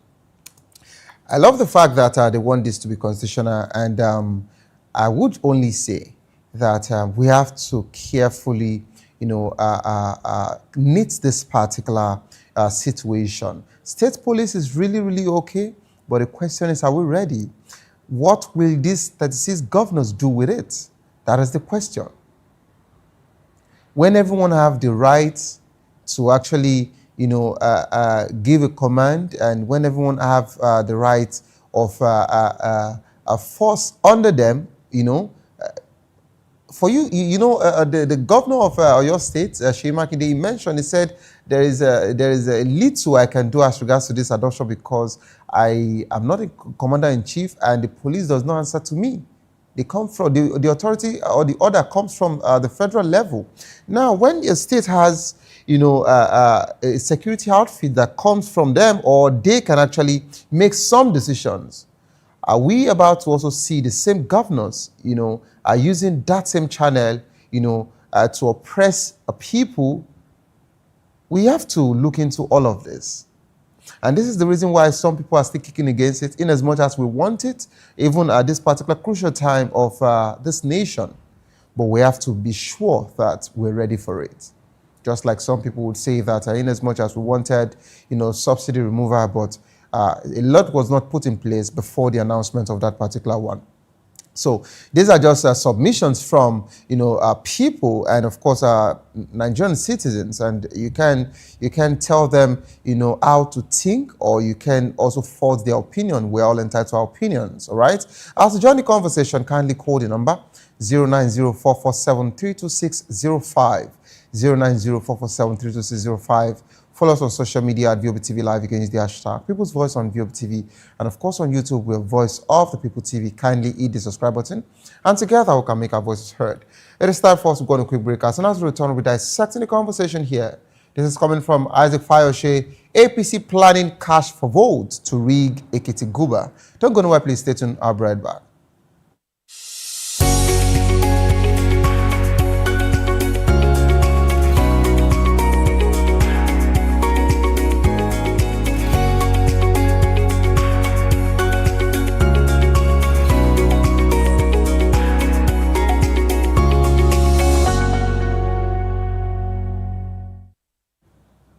Welcome back to the program. It is the People's Voice on Voice of People Television. Isaac Fayoshe, younger brother of ex-governor Ayo Fayoshe, has urged EFCC operatives in Ekiti to arrest alleged vote buyers ahead of Saturday's governorship election. Fayoshe said he has credible information that the APC plans to induce voters with money on election day. Nigeria is not developing because our electoral system is faulty. EFCC and Nigerians are watching, he said. Of course, away from that particular on INEC, the commission says that about 1,028,929 and 929 people of 1,039,360 registered voters in Ekiti, presently are set and of course have collected their PVC for Saturday polls, a 97.1% collection rate, up from 958 and 52 people in 2023. National Commissioner Muhammad Aruna confirmed that all PVCs, including 14,406 replacements, have been printed and mostly collected. INEC urged voters to turn out peacefully. We're now being joined by Dr. Mubolaji Ogbamola, a social and political analyst, who will be joining the program as soon as it's been set up properly. And of course, we're being joined by Emmanuel Bala Musa, 2027 Cardinal South, yes, House of Reps, candidate of a Labour Party. Good afternoon, Emmanuel. Yeah, good afternoon. Thank you so much. It's a privilege to be here. It's wonderful to have you. We were meant to be together on here, I think sometime, was it last week or early this weekend? I was told that you are still, going through the rounds of your consultation, with your, with some chieftain in your state in Kaduna, to be precise. So how has it been? Yeah, it has been awesome, very vigorous, challenging, and stressful. But we give God the glory. We are making progress. Okay, before I come to the main conversation, you used the word challenging, but of course you give God the glory. I understand what the political landscape in Kaduna looks like, especially when the ruling party are actually controlling it from the chief executive officer of that particular state. But of course, I know that Southern Kaduna has always been, totally different, because I've lived in Agua Extension, to be precise, which is around Kudende, which I believe, where I'm talking about, before you get to Kakuri and all of that. Now, I understand that we are always having the opposition, in the Southern Kaduna. But ever since you actually emerged as reps candidate from your party, Labour Party, how has it been? What are the challenges from the ruling party in your state? And just like every other person would ask you that question, you did well for Mr. Peter Obi in the past. You actually, did a lot of grassroots, mobilization for him. But we're surprised that when he left the Labour Party, you didn't leave.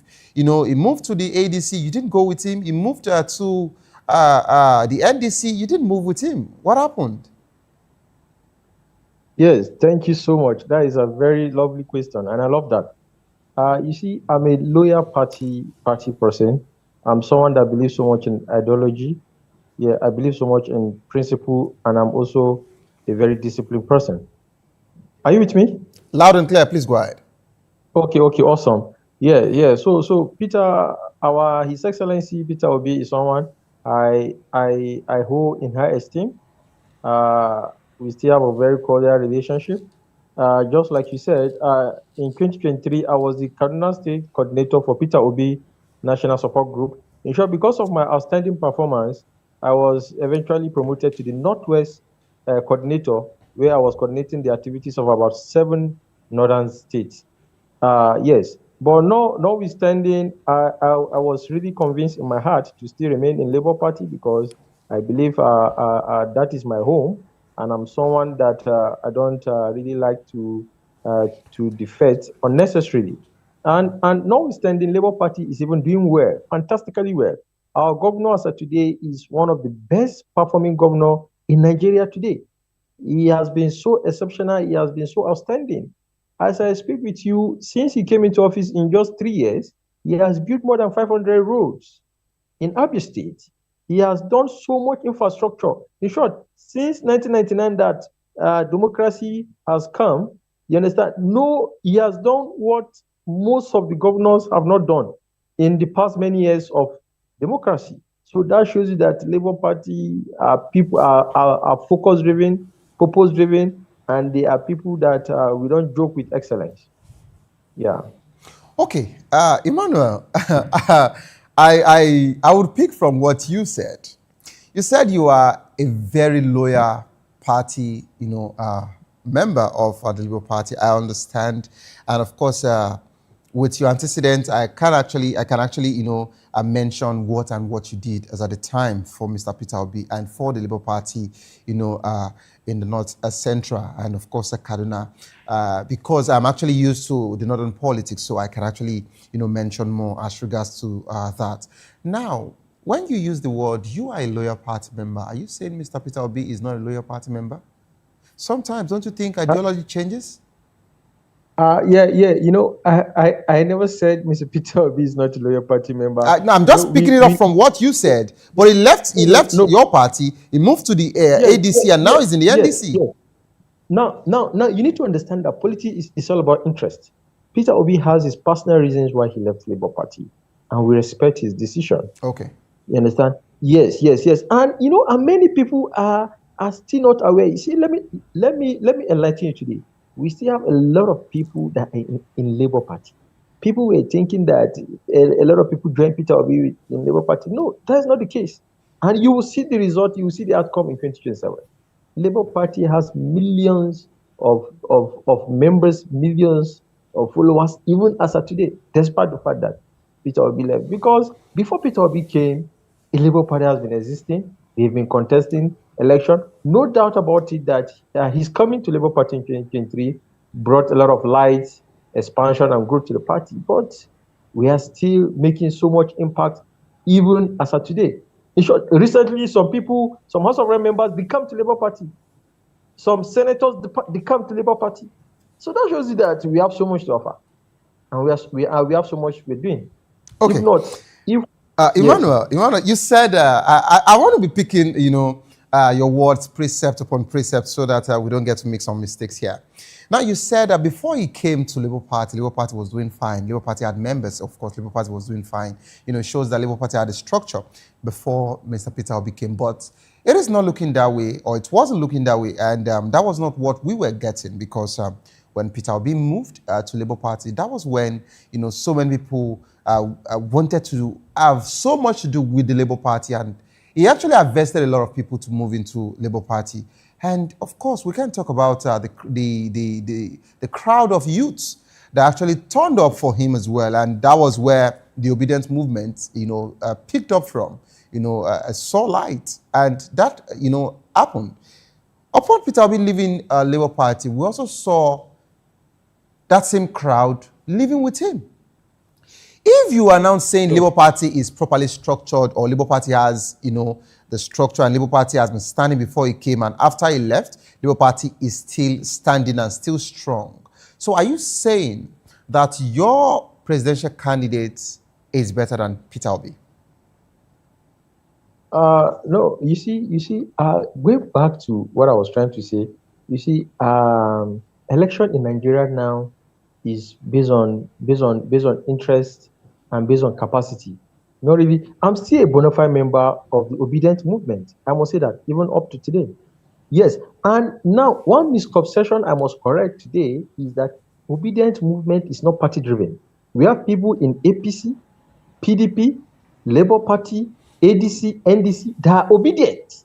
Now, Emmanuel, Yes. when you say you have people in APC, ADC, NDC, wherever Labour Party that are obedient, don't forget that the word obedient was actually coined out of Obi's name for him, for a movement for him, just like we have the Kwankwasias movement.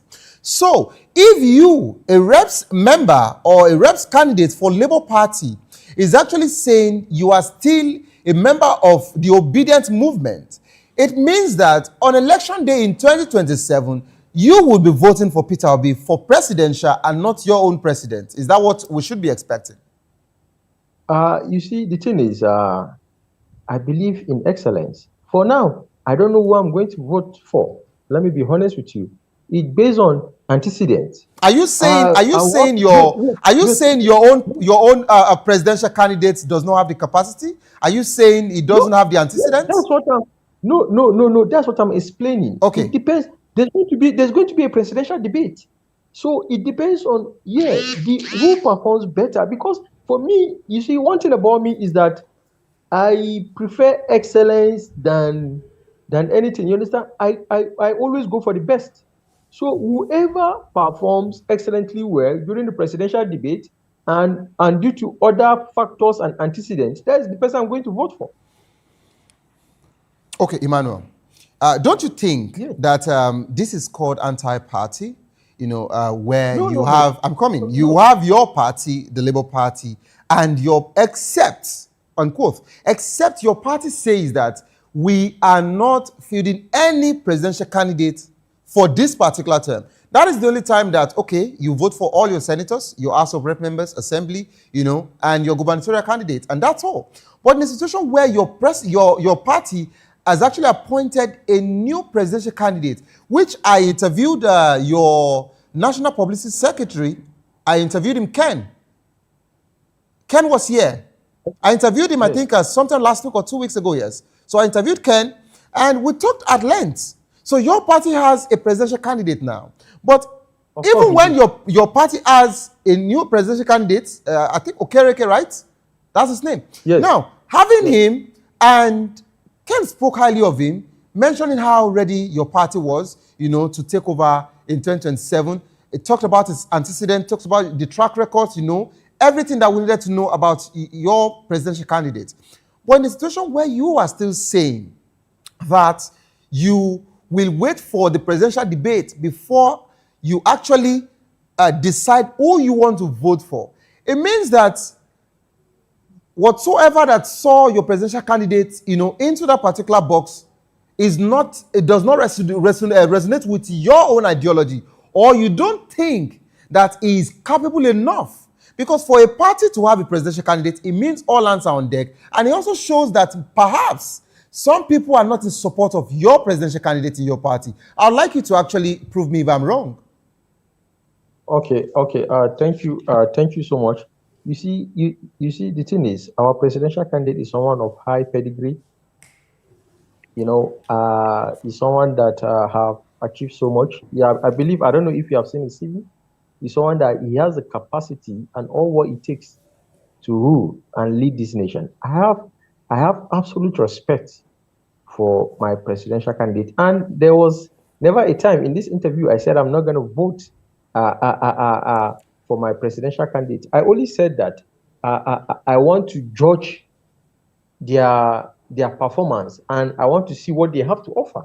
And don't you think that's a part of indecisive, decision? You're not sure yet. No. It's not as if I'm being indecisive. You see, I didn't being I truly uh I'm really truly an obedient, as in I didn't be I'm going to vote wholeheartedly for Peter Obi. I will have moved to ADC and also moved to NDC, just like many other people. But you could see that despite all those movements, I remain in Labour Party. So that shows you that I'm a focus-driven and a loyal party member. So no doubt, I respect and I hold our presidential candidate in high esteem, and of course, and I'll continue to wish him all the very best. But I just also I don't want to at the same time just rule out Peter Obi. You understand? That's why I say let's see what both of them has to offer. Then from there we'll know how we take it off from there. Okay. So that's All just right. That is cleared. Let's come back home now to the main conversation as regards to the allegation. But I would like to actually, connect the dots when it comes to vote buying. It happens that in this part of the world, in Nigeria to be precise, this is a practice that we get to see often as regards to, vote buying, riggings, and all of that. And if I may ask you, before we come to Ekiti, which Ekiti is about to decide now, but before we go to Ekiti, if I may ask you, of course, you saw what happened in 2023 general election. You were on ground.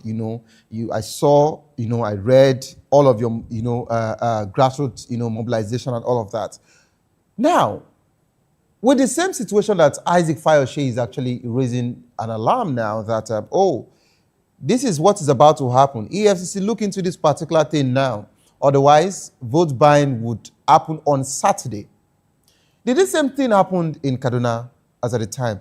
And if the same thing happened from the ruling party, how prepared are you to protect your constituents, to protect your own, people from this same situation come 2027 as regards to you vying for that particular rep seat?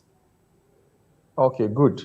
Yes, that's a good question. Now, I'm happy that you said you once lived in Agua, which is just closer to Tricania. Yes. So yeah. I'm happy to hear that, which means to some extent you also understand Kaduna very well. Now, vote buying has become a great menace in our electoral system, I must say. It is a great challenge, and it's quite unfortunate the politicians are exploiting the hardship of the economy, the poverty, and many other challenges people are going through. They're exploiting it and they're using it to buy vote. But just like you said, for every problem, there's a solution. Me, I believe in solving problems. No matter any problem that comes my way, or no matter any challenge I'm faced with, I face it squarely. I don't believe in giving up, or I don't believe that there's no problem that doesn't have solution. Now, in as much as the politicians are scheming on how to be able to also buy vote, come both in this specific election and also the 2027 election, we are now focusing more in my constituency and my state. We now in Kaduna, we are coming up with strategies on how to be able to nullify those evil agenda. In short, just before this interview, earlier today, we had a brief meeting with some of the party ward coordinators. You understand, strategizing on how we can go about the recruitment of the polling unit agents and how we can also safeguard our vote and many other strategies. So we are, in as much as we still have a lot of time to the election, you can see that we're already working and we're already putting in our best to ensure that we don't allow what happened in 2020 to repeat itself. Okay. I love the fact that you have said you would not allow what happened, in the past to repeat itself. Now, let's talk about the credibility of this particular allegation from Isaac Fayoshe, the brother of the former governor of Ekiti. Isaac Fayoshe says that he has credible information of APC vote buying. What level of evidence should the EFCC require before acting on such, public allegation? And of course, is the EFCC the right, agency to police such a, situation, and of course, election day vote buying, or does that particular one fall more to INEC, ICPC, or even the police? And I would like to also, bring you up to speed again as regards to something like this. Don't forget that the AMAC election that we saw, the just concluded one in Abuja, we saw a lot of irregularities. We saw some numbers that were not even tallying, where we have numbers of accredited voters and, the numbers of total votes, they were not even, tallying. And of course, I had the deputy publicity, spokesperson of INEC, which he actually granted the interview, and he said on national TV that INEC can only do 40%, and 60% belongs to the Nigerian police, all the other forces, the political parties, and of course individuals. He said that on national TV, and that was actually all they could respond. And afterwards we've been inviting them to come, because we need to get some clarity as regards to some of the disparities that has been happening, for some time. Now, I don't know if you also remember that the just concluded primaries, that we witnessed from APC. We saw where the president, actually got about 10.99, which is approximately 11 million votes. And the question is, how many members are there in their portal, and how many voted for the president? When you see situations like this, and Isaac Fayoshe is actually saying that this is what APC in Ekiti is about to do. So please, Emmanuel, I'd like you to respond to all of this. Thank you. I love the fact that you are the one that is bringing this question, and I love it. I love it, because just last 2 weeks or 3 weeks ago, I spoke on this same issue on Evita FM in Kaduna. Now, you see, let me start with the matter of Aisha before I come to APC primary.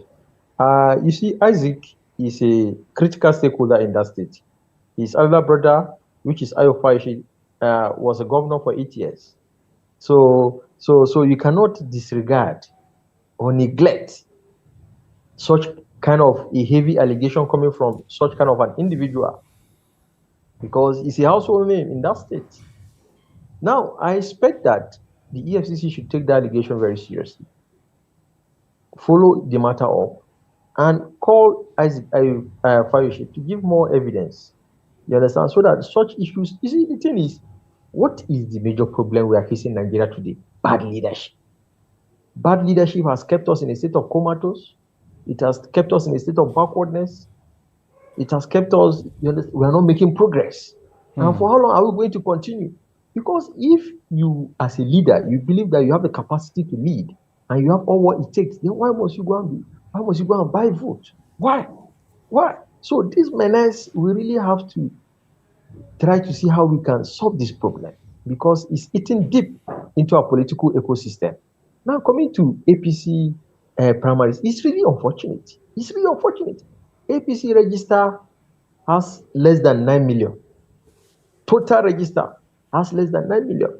Now you are coming to present a result. You are showing us almost 10 million. How, for God's sake? Where did those figures, where were they manufactured? Where did they come from? So you see, it's quite unfortunate things like this are happening. And honestly, we need more civil society organization. We need more people to really speak out concerning the anomaly, all the loopholes we are experiencing in our electoral system, and everything that is happening, because it's becoming unbearable. But Emmanuel, let me push this in. Maybe this will give us a broader conversation. If we are to talk about abnormally, you also witnessed the ADC's primary. And you also saw where Yatudin and Rotimi Amechi also mentioned that particular result, was not true. That particular result was rigged. That particular result was fake. You also saw that. You saw the amount of votes Atiku got. How many members are still remaining in ADC in their portal as we speak? And I'm not here to, I'm not here to devalue or to even, talk down any political party. But what we are saying is, We have the fact there on public domain. As at the time Peter Obi and Kwankwaso left ADC for NDC, we actually saw the amount of millions of people that left the party. ADC and PDP lost a lot of members, moving to that particular NDC, to the new party. And in 72 hours, in 42 hours, 48 hours rather, we had about 11 plus, new members. That was what we saw and that was what we read. At some point, their portal crashed. So, my question, if this has happened in APC, the same situation has happened in ADC, and of course, we saw the amount of, votes that was self-acclaimed that NDC also, pushed out that, made them say, oh, this was a vote. Is it a vote of confidence and all of that for Peter Obi? We saw the number as well, but since he didn't actually go through any major primaries against anybody, so of course he was picked directly. Now, if we are to talk about, some irregularities from different political parties that has actually happened, if not for presidency if we're not talking about that of presidency in NDC, but of course we can talk about the senatorial and House of Reps assembly, which we still have aggrieved members in NDC as we speak as well. Are we about to face or to witness the biggest rigging in 2027? Because it is looking like both opposition party and the ruling party are in the same WhatsApp group. What do you think? Yes, that is, in short, that is a perfect analogy. They are both in the same. See, let me just tell you the honest truth. You see, APC, ADC, they are the same. There's no difference. But should we exempt your Labour Party? Yes, and I'll tell you why Labour Party is unique. Yes, all right, please go ahead. Go ahead. You see, who are the people canvassing in ADC? Amechi was a minister in Buhari's government. He was in APC for 8 years. You understand? Atiku did vice president. You understand? So all these people, they are the same. I don't even need to glorify them. APC and ADC, no difference. So let's even keep that one aside. Now, what makes Labour Party to stand out? I'll use example in Kaduna. Now, in Kaduna, we came up with a strategy that anybody that is contesting election, you are not going to pay for form yet. The party will screen you. The party will interview you. Then anybody that passed the interview and the screening, then the person will now be allowed to go and buy the expression of interest and the nomination form. That was the strategy we did in Kaduna. That is why you will never see anybody in Kaduna say that he was exploited or they collected his money or this, that, or that. You understand? And that is what we are clamoring for. You see, our primaries was so exceptional, so unique, so outstanding, and so wonderful. In short, it was very peaceful on that very day. And that's why you cannot hear any noise, any Labour Party person making noise. Now look at the NDC, NDC that is a new party. Are you aware that some of the aspirants right now are in court in NDC? Some of the aspirants, in short, some of them have written a petition to FCC. I know of like three or four. They have already written petition to FCC, accusing some of the officials of fraud and many other stuffs like that. You understand? So now, let me tell you, do you know that up to now, as at this moment, NDC, ADC, APC, they are yet to release the list of their House of Rep and Senatorial candidates. Up to now, Labour Party have released their list since 3 weeks ago. Why are they scared? Why is those party, APC, ADC, and NDC, why are they scared of releasing their listing? Because there were too many irregularities, there were too many rigging, and too many stuff that happened. They don't even know how to go about it. And I can assure you that the day any of these parties, these three parties, release their list officially, you will see massive defection. I'm telling you, note this down. Any day they are going to release their list, you see a lot of people will defect. Because a lot of people, they will feel disenfranchised, a lot of people will feel cheated. When you say they will defect, are you saying they are going to defect to your party? It may not be my party. We have about close to 15 parties that has been recognized by INEC. It can be any party. Okay. I'm not All trying right. to verify my party. All right, but Emmanuel. there'll be massive defection. Okay, Emmanuel, let's talk about the faulty election claim. You know, Fayose says EFCC will be blamed if it doesn't act. Can an agency be held responsible for election credibility based on, pre-poll allegations alone? This is the question that we should be asking, because just like you said, EFCC was meant to invite him over for him to give them more, substantial evidences to show that this particular allegations that is coming out now is true, because the election is just on Saturday. Now, let's talk about timing. Why do these vote buying allegations usually surface between 24 to 72 hours before an election? Is it a tactic or a real operational timeline? I just have to, put this there. So I'd like you to respond, please. Okay, you see, the thing is, I want to use this medium to encourage EFCC. They have to strengthen their modus operandi. You see, we're in a digital war. I'm a computer scientist. It's quite unfortunate. If someone gives an allegation, it is your responsibility to follow it up, to investigate and get to the root of the matter. EFCC has to really up their game. EFCC are focusing in arresting Yahoo boys and all that, which is good, in neglecting the politicians that are damaging and destroying this country on a daily basis. It's like there's a misplacement of priority. You understand? Honestly, EFCC really have to sit up and really, they can do better. They can do better, honestly. All right, let's talk about this.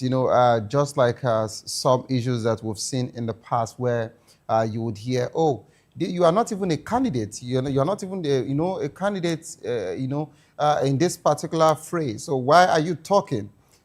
Fayose isn't a candidate. What political impact, does a statement from, his brother, carry?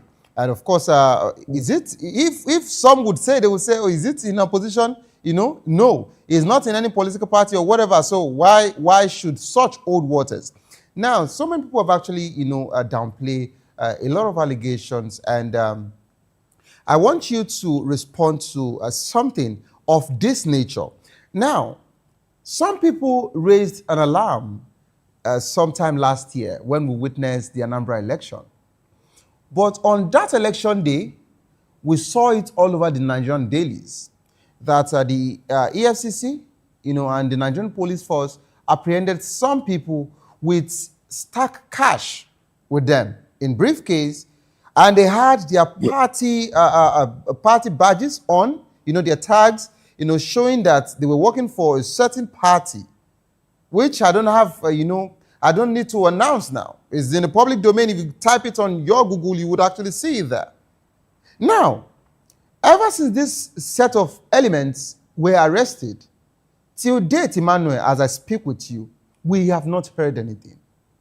So is this a normal modus operandi for Nigerian elections? And why is it that on some cases or some issues like this that are quite sensitive, it takes even INEC and EFCC to respond? It takes them time to respond. And for some other cases, they respond very, very fast. I would mention this. Now, yes, the same Adams Oshomole that is having issues with the leader of the Senate and, of course, the president of the Senate, yes, he once mentioned, he said, if you cross over to the APC, your sins are forgiven. And we saw his former counterpart, governor of Delta State, Okowa, who the EFCC invited, and afterwards Okowa moved to the APC. Now we're not hearing anything. The former governor of Kogi State, also, it was, his picture was even littered everywhere, wanted by the EFCC. But we're surprised that the same EFCC now said that until the court gives the final judgment that he is guilty, otherwise he is not. So does it mean that EFCC didn't have tangible, evidences? They didn't do all their due diligence before they said he was wanted or before they mentioned all of this? So why does it take time? And when they need to actually do their jobs, why does it take time for them to respond to situations like this, especially when it comes to the polls? Okay, yeah, you have raised a very serious concern. This is a serious issue that we are all begging for answers. You understand? Now, let me just say a little bit. Now, there's a allegation that uh, Kerry Mari, that is the former MD of NNPC, there is almost unaccounted for almost 200 trillion naira is unaccounted for. Now, since that person left NNPC, we've never had him visited. EFCC have never visited him, and there is no any interrogation ongoing or whatsoever. You could see now. What is the challenge? The truth of the matter is that the person they are accusing, the people, you understand, most of the people that you are expecting to go and interrogate him, you understand, he gave their children jobs, so they cannot. They don't have the boldness. They don't have the confidence to go challenge him because it's like a 50-50 stuff. So the way and manner we are running governance in Nigeria need a drastic transformation and a drastic change. You understand? And EFCC really has a serious part to play because they tend to ignore a whole lot of issues, a whole lot of cases. You understand? So many cases that desire urgent attention is being neglected and abandoned. Okay. Now let's talk about this vote buying situation. Legally, where is the line between vote buying inducement and normal campaign logistics like transport or food? And I'm going to talk about this, quickly. In Nigeria, we have what we call, door-to-door campaign, and they call it canvassing, in the grassroots terminology, or, if they are looking for the right adjective, political adjective to actually, use in, mentioning that particular word or to cover it up. You see a situation where politicians would go to people or send their canvasser to go door to door to tell people to come out to vote and, give them things and all of that, as regards to saying that, oh, these are just, logistics, or you see a lot of people, in a very long queue, you give them water, you even say, oh, no, we cooked and we're giving food and all of that.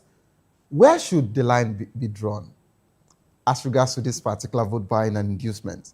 Or is it just, should we just always, look away, as they would call it, in normal campaign logistics?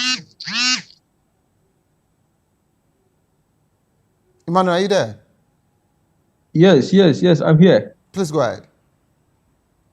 Okay, you see, the thing is, logistics is a pivotal aspect of election and campaign, and you can never take it away. But logistics is different from vote buying. Now, vote buying is mostly done on election day,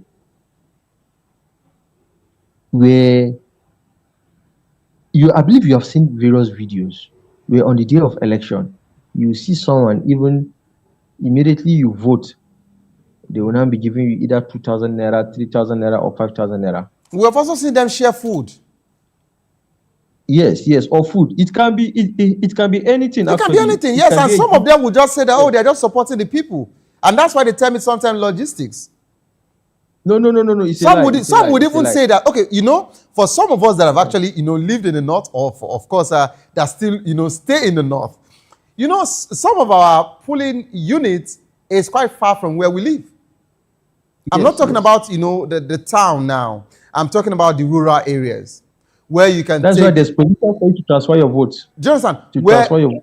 Now, where you have to take bike sometimes to a long distance and all of that. And they will come in the name of, oh, we're just trying to assist these people, That's why we're giving them money to support them, as regards to taking, transportation and all of that.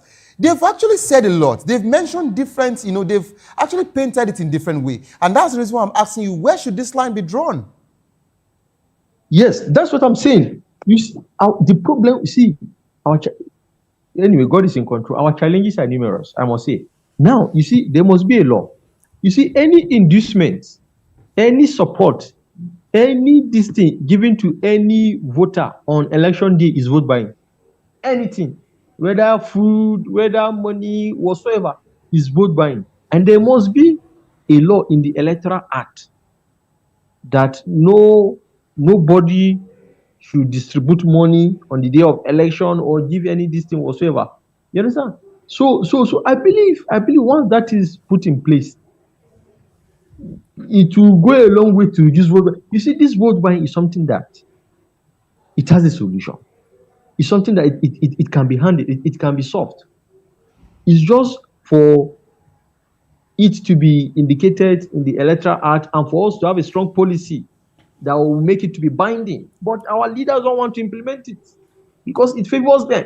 Many of them, if not for vote buying, they will not be in the various positions they are occupying. They have nothing to offer, nothing to show.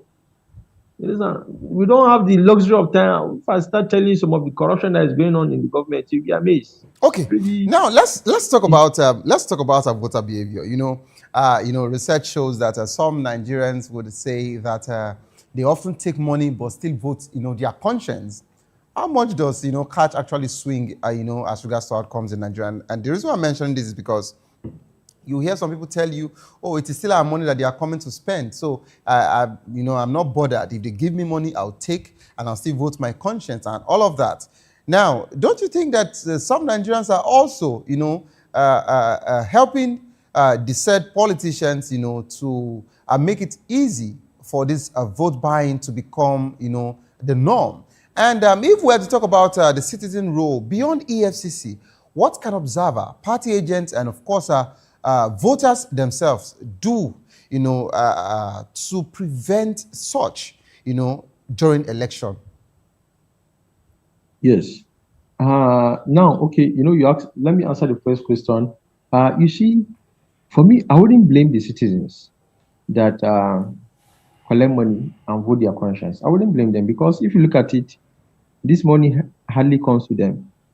The politicians embezzle this money. It's only during voting that they tend to remember them. So for me, I wouldn't say it is totally bad if they collect the money and still decide to go and vote their conscience. There are people that does that, and I will not blame them for their actions.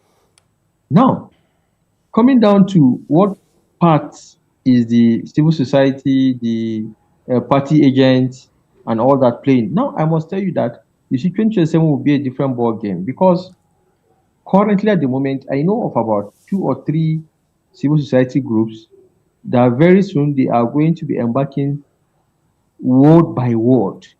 That is visiting every local government in the country, the 774 local government. They have such plans with the support of international bodies. They've gotten funding. Okay. To be able to go, yes. Yeah, they'll be recruiting people that will go to various local government by local government, if possible, ward by ward, to be creating awareness on the dangers, the consequences of vote buying, and trying to enlighten the people on the reason why they should vote credible, competent leaders. Okay, Emmanuel, So because of our time, we're pressed for time, and we just have to round off in just 20 seconds. Regardless of who wins, on Saturday, what's one reform you would push for as regards to 2027 circle to make this vote buying, plot harder, to run? You are also, a reps member, so you should be able to provide a solution. I'd like to hear you out in just 20 seconds as a round off.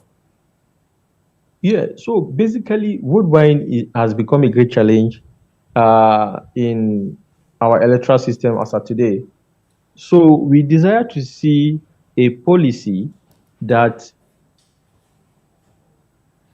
stops anybody from giving out any financial endorsements, any cash on the day of election. That is where the vote buying is happening. It's on the day of election. Okay. So let it be stopped. All right. Thank you so much, Isaac, for being part of the program today. It's been wonderful talking to you, and I hope I didn't drill you too much as regards to our opening. Hopefully, it has been It has been an interesting conversation. Thank you for having me. The pleasure is mine. Hopefully, I would get to talk very soon. I'll get to reach out to you, for you to come on the program again very, very soon. All right. I wish you the very best as regards to, your campaign and, of course, your journey to the reps, to be precise. Congratulations in advance. All right. So this is how far we can actually go on the show. Coming up next is Locker Room. If you love the world of football, I like to stay able to enjoy that particular one. This is me telling you, don't give up because it is not over. Tough time doesn't last, but tough will do last. Whatsoever you face will soon be over, and you will definitely smile again. My name remains Xavier Udo. Have a good evening. Rest.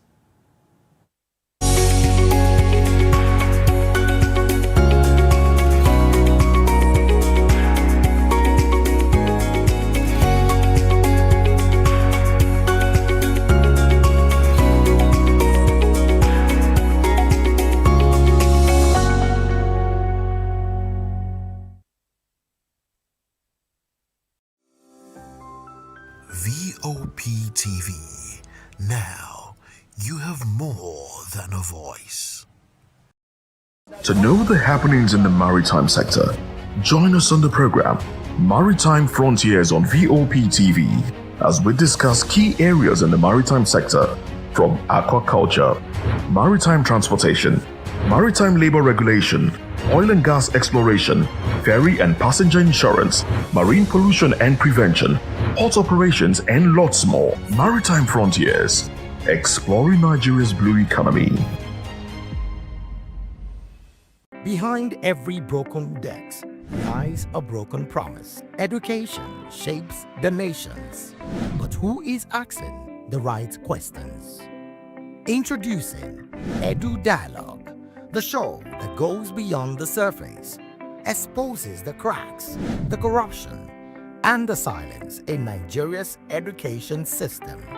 Edu Dialogue, Saturdays, 3 p.m., only on Vop TV. We break the biggest stories, from missing funds to policy failures.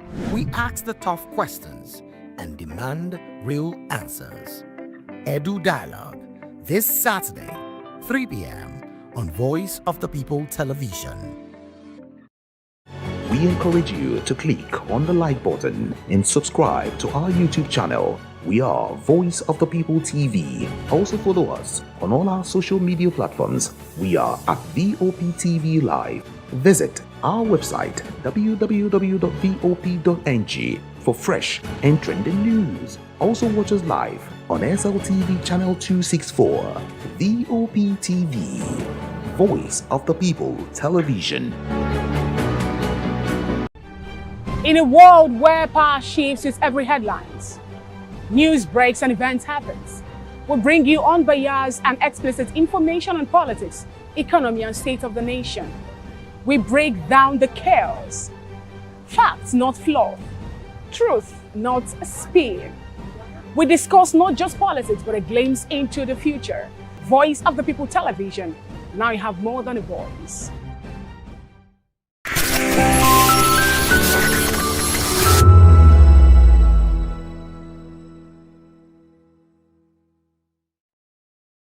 Let's talk about the role of government and the work he has also done. So all of these things come together to provide this structure. Best practices or worst practices that we have seen, that one is documented. Our CMOs, have they sorted out themselves? Are we still fighting? RLP, are we still fighting with the government? Yeah, exactly. RLP, are we still fighting with the government, looking for how to disburse funds and all? We are not fighting with the government. We are not. Stakeholders in Nigerian creative and businesses sectors have continued to highlight the need for sustainable structures that will support growth and global competitiveness. At the summit, participants discussed key issues including technology, policy implementation, transparency, and infrastructure gaps affecting the creative economy. Challenging, logistics, security, buying power. But guess what? Nigerians overcome all those challenges. We do it Deliver a world-class show to your people that they can come to, and you'll be shocked.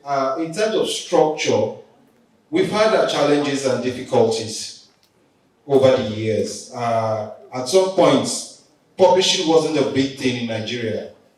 From the 60s, 70s, it wasn't a big thing. So when you actually see contracts from the 70s, you would not see publishing as written publishing there, but it covered a lot of grounds that also has to do with publishing.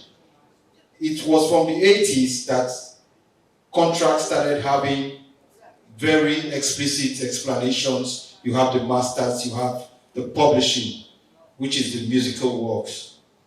So you would see that before the 80s, music was just seen as something that has to go, and you have a contract to get the works from the artist, but you also have an obligation to make sure that royalties are paid.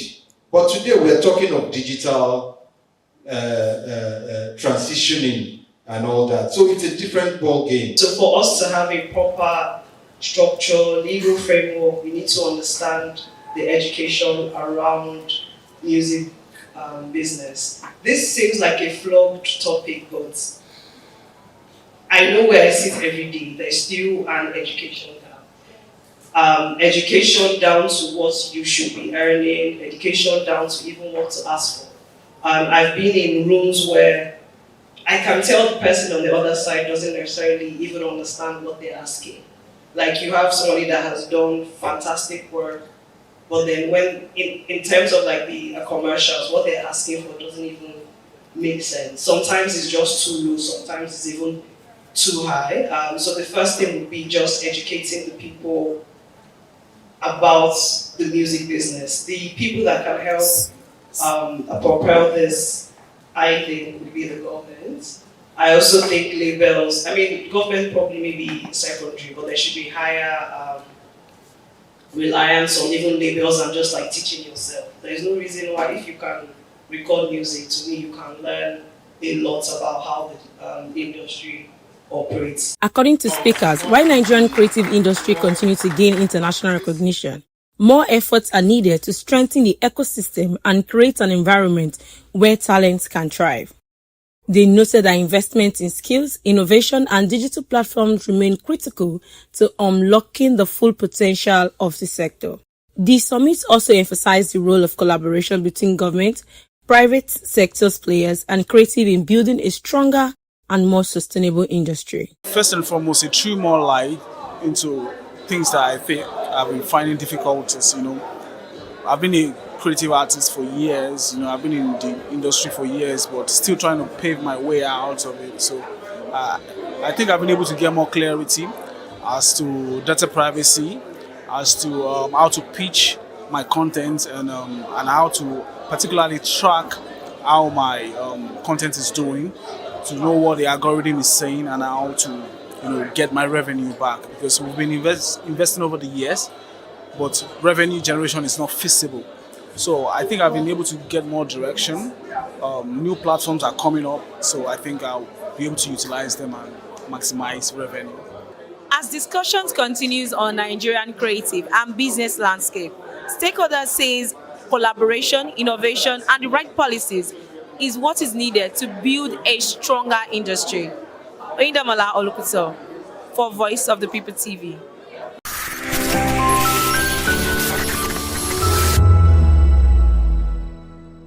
This is African News on Voice of the People Television, where we don't just bring you the news, we bring you Africa's heartbeat, the policies that shapes our world, and the economy that determines our future.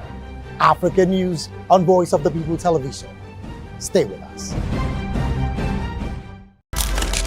In a world where power shifts with every headline. In a nation full of questions. In a world filled with noise, the truth needs a voice. The policies that shapes our world and the economy that determines our future. Every hour, every day, the grapevine keeps buzzing. And together, we are committed to telling the stories that shape our world, because your voice is our focus. Don't forget, our voice matters the most. Let us come together and share our concerns.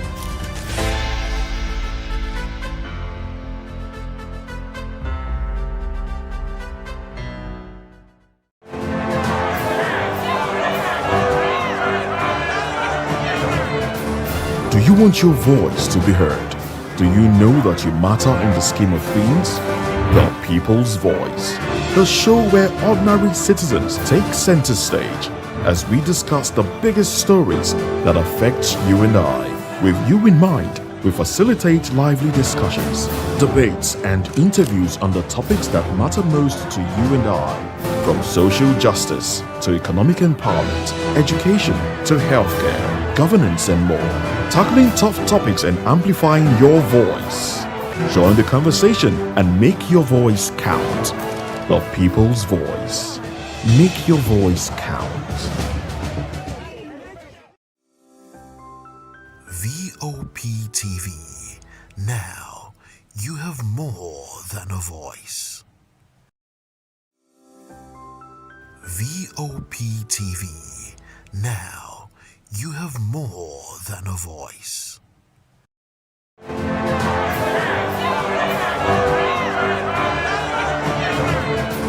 Do you want your voice to be heard? Do you know that you matter in the scheme of things? The People's Voice, the show where ordinary citizens take center stage as we discuss the biggest stories that affect you and I. With you in mind, we facilitate lively discussions, debates, and interviews on the topics that matter most to you and I, from social justice to economic empowerment, education to healthcare, governance, and more, tackling tough topics and amplifying your voice. Join the conversation and make your voice count. The People's Voice. Make your voice count.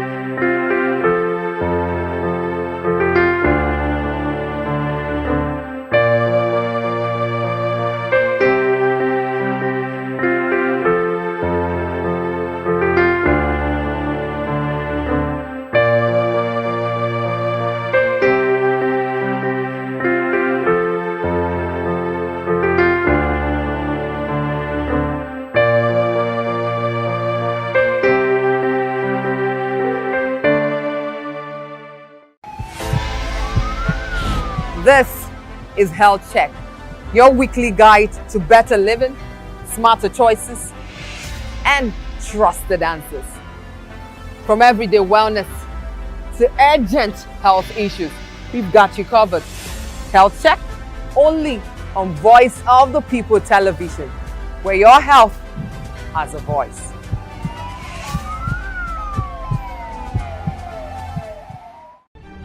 In a world where power shifts with every headlines, news breaks and events happens, we bring you unbiased and explicit information on politics, economy, and state of the nation.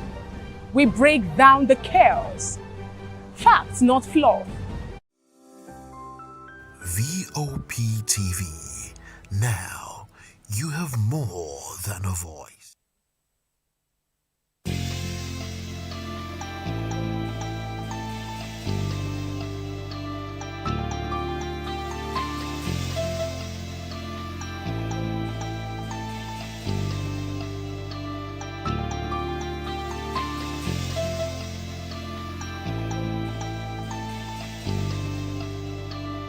Welcome to the locker room, the home of football talk that matters. I am Jerry Arpeon. Join us every weekday, Monday to Friday at 5 p.m. Nigerian time, as we share the hot takes and hot debates in the exciting world of football. And joining me are the usual suspects, Ikechukwu and Mayowa, as we break down all the hot takes and everything that's happening in the football. Don't just watch football, live it with us. Catch us on the locker room and Voice of the People television at 5 p.m. Nigerian time. And like I always say, if not 20 minutes off, please the sport. And it's Hakim Ziyech, who puts the Atlas.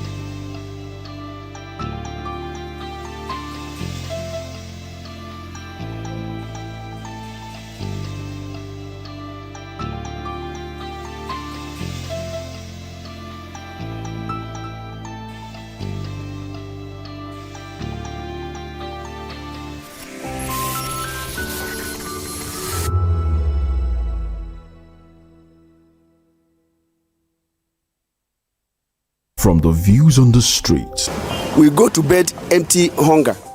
to the blaring horns of a hustling city, the loudest voices of the common man got a medium to be heard. This particular administration, they were coming unprepared. It's not a bad thing to renovate the president's lawn. Through top-notch programming, unbiased reportage of news, sports, business, entertainment, and cultural documentaries, Voice of the People 90.3 FM became a symbol for 21st century media. And now, a new baby is born. Voice of the People Television, VOP TV, youthful, full of vigor and penchant for excellence in the continent's media space, exposing the wrongs, applauding the rights, dissecting the news without fear or favor, through factual and accurate stories and contents, Corruption kills three things that makes a society. representing the interests of the people and giving them a voice. Voice of the People TV is here to stay towards building a fair society. VOP TV, Voice of the People Television, truly a voice for the people.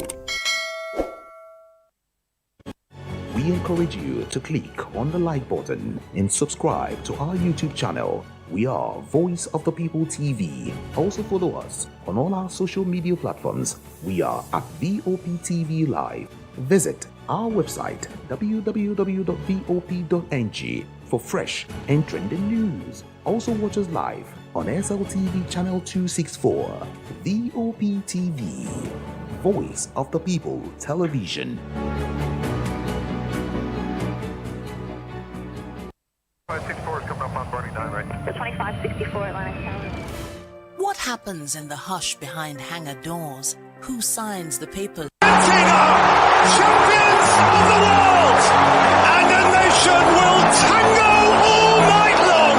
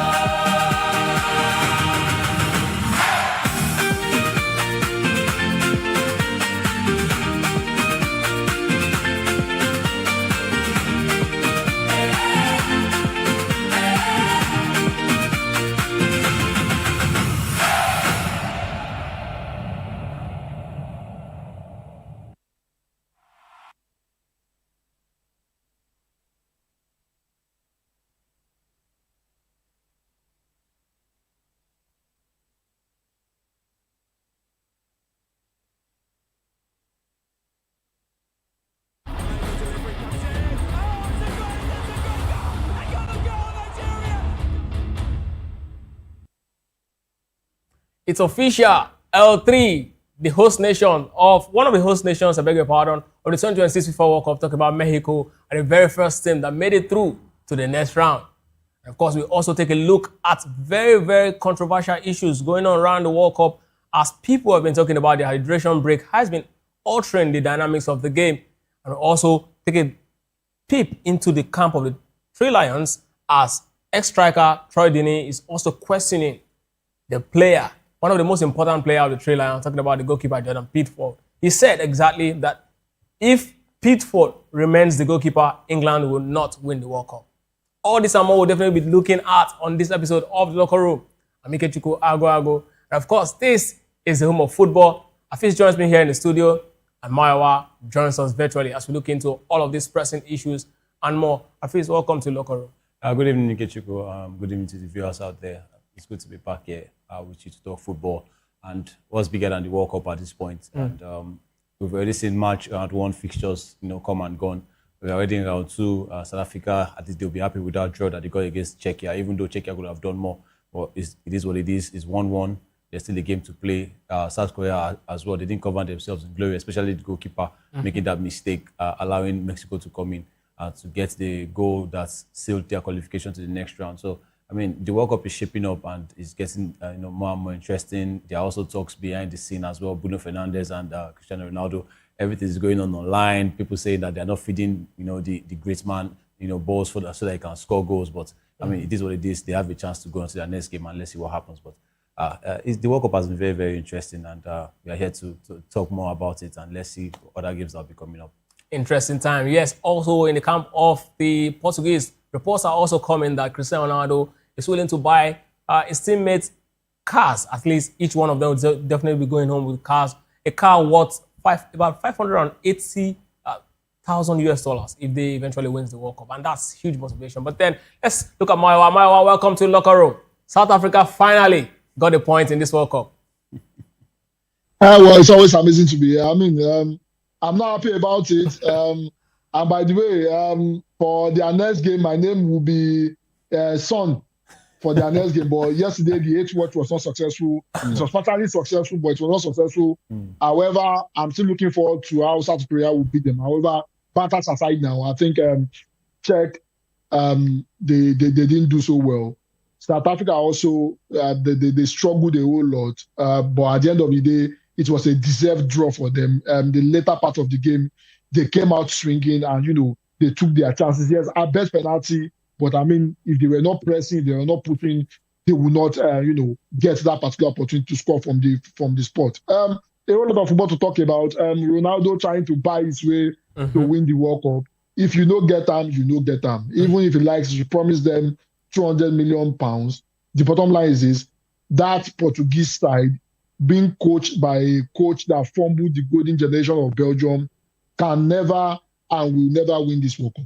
Only time will tell. Yes, if this is your first time of being part of the show, welcome again. This is Home of Football, where we break every single conversation making rounds in the world of football. And of course, if you're watching us via social media, particularly on YouTube, we indulge you to actually leave us a comment because we'd like to know exactly what you're talking about, what you think about the conversation we're having. And also, do not also forget to like, share, and of course, subscribe to our platform to be a part of the family.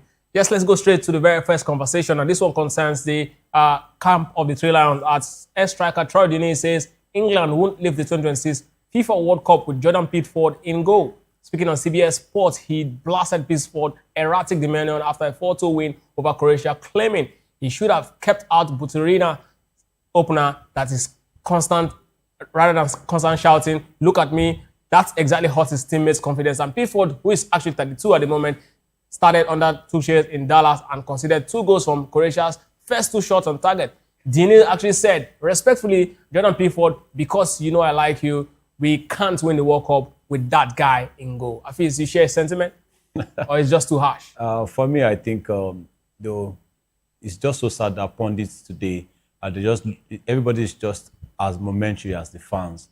He was also once a player as well, and everybody just wants to pick up one particular bad moment for them to speak about you. And I think what I would just tell Jordan Pickford is for him to take it in good faith. This is a man that has been there for England. He was there at the 2018 World Cup. He was needed. You remember when he was writing out the penalty takers of Colombia. He wrote their names, put them in a bottle, and they studied everything. And he led them through to the semi-finals, the quarterfinals. Yes, semi-finals of the World Cup in 2018. Nobody said anything about him then. You can fault some moments that he has. There's a popular saying that goalkeepers can be crazy, right? And sometimes it shows, right? Goalkeepers can be erratic, but how about the good moments that this man has had with the Three Lions? And which goalkeeper has stepped up to show that they can do better than him? A lot of goalkeepers have tried, even though some have also been buried, likes of Rob Green. It was just a mistake at 2010 World Cup. He didn't get an England appearance again. Remember, I think there was an own goal, or when Paul Robinson scuffed the ball in a World Cup qualifier against Croatia, he didn't sniff the England jersey again. There was Scott Carson. A lot of keepers have been there. They've tried. No goalkeeper has stayed this long. Maybe David Seaman. No goalkeeper has stayed this long under the Three Lions and Jordan Pickford. To be fair on Troy Deeney, right? You also agree that this is one of the most error-prone goalkeepers in England. But what was he supposed to do about Martin Baturina's goal? That was a beautiful goal by Baturina. He tried to parry the ball, but the ball went up. There was a speed on the ball. Why didn't he calculate that one Troy Deeney before he starts talking? Is he England's best goalkeeper now? At the moment? Yes. Yes. If you look at the season we saw, yeah, if you look at England's goalkeeper, I mean, this man had one of the best saves of the season in the Premier League, stopping that Tonali shot. And there were many other moments like that. Everton will have been relegated from the Premier League, if not for Jordan Pickford.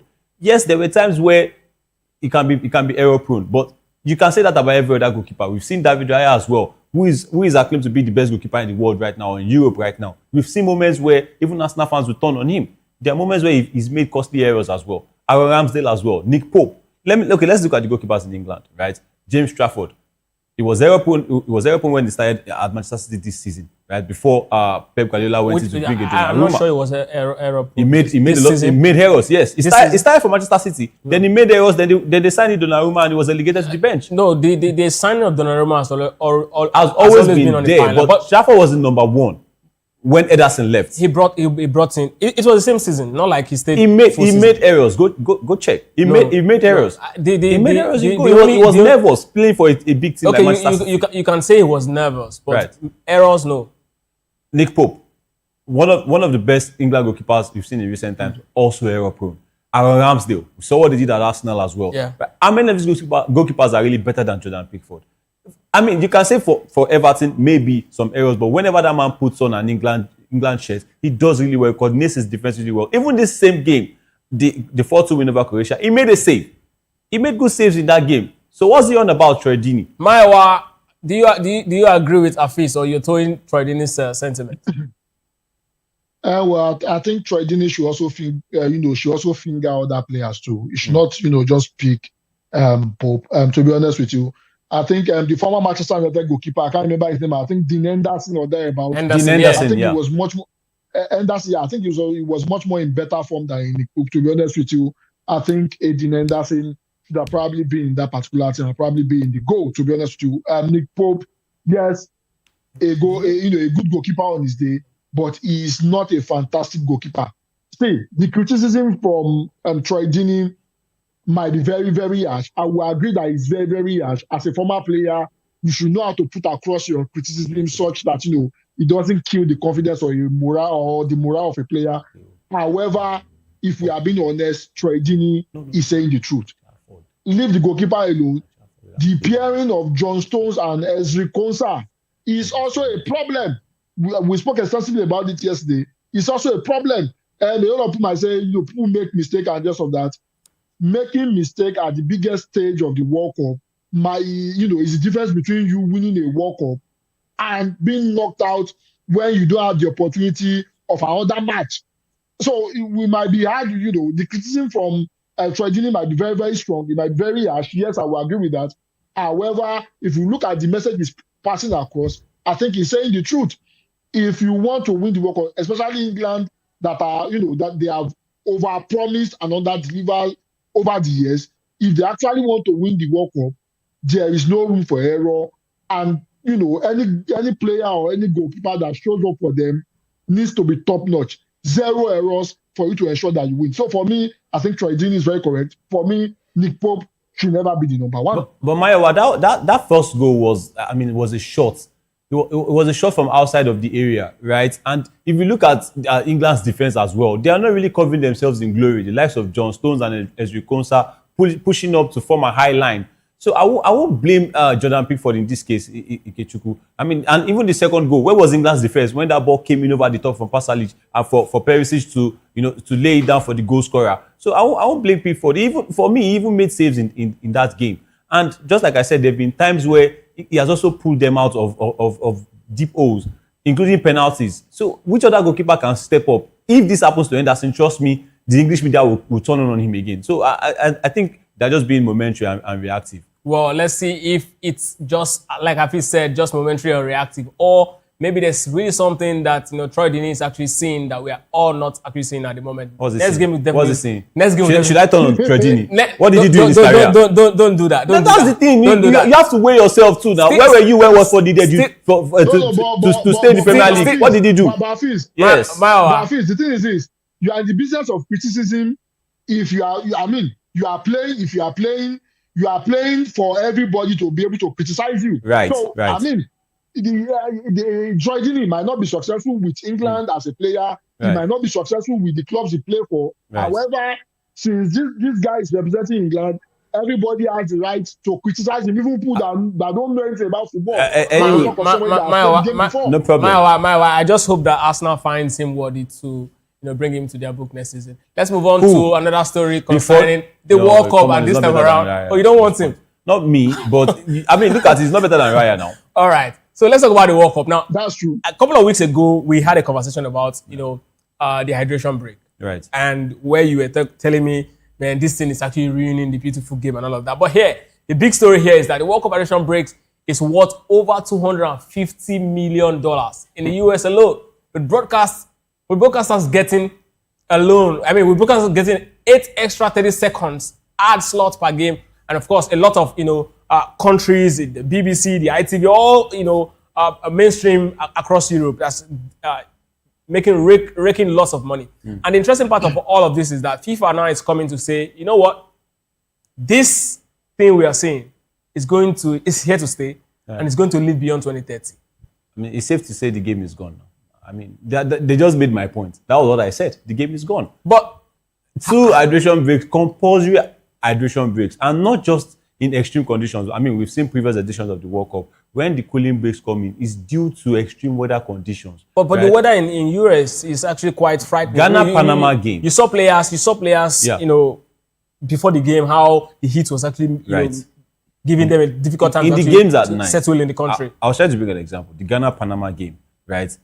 We could see people, the fans, covering themselves. It was a chilly environment. It was a chilled environment. Yet they went for hydration break. Hydration break for what? And that was what Virgil van Dijk was saying.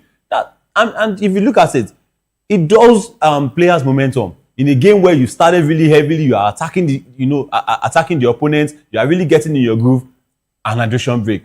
And before you know it, your opponent gets in. They go in for a team talk. FIFA should come out and tell us what they really want to achieve with that hydration break. It's a team talk. And we could see it in the basketball in NBA. That's what they are doing, 2 in a game.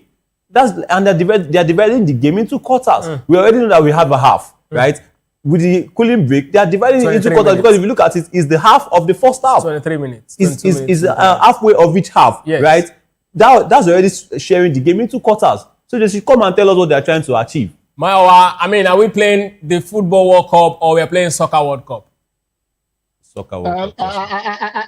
I think we have advanced basketball on our hands because the basketball game is 4 quarters and now we have 4 quarters on our hand. And to be honest with you, it doesn't make any sense to me. Yes, in extreme weather conditions, a very hot terrain, yes, the players, they need the water and the rest of that. Yeah, there are some games that were played in the afternoon, in the US that require that. However, why I will agree with them is this: since they've started it for some games, there is no reason to stop it now. That's number one. Number 2, why not make some amount of money while doing it? The next World Cup is also going to be played in a very hot region, which is Saudi Arabia. I mean, they will still need this to continue. However, the FIFA president coming out to say this is something that has to stay even beyond, hosting the World Cup in a very hot region and just so that does not make any sense. Yes, it's more revenue for the broadcasters, but I think if they continue to do this incessantly without the weather being the reason for it, then it takes away from football. To be honest with you, too much cook spoil the soup, as they say. Too much implementation of rules, too much implementation of unquote and unquote new ideas will ruin football if FIFA is not careful. But before this particular tournament kicked off, we were hearing about FIFA Win4. Where exactly is the money supposed to come from, if not from stuff like this? This is exactly what, one of the things we've been talking about a couple of days, that if, we continue to actually allow the game to be entirely money-centered, we're definitely going to have, to pay a certain price for it. And this is exactly what it is. But in all honesty, in all fairness, is this actually killing the game? Sorry, Maiwa, is this actually killing the game, maybe because it's just too new for us, so we are struggling to actually, get used to it. Maybe with time, you see us actually getting used to it and play 4 quarters of football. The thing is this: it's a yes and a no situation. So the no is this: they are hosting the World Cup in a very temperate region. The region is very, very hot. Yes, there are some stadiums that has, AC, there has covering and the rest of that. But there are some matches they will play in the afternoon. Yeah. When you started with, teams that play in the afternoon, it will not make any sense to be selective over it. So for this World Cup, I approve. For the next World Cup, because of where it's going to be hosted, definitely it will make a lot of sense for you to do that. And this is not the first time we're having it. I think maybe I can't remember the game. I know David Beckham was still playing at that particular World Cup, maybe 2002 or 2006. I'm not sure. David Beckham was almost passing out, and they had to take break for them to be able to take water. I think it's 2002 World Cup. If I'm not mistaken, it was so hot. Yeah, 2002. It was so hot that they had to stop and take water because David Beckham could not see anything again. For health reasons, yes. Because of the region, yes. However, if you continue to, allow this to go on, even when you are, for example, maybe you are hosting the World Cup in Nigeria that is not that hot, or maybe you are hosting the World Cup in Nigeria at this kind of period where the rain is falling, it's not hot, and you are stopping the game for 30 seconds, then that takes away from it. If it's on medical ground, yes, but if it's solely because of a business or capitalist move, it doesn't make any sense. It ruins the game. Yeah. But Afis, yeah. Do you, in all honesty, do you see us getting used to it? Well, in cooling breaks or hydration breaks that I know that I've seen in the past, they don't even have a time frame. It is when the weather condition is getting too hot, on the instructions of maybe the fourth official or the referee. The Beijing Olympics, right? There was a time frame by a particular time. Yes, but I'm talking about football now, like the World Cups now. I've not seen there being a particular time or a rule coming out saying I'm that. I'm talking about the Beijing Olympics, the football events there. I know, but I mean, I'm talking about the World Cup now. Okay. Right? I'm talking about the FIFA World Cup. Right? Yes, in 2002 there was no. Even in 2010, 2014 in Brazil, there were some games that were played that we saw weather conditions. I think there was Netherlands game. There was no time frame to it, right? So that one, if we are beginning to have time frames, I think that will be killing the game slowly. We'll start having the NBA version of football or the World Cup. But is the NBA version of football, is it really bad? Yes, because the football and basketball, they are different sports, right? Let basketball has its rules. We already know that football is 45 minutes, it's 2 hours, right? And aside that, what is the purpose of the halves in between? Even if you are taking a cooling break, let us still see the players on the pitch taking their cooling break. We are not even seeing these players drink water. We are just seeing them around their coaches receiving instructions. We are not seeing them drinking water. But they drink water too. Have you seen?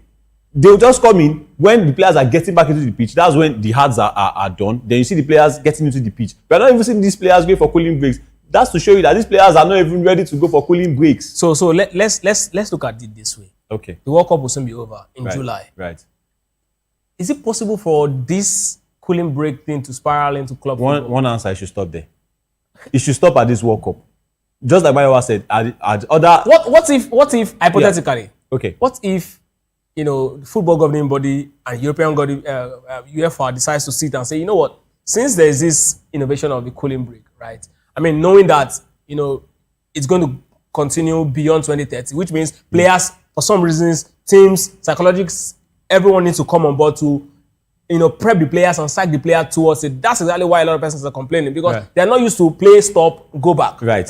So they need some psychological evaluation and then help them, settle into it. Is it possible for them to sit and say, okay, now football game should be 2 hours, 30 minutes, cooling break, another 30 minutes, then the first half is done. 30 minutes, cooling break. The painful part is that it's not all these psychologists that will come in and sit down. It's the people that are managing the finances, because they are not doing these cooling breaks for the players. They are doing it for the ads. They are doing it for the money that is coming in. That's what I'm saying. That ad moment, right? It's going to be between the first 30 minutes of each half. Cooling breaks, no ads would be nice. We don't want, because we clearly know that it's not for the cooling breaks, it's not for these players. It's not that, you players are already busting your lungs for the first 22 minutes, come and drink water. No, it's because of the ads that are coming in between. That's what the FIFA president is saying. Now look at what they are making. Football is money. That's the thing. They are killing the game we know. Mayowa, 30 minutes, 2 halves. Mayowa, 30 minutes, 1 half. Is it okay? That's not World Cup again. That's set now. If you are playing 30 minutes. I mean, that's set now. I mean, you're not playing World Cup again now. If you are playing 30 minutes, that's 5 aside. It's just sad. Mayowa, please tell me. I mean, 30 minutes, is that not innovative enough? 30 minutes within 2 hours. I mean, people complain about 20 minutes too short, and then psychologists help the players prepare them that this is the new norm. Football, see, before now, there was no offside, right? And later on, when they first introduced offside, people were complaining. Are you serious? Right? Yes, people were complaining and then later they got used to it. Mayawa, right? These things happen. There was no VAR. We complained that it's going to slow the game.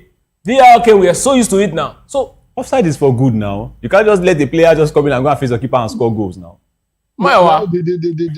The thing is this. I think they should stop it there. They should not introduce halves of games. It's going to spoil the momentum. It's going to disrupt the momentum. There's no use to do that. And let me take you back. Before the invention of this cooling, whatever it is,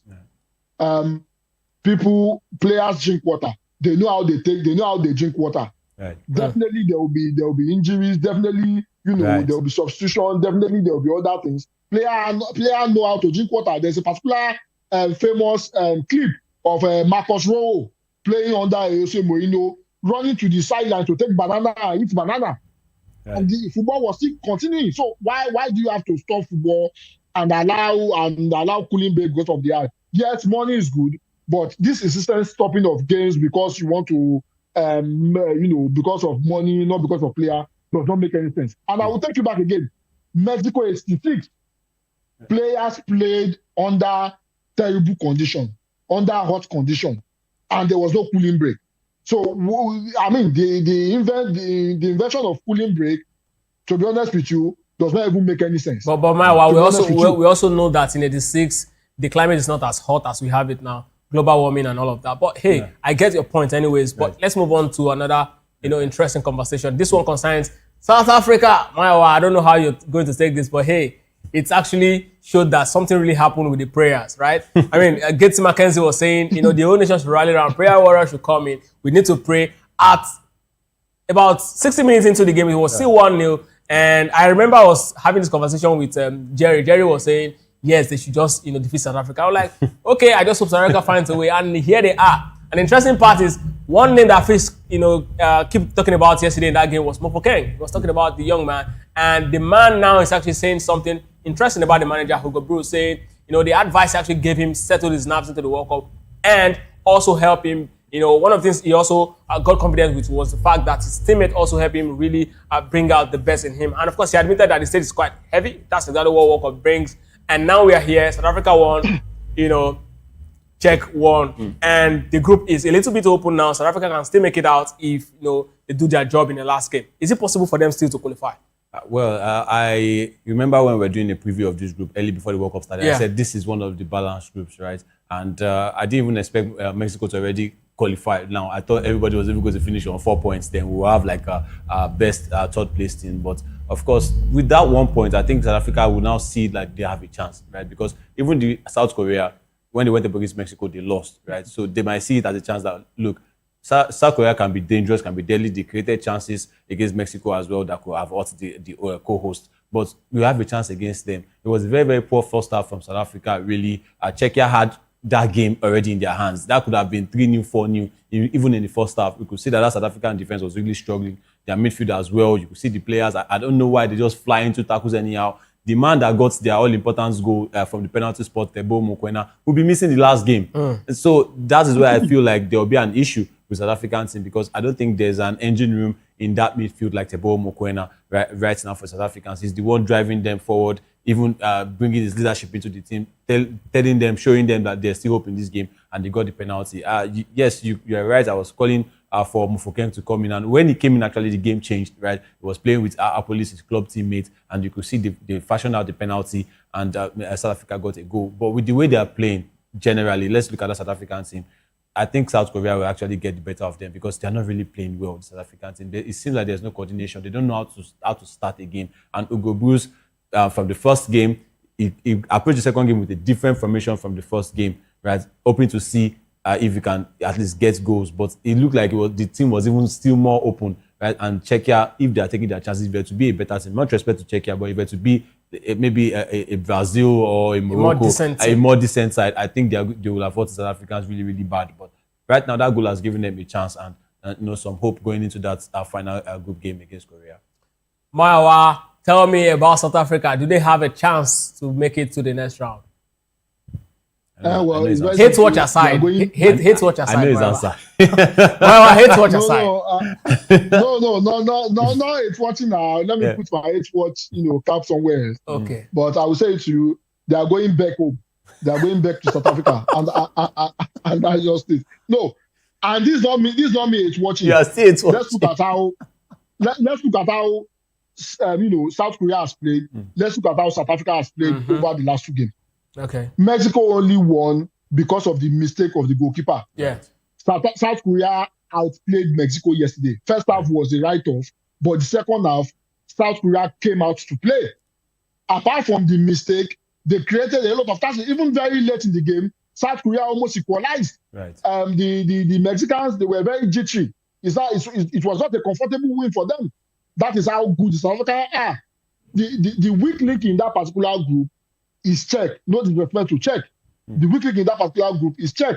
They hardly know how to score goals, and they hardly know how to follow up after they scored. The same mistake they made against South Korea, they made the same mistake against South Africa. South Africa, as Hafiz rightly said, they were practically open. We saw like Foster on the bench. Hugo Bruce changed his formation, but they were still open. Czech did not take their chances. If they are taking their chances, they would have been 3-4 goals up. But they didn't do that. Against a South Korea that plays direct football, that do not care, the best South Africa will get in that particular game will be a draw. And the big question is this: will 2 points be enough to carry them through? No. I don't think so. So for that reason, they are going back to their country. You see it's much. They are going back to their country. You said this yesterday that they are not going to make their hope dies yesterday. Of course, South Africa find a way to actually keep themselves right in the tournament, and of course, with a very good win tomorrow, maybe 1-0, or the next game rather 1-0. Definitely South Africa will just, even if they don't get South Korea needs just a draw. That's what I'm saying. If South Africa gets to win that game tomorrow, South Africa definitely will be making it through to the next round, and that's what. If Czech don't beat Mexico. Well, if Czech beats Mexico, then South Africa definitely be one of the best, third team in the tournament. That's exactly what it means at this point. So they need a win to actually ensure, a qualification spot. But I don't know why you're actually, taking it hard on these particular guys. But let's look at the other game, right? The Mexico and South Korea game. Now, Luis Romo's 50 minutes goal made Mexico the first team in the World Cup to qualify for the knockout round with a 1-0 win over South Korea in Guadalajara. The other 3 went top of Group A with a game to spare thanks to a goalkeeping error. Then Raul Rangas also pulled off huge double save to actually keep them, late in the game to ensure that they actually keep their 1-0 lead. And Javier Aguirre, the goalkeeper, the coach of Mexico, also said something very interesting. He said that Mexico is going to see, or we will see how the match is going to play out in our final game. And of course, as for now, we're all happy and we want to see what happens, in our next game. Mexico now face Czechia in the next game, and it's obviously the dead rubber game. So Mexico will definitely come in to actually express themselves. That's exactly where you're actually pointing out that game might just be, in favor of Czechia, because they'll come out as wounded French players that haven't played. And Czechia will come out with all their might, like a wounded lion, hoping to actually get 4 points in this particular tie, which is going to make it quite interesting. But where exactly did yes, we know that it was error, right? But before the error, where exactly did South Korea lose this game? For me, I think they did lose the game anyway, really. I think maybe the defense, the ball watching when that ball came in, and they were expecting the goalkeeper to actually make a save. But is there a better way they would have set up their team to get a goal or two before? I think it was the same way they approached the Czechia game. But no two game is the same. Yeah. But a goal might just, how will I put it now, just douse all your confidence, change all your tactics, right? I think they approached that game really, really well against Mexico. It was just like Maiwa said, a very, very good first half. Mexico they were struggling to create chances, and they were also trying to keep their back clean for South Korea not to penetrate. And if you look at the South Korea team, how many players with quality would you really call in that team, right? You expect Son to bring up something, and other players as well. But the biggest name on that team is Son, right? But the other players like Lee Kangin, you expect him to create. But looking at that Mexican side, you expect Mexico to at least even score 1 or 2 goals, right?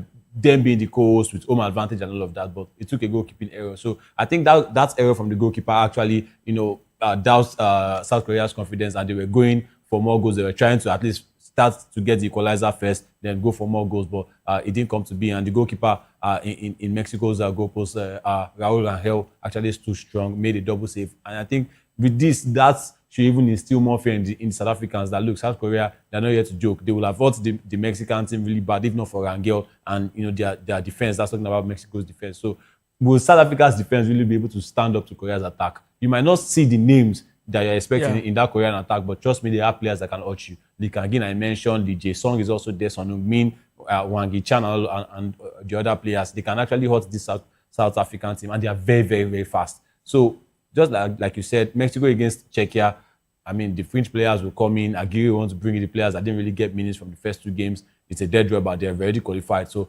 Czechia will want to also see this as an opportunity, to go in and get all 3 points that might help them to even finish, in third best place team, right? Because if Korea defeats South Africa, that will be 6 points for the Koreans. They will also join Mexico in there. If Czechia gets to beat Mexico, they'll finish with 4 points. But I think Mexico will also look at it and say, let's finish first. We don't know who will face, in the round of 32, so that we're not going to face one strong team. We are still coming there, right? Mayowa, this particular game, look at this Mexican side, right? And how they've actually played so far in their first 2 games. How far do you think they can go in this tournament? If I'm honest with you, I think if they continue to play like this, if they get a tougher opponent in the round of 32, they'll be knocked out. I've not been impressed so far. To be honest with you, the game against South Africa, if South Africa had, showed up the way we expected them to show up, and this is not me trying to hate on them, they would have been able to get a point or even do some damage against Mexico. If you are being honest, in that first game also, Mexico did not play well. South Africa played poorly in that game. And because they were conservative, they wanted to come and defend. That is the reason why everybody thought, Mexico played very well. The game against South Korea exposed the frailties of that particular Mexican side, to be honest with you. And if I'm on the bench, I'm not a first-team player in that Mexico side, I want to do all my best to tell the coach that you are making a mistake by keeping me on the bench in the third game. I think, to be honest with you, some of the players that started that game for Mexico, they need to be on the bench. If we are being honest, they've not impressed me so far. And if they continue the way they are playing, forget the home advantage. If they meet a very tactically disciplined side, a team that knows what they are doing, a team that the goalkeeper will not make a mistake. Barring the goal, apart from the mistake of the South Korean goalkeeper, South Korea played so well. They outplayed Mexico. If you are being honest, if they meet a team that their goalkeeper will not make a mistake, I think they will be knocked out in the round of 32. All right, so let's move on to another very important game. That one's coming up today. That's United States of America versus Socceroos, talking about Australia. That game is also going to be a game where we might eventually end up seeing another team going to the next round. If America wins that game against Australia, it means that United States of America will be the second team that will be going through to the next. But I think let's talk about this game. Yeah. America versus Australia. Right, and also if Australia gets to win too, they will also be heading to the round of 32 as well, because they won their first game. And that the way and manner that they won that game, a lot of people didn't expect Australia to turn up. It was against Turkey, one of the sides that people saw as dark horses, with the stars like Akachananolu, Adagula, Kenan Yildiz, and all of that. And Australia turned up. They didn't win 1-0, they won 2-0. They were so confident in that game, and Nestori Rankunda proving that he's one to watch. Brilliant goal, and their goalkeeper Patrick Beach as well. Second choice, by the way, because their first choice was Matthew Ryan, and the coach made a big decision to put Beach in goal, and he did really, really well. But for United States of America, I mean, the way they started their first game as well, for Larry Balogun getting 2 goals, Christian Pulisic, very, very pivotal in that game. Coming to the tournament, I didn't really fancy them, to be honest, because I've seen their games under Pochettino, and they've really, really been poor. But they won a big game coming into the tournament, and people were like, oh, if they can defeat, I think it was Senegal that they defeated. Senegal. It was Senegal. It was Senegal. Before the World Cup. Okay, before the World Cup. Yeah, yes, in the friendly before the World Cup. So they defeated Senegal. People were like, oh, they're beginning to see something that can change in this United States team, and they've really done well for themselves. This is an opportunity. It's going to be a tight game. I don't think it's going to be like their first game where they were very, very explosive. I think they're going to be a bit conservative with this one. Australia will also be looking at lapses in that American defense, and maybe a 1-0, a 2-0, a win for either side, like I said, to take them to the round of 32. So I'm calling a draw on this one. It's going to be a tighter game than the games that both of them had from the first round. Mayowa, are you also calling it a draw, or your pendulum is tilting towards one of the teams playing tonight? Well, one of the teams showing up in this particular game is playing around football. If we are being honest, Australia played what we call around football against Turkey. And how far can around football get you in this particular tournament? The US, I mean, I'm one of those, when we're reading the group on this particular show, I'm one of those that didn't give the US any chance, because, I mean, under a Pochettino under Pochettino, the games they've been playing, they've not been that successful. They've been struggling in those games, and I would expect, based on that start, based on that performance, you would expect they take that into the World Cup. However, the way they showed up against Paraguay is an indication that, they are not here for jokes. They are actually here to do something. Christian Pulisic and Folarin Balogun showing up, and they also for that showing up also. So, I mean, to be honest with you, I think if US show up the way they showed up against Paraguay and show up the way they show up against Paraguay, I think they have a better shot at beating the Australia side. However, they should be very cognizant of what Australia can do. They did it against Turkey, gave Turkey the possession, absorbed the pressure, hit them on the counter, and they scored fantastic goals. If US is not careful, Australia will probably want to go back to that playbook and use that against them. But the quality of play, I think US has enough quality to be able to dispatch the Australian side. But so far so good. Looking at the United States of America team, how important has been their fan base to them? I mean, yes, they've got quality, but how important is their fan base in pushing them to the very first victory they actually had in this particular tournament, 4-1, and now we're actually seeing them playing against Australia. Australia is one side that, yes, they've always been like this in every single World Cup. You see them; they're quite tricky to actually play, and now they managed to actually show that class against Turkey. Coming to this game, how influential would that support, or how influential is that support to them, and how is it going to carry them against this side? Well, I mean, playing at home is always advantageous. The last time they hosted the World Cup, USA '94, because they were playing at home, they got a bit far in that particular World Cup. So, I mean, the home support is there. The stadium is being filled up, and this has a way of motivating you. And the support they have at home definitely is part of what is pushing them. Apart from the fact that they play so well against Paraguay, because they are at home, they will not want to disappoint their various supporters. And you remember, football is not the first sport in America. This is an avenue to show people who do not like football that much that there is something to be liked about football, and this will aid in their performance. So I think the support they've been getting so far is part of what is pushing them, and it can go a long way in pushing them very, very far. All right, so let's look at the very next game that we played today before we start looking at games that we'll definitely play in the early hours of tomorrow morning. But this one is going to be super packed. Scotland against Morocco. Scott McTominay against Achraf Hakimi. Hakimi, by the way, is actually having a rape case in France as we speak, and it's quite very terrible to actually be going through that when a World Cup incident. But it's definitely going to be facing that when the World Cup eventually starts. But hey, let's talk about Scotland and Morocco. Who's going to win this game for you? This is a very, very big game, trust me. If Morocco are not careful, a win for Scotland also takes them to the round of 32. And Morocco might just be saying bye-bye to the World Cup. And that would be very, very bad for them. But I think they should approach this game with more control than the Brazil game. And this time around, take their opportunities. I think it was because they didn't take the opportunities in that last game against Brazil. That was why I finished 1-1. Brazil didn't really turn up for that game for me. Yeah. If not for that magical moment from Vinicius Jr., that could have been an easy win for Morocco. But, I mean, just show that one goal is not enough. When you get the first goal, go for more. And trust me, this Scotland side, they might not have the fancy names like the Brazilians, but they have names that, they have players that can actually do well. I mean, likes of John Suter at the back. Very, very sturdy. John McGinn can just fire shot from anywhere. You know how he plays. Traditional midfielder in the Premier League. There's Scott McTominay, who to some people is the best midfielder. He's the best midfielder in the world. Best player in Serie A. He's the best player. He was the best player in Serie A because of his performances. Yeah. And they have other players like Shea Adams and all of that. So I think Morocco this time around, that control that they had against Brazil, I think they should still approach the game, this game the same way, get more control, but this time around, that finishing touch is actually needed. They shouldn't, miss their chances. They should take their chances. This game might be ended even in the first half, but trust me, Scotland will be looking at round of 32 like we can really get there if we get this win. So I think Scotland is going to be a much more tougher game than the Brazil game for Morocco, and Scotland as well is going to be a much more tougher game than the 81.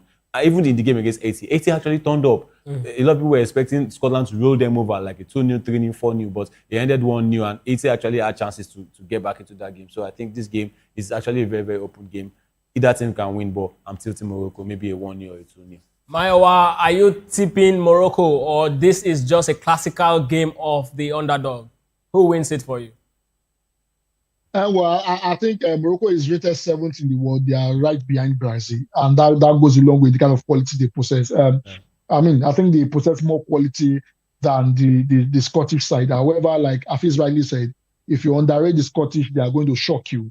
Yes, they played against AT and they struggled to win, and the rest of that shows that you can't write off anything. Yes, on the rankings, Morocco is higher than them. However, on the field of play, they might show up and be able to do something against the Moroccan side. So for me, I think if Morocco approaches the game the way they approach the Brazilian game, I think they stand a shot. However, with something that they need to take their chances. If they are taking their chances against Brazil, they would have won.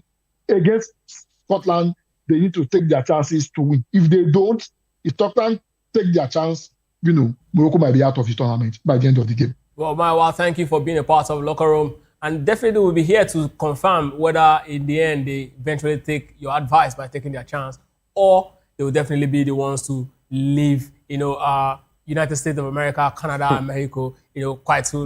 Maybe earlier than South Africa, but it's going to be one of the most shocking stories. But then it's football. We've seen this happen. Right. In 2002, Argentina won the first game against Nigeria. They end up not qualifying for the group. So it's football. We get to see this every day. Afis, thank you so much for being here. Yeah, thank you so much for having me, and let's watch the games together. Let's watch the games together. Exactly. Be here, of course. Join us same time. On Monday, we'll definitely be here. Of course, before we come here in the evening, in the morning, it's going to be Afis, and Kizzy will be here in the morning to run us through, the Sport Republic show. Ikechukwu Agwago. Up next is Political Lens with Chukwuma Okoro. Have a blissful evening.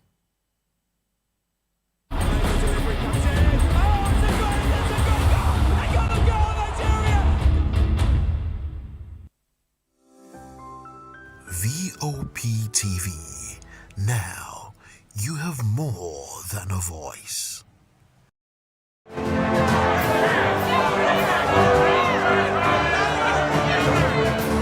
Do you want your voice to be heard? Do you know that you matter in the scheme of things? The People's Voice, the show where ordinary citizens take center stage as we discuss the biggest stories that affect you and I. With you in mind, we facilitate lively discussions, debates, and interviews on the topics that matter most to you and I, from social justice to economic empowerment, education to healthcare, governance, and more, tackling tough topics and amplifying your voice. Join the conversation and make your voice count. The People's Voice. Make your voice count.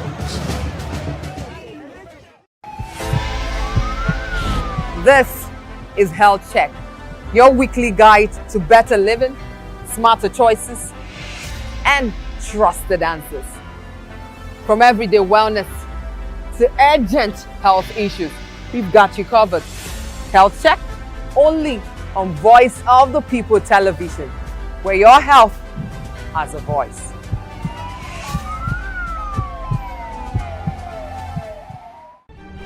In a world where power shifts with every headlines, news breaks and events happens, we bring you unbiased and explicit information on politics, economy, and state of the nation. We break down the chaos. Facts, not fluff. Truth, not spin. We discuss not just politics, but a glimpse into the future. Voice of the People television. Now you have more than a voice.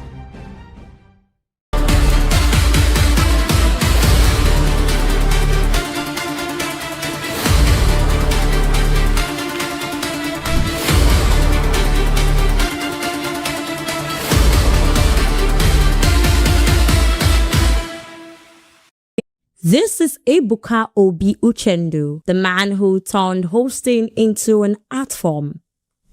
Born on the 14th of August 1982 in Benin City, Ebuka grew up between Nigeria and the UK before returning home for university. He studied law at the University of Abuja and the Nigerian Law School, but his path would take a different turn. Nigerians first met Ebuka in 2006 as a housemate on the first season of the Big Brother Nigeria. He didn't win, but he won something bigger. Attention. Articulate, composed, and unshaken under pressure, he stood out in a house full of noise. After BBN, Ebuka didn't chase fame for fame's sake. He built a brand. He started hosting TV shows, red carpet events, and panel discussions. His style was different, refined, intellectual, but still relatable. Then in 2017, MultiChoice brought him back as the host of Big Brother Nigeria, and that was the turning point. Week after week, Ebuka sat on that stage dressed like he was going to a board meeting and dissected housemates with calm authority. He became the voice of the show, the one viewers trusted to ask the hard questions. Today, he's hosted over 7 seasons of the BB Nigeria. No other host in Africa has matched that run. But Ebuka is more than a host. He's a style icon. His Sunday best looks during BBN became a cultural moment on their own. Designers fought for him to wear that pieces. Young Nigerians studied his outfits like it was a fashion class. He proved that Nigerian men could be fashionable, bold, and elegant without losing masculinity. Off-screen, he is a husband and father, married to Cynthia Obianodo since 2016. He keeps his private life private, and that discipline has only added to his appeal. You are not even influencer again. Bros, this one will go with the manage. You don't want to God help us. You don't want to enter Nollywood. Bros, like, listen, you cannot define the path that you're going to take. You just got to go with the flow and make the best of it. Yeah, okay. That's how we roll. We'll tap into the grace. He can be funny without being crude, stand without being rude. He reads the room, controls the narrative, and keeps millions of viewers hooked. He's also hosted other major events like the AMVCA, The Voice Nigeria, and corporate summits. Whether it's entertainment or business, Ebuka brings the same energy, prepared, professional, and present. In an industry where trends changes fast, Ebuka has stayed relevant for nearly 2 decades. He represents a new Nigerian elite, educated, stylish, media savvy, and globally aware. Young presenters look up to him, brands want him, and viewers, they tune in just to see what he will wear and what he will say next. Ebuka Obiuchendu, style, substance, and a stage cynosure.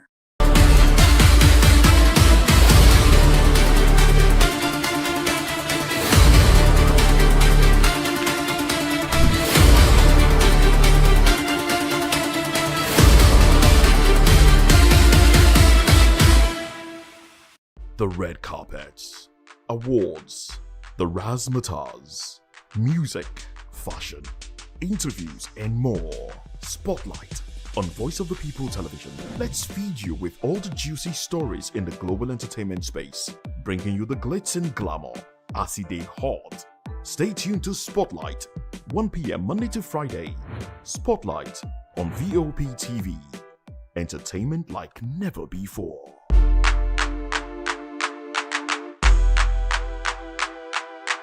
Behind every broken desk lies a broken promise. Education shapes the nations. But who is asking the right questions?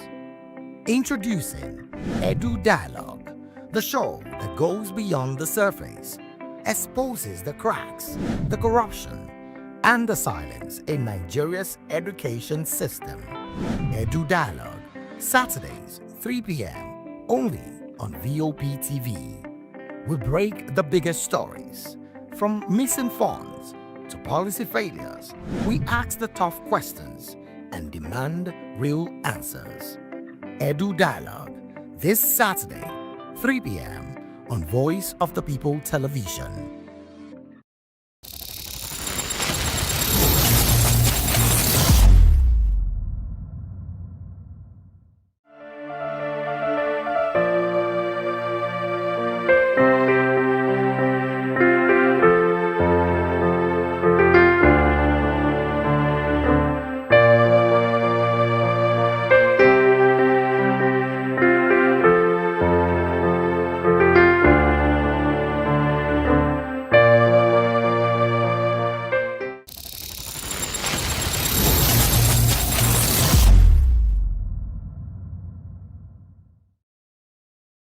This is African News on Voice of the People Television, where we don't just bring you the news, we bring you Africa's heartbeats, the policies that shapes our world, and the economy that determines our future. African News on Voice of the People Television. Stay with us. Vop TV. Now you have more than a voice. Vop TV. Now you have more than a voice. Behind every broken desk lies a broken promise. Education shapes the nations. But who is asking the right questions?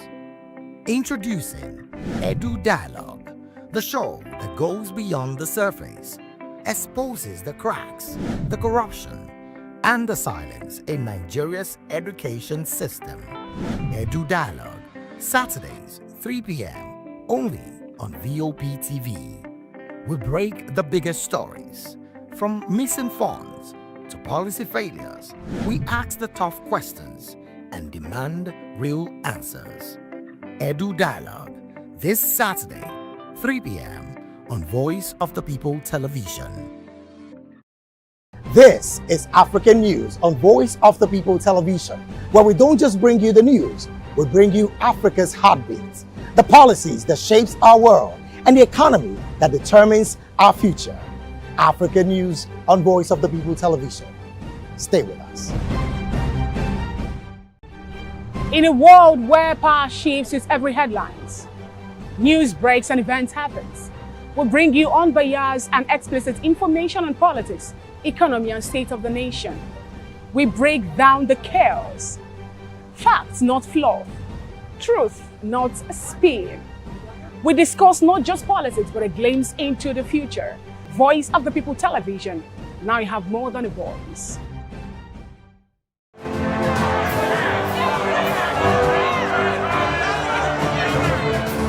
Do you want your voice to be heard? Do you know that you matter in the scheme of things? The People's Voice, the show where ordinary citizens take center stage as we discuss the biggest stories that affect you and I. With you in mind, we facilitate lively discussions, debates, and interviews on the topics that matter most to you and I, from social justice to economic empowerment, education to healthcare, governance, and more, tackling tough topics and amplifying your voice. Join the conversation and make your voice count. The People's Voice. Make your voice count. This is Health Check, your weekly guide to better living, smarter choices, and trusted answers. From everyday wellness to urgent health issues, we've got you covered. Health Check, only on Voice of the People Television, where your health has a voice.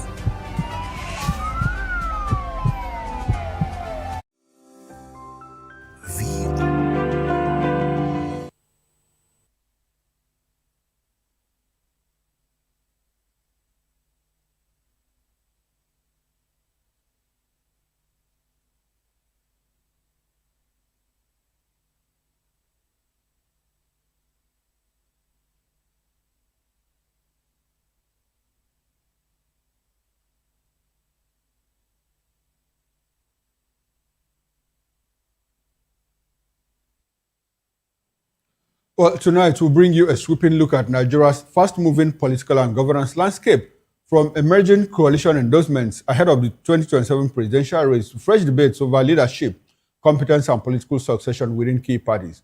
We'll also examine urgent national issues, including stranded Nigerians in South Africa awaiting evacuation, legal interpretation surrounding high-profile corruption cases, and intensifying preparations for the Ekiti governorship election, which comes up tomorrow, by the way. In addition, we'll also explore major policy developments shaping the country's future as state governors push forward discussions on establishing state police to tackle insecurity, alongside wider reforms in power, agriculture, and social welfare. Stay with us as we break down these stories and what they mean for Nigeria's political direction and governance priorities. Good evening and welcome to Political Lens. I am Chukwuma Okoro. Many thanks for joining us.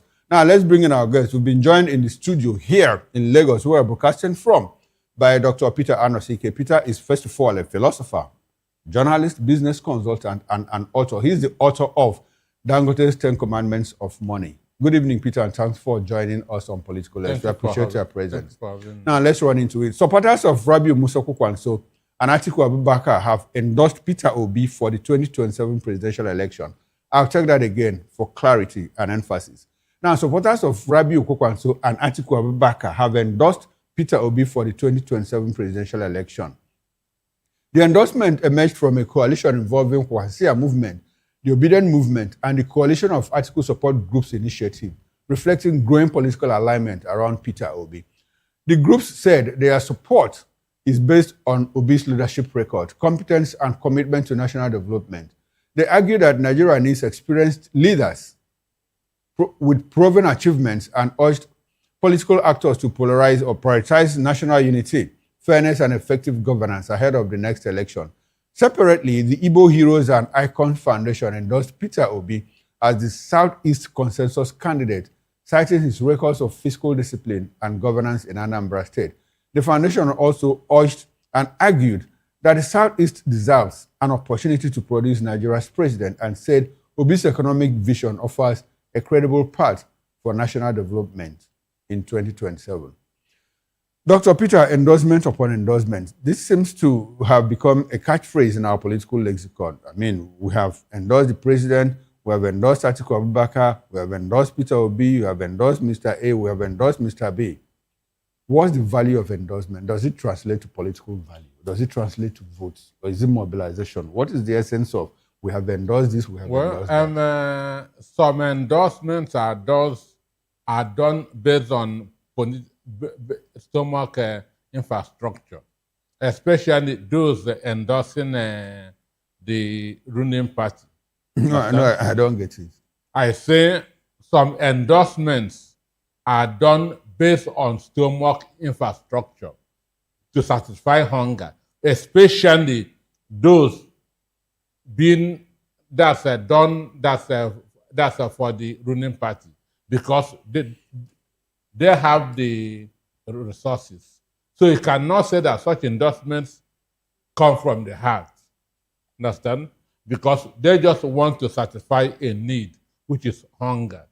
So when I see people endorsing Bonda Ahmed Tinubu, I know that what is behind them is let me satisfy this hunger. Understand? So the credible endorsement is when you give it to somebody in the opposition, especially somebody who is not sharing money. You can know that that's come from the heart. Understand? So Peter Obi own to me is coming on merit, based on who he is, his character. Because it's only somebody with the character and reputation of Peter Obi that can turn this country around at this point in time. Now, Peter, this is getting more confusing. I'm sure I'm not the only person that is confused. A lot of Nigerians who are listening to you will also be confused. Are you implying that people who come together and say, well, we have seen the good works of the current administration, the economic reforms that are making progress. Where are the good works? I'm coming, Peter. The economic reforms that are making progress. We have the World Bank, IMF tell us, well, the economic policies of this administration are making progress. We have the National Bureau of Statistics, Nigerian-owned sovereign agency tell us, well, inflation is dropping. Inflation has dropped. Headline inflation from 38% in 2023 to 15.8% in 2026.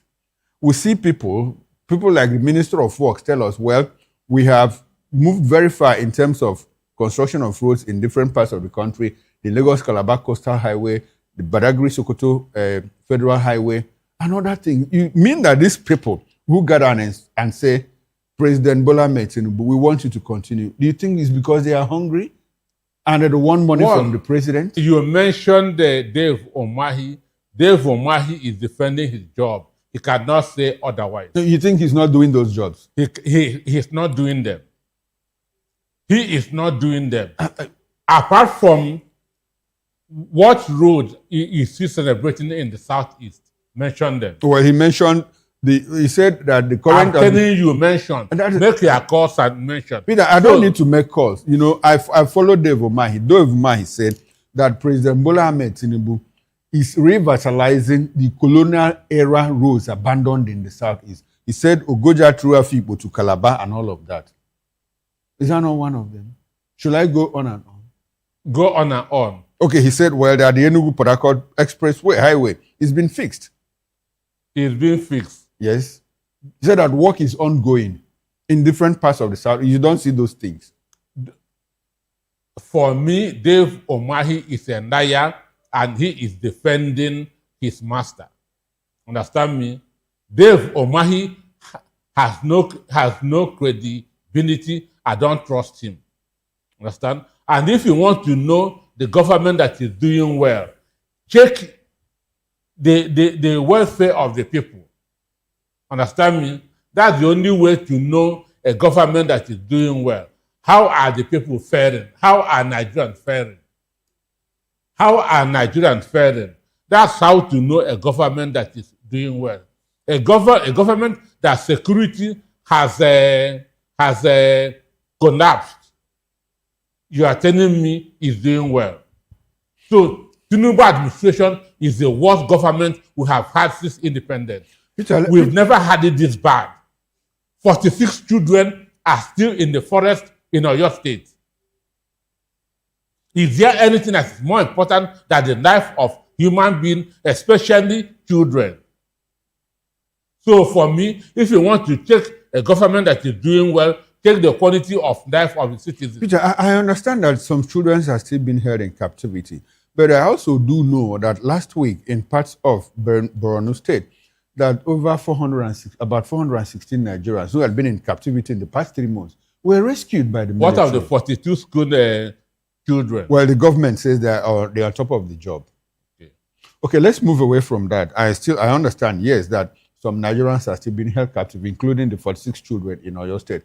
Peter, when we have a group of students, come together and say, because of NEL Fund, I'm able to go to university. My parents couldn't have afforded it if not because of this administration. And because of NEL Fund and President, I'm in school, I'm paying my fees and all of that. And they say, Mr. President, go ahead, continue with the job. The government prides itself with NEL Fund. So do you think that those people... How much is that NEL Fund per student? Well, I understand that over 200 billion naira has been sent. No, per student. Forget about but other beneficiaries. How many was budgeted? How much per student? But they are beneficiaries. Wait, that's where... Let us start from Arufai Oseni ask Umahi, what is the cost of the coastal road per kilometer? Understand? And this is where all this starts. Let's start from the basics. How much is that NEL Fund per student? Have you done that research? No, Peter, it varies from university to university. You pay your school fees first. University tuition differs from university to university. So what a student to university A gets might be different or will certainly be different from what a student in university B receives. Have you researched how much a student is getting in that NEL Fund? You don't seem to understand my point.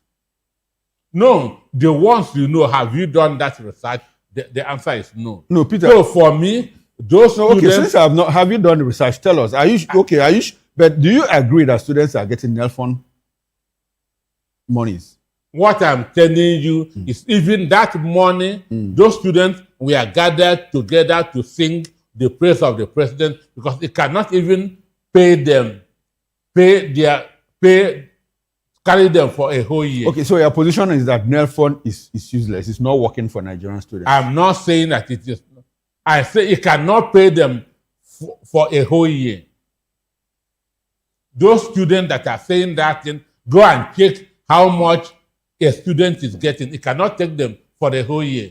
I have a child in the university, so I have made my investigation. That thing is a big scam. Okay, so NEL Fund is not working. That is a very big scam. So that because of NEL Fund, they can go to university. What they are receiving cannot take them beyond a year. Okay, so beyond one academic year. So when students gather to say, well, Mr. President, thank you, go ahead, because of Nelfon, I'm in school. You don't believe somebody gathered them. Okay, somebody gathered them. The way some misguided students in Anambra say that they have contributed 10.2 million to give to the president. 10.7 million. 10.7. Well, government came out to say that it was not correct, that it was fake news. Okay. So now let's return to the issue of endorsement of Peter Obi. Across the divide, many groups have endorsed Peter Obi and Popan. So is this a reflection of hope or mere political grandstanding? Like you said, well, Peter Obi doesn't necessarily give you money if you endorse him. So do you think that it's organic? And that's why I say it came from the heart. Okay. Because they are not expecting anything in return. But those endorsing Tinubu are doing that for money. Those endorsing Tinubu are doing that for money, for political appointment. But those endorsing P2B are doing it from their heart. Understand me? We love this man. He has what it takes to change the narrative of this country. So he should continue. So the two are not the same. Okay, the two are not the same. But something interesting happened, a few days ago. Some group of people that were supporting Atiku Abubakar now turned around to say, well, despite the fact that we are not saying, we still maintain our name, Atiku Support Group, but we are now supporting Obi Kwakwan. So what does that mean? Does it look like they have abandoned Atiku Abubakar? The issue is this. The polls have been, secret polls or private polls have been conducted by these politicians. Even the president's camp too. Understand? And from all the polls, P2B is leading among the youth. Okay. And the youth under the age of 35 made up over 60% of the Nigerian population. So P2B is running as the candidate of the youth, and that's where the number is. Now, how many of these youths are registered as voters? How many of them have their PVCs? We saw what happened in 2023. Can you enlighten us, please? I said we saw what happened in 2023. So exactly what happened? What happened? In terms of the youth turnout or what? Youth turnout. Okay. Youth turnout. From nowhere, from not even a councillor, no House of Assembly member, or even a governor, P2B was given 6.1 million votes. That are the votes from the youth. Now, Peter, do you think that will repeat in 2027? He's going to get more. He's going to get more. Far more. What gives you that confidence? Is it because things have changed? Is it because he's now in the NDC that probably is building structures ahead of the 2027 election? One, because the government in power has failed. The government in power has failed in the critical areas: security, welfare. And these are the two parameters that people use in voting. Understand me? Tinubu has failed woefully in the area of security and in the area of welfare of the citizens. I told you the only way to know a performing government is the quality of life of the citizens. Understand? Not a foreign reserve, not GDP. What are those things having? What impact are they having on the life of the citizens? Peter, in 2023, the APC government, had failed Nigerians in terms of insecurity and economic decline. If you look at the metrics, 360 overboard from A to Z, they had failed in terms of economic decline and insecurity. Yet, Nigerians voted the APC. Nigeria did not vote. But the APC government... Nigerians did not vote. If Nigerians voted, when that result was announced, there would have been jubilation everywhere in the country. There would have been jubilation everywhere in the country. That a presidential result was announced and the country went into sleep. The country went into mourning. Shows that the result did not reflect the voting of the Nigerian masses. Are you saying that even people that voted for the president were not jubilating? Why didn't they rejoice? You are saying they didn't rejoice? Where did you see it? Okay, Just so what tell happened? me. How come APC is still in government? Why? They are in government because of the corruption in the country. Because the judiciary is corrupt. I was watching a case that's a presidential, that's appeal court, where a judge, one Idowu, was saying we are going to counter the arguments. A judge of appeal court saying that they are going to counter the arguments of the opposition party. Where have you ever heard such a thing? A judge said that. That they are going to counter their arguments. Oh, he's on record to have said It's that. on record. It is on record. Well, Peter, it's interesting to know about all of these things. Now, for me, if Nigerians have voted APC in 2023, when that result was announced, there will have been celebration all over the country. Okay, now that we have witnessed more economic decline and worsening insecurity across the length and breadth of this country, how much of the voting pattern will change in 2027? Not just voting pattern. Now, do you think that Nigerians will go out there to protect their votes? If in 2023, they were not happy, that their votes didn't count, according to you, how much of that has changed between 2023 and 2027? Nigerians are more determined now than before. Understand me? Nigerians are determined now more than before. And even some of those who voted for the APC in 2023 are now regretting why they did so. And if I had voted, I would have run mad. Okay, the president secured 10.9 million votes at the primary level. You saw how the counting was done. Okay, and so you think that counting cannot be translated to the voting counting? You saw how the counting was done. That was, okay. Forget about that. You think it can happen in the election So process? those people, they queued up for something. Understand? Okay. The Nigerians have this mindset. APC is holding our Commonwealth. Let us go and get as much as we can. And in 2027, they will queue up in the polling booths and do the same thing. Isn't it? That will be a different ball game. It will be a different ball game. Hope Uzodimma, Progressive Governors Forum chairman, has said, well, I have mobilized 4.4 million polling agents across the 17,700 polling units in Nigeria for APC in 2027. That's their hype. That's the hype. That's their hype. In 2022, we heard that APCM has registered 46 million Nigerians. 2022. That's what they say is in their database. At the end of the day, Mahmoud gave them, 8 point whatever, which we know was highly inflated. Well, the national chairman of APC, Nentawe Irwata, has said, well, that figure is disputed. That's not our correct number. Okay. So now let's go to Kano State, where the nomination of Mustafa Rabiu Musa Kwakwanso, son of Rabiu Kwakwanso, that is the vice presidential candidate running mate to Peter Obi, has been nominated as deputy governorship candidate of the Nigerian Democratic Congress, NDC, in Kano State. And this has sparked debate over competence, nepotism, and the direction of Kwansi's political movement. Critics, including political analysts and commentators, argue that the position requires experience and may undermine the movement's populist ideals, while others say it reflects political realities and inclusion of younger leaders. Supporters insist Mustafa has the capacity to serve effectively, arguing that leadership potential and political loyalty, not just experience, should determine suitability for office. Peter, how do you react to this? Well, personally, and that's I don't know the reputation that's of Mustafa. I don't know him very well. Understand me? So I don't know what he has done in the past.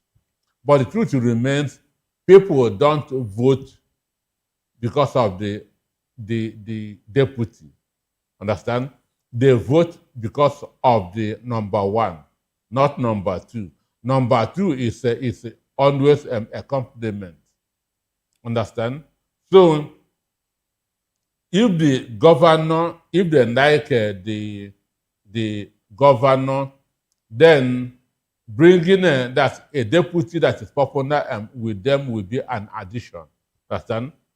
So But Kwankwaso running as a vice presidential candidate should not have allowed his son to emerge as a deputy governor.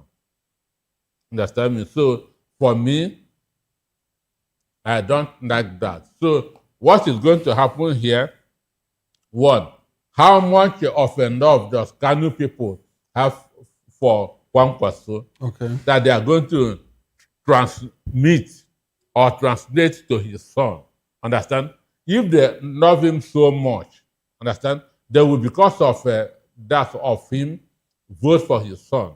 Okay. So, but ordinarily, if I'm Kwankwaso, I wouldn't have accepted it.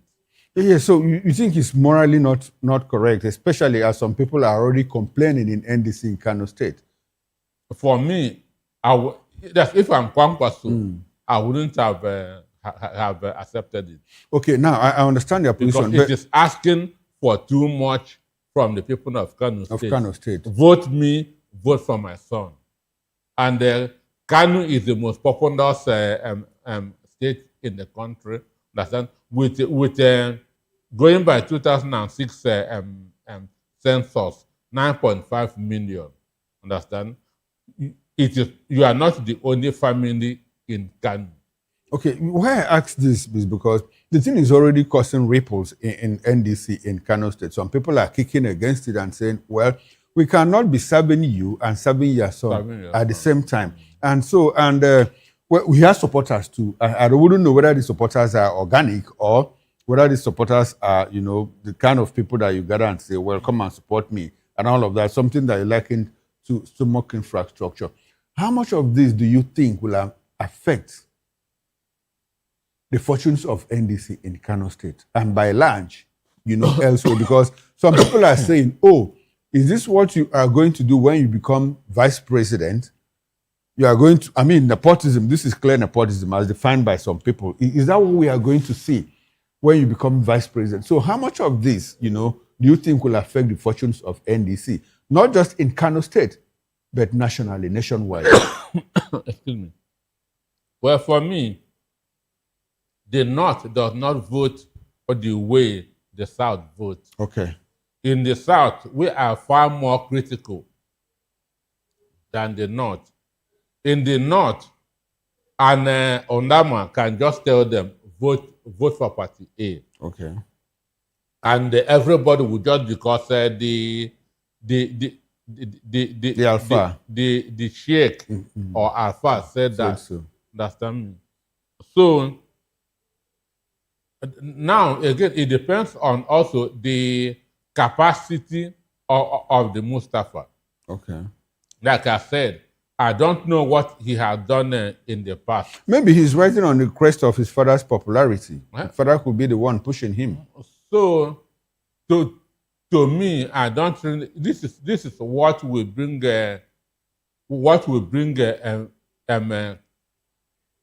crisis. Okay. Understand? Even here we are in Lagos State, we are. Sheyi Tinubu has ambition of running as a governor in 2027.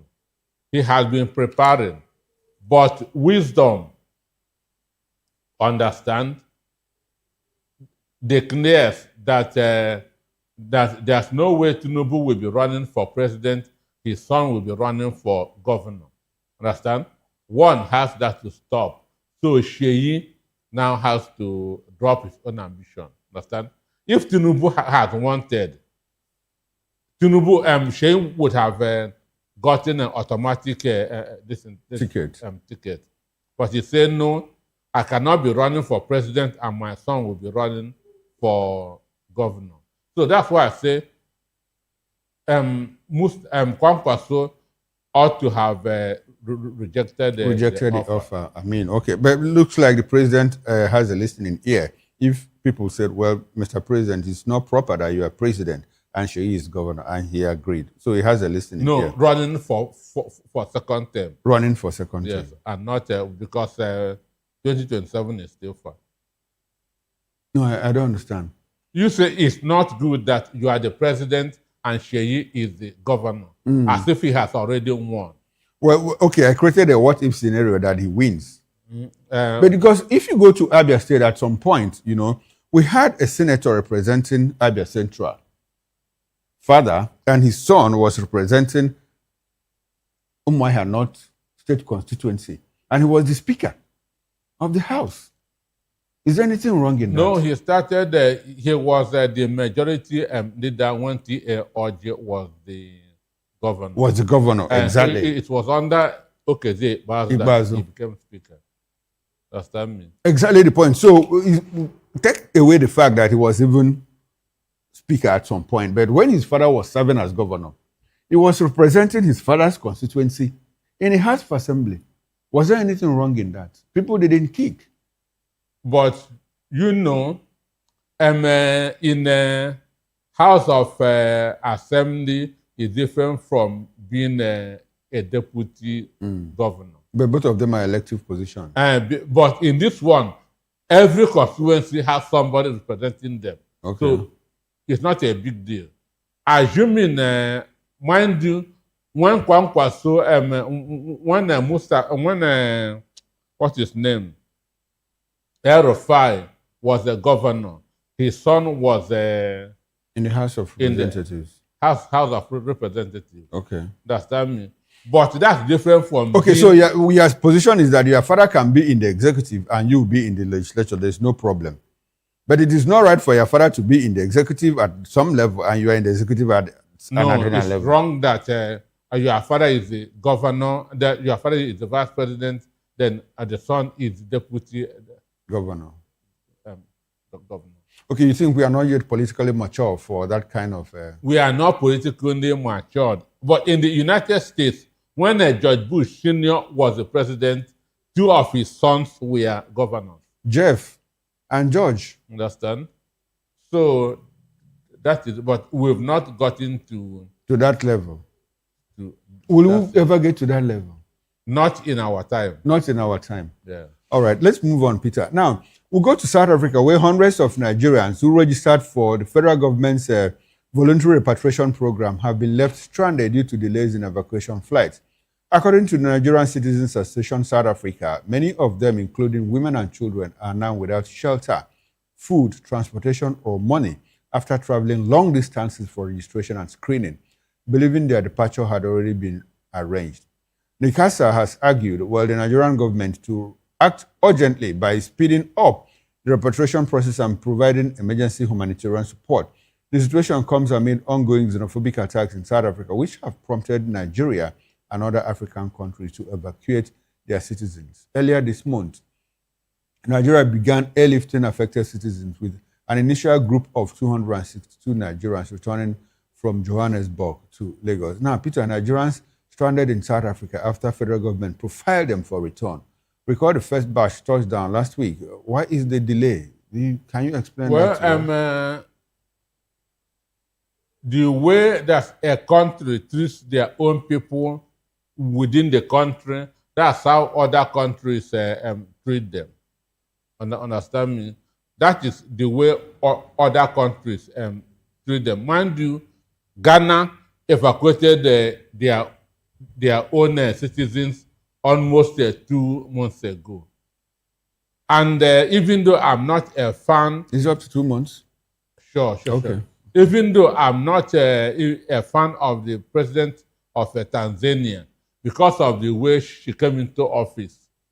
But immediately that thing began, she issued an order for every South African in Tanzania to quit Tanzania. She was the first person that to make a powerful statement. Understand? As we speak, Abike Dabri have not gone to South Africa. Understand? As we speak, Abike Dabri have not gone to South Africa. But we have an envoy there. We have an envoy. We have a high commissioner there. And Moshigo. I'm just asking. What is she being paid for? So what is the job of the envoy there, the Nigerian High Commissioner to South Africa? This guy, Abike Dabri, with her office is like an overseer. Okay. Understand me? More like a plenipotentiary. Sure, understand me? So she did not even issued any statement more than a month after this thing is happening. And I know the reason why. You know the reason why? I know the reason why. You're a journalist. Most of Nigerians in South Africa are from the southeast. No, Peter, no. Most of the Nigerians in South Africa are from the southeast. But the first batch came back. Go and 262 of them go are back. and check the numbers. Go and check the names of Nigerians in South Africa. Understand me? Okay, so you think that this lackadaisical attitude is because, well, majority of the people... It is politics. It is politics. You allow the people to suffer in South Africa because they come from a particular ethnic... It is politics. In Sudan, we know what happened when Nigerians were being evacuated from there. They were profiling them. They were profiling them. Where do you come from? Where do you come from? Assuming that this is happening in UK, where we have a greater number of people from the southwest, Abike would have been raising hell. Abike would have been raising hell. So why this is happening is because a greater number of Nigerians in South Africa are from the southeast. So what is happening there is the discrimination that the Nigerian states have been meting out against the people of the southeast Nigeria. Understand we have a new envoy in the person of Femi Fani-Kayode. I'm not aware. Are you aware if he has resumed? I'm not his aide. That's to know whether he has resumed. Are you Abike Dabri's aide to know that she has not gone? Because this thing falls on her desk. But the South African High Commissioner too should take some level of responsibility. I'm telling you, it is her responsibility to look after Nigerians in diaspora, isn't it? And she's failing in that responsibility because... She's failing. I told you what happened in Sudan. They were profiling Nigerians at the airport. When that bus came, as is to take them to Egypt. Understand me? It was from Egypt that they were now lifted to Nigeria and other countries. Go and read those statements. They were being profiled. Where do you come from? Where do you come from? Enter bus. If you come from southeast style side, understand? So I know what I'm saying. Okay, I just hope that the Nigerian government is listening and that they will deal with all of this. Let's move on. And still talking about South Africa, there's been a lot of backlash following South Africa's xenophobic attacks on blacks in South Africa. I mean, if you look at the World Cup that opened in Mexico, when the South person that was their flag bearer, stumbled, on a flat grass and fell, people were happy. The video went viral and people were commenting and saying, it is the hand of God that is behind all of this. You people are killing fellow Africans in South Africa. And when they lost that match, the whole black race, Africans say, well, you have not seen anything yet. You are still going to lose more. Peter, I want to ask you, is there anything wrong in asking people, foreigners, please, you are causing problems for us. Go back home and fix your country. We want to fix our own country. Don't stop taking our jobs. Is there anything wrong in that? I'm just asking. You don't paint everybody with one brush. Understand? There are good Nigerians in South Africa. There are bad Nigerians in South Africa. Understand? There are Nigerian professionals doing wonderfully well in South Africa. And there are also those causing trouble in South Africa. So you cannot just call all Nigerians in South Africa criminals. That's what I mean by painting everybody with one brush. Okay. Those who are committing a crime in South Africa, you can deport them. Understand? You can deport them. You can send them to prison. Understand? But now begin that to kill them, destroy their businesses. No, it is very, very wrong. It's very, very wrong. Now, June 30th is the day, given by the Dudula movement, the deadline for foreigners to leave South Africa. The South African authorities seem not to be paying attention to this, because I watched one clip, one video clip where a certain Nigerian and another person from Mozambique saw them, the Dodora movement, they were dressed in their Zulu Inkanta attires and all of that, and they ran away. They said, no, don't run, come back. What are you still doing here? We gave you a deadline, 30th of June for you to leave, but you must not stay up until that 30th. You can leave now because we cannot guarantee your safety by the 30th. And the guy said, but the government, he said, no, forget, don't listen to what the government is telling you. We are telling you because that day, on the 30th, beyond the 30th, the government cannot even protect you. And the South African authorities hear all of this. We don't get any response. It seems that they are not paying attention to what is happening. Or does it appear that they are surreptitiously, supporting and fueling this thing? One, as we speak, the security chief of South Africa, just as we have our own IG here, is on suspension.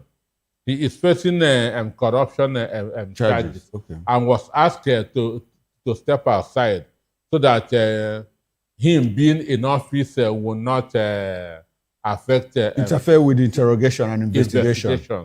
Understand me? And again, South Africa is now like a failed country. Understand? South Africa is now like a failed country because I don't want to agree that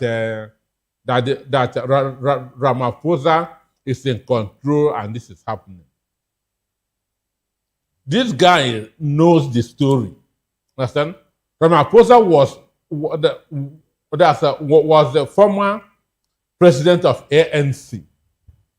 Understand me? He was one of the chief negotiators. So he knows the story. He knows what other African countries did for South Africa to achieve independence. So if there's anybody who should be on the street driving people back to their houses, it is him. Is he obeying the wish of his people? Because it looks like someone argued that he's overwhelmed. He's overwhelmed. He's overwhelmed. And every day, these South African youth are issuing threatening statements without government either rejecting or countering it. So it seems that they have resigned to fate. That if you are a non-South African, you must go. You must leave. More like supporting it surreptitiously. That's it.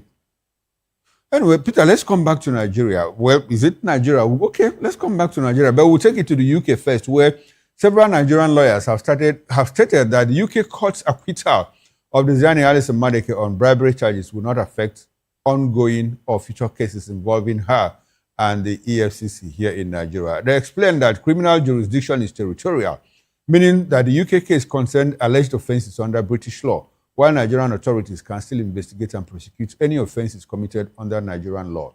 The lawyers also noted that the legal principle of double jeopardy does not apply because the acquittal occurred in a different jurisdiction. While the UK judgment may have limited persuasive value, it is not binding on the Nigerian courts. Consequently, ongoing assets for future cases and other legal proceedings involving Alison Madeke in Nigeria can continue independently if supported by evidence.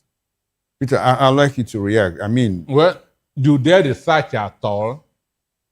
Understand me? You mean the lawyers? The lawyers, do they research at all? Okay. Do they study at all?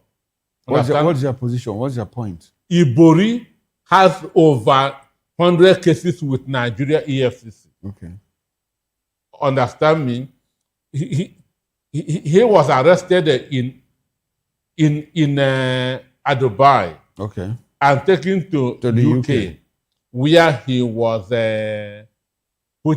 found guilty and put in prison. When he returned, the EFCC come after him again. Because EFCC had discharged and acquitted him of those charges here in Nigeria. But in this case, it's different. So, for me, if it's the same case that she was tried in UK, you cannot punish somebody. It's not the same case. It's not the same case. The bribery allegation is was supposed to have or is alleged to have been committed in the UK. Well, and so that is the jurisdiction that the lawyers are talking about. So if it's not the same case, then our EFCC has a different case.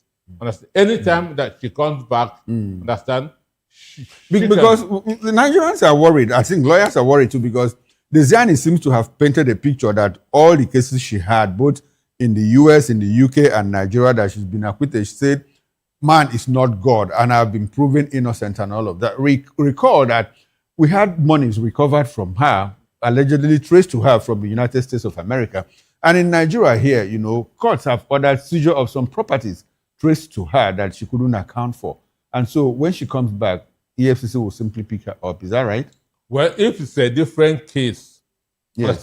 If the cases that they have in Nigeria is not among those that she was tried in the United States, then EFCC can continue. Now, when she comes back to Nigeria, what do you think will happen? Plea bargain, recovery of assets recovery, and just walk free? When Give she us the comes money and back go. now, because I'm sure he is going to seek for asylum in UK. In the UK. Understand me? Simple.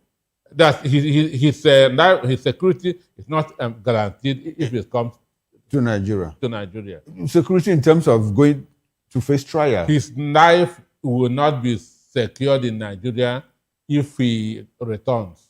Because she has pending cases here. That will not be necessary. That will not necessarily grant her asylum. I'm telling you that. Is her life under threat in Nigeria? I'm telling you that she will get asylum in UK, because in UK now, she's a free citizen. Okay. Understand me? And so on what basis, on what grounds would they grant her asylum? If she's able to prove beyond reasonable doubt that they are threats to her life in Nigeria. That her life is under threat in Nigeria. Because she has corruption cases or what?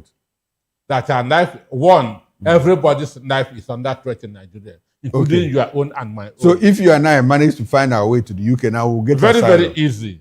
Peter, what are we waiting for? My life is not secured. 2 days ago at Andakeja, somebody was shot. And you think people are not killed in the UK or in Somebody the US? was shot.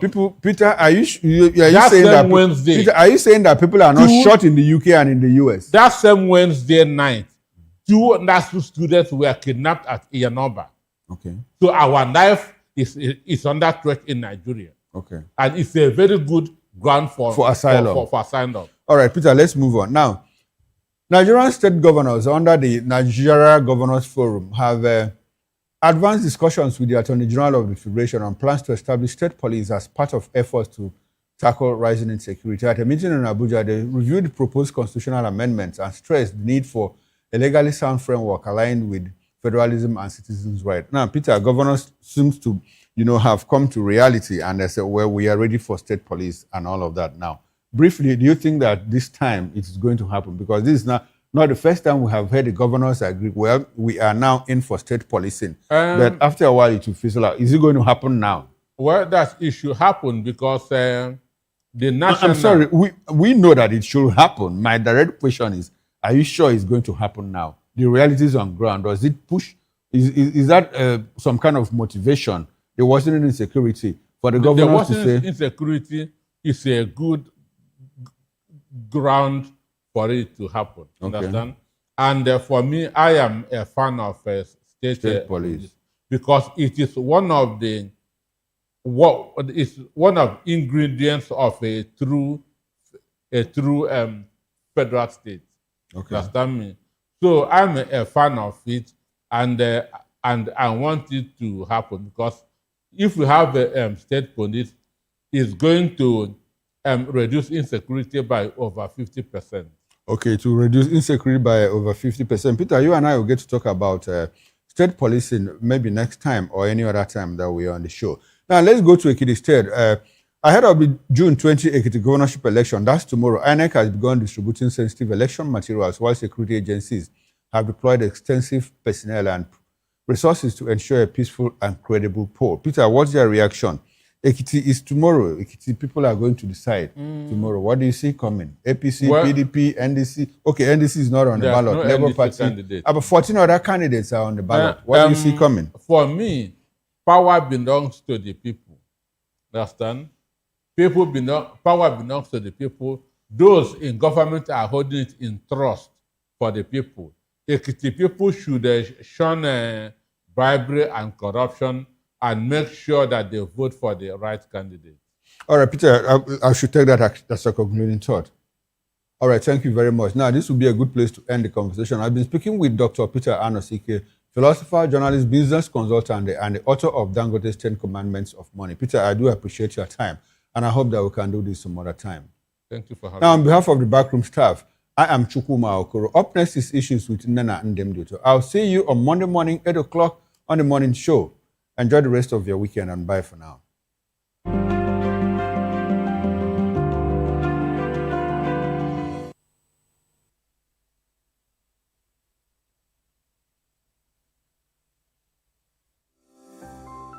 Vop TV.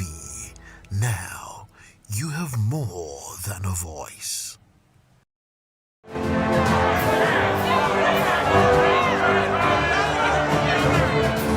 Do you want your voice to be heard? Do you know that you matter in the scheme of things? The People's Voice, the show where ordinary citizens take center stage as we discuss the biggest stories that affect you and I. With you in mind, we facilitate lively discussions, debates, and interviews on the topics that matter most to you and I, from social justice to economic empowerment, education to healthcare, governance, and more, tackling tough topics and amplifying your voice. Join the conversation and make your voice count. The People's Voice. Make your voice count. Behind every broken desk lies a broken promise. Education shapes the nations. But who is asking the right questions? Introducing Edu Dialogue, the show that goes beyond the surface, exposes the cracks, the corruption, and the silence in Nigeria's education system. Edu Dialogue, Saturdays, 3 p.m., only on Vop TV. We break the biggest stories, from missing funds to policy failures. We ask the tough questions and demand real answers. Edu Dialogue, this Saturday, 3 p.m. on Voice of the People Television.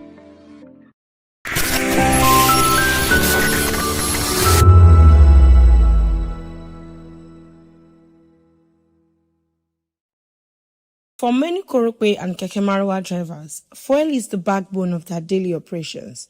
With the steady rise in fuel prices, drivers say sustaining their business has become increasingly challenging. They explain that the cost of running their vehicles has gone up significantly, leaving them with little or no profit at the end of the day. Many also say they have been forced to increase transport fares, a move they claim is necessary to stay afloat in the face of rising expenses. The fuel price is too exorbitant. We cannot abide to it. Look at us. Formerly, when we used to buy fuel at the rate of, let's assume we fill our tank with 15, 18, 19. Then when we come work, we can make 10,000 naira. If you make 10,000 naira and pay the agboro money for, let's assume, 2,000 naira buy fuel, at least when you get to home, you go with at least 6,000 or 5,000 naira. But for now, before you fill up this keke now, you spend almost 10 to 11,000 naira. Then let's assume you work 15,000 naira, you pay agboro, buy another fuel for tomorrow business. You see, when you get to home now, the money will not be okay again. Let them bring down the price now so that everybody will start enjoying. It's affecting us very bad because passengers don't enter transport anymore. They prefer using their leg, and if we work money now, like about, let's just say maybe 8,000, if we buy about 5,000, 5 liter, it's almost everything. So the only money you just left with maybe just change. Unlike before, we'll use like 5,000 to fill our tank and we'll still have extra.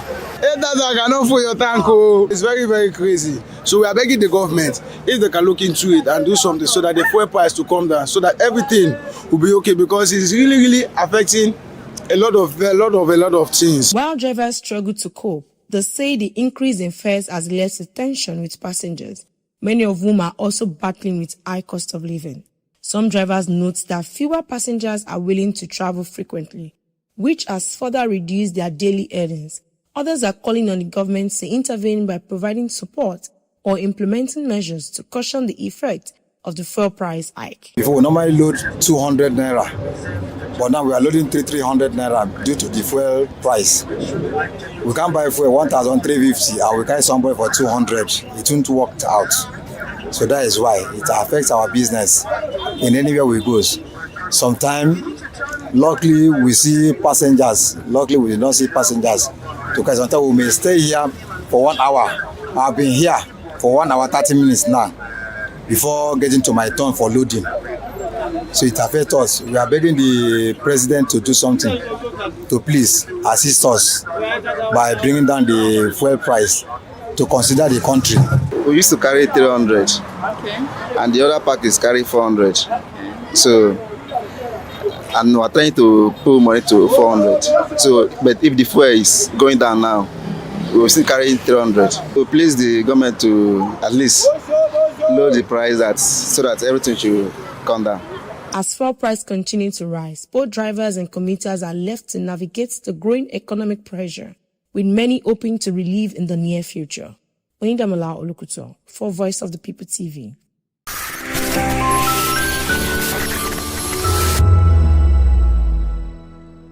The red carpets, awards, the razzmatazz, music, fashion, interviews, and more.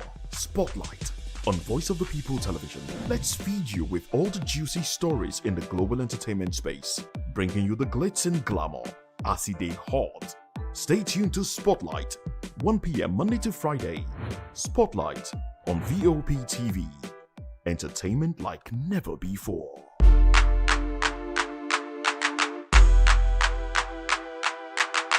Are you ready for the extraordinary? Something big is happening on your screen. Introducing Vop TV. Now streaming on SLTV channel 264. From breaking news to captivating conversations, news analysis, giving you all sides to the story. We bring in-depth discussions on the issues that matter, from politics to sports, entertainment, and lifestyle. Vop TV on SLTV channel 264. Join us as we redefine what television means to you. Voice of the People Television, Vop TV. Now you have more than a voice.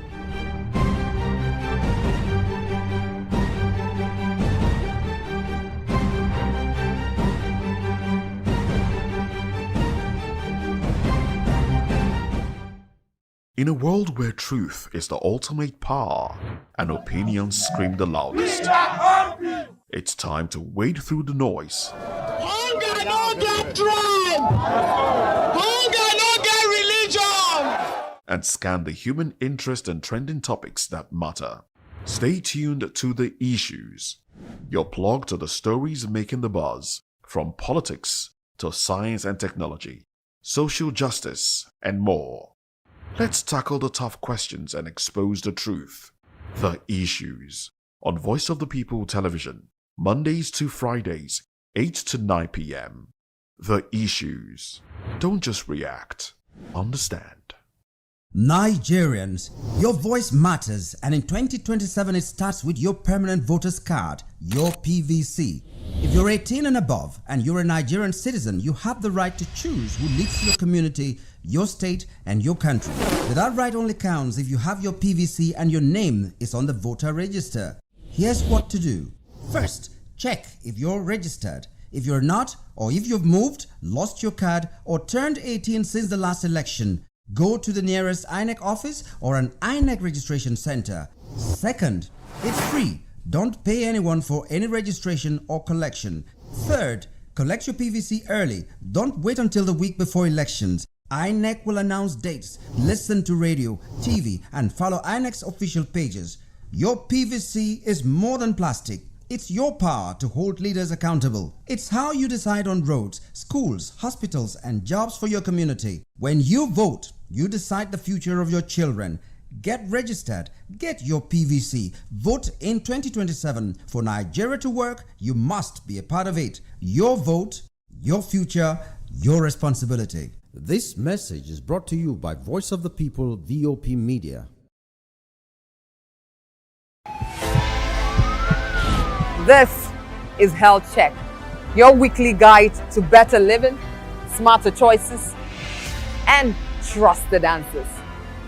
From everyday wellness to urgent health issues, we've got you covered. Health Check, only on Voice of the People television, where your health has a voice.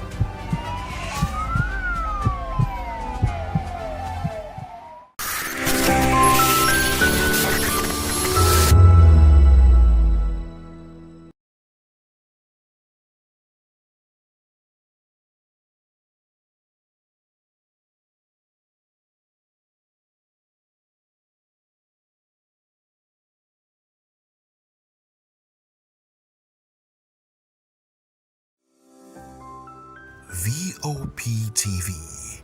Now you have more than a voice.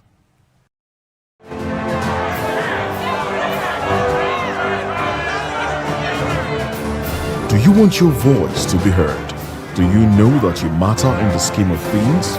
The People's Voice, the show where ordinary citizens take center stage as we discuss the biggest stories that affect you and I. With you in mind, we facilitate lively discussions, debates, and interviews on the topics that matter most to you and I, from social justice to economic empowerment, education to healthcare, governance, and more, tackling tough topics and amplifying your voice.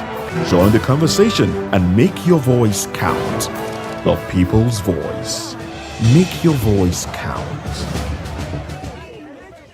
The red carpets, awards, the razzmatazz, music, fashion, interviews, and more. Spotlight on Voice of the People television. Let's feed you with all the juicy stories in the global entertainment space, bringing you the glitz and glamour as it is hot.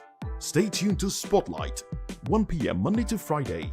Spotlight on Vop TV. Entertainment like never before.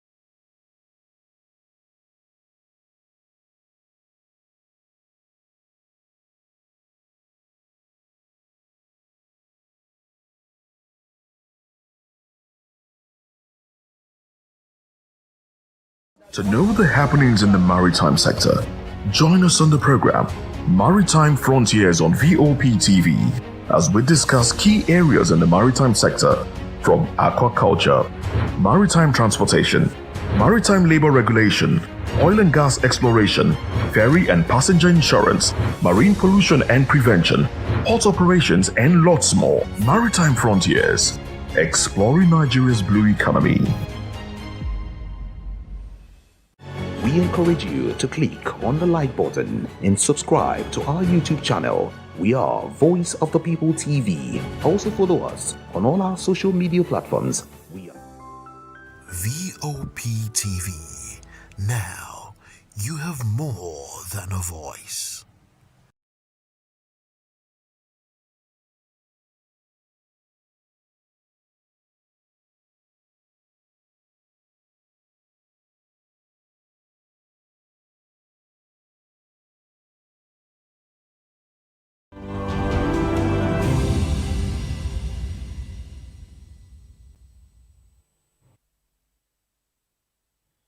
A very good evening to you and welcome to another exciting episode of the Issues and Voice of the People television. I will bring you the most important and pressing issues shaping our nation today. I'm your host, Nenna Ndomdioto. Today on the issues, we're examining the complexities of Nigeria's politics and governance, from federal government making plans to get journalists to join military operations, to federal government disclosing plans to review position on South African businesses over xenophobia. Also, Ekiti voters gear up to vote in governorship elections.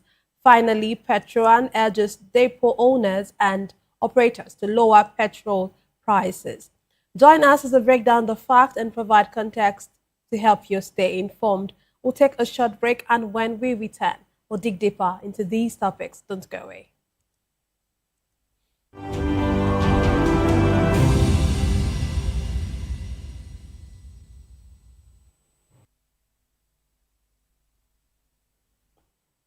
Glad to have you back. Let's dive straight into today's discussion.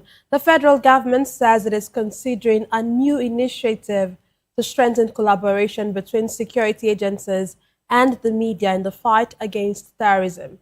Under the new initiative, selected journalists may be allowed to accompany troops during certain military operations, providing first-hand reports of security efforts and challenges on the front lines.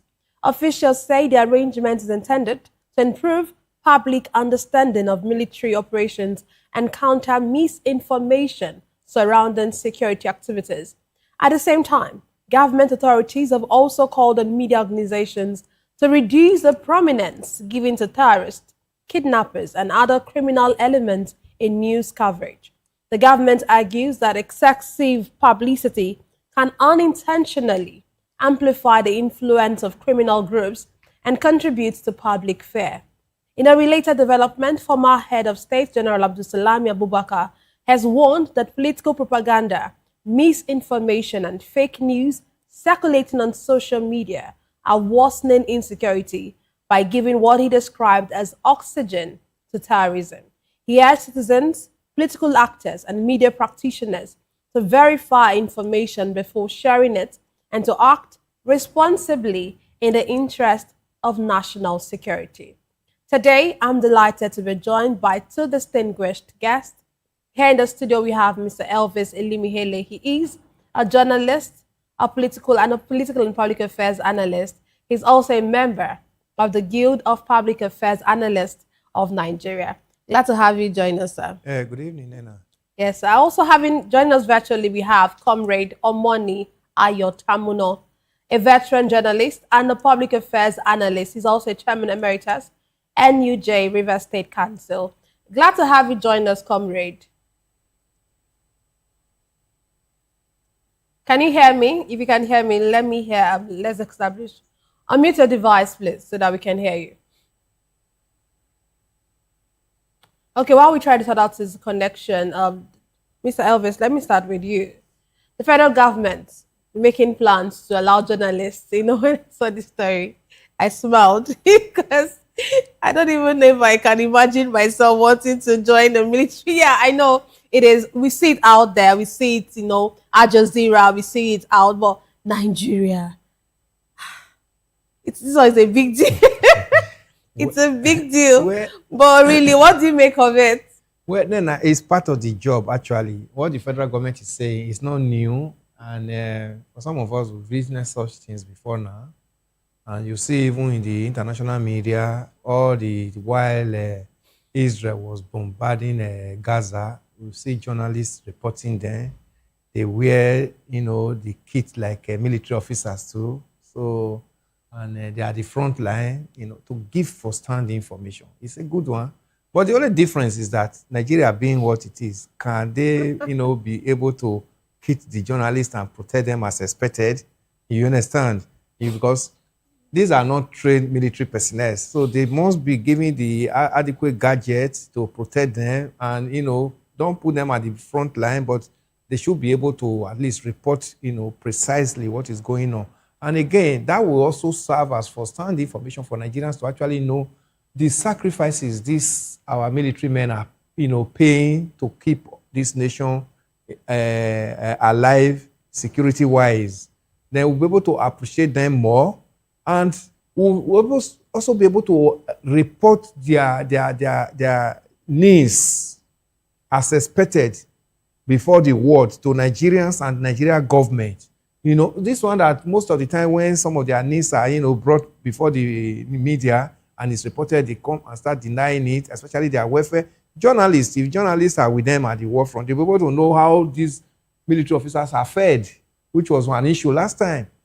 I mean, they should be able to see what they give to them to eat and how many times does this ration come in a day, how sophisticated, how delicious it is. They should also be able to see, hear from them. They will hear from feelers from them. I mean, they should be able to hear from them, how they are taken care of, if the welfare is good enough. Because as they are there in the world, it's not just to report the gunshots. It's to report, first of all, the people who are actually doing this job. You have to report them first. Then you have to report, are they having the right equipment to actually fight as expected? These are some of the things that, we're supposed to have this now at this critical situation. Even if it is not something that is told, they will be able to see, the way their body language, whether they are happy with what they have on ground or not. I think it's a good one for me, but the most important thing is if the Minister of Defense is planning this in collaboration with the Minister of Information for Journalists, they should be able to, first of all, take the number they can adequately care for. It's important because some years ago, during the Liberia Civil War, we lost 2 of our colleagues. The Guardian lost one of his reporter then, Chris, and I think Champion too, Tayo. They were in war front in Liberia and they never came back alive. So we don't want to start hearing such, mishap, against our colleagues that are, because they want to do their job as expected, and they now come back. They cannot come back and report what they ought to have come and report to Nigeria alive. So it's not a bad one. We've seen it with Al Jazeera does that, CNN does it, and you see how the reporters, war correspondents are kitted like military officers. So it gives you an insight. It also acts as morale booster to even the soldiers themselves, knowing fully well that what they are doing, the world is seeing it, and they can be appreciated where necessary. Usually this time that most of the time Nigerians are looking at it, they are not doing what they are supposed to do, or we are not, getting enough information about them, especially when it looks like, everybody is picking it from different angle.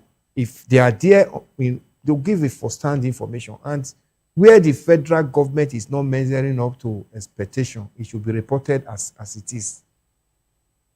Okay, you said that that if this happens, at least it helps the journalists and the media to have first-hand information. Yeah. But let's even look at it. Do you really think, using the antecedents of Nigeria, we've seen even in case, I remember many years ago when I was in another sister station and I was a reporter, and we went to the State House of Assembly, and there was something that happened. I think the State House of Assembly, someone said something, and they asked all of us not to ensure that we don't say it out. Like all the correspondents, they said we would not, and that's the country where we belong to, or where we are in, where they want to shroud, media, when they want to, gag us. But do you really think that this would improve transparency, or would the media still be gagged? Because it's very possible that they'll tell you, don't put this, don't do this, don't do, they will actually try to monitor what you're putting out there. I don't think that's what will be the case. Yeah, you are very correct, Nena. We've seen it. If you look at Nigeria media, apart from Lagos and probably Abuja, you don't get exclusive from other parts of Nigerians. The 36 states, they actually are the whims and caprices of the state governors and the chief press secretary and the commissioner for information. They come to press center and give them state press releases, and that's what they file to their respective headquarters. You don't get exclusive stories because by the time you report as expected, the next thing, the chief press secretary and the commissioner for information is already threatening you that you are not going to be part of the crew that will be covering the government house. And sometimes they also have undue influence with some of these media house owners, So they tell you, we are going to call your boss. You are going to call your boss. And everybody in Nigeria, you know what it means. If they know now, from now, then that this is how they are going to act, they better not call for such coverage because there will be counter reports. Because you cannot tell somebody that, have left the home, is not a military officer, to be at the war front, because you want to give first-hand information, and he gets that information, and you are saying, no, don't put this, and don't put this. The purpose is defeated. If you want them to report as it is, and you are calling on them, give them that free hand, to operate as expected, because journalism profession is all about educating the masses. That's why it's called mass media. Those people that cannot be there, if they see the video or they read the report, they should be able to have an understanding of what is going on there. So if you are going to gag them, from the beginning, don't even invite them. Okay, if you are not going to allow them, do their work. Job as expected, yes. Yeah, and there's really no point bringing this up because and trying it is not just coming to report. They must report where the government has its own lapses. They also report where the military officers too are not showing enough enthusiasm. You understand? And they also be able to tell the world what they need. I mean, what they need, and they should also be able to tell success story of what they have been able to do against the enemies. That's how it is. It's a tripod thing, Nena. So if they cannot allow it to fly in that manner, they shouldn't just call for it. Otherwise, it will be counterproductive. Okay, one of the things that was said in this particular report was that the media, of course, we all know, plays a strategic role in shaping public perception of security operations and national stability. When you really look at it, how much would you say the media is doing in this area? No, Nigeria media has been doing that, objectively. I said, how well? No, excellently. Nigeria have, I'm not boasting because I'm in the industry, and then because we are all in the industry. Because we are in the industry, we are not singing our praises here. But if you look at Nigeria media has always been there. Look at where we are coming from. In spite of how tough it was with us during the military administration, Nigeria media was there at all times. It's even now that we are not even seeing it the way it is. So now people are saying, oh, the politicians are bought the media, and they are not. You still have some credible ones that are actually not, kowtowing with the, the aspirations of the politicians. You understand, Nena? During the military era, by weekend, we are entering weekend now. The military is everywhere, looking for news magazines and newspapers to confiscate because they don't want the stories to get to Nigerians. And to the extent that they got so belittled themselves to the extent of even chasing vendors on the street. But the media were not deterred. They were always there. I know some of my colleagues who they will leave especially production editors, they leave their home on a Wednesday and they don't return until maybe Monday morning. They kept them in fact, most of the media houses were no longer doing their production in their headquarters. They now rented some, houses among residents. I know of some duplexes somewhere in the Ikeja and other where so they bring food for them, production editors, and they were doing their things, underground because they just want Nigerians to be aware of what is going on. But I know too well that if we always push to that level in this democracy era, we also do the same thing as expected. But we have a little bit freer environment to operate now. That's why the people are now saying, oh, the journalists are now, taking message for the politician and all that. But it is not in all media. But you also know too well that in every 12, there must be Judah. So you can't expect everybody to just be like, oh, we are hammering at all times. But for those of us, actually, when we call ourselves voice of the people, we always speak the truth here as expected. Okay, you're blowing a trumpet. Well, it's allowed, to blow a trumpet. It's very we are voice of the people. We speak the voice of the people. And yes. So the people have their voices. Yeah, their voices are heard. And that's what media is all about. Exactly, because really media is not about, yes, you talk about what the government is doing, but it's also very important that you hear the views of the people, and showcase and showcase the views of the people. So yes, Voice of the People Television, we're doing a great job. Let's put it out there so that everybody will know how much and how well we are doing. But let's look at this. One of the things the government officials, I think the director of the Minister of Information, he's saying that the prominence we put on the reportage of these stories is a lot. Okay. He's saying that we should reduce the coverage of. What do you think about that? Sometimes I also view such things. Okay. You understand? Some editors, they like screaming headline. But media itself has some kind of politics. Some of them will say, okay, let's flash it so that people will media is business. And by the time you flash the headline, and people, oh, please let me have that paper or whatever. You get what I'm saying? So I'm happy that even the minister himself is a publisher. He owns a newspaper. And there's no day I don't try. I try my best possible every day to actually go through his paper to see how they are actually reporting Nigeria, because their boss is not the Minister for Information. You understand, Nena? So those some of them are very sensational. They are very, very sensational. But in Nigeria now, is there any story that does not tell around insecurity? then I mean, almost every day what we hear now is how Nigerians are being hauled into the bush, how ransoms are being paid, how villages are being sacked and all of that. So you just discover that at the end of the day, even if you are saying, oh, you should not make the story to be prominent, there is no way all the media houses in Nigeria will abide by that. Some of them will say, okay, let's play down on it. Let's look for another story to make our lead story. But at the end of the day, you still discover that it must be mentioned because this is directly affecting the people, you and I. And what's all the governance all about? Governance is all about the welfare and security of the people. So when the people are now being affected and you say we should not report it, it means you are telling us not to do our job as expected. Okay, before I come back to you, I understand that our guest is in. I'm glad to have you join us, Comrade. Are you with us? Comrade, unmute your device if you can hear me.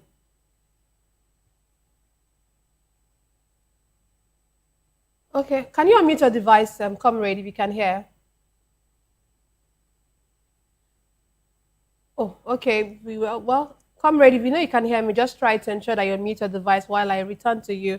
Let me come back to the studio. Mr. Elvis, you know, you were talking about the fact that if they're asking us not to, to tamper down on the reportage that we have or doing, there has to be a balance. There has to be balance. There has to be a balance because the major thing is, like we mentioned at the time, is for the public to have. Let me even ask you.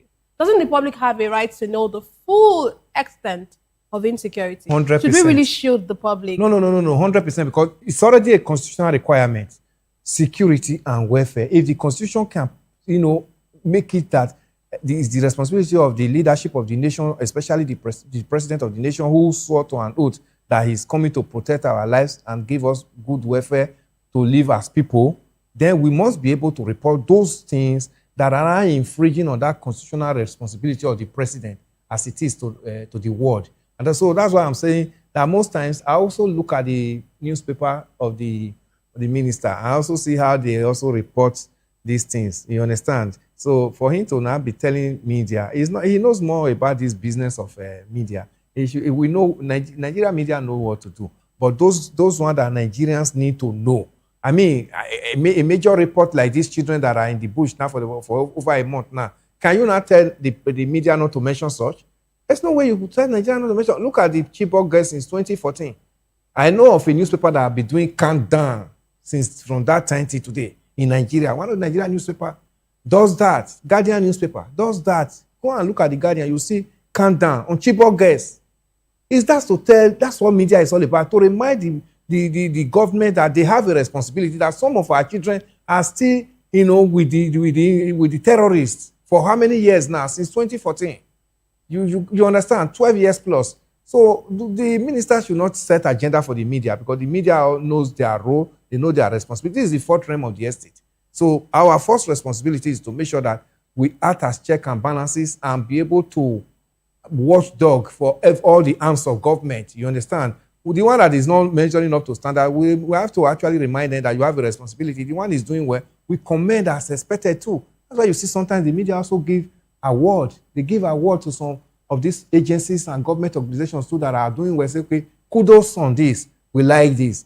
So sometimes when we don't like it and we tell Nigerians don't like it and we report it, don't think we are blowing it out of proportion. We are reporting it the way the people want it and the way the people, expect you to act in that manner. You have not act, in accordance with what the people need. We should be able to also tell you this is not fair. But when you look at it, does it look as if the government actually, they are putting efforts, for lack of a better way to put it, they're putting efforts in the wrong place? Because rather than looking at the media, because some people will actually say that these insecurity issues are underreported. And there are many issues, many times, many kidnapping cases, many terrorism cases that doesn't even get to the media, that don't get to the media rather. And the media houses or the newspapers, the television stations don't even report them.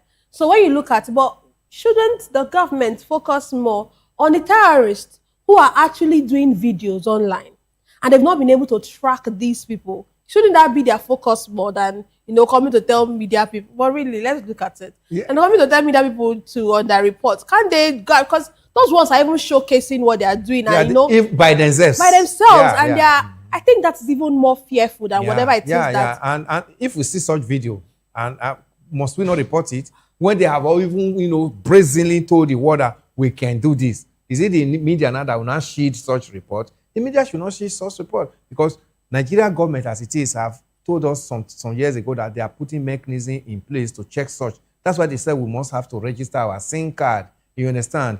We got our SIM card registered. So this same SIM card is the same thing that they use now to send videos to social media. Why is it that if we speak ill of the government in this studio today, they can locate us, but they cannot use the same mechanism they use in locating those people? They say, oh, cyber bully against the government. They can use it to also track down the insurgents and the terrorists, staring on Nigerians on their faces. So we must report such because those people, even the insurgents themselves, are already reporting themselves. So we have to put into the right perspective for Nigerians to actually know that this is what is going on. I think we are not doing badly in that area, and we must not be be reprimanded. And I mean, the minister must not set agenda for us in that. Talking about agenda, where should we really draw the line between responsible reporting and censorship?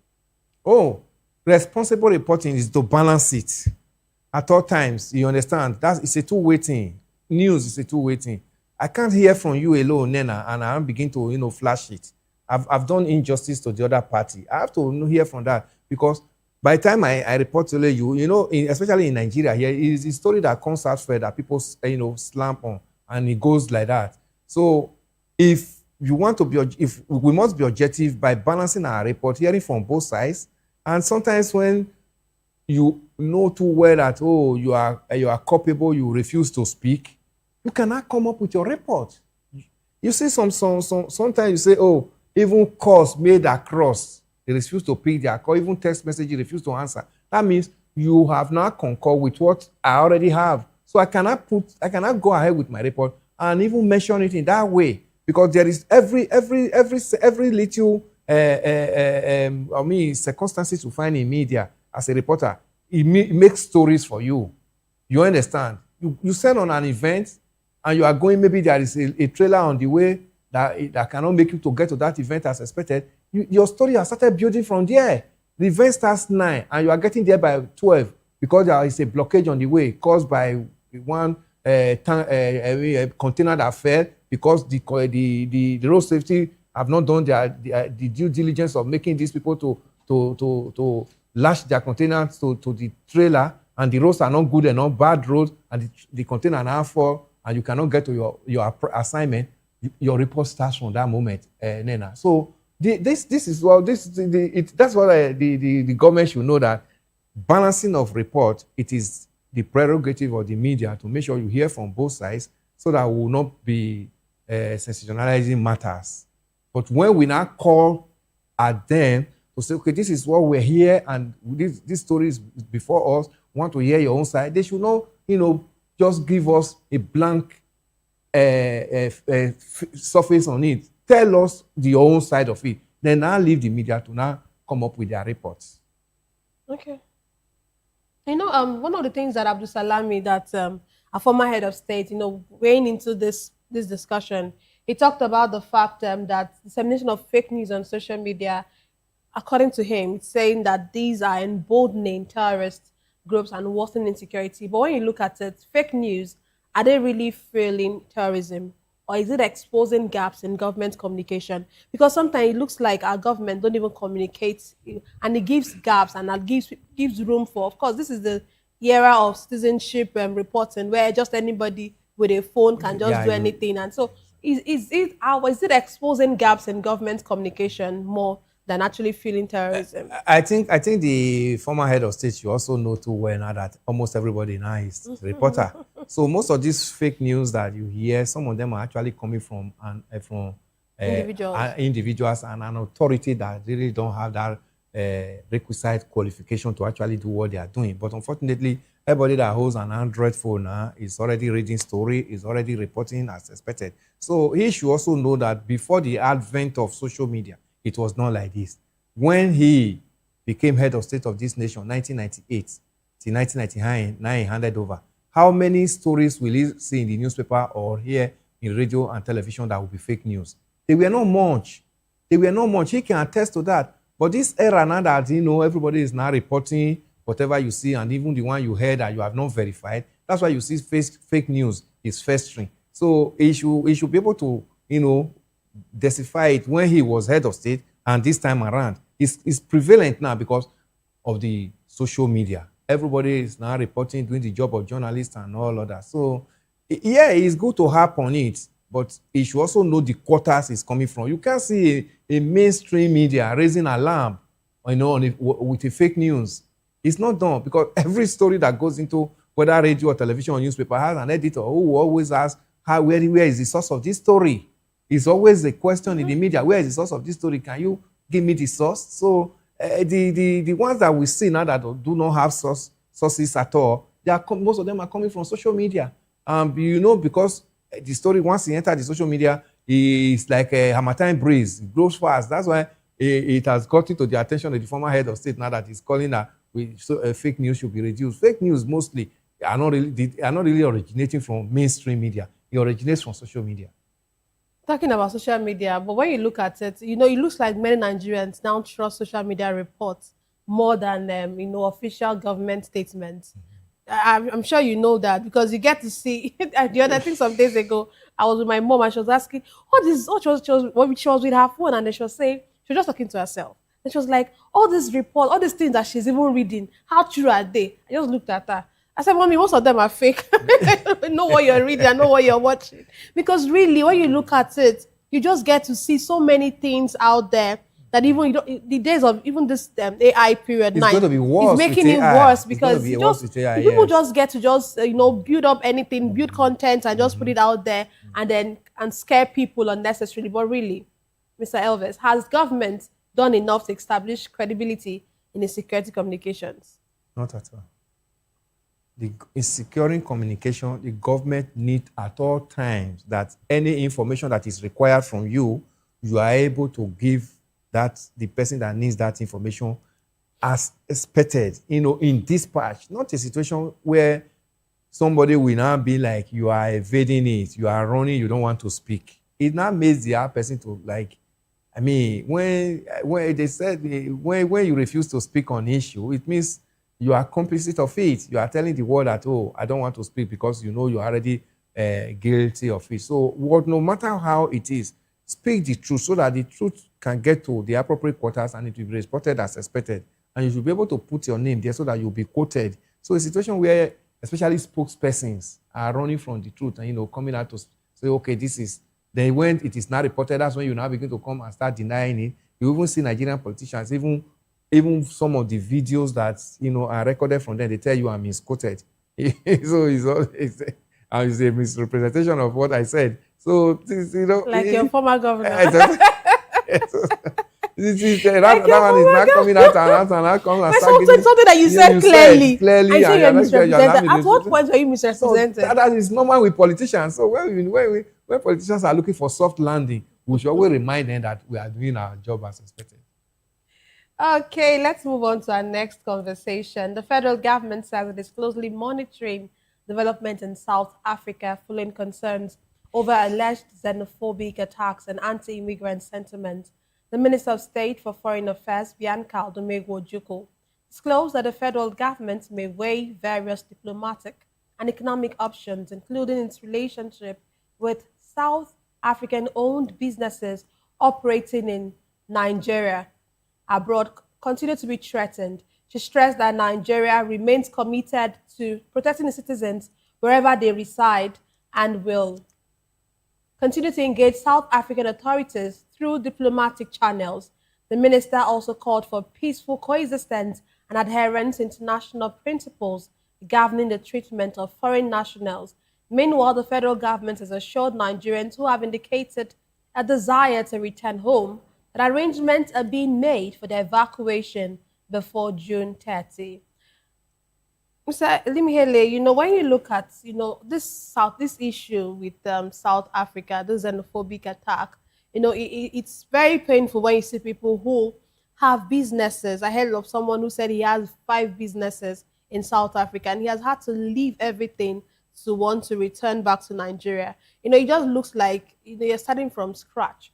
when you look at it, did our government, but did they even act too late? Let's even start from there in even trying to, ensure that this doesn't go out of hand. The government really, I'm afraid, Nena, because when this xenophobic matter is not just starting this year, it's just that, there was a time Air Peace even brought Nigerians back free, some years back. It's been something that has been developing. And I would have even said that since that time, the government should have been creating awareness, before Nigerians that are there. Please begin to think of a second option. Yes, because these people, we see it every year. It's just that this year now, it took a very different tone that they are now giving an ultimatum that by 30th of this month, you must leave our country. So that's the only area that I know I'm looking at it, that the government acted slowly. That too well that these people have been very unfriendly with our citizens. We're supposed to have been, looking for a soft landing for them, especially when they are now coming back, and begin to create awareness before then.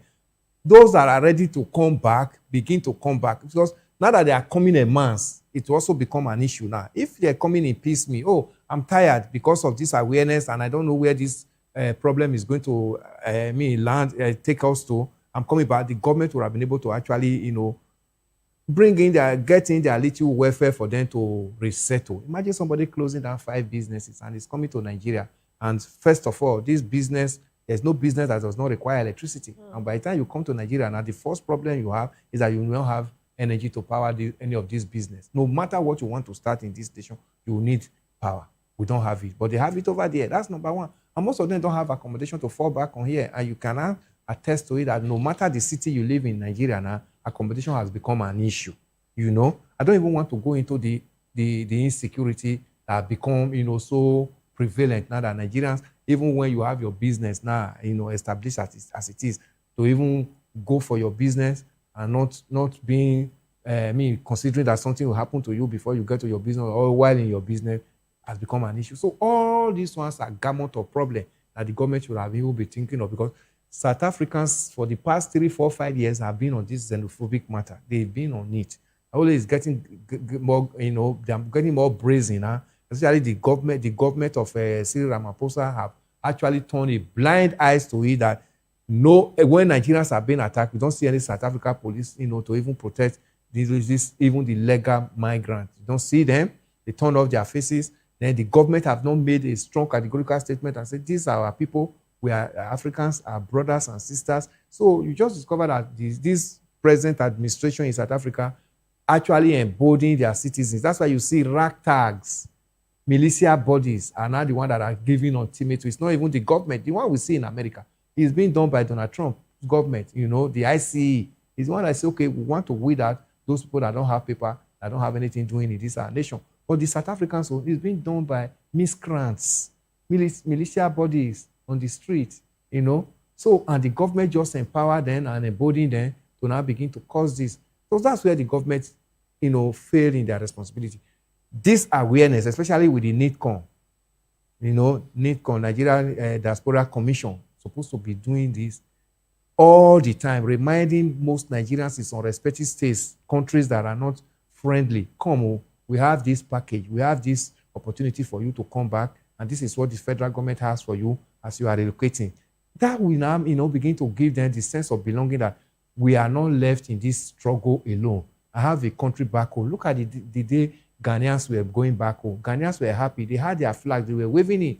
They were happy that they were going back home because their government has actually put 1 or 2 things for them. And when you come back, you're not coming to start from the scratch. But Nigeria's government, even if Nigerian government tried their best to say, okay, we want to see how we can be of assistance, some of the officials who are supposed to even take care of them will find a way to siphon that money and put it in their pocket. At the end of the day, you see EFCC will now begin to chase shadow when the deed will have been done. Somebody who was supposed to be given a welfare package, at the time he came, he was suffering. Then a year later, that's when you now hear that EFCC is saying so amount of money that was voted for that project was embezzled by so person. That person has languished for a whole year or thereabout. It's no longer because it will not be enthusiastic any longer. And for those who are there, hearing what happened to those at home that went home and were not properly rehabilitated, they too will be scared and say, where will I go? So we should not be made to be frustrated while at home and those are in diaspora. That's the where the government comes in.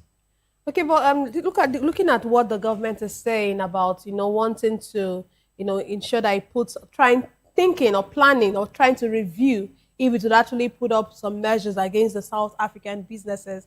Do you think that Nigeria should really consider those economic measures against South African businesses in Nigeria? 100%. We see Trump doing it. As civilized and as sophisticated as America, the ones we can, I don't say we should attack their businesses. There are other ways. Nigeria can put bogus tax on their businesses. If you cannot operate again here, you can leave. Do you understand? Yes, we have to let them know that we are not just pushovers. You are treating our citizens anyhow over there. Then you are enjoying leverage here. You are enjoying affluence. Put, taxes. We are not saying Nigerians should not talk of taking over the business and liquidating them and no. You have to come up with different sanctions, taxes, especially on their businesses, so that if you can no longer survive, pack your load and also go. Those businesses they do here in Nigeria, Nigerians can as well do them properly and succeed. Nigerians that are coming from South Africa today, Nena, many of them are not employers of South Africa. They do their businesses over there. And they are closing this business and coming back home. Some of Nigerians that are coming back home can even buy into some of their businesses. If they say, the tax is too much, they cannot. Pack your load and also go. This is the time for us to actually an eye for an eye judgment. Yes, because they've not treated us well. They've not treated us well. Wow. So you support what Adam Soshomole was the one who raised that thing at first, and we saw how... No, when Oshomole raised it, Nigerians were like, so many Nigerians have now co-owners of these businesses and all. But you see, even I was watching Madam Abike Dabiri that day, also speaking in line with, there are some sanctions this nation can also met out on them. Because it has become so brazen that these people now just come. Look at some of the videos we are seeing now. You don't do, even the time of apartheid, do they even have this whole wars with the white like this? And now you are doing it to your fellow black brothers. You're doing it to your fellow black brothers. So whatever we can also do to also show them that we are not pushovers. We are not just anybody you can just begin to embarrass, because these people left the same way they left for South Africa. That's why some other nationalists are in this nation doing their businesses. So we should be able to also stamp our feet on something that they will also know that the countries that are going back home, we are driving back home, they also have a home. Then let me tell you, most of these businesses Nigerians are leaving behind here now, they employ local South Africans. They employ them.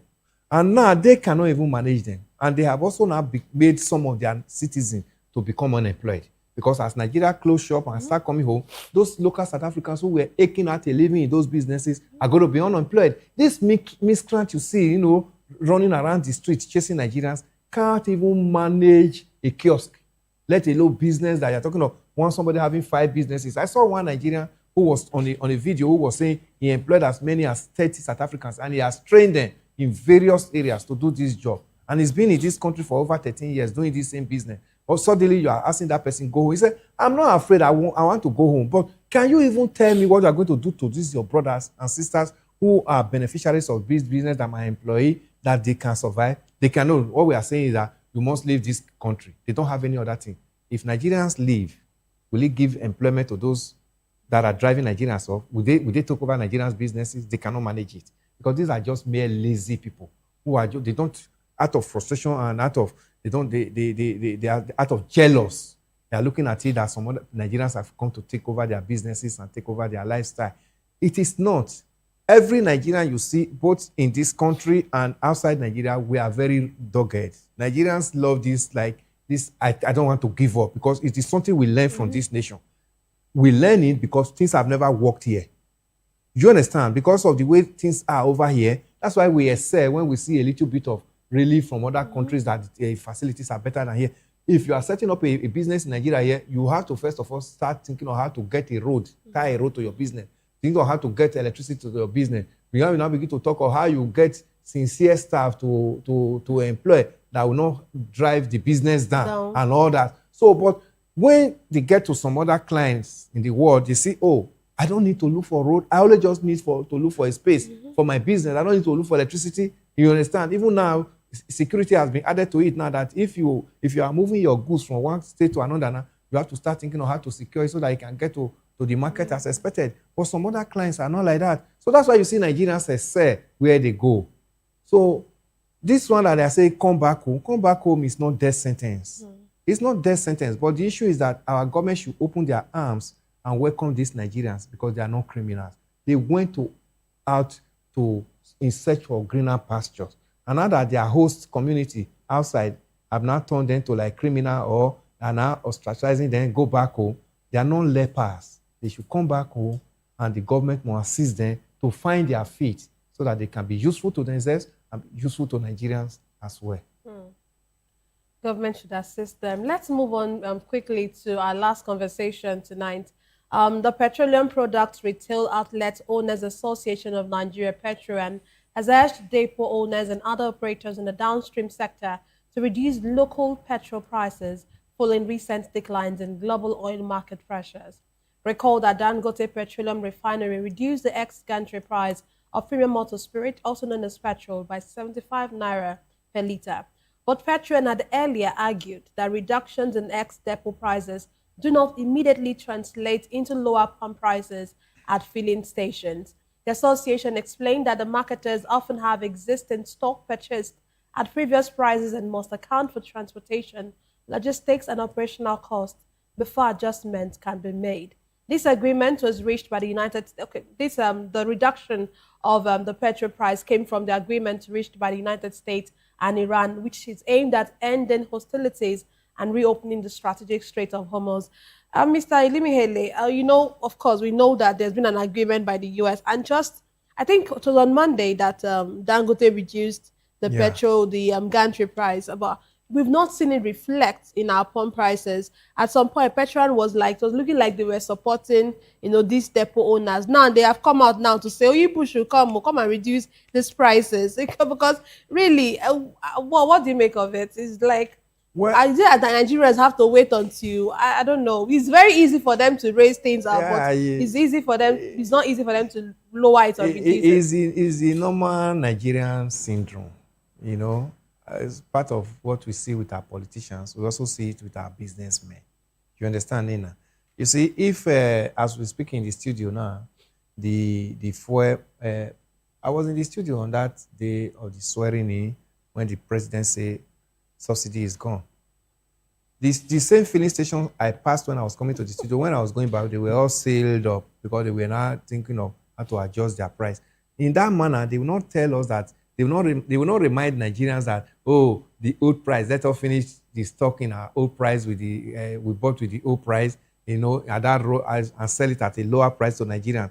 For Nigerians to actually feel the effect, but you see, they see it as opportunity to want to quickly make quick money. They adjust their pump price immediately when it is favoring them. But now it is reduced. Now that's why it's become news now. It has become news now because Nigerians are expecting then now that the Strait of Hormuz is now being considered to be opened, and America and Iran are talking of, they want to sign a deal now to end these hostilities. Then oil prices is gradually crashing. Then Nigerians also have to feel the impact. This afternoon when I was coming to the office, I bought fuel at the filling station, and I even bought gas. A kilogram of gas now still sell for 1,800. It has not changed. And I still bought fuel this afternoon at 1,275 naira. You understand? No, so nothing has changed. So, but they cannot begin to tell Nigerians now, it's because we have old stock. But when that old stock, there's a rise in price, and they will not tell Nigerians, I want to finish my old stock because I want to be a good brother to Nigerians before I adjust my pump price. So, patrons, it's good that they come up with this, but Nigerians are no longer accepting this kind of excuses because we already know whom they are. They are not different from the way our politicians treat us. That's just how we find ourselves as a nation. That even our brothers, it cuts across board. You see, even their various litter. Is it actually a litter to start from? Because the various bodies, standard organizations, and even the FPS, CCPC, Okay. you know, are not doing their job as expected. You know, if you buy a liter, even as expensive as it is now, you still go and measure it, it's not up to a liter. So you are cutting Nigerians at both sides. The same Nigerians that, you know, the government has actually pushed to the war. So all these excuses are not really tenable. If there is a way we can now begin to respect, and also assist Nigerians to live like human beings, we should try as much as possible to do that. Okay, this is where we have to, you know, draw the curtains on tonight's show. Thank you very much, Mr. Ilimihele, for being a part of the issues. And that's all we have for today's episode of the Issues. We explored the challenges facing Nigeria's politics and governance. Thank you so much for joining us and being a part of it. Don't forget to tune in next time for more in-depth analysis and discussion. Follow us on social media to stay up to date on the latest news and insight. Until next time, stay informed. I am Nenna Ndomdioto, and this has been the Issues on Voice of the People television, where the future faces forward. Please don't forget to stay tuned for hashtag with Vivian by 8 p.m. Don't go away.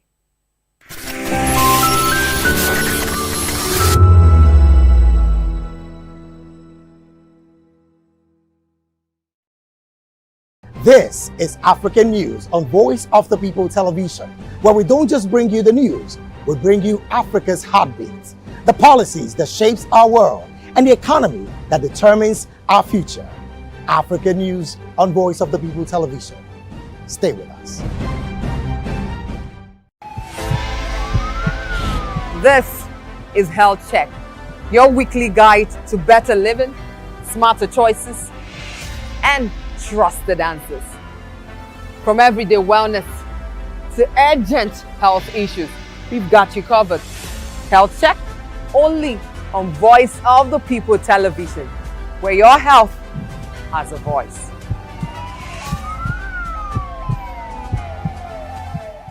Hey guys, it's your girl Arika of the Dimples, aka Risky Baby, and you are watching Vop TV. Do not go anywhere. Where are you going to? Stay here. Calm down. Stay here if you're not. What's up, everybody? Who's Arco here, and I'm hanging out on Vop TV. Keep it locked, don't go nowhere. Let's go. Hi everyone, my name is Yvonne Jagada. You are watching Vop TV, and don't change the dial, because I said so. Who's happy to post? I mean, who's happy the most? Because when shit goes south, y'all be happy to ghost. When you make a wrong move, they be happy to roast. But be careful when you win, who's not happy to toast. I am VJ Adams, and you rock with Vop TV. Don't move.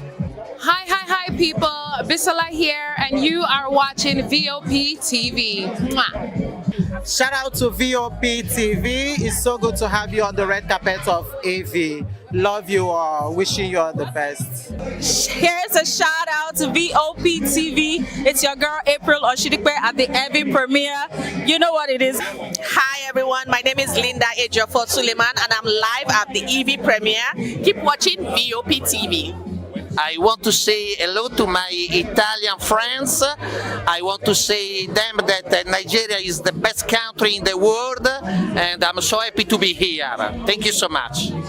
Hi guys, my name is Tomo Atebe. I'm an actor, and you guys are live on Vop TV. Keep it locked, because I said so. Ladies and gentlemen, boys and girls, this is your girl Philly Storms out here, and this is a big shout out to Vop TV. Hi guys, my name is Charles Bourne. My name is Lydia Lawrence, and please keep watching Voice of the People television. Love ya. Behind every broken desk lies a broken promise. Education shapes the nations. But who is asking the right questions?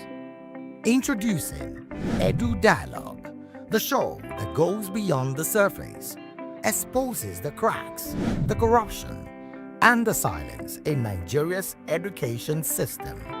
Edu Dialogue, Saturdays, 3 p.m., only on Vop TV. We break the biggest stories, from missing funds to policy failures. We ask the tough questions and demand real answers. Edu Dialogue, this Saturday, 3 p.m. on Voice of the People television.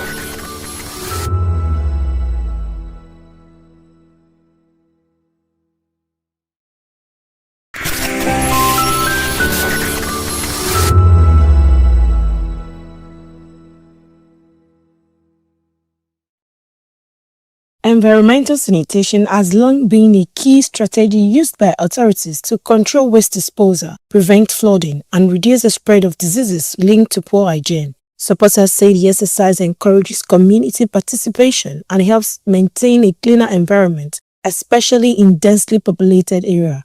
However, others argue the sanitation should be a daily responsibility supported by efficient waste management system rather than a once-a-month activity.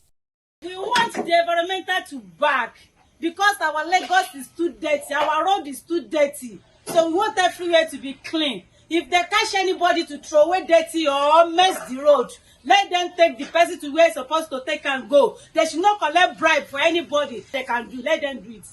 So we want Lagos clean. Some residents expressed optimism that the exercise would improve environmental conditions if properly enforced, while others raised concerns about possible restrictions of movement and the need for government to provide adequate waste disposal facilities.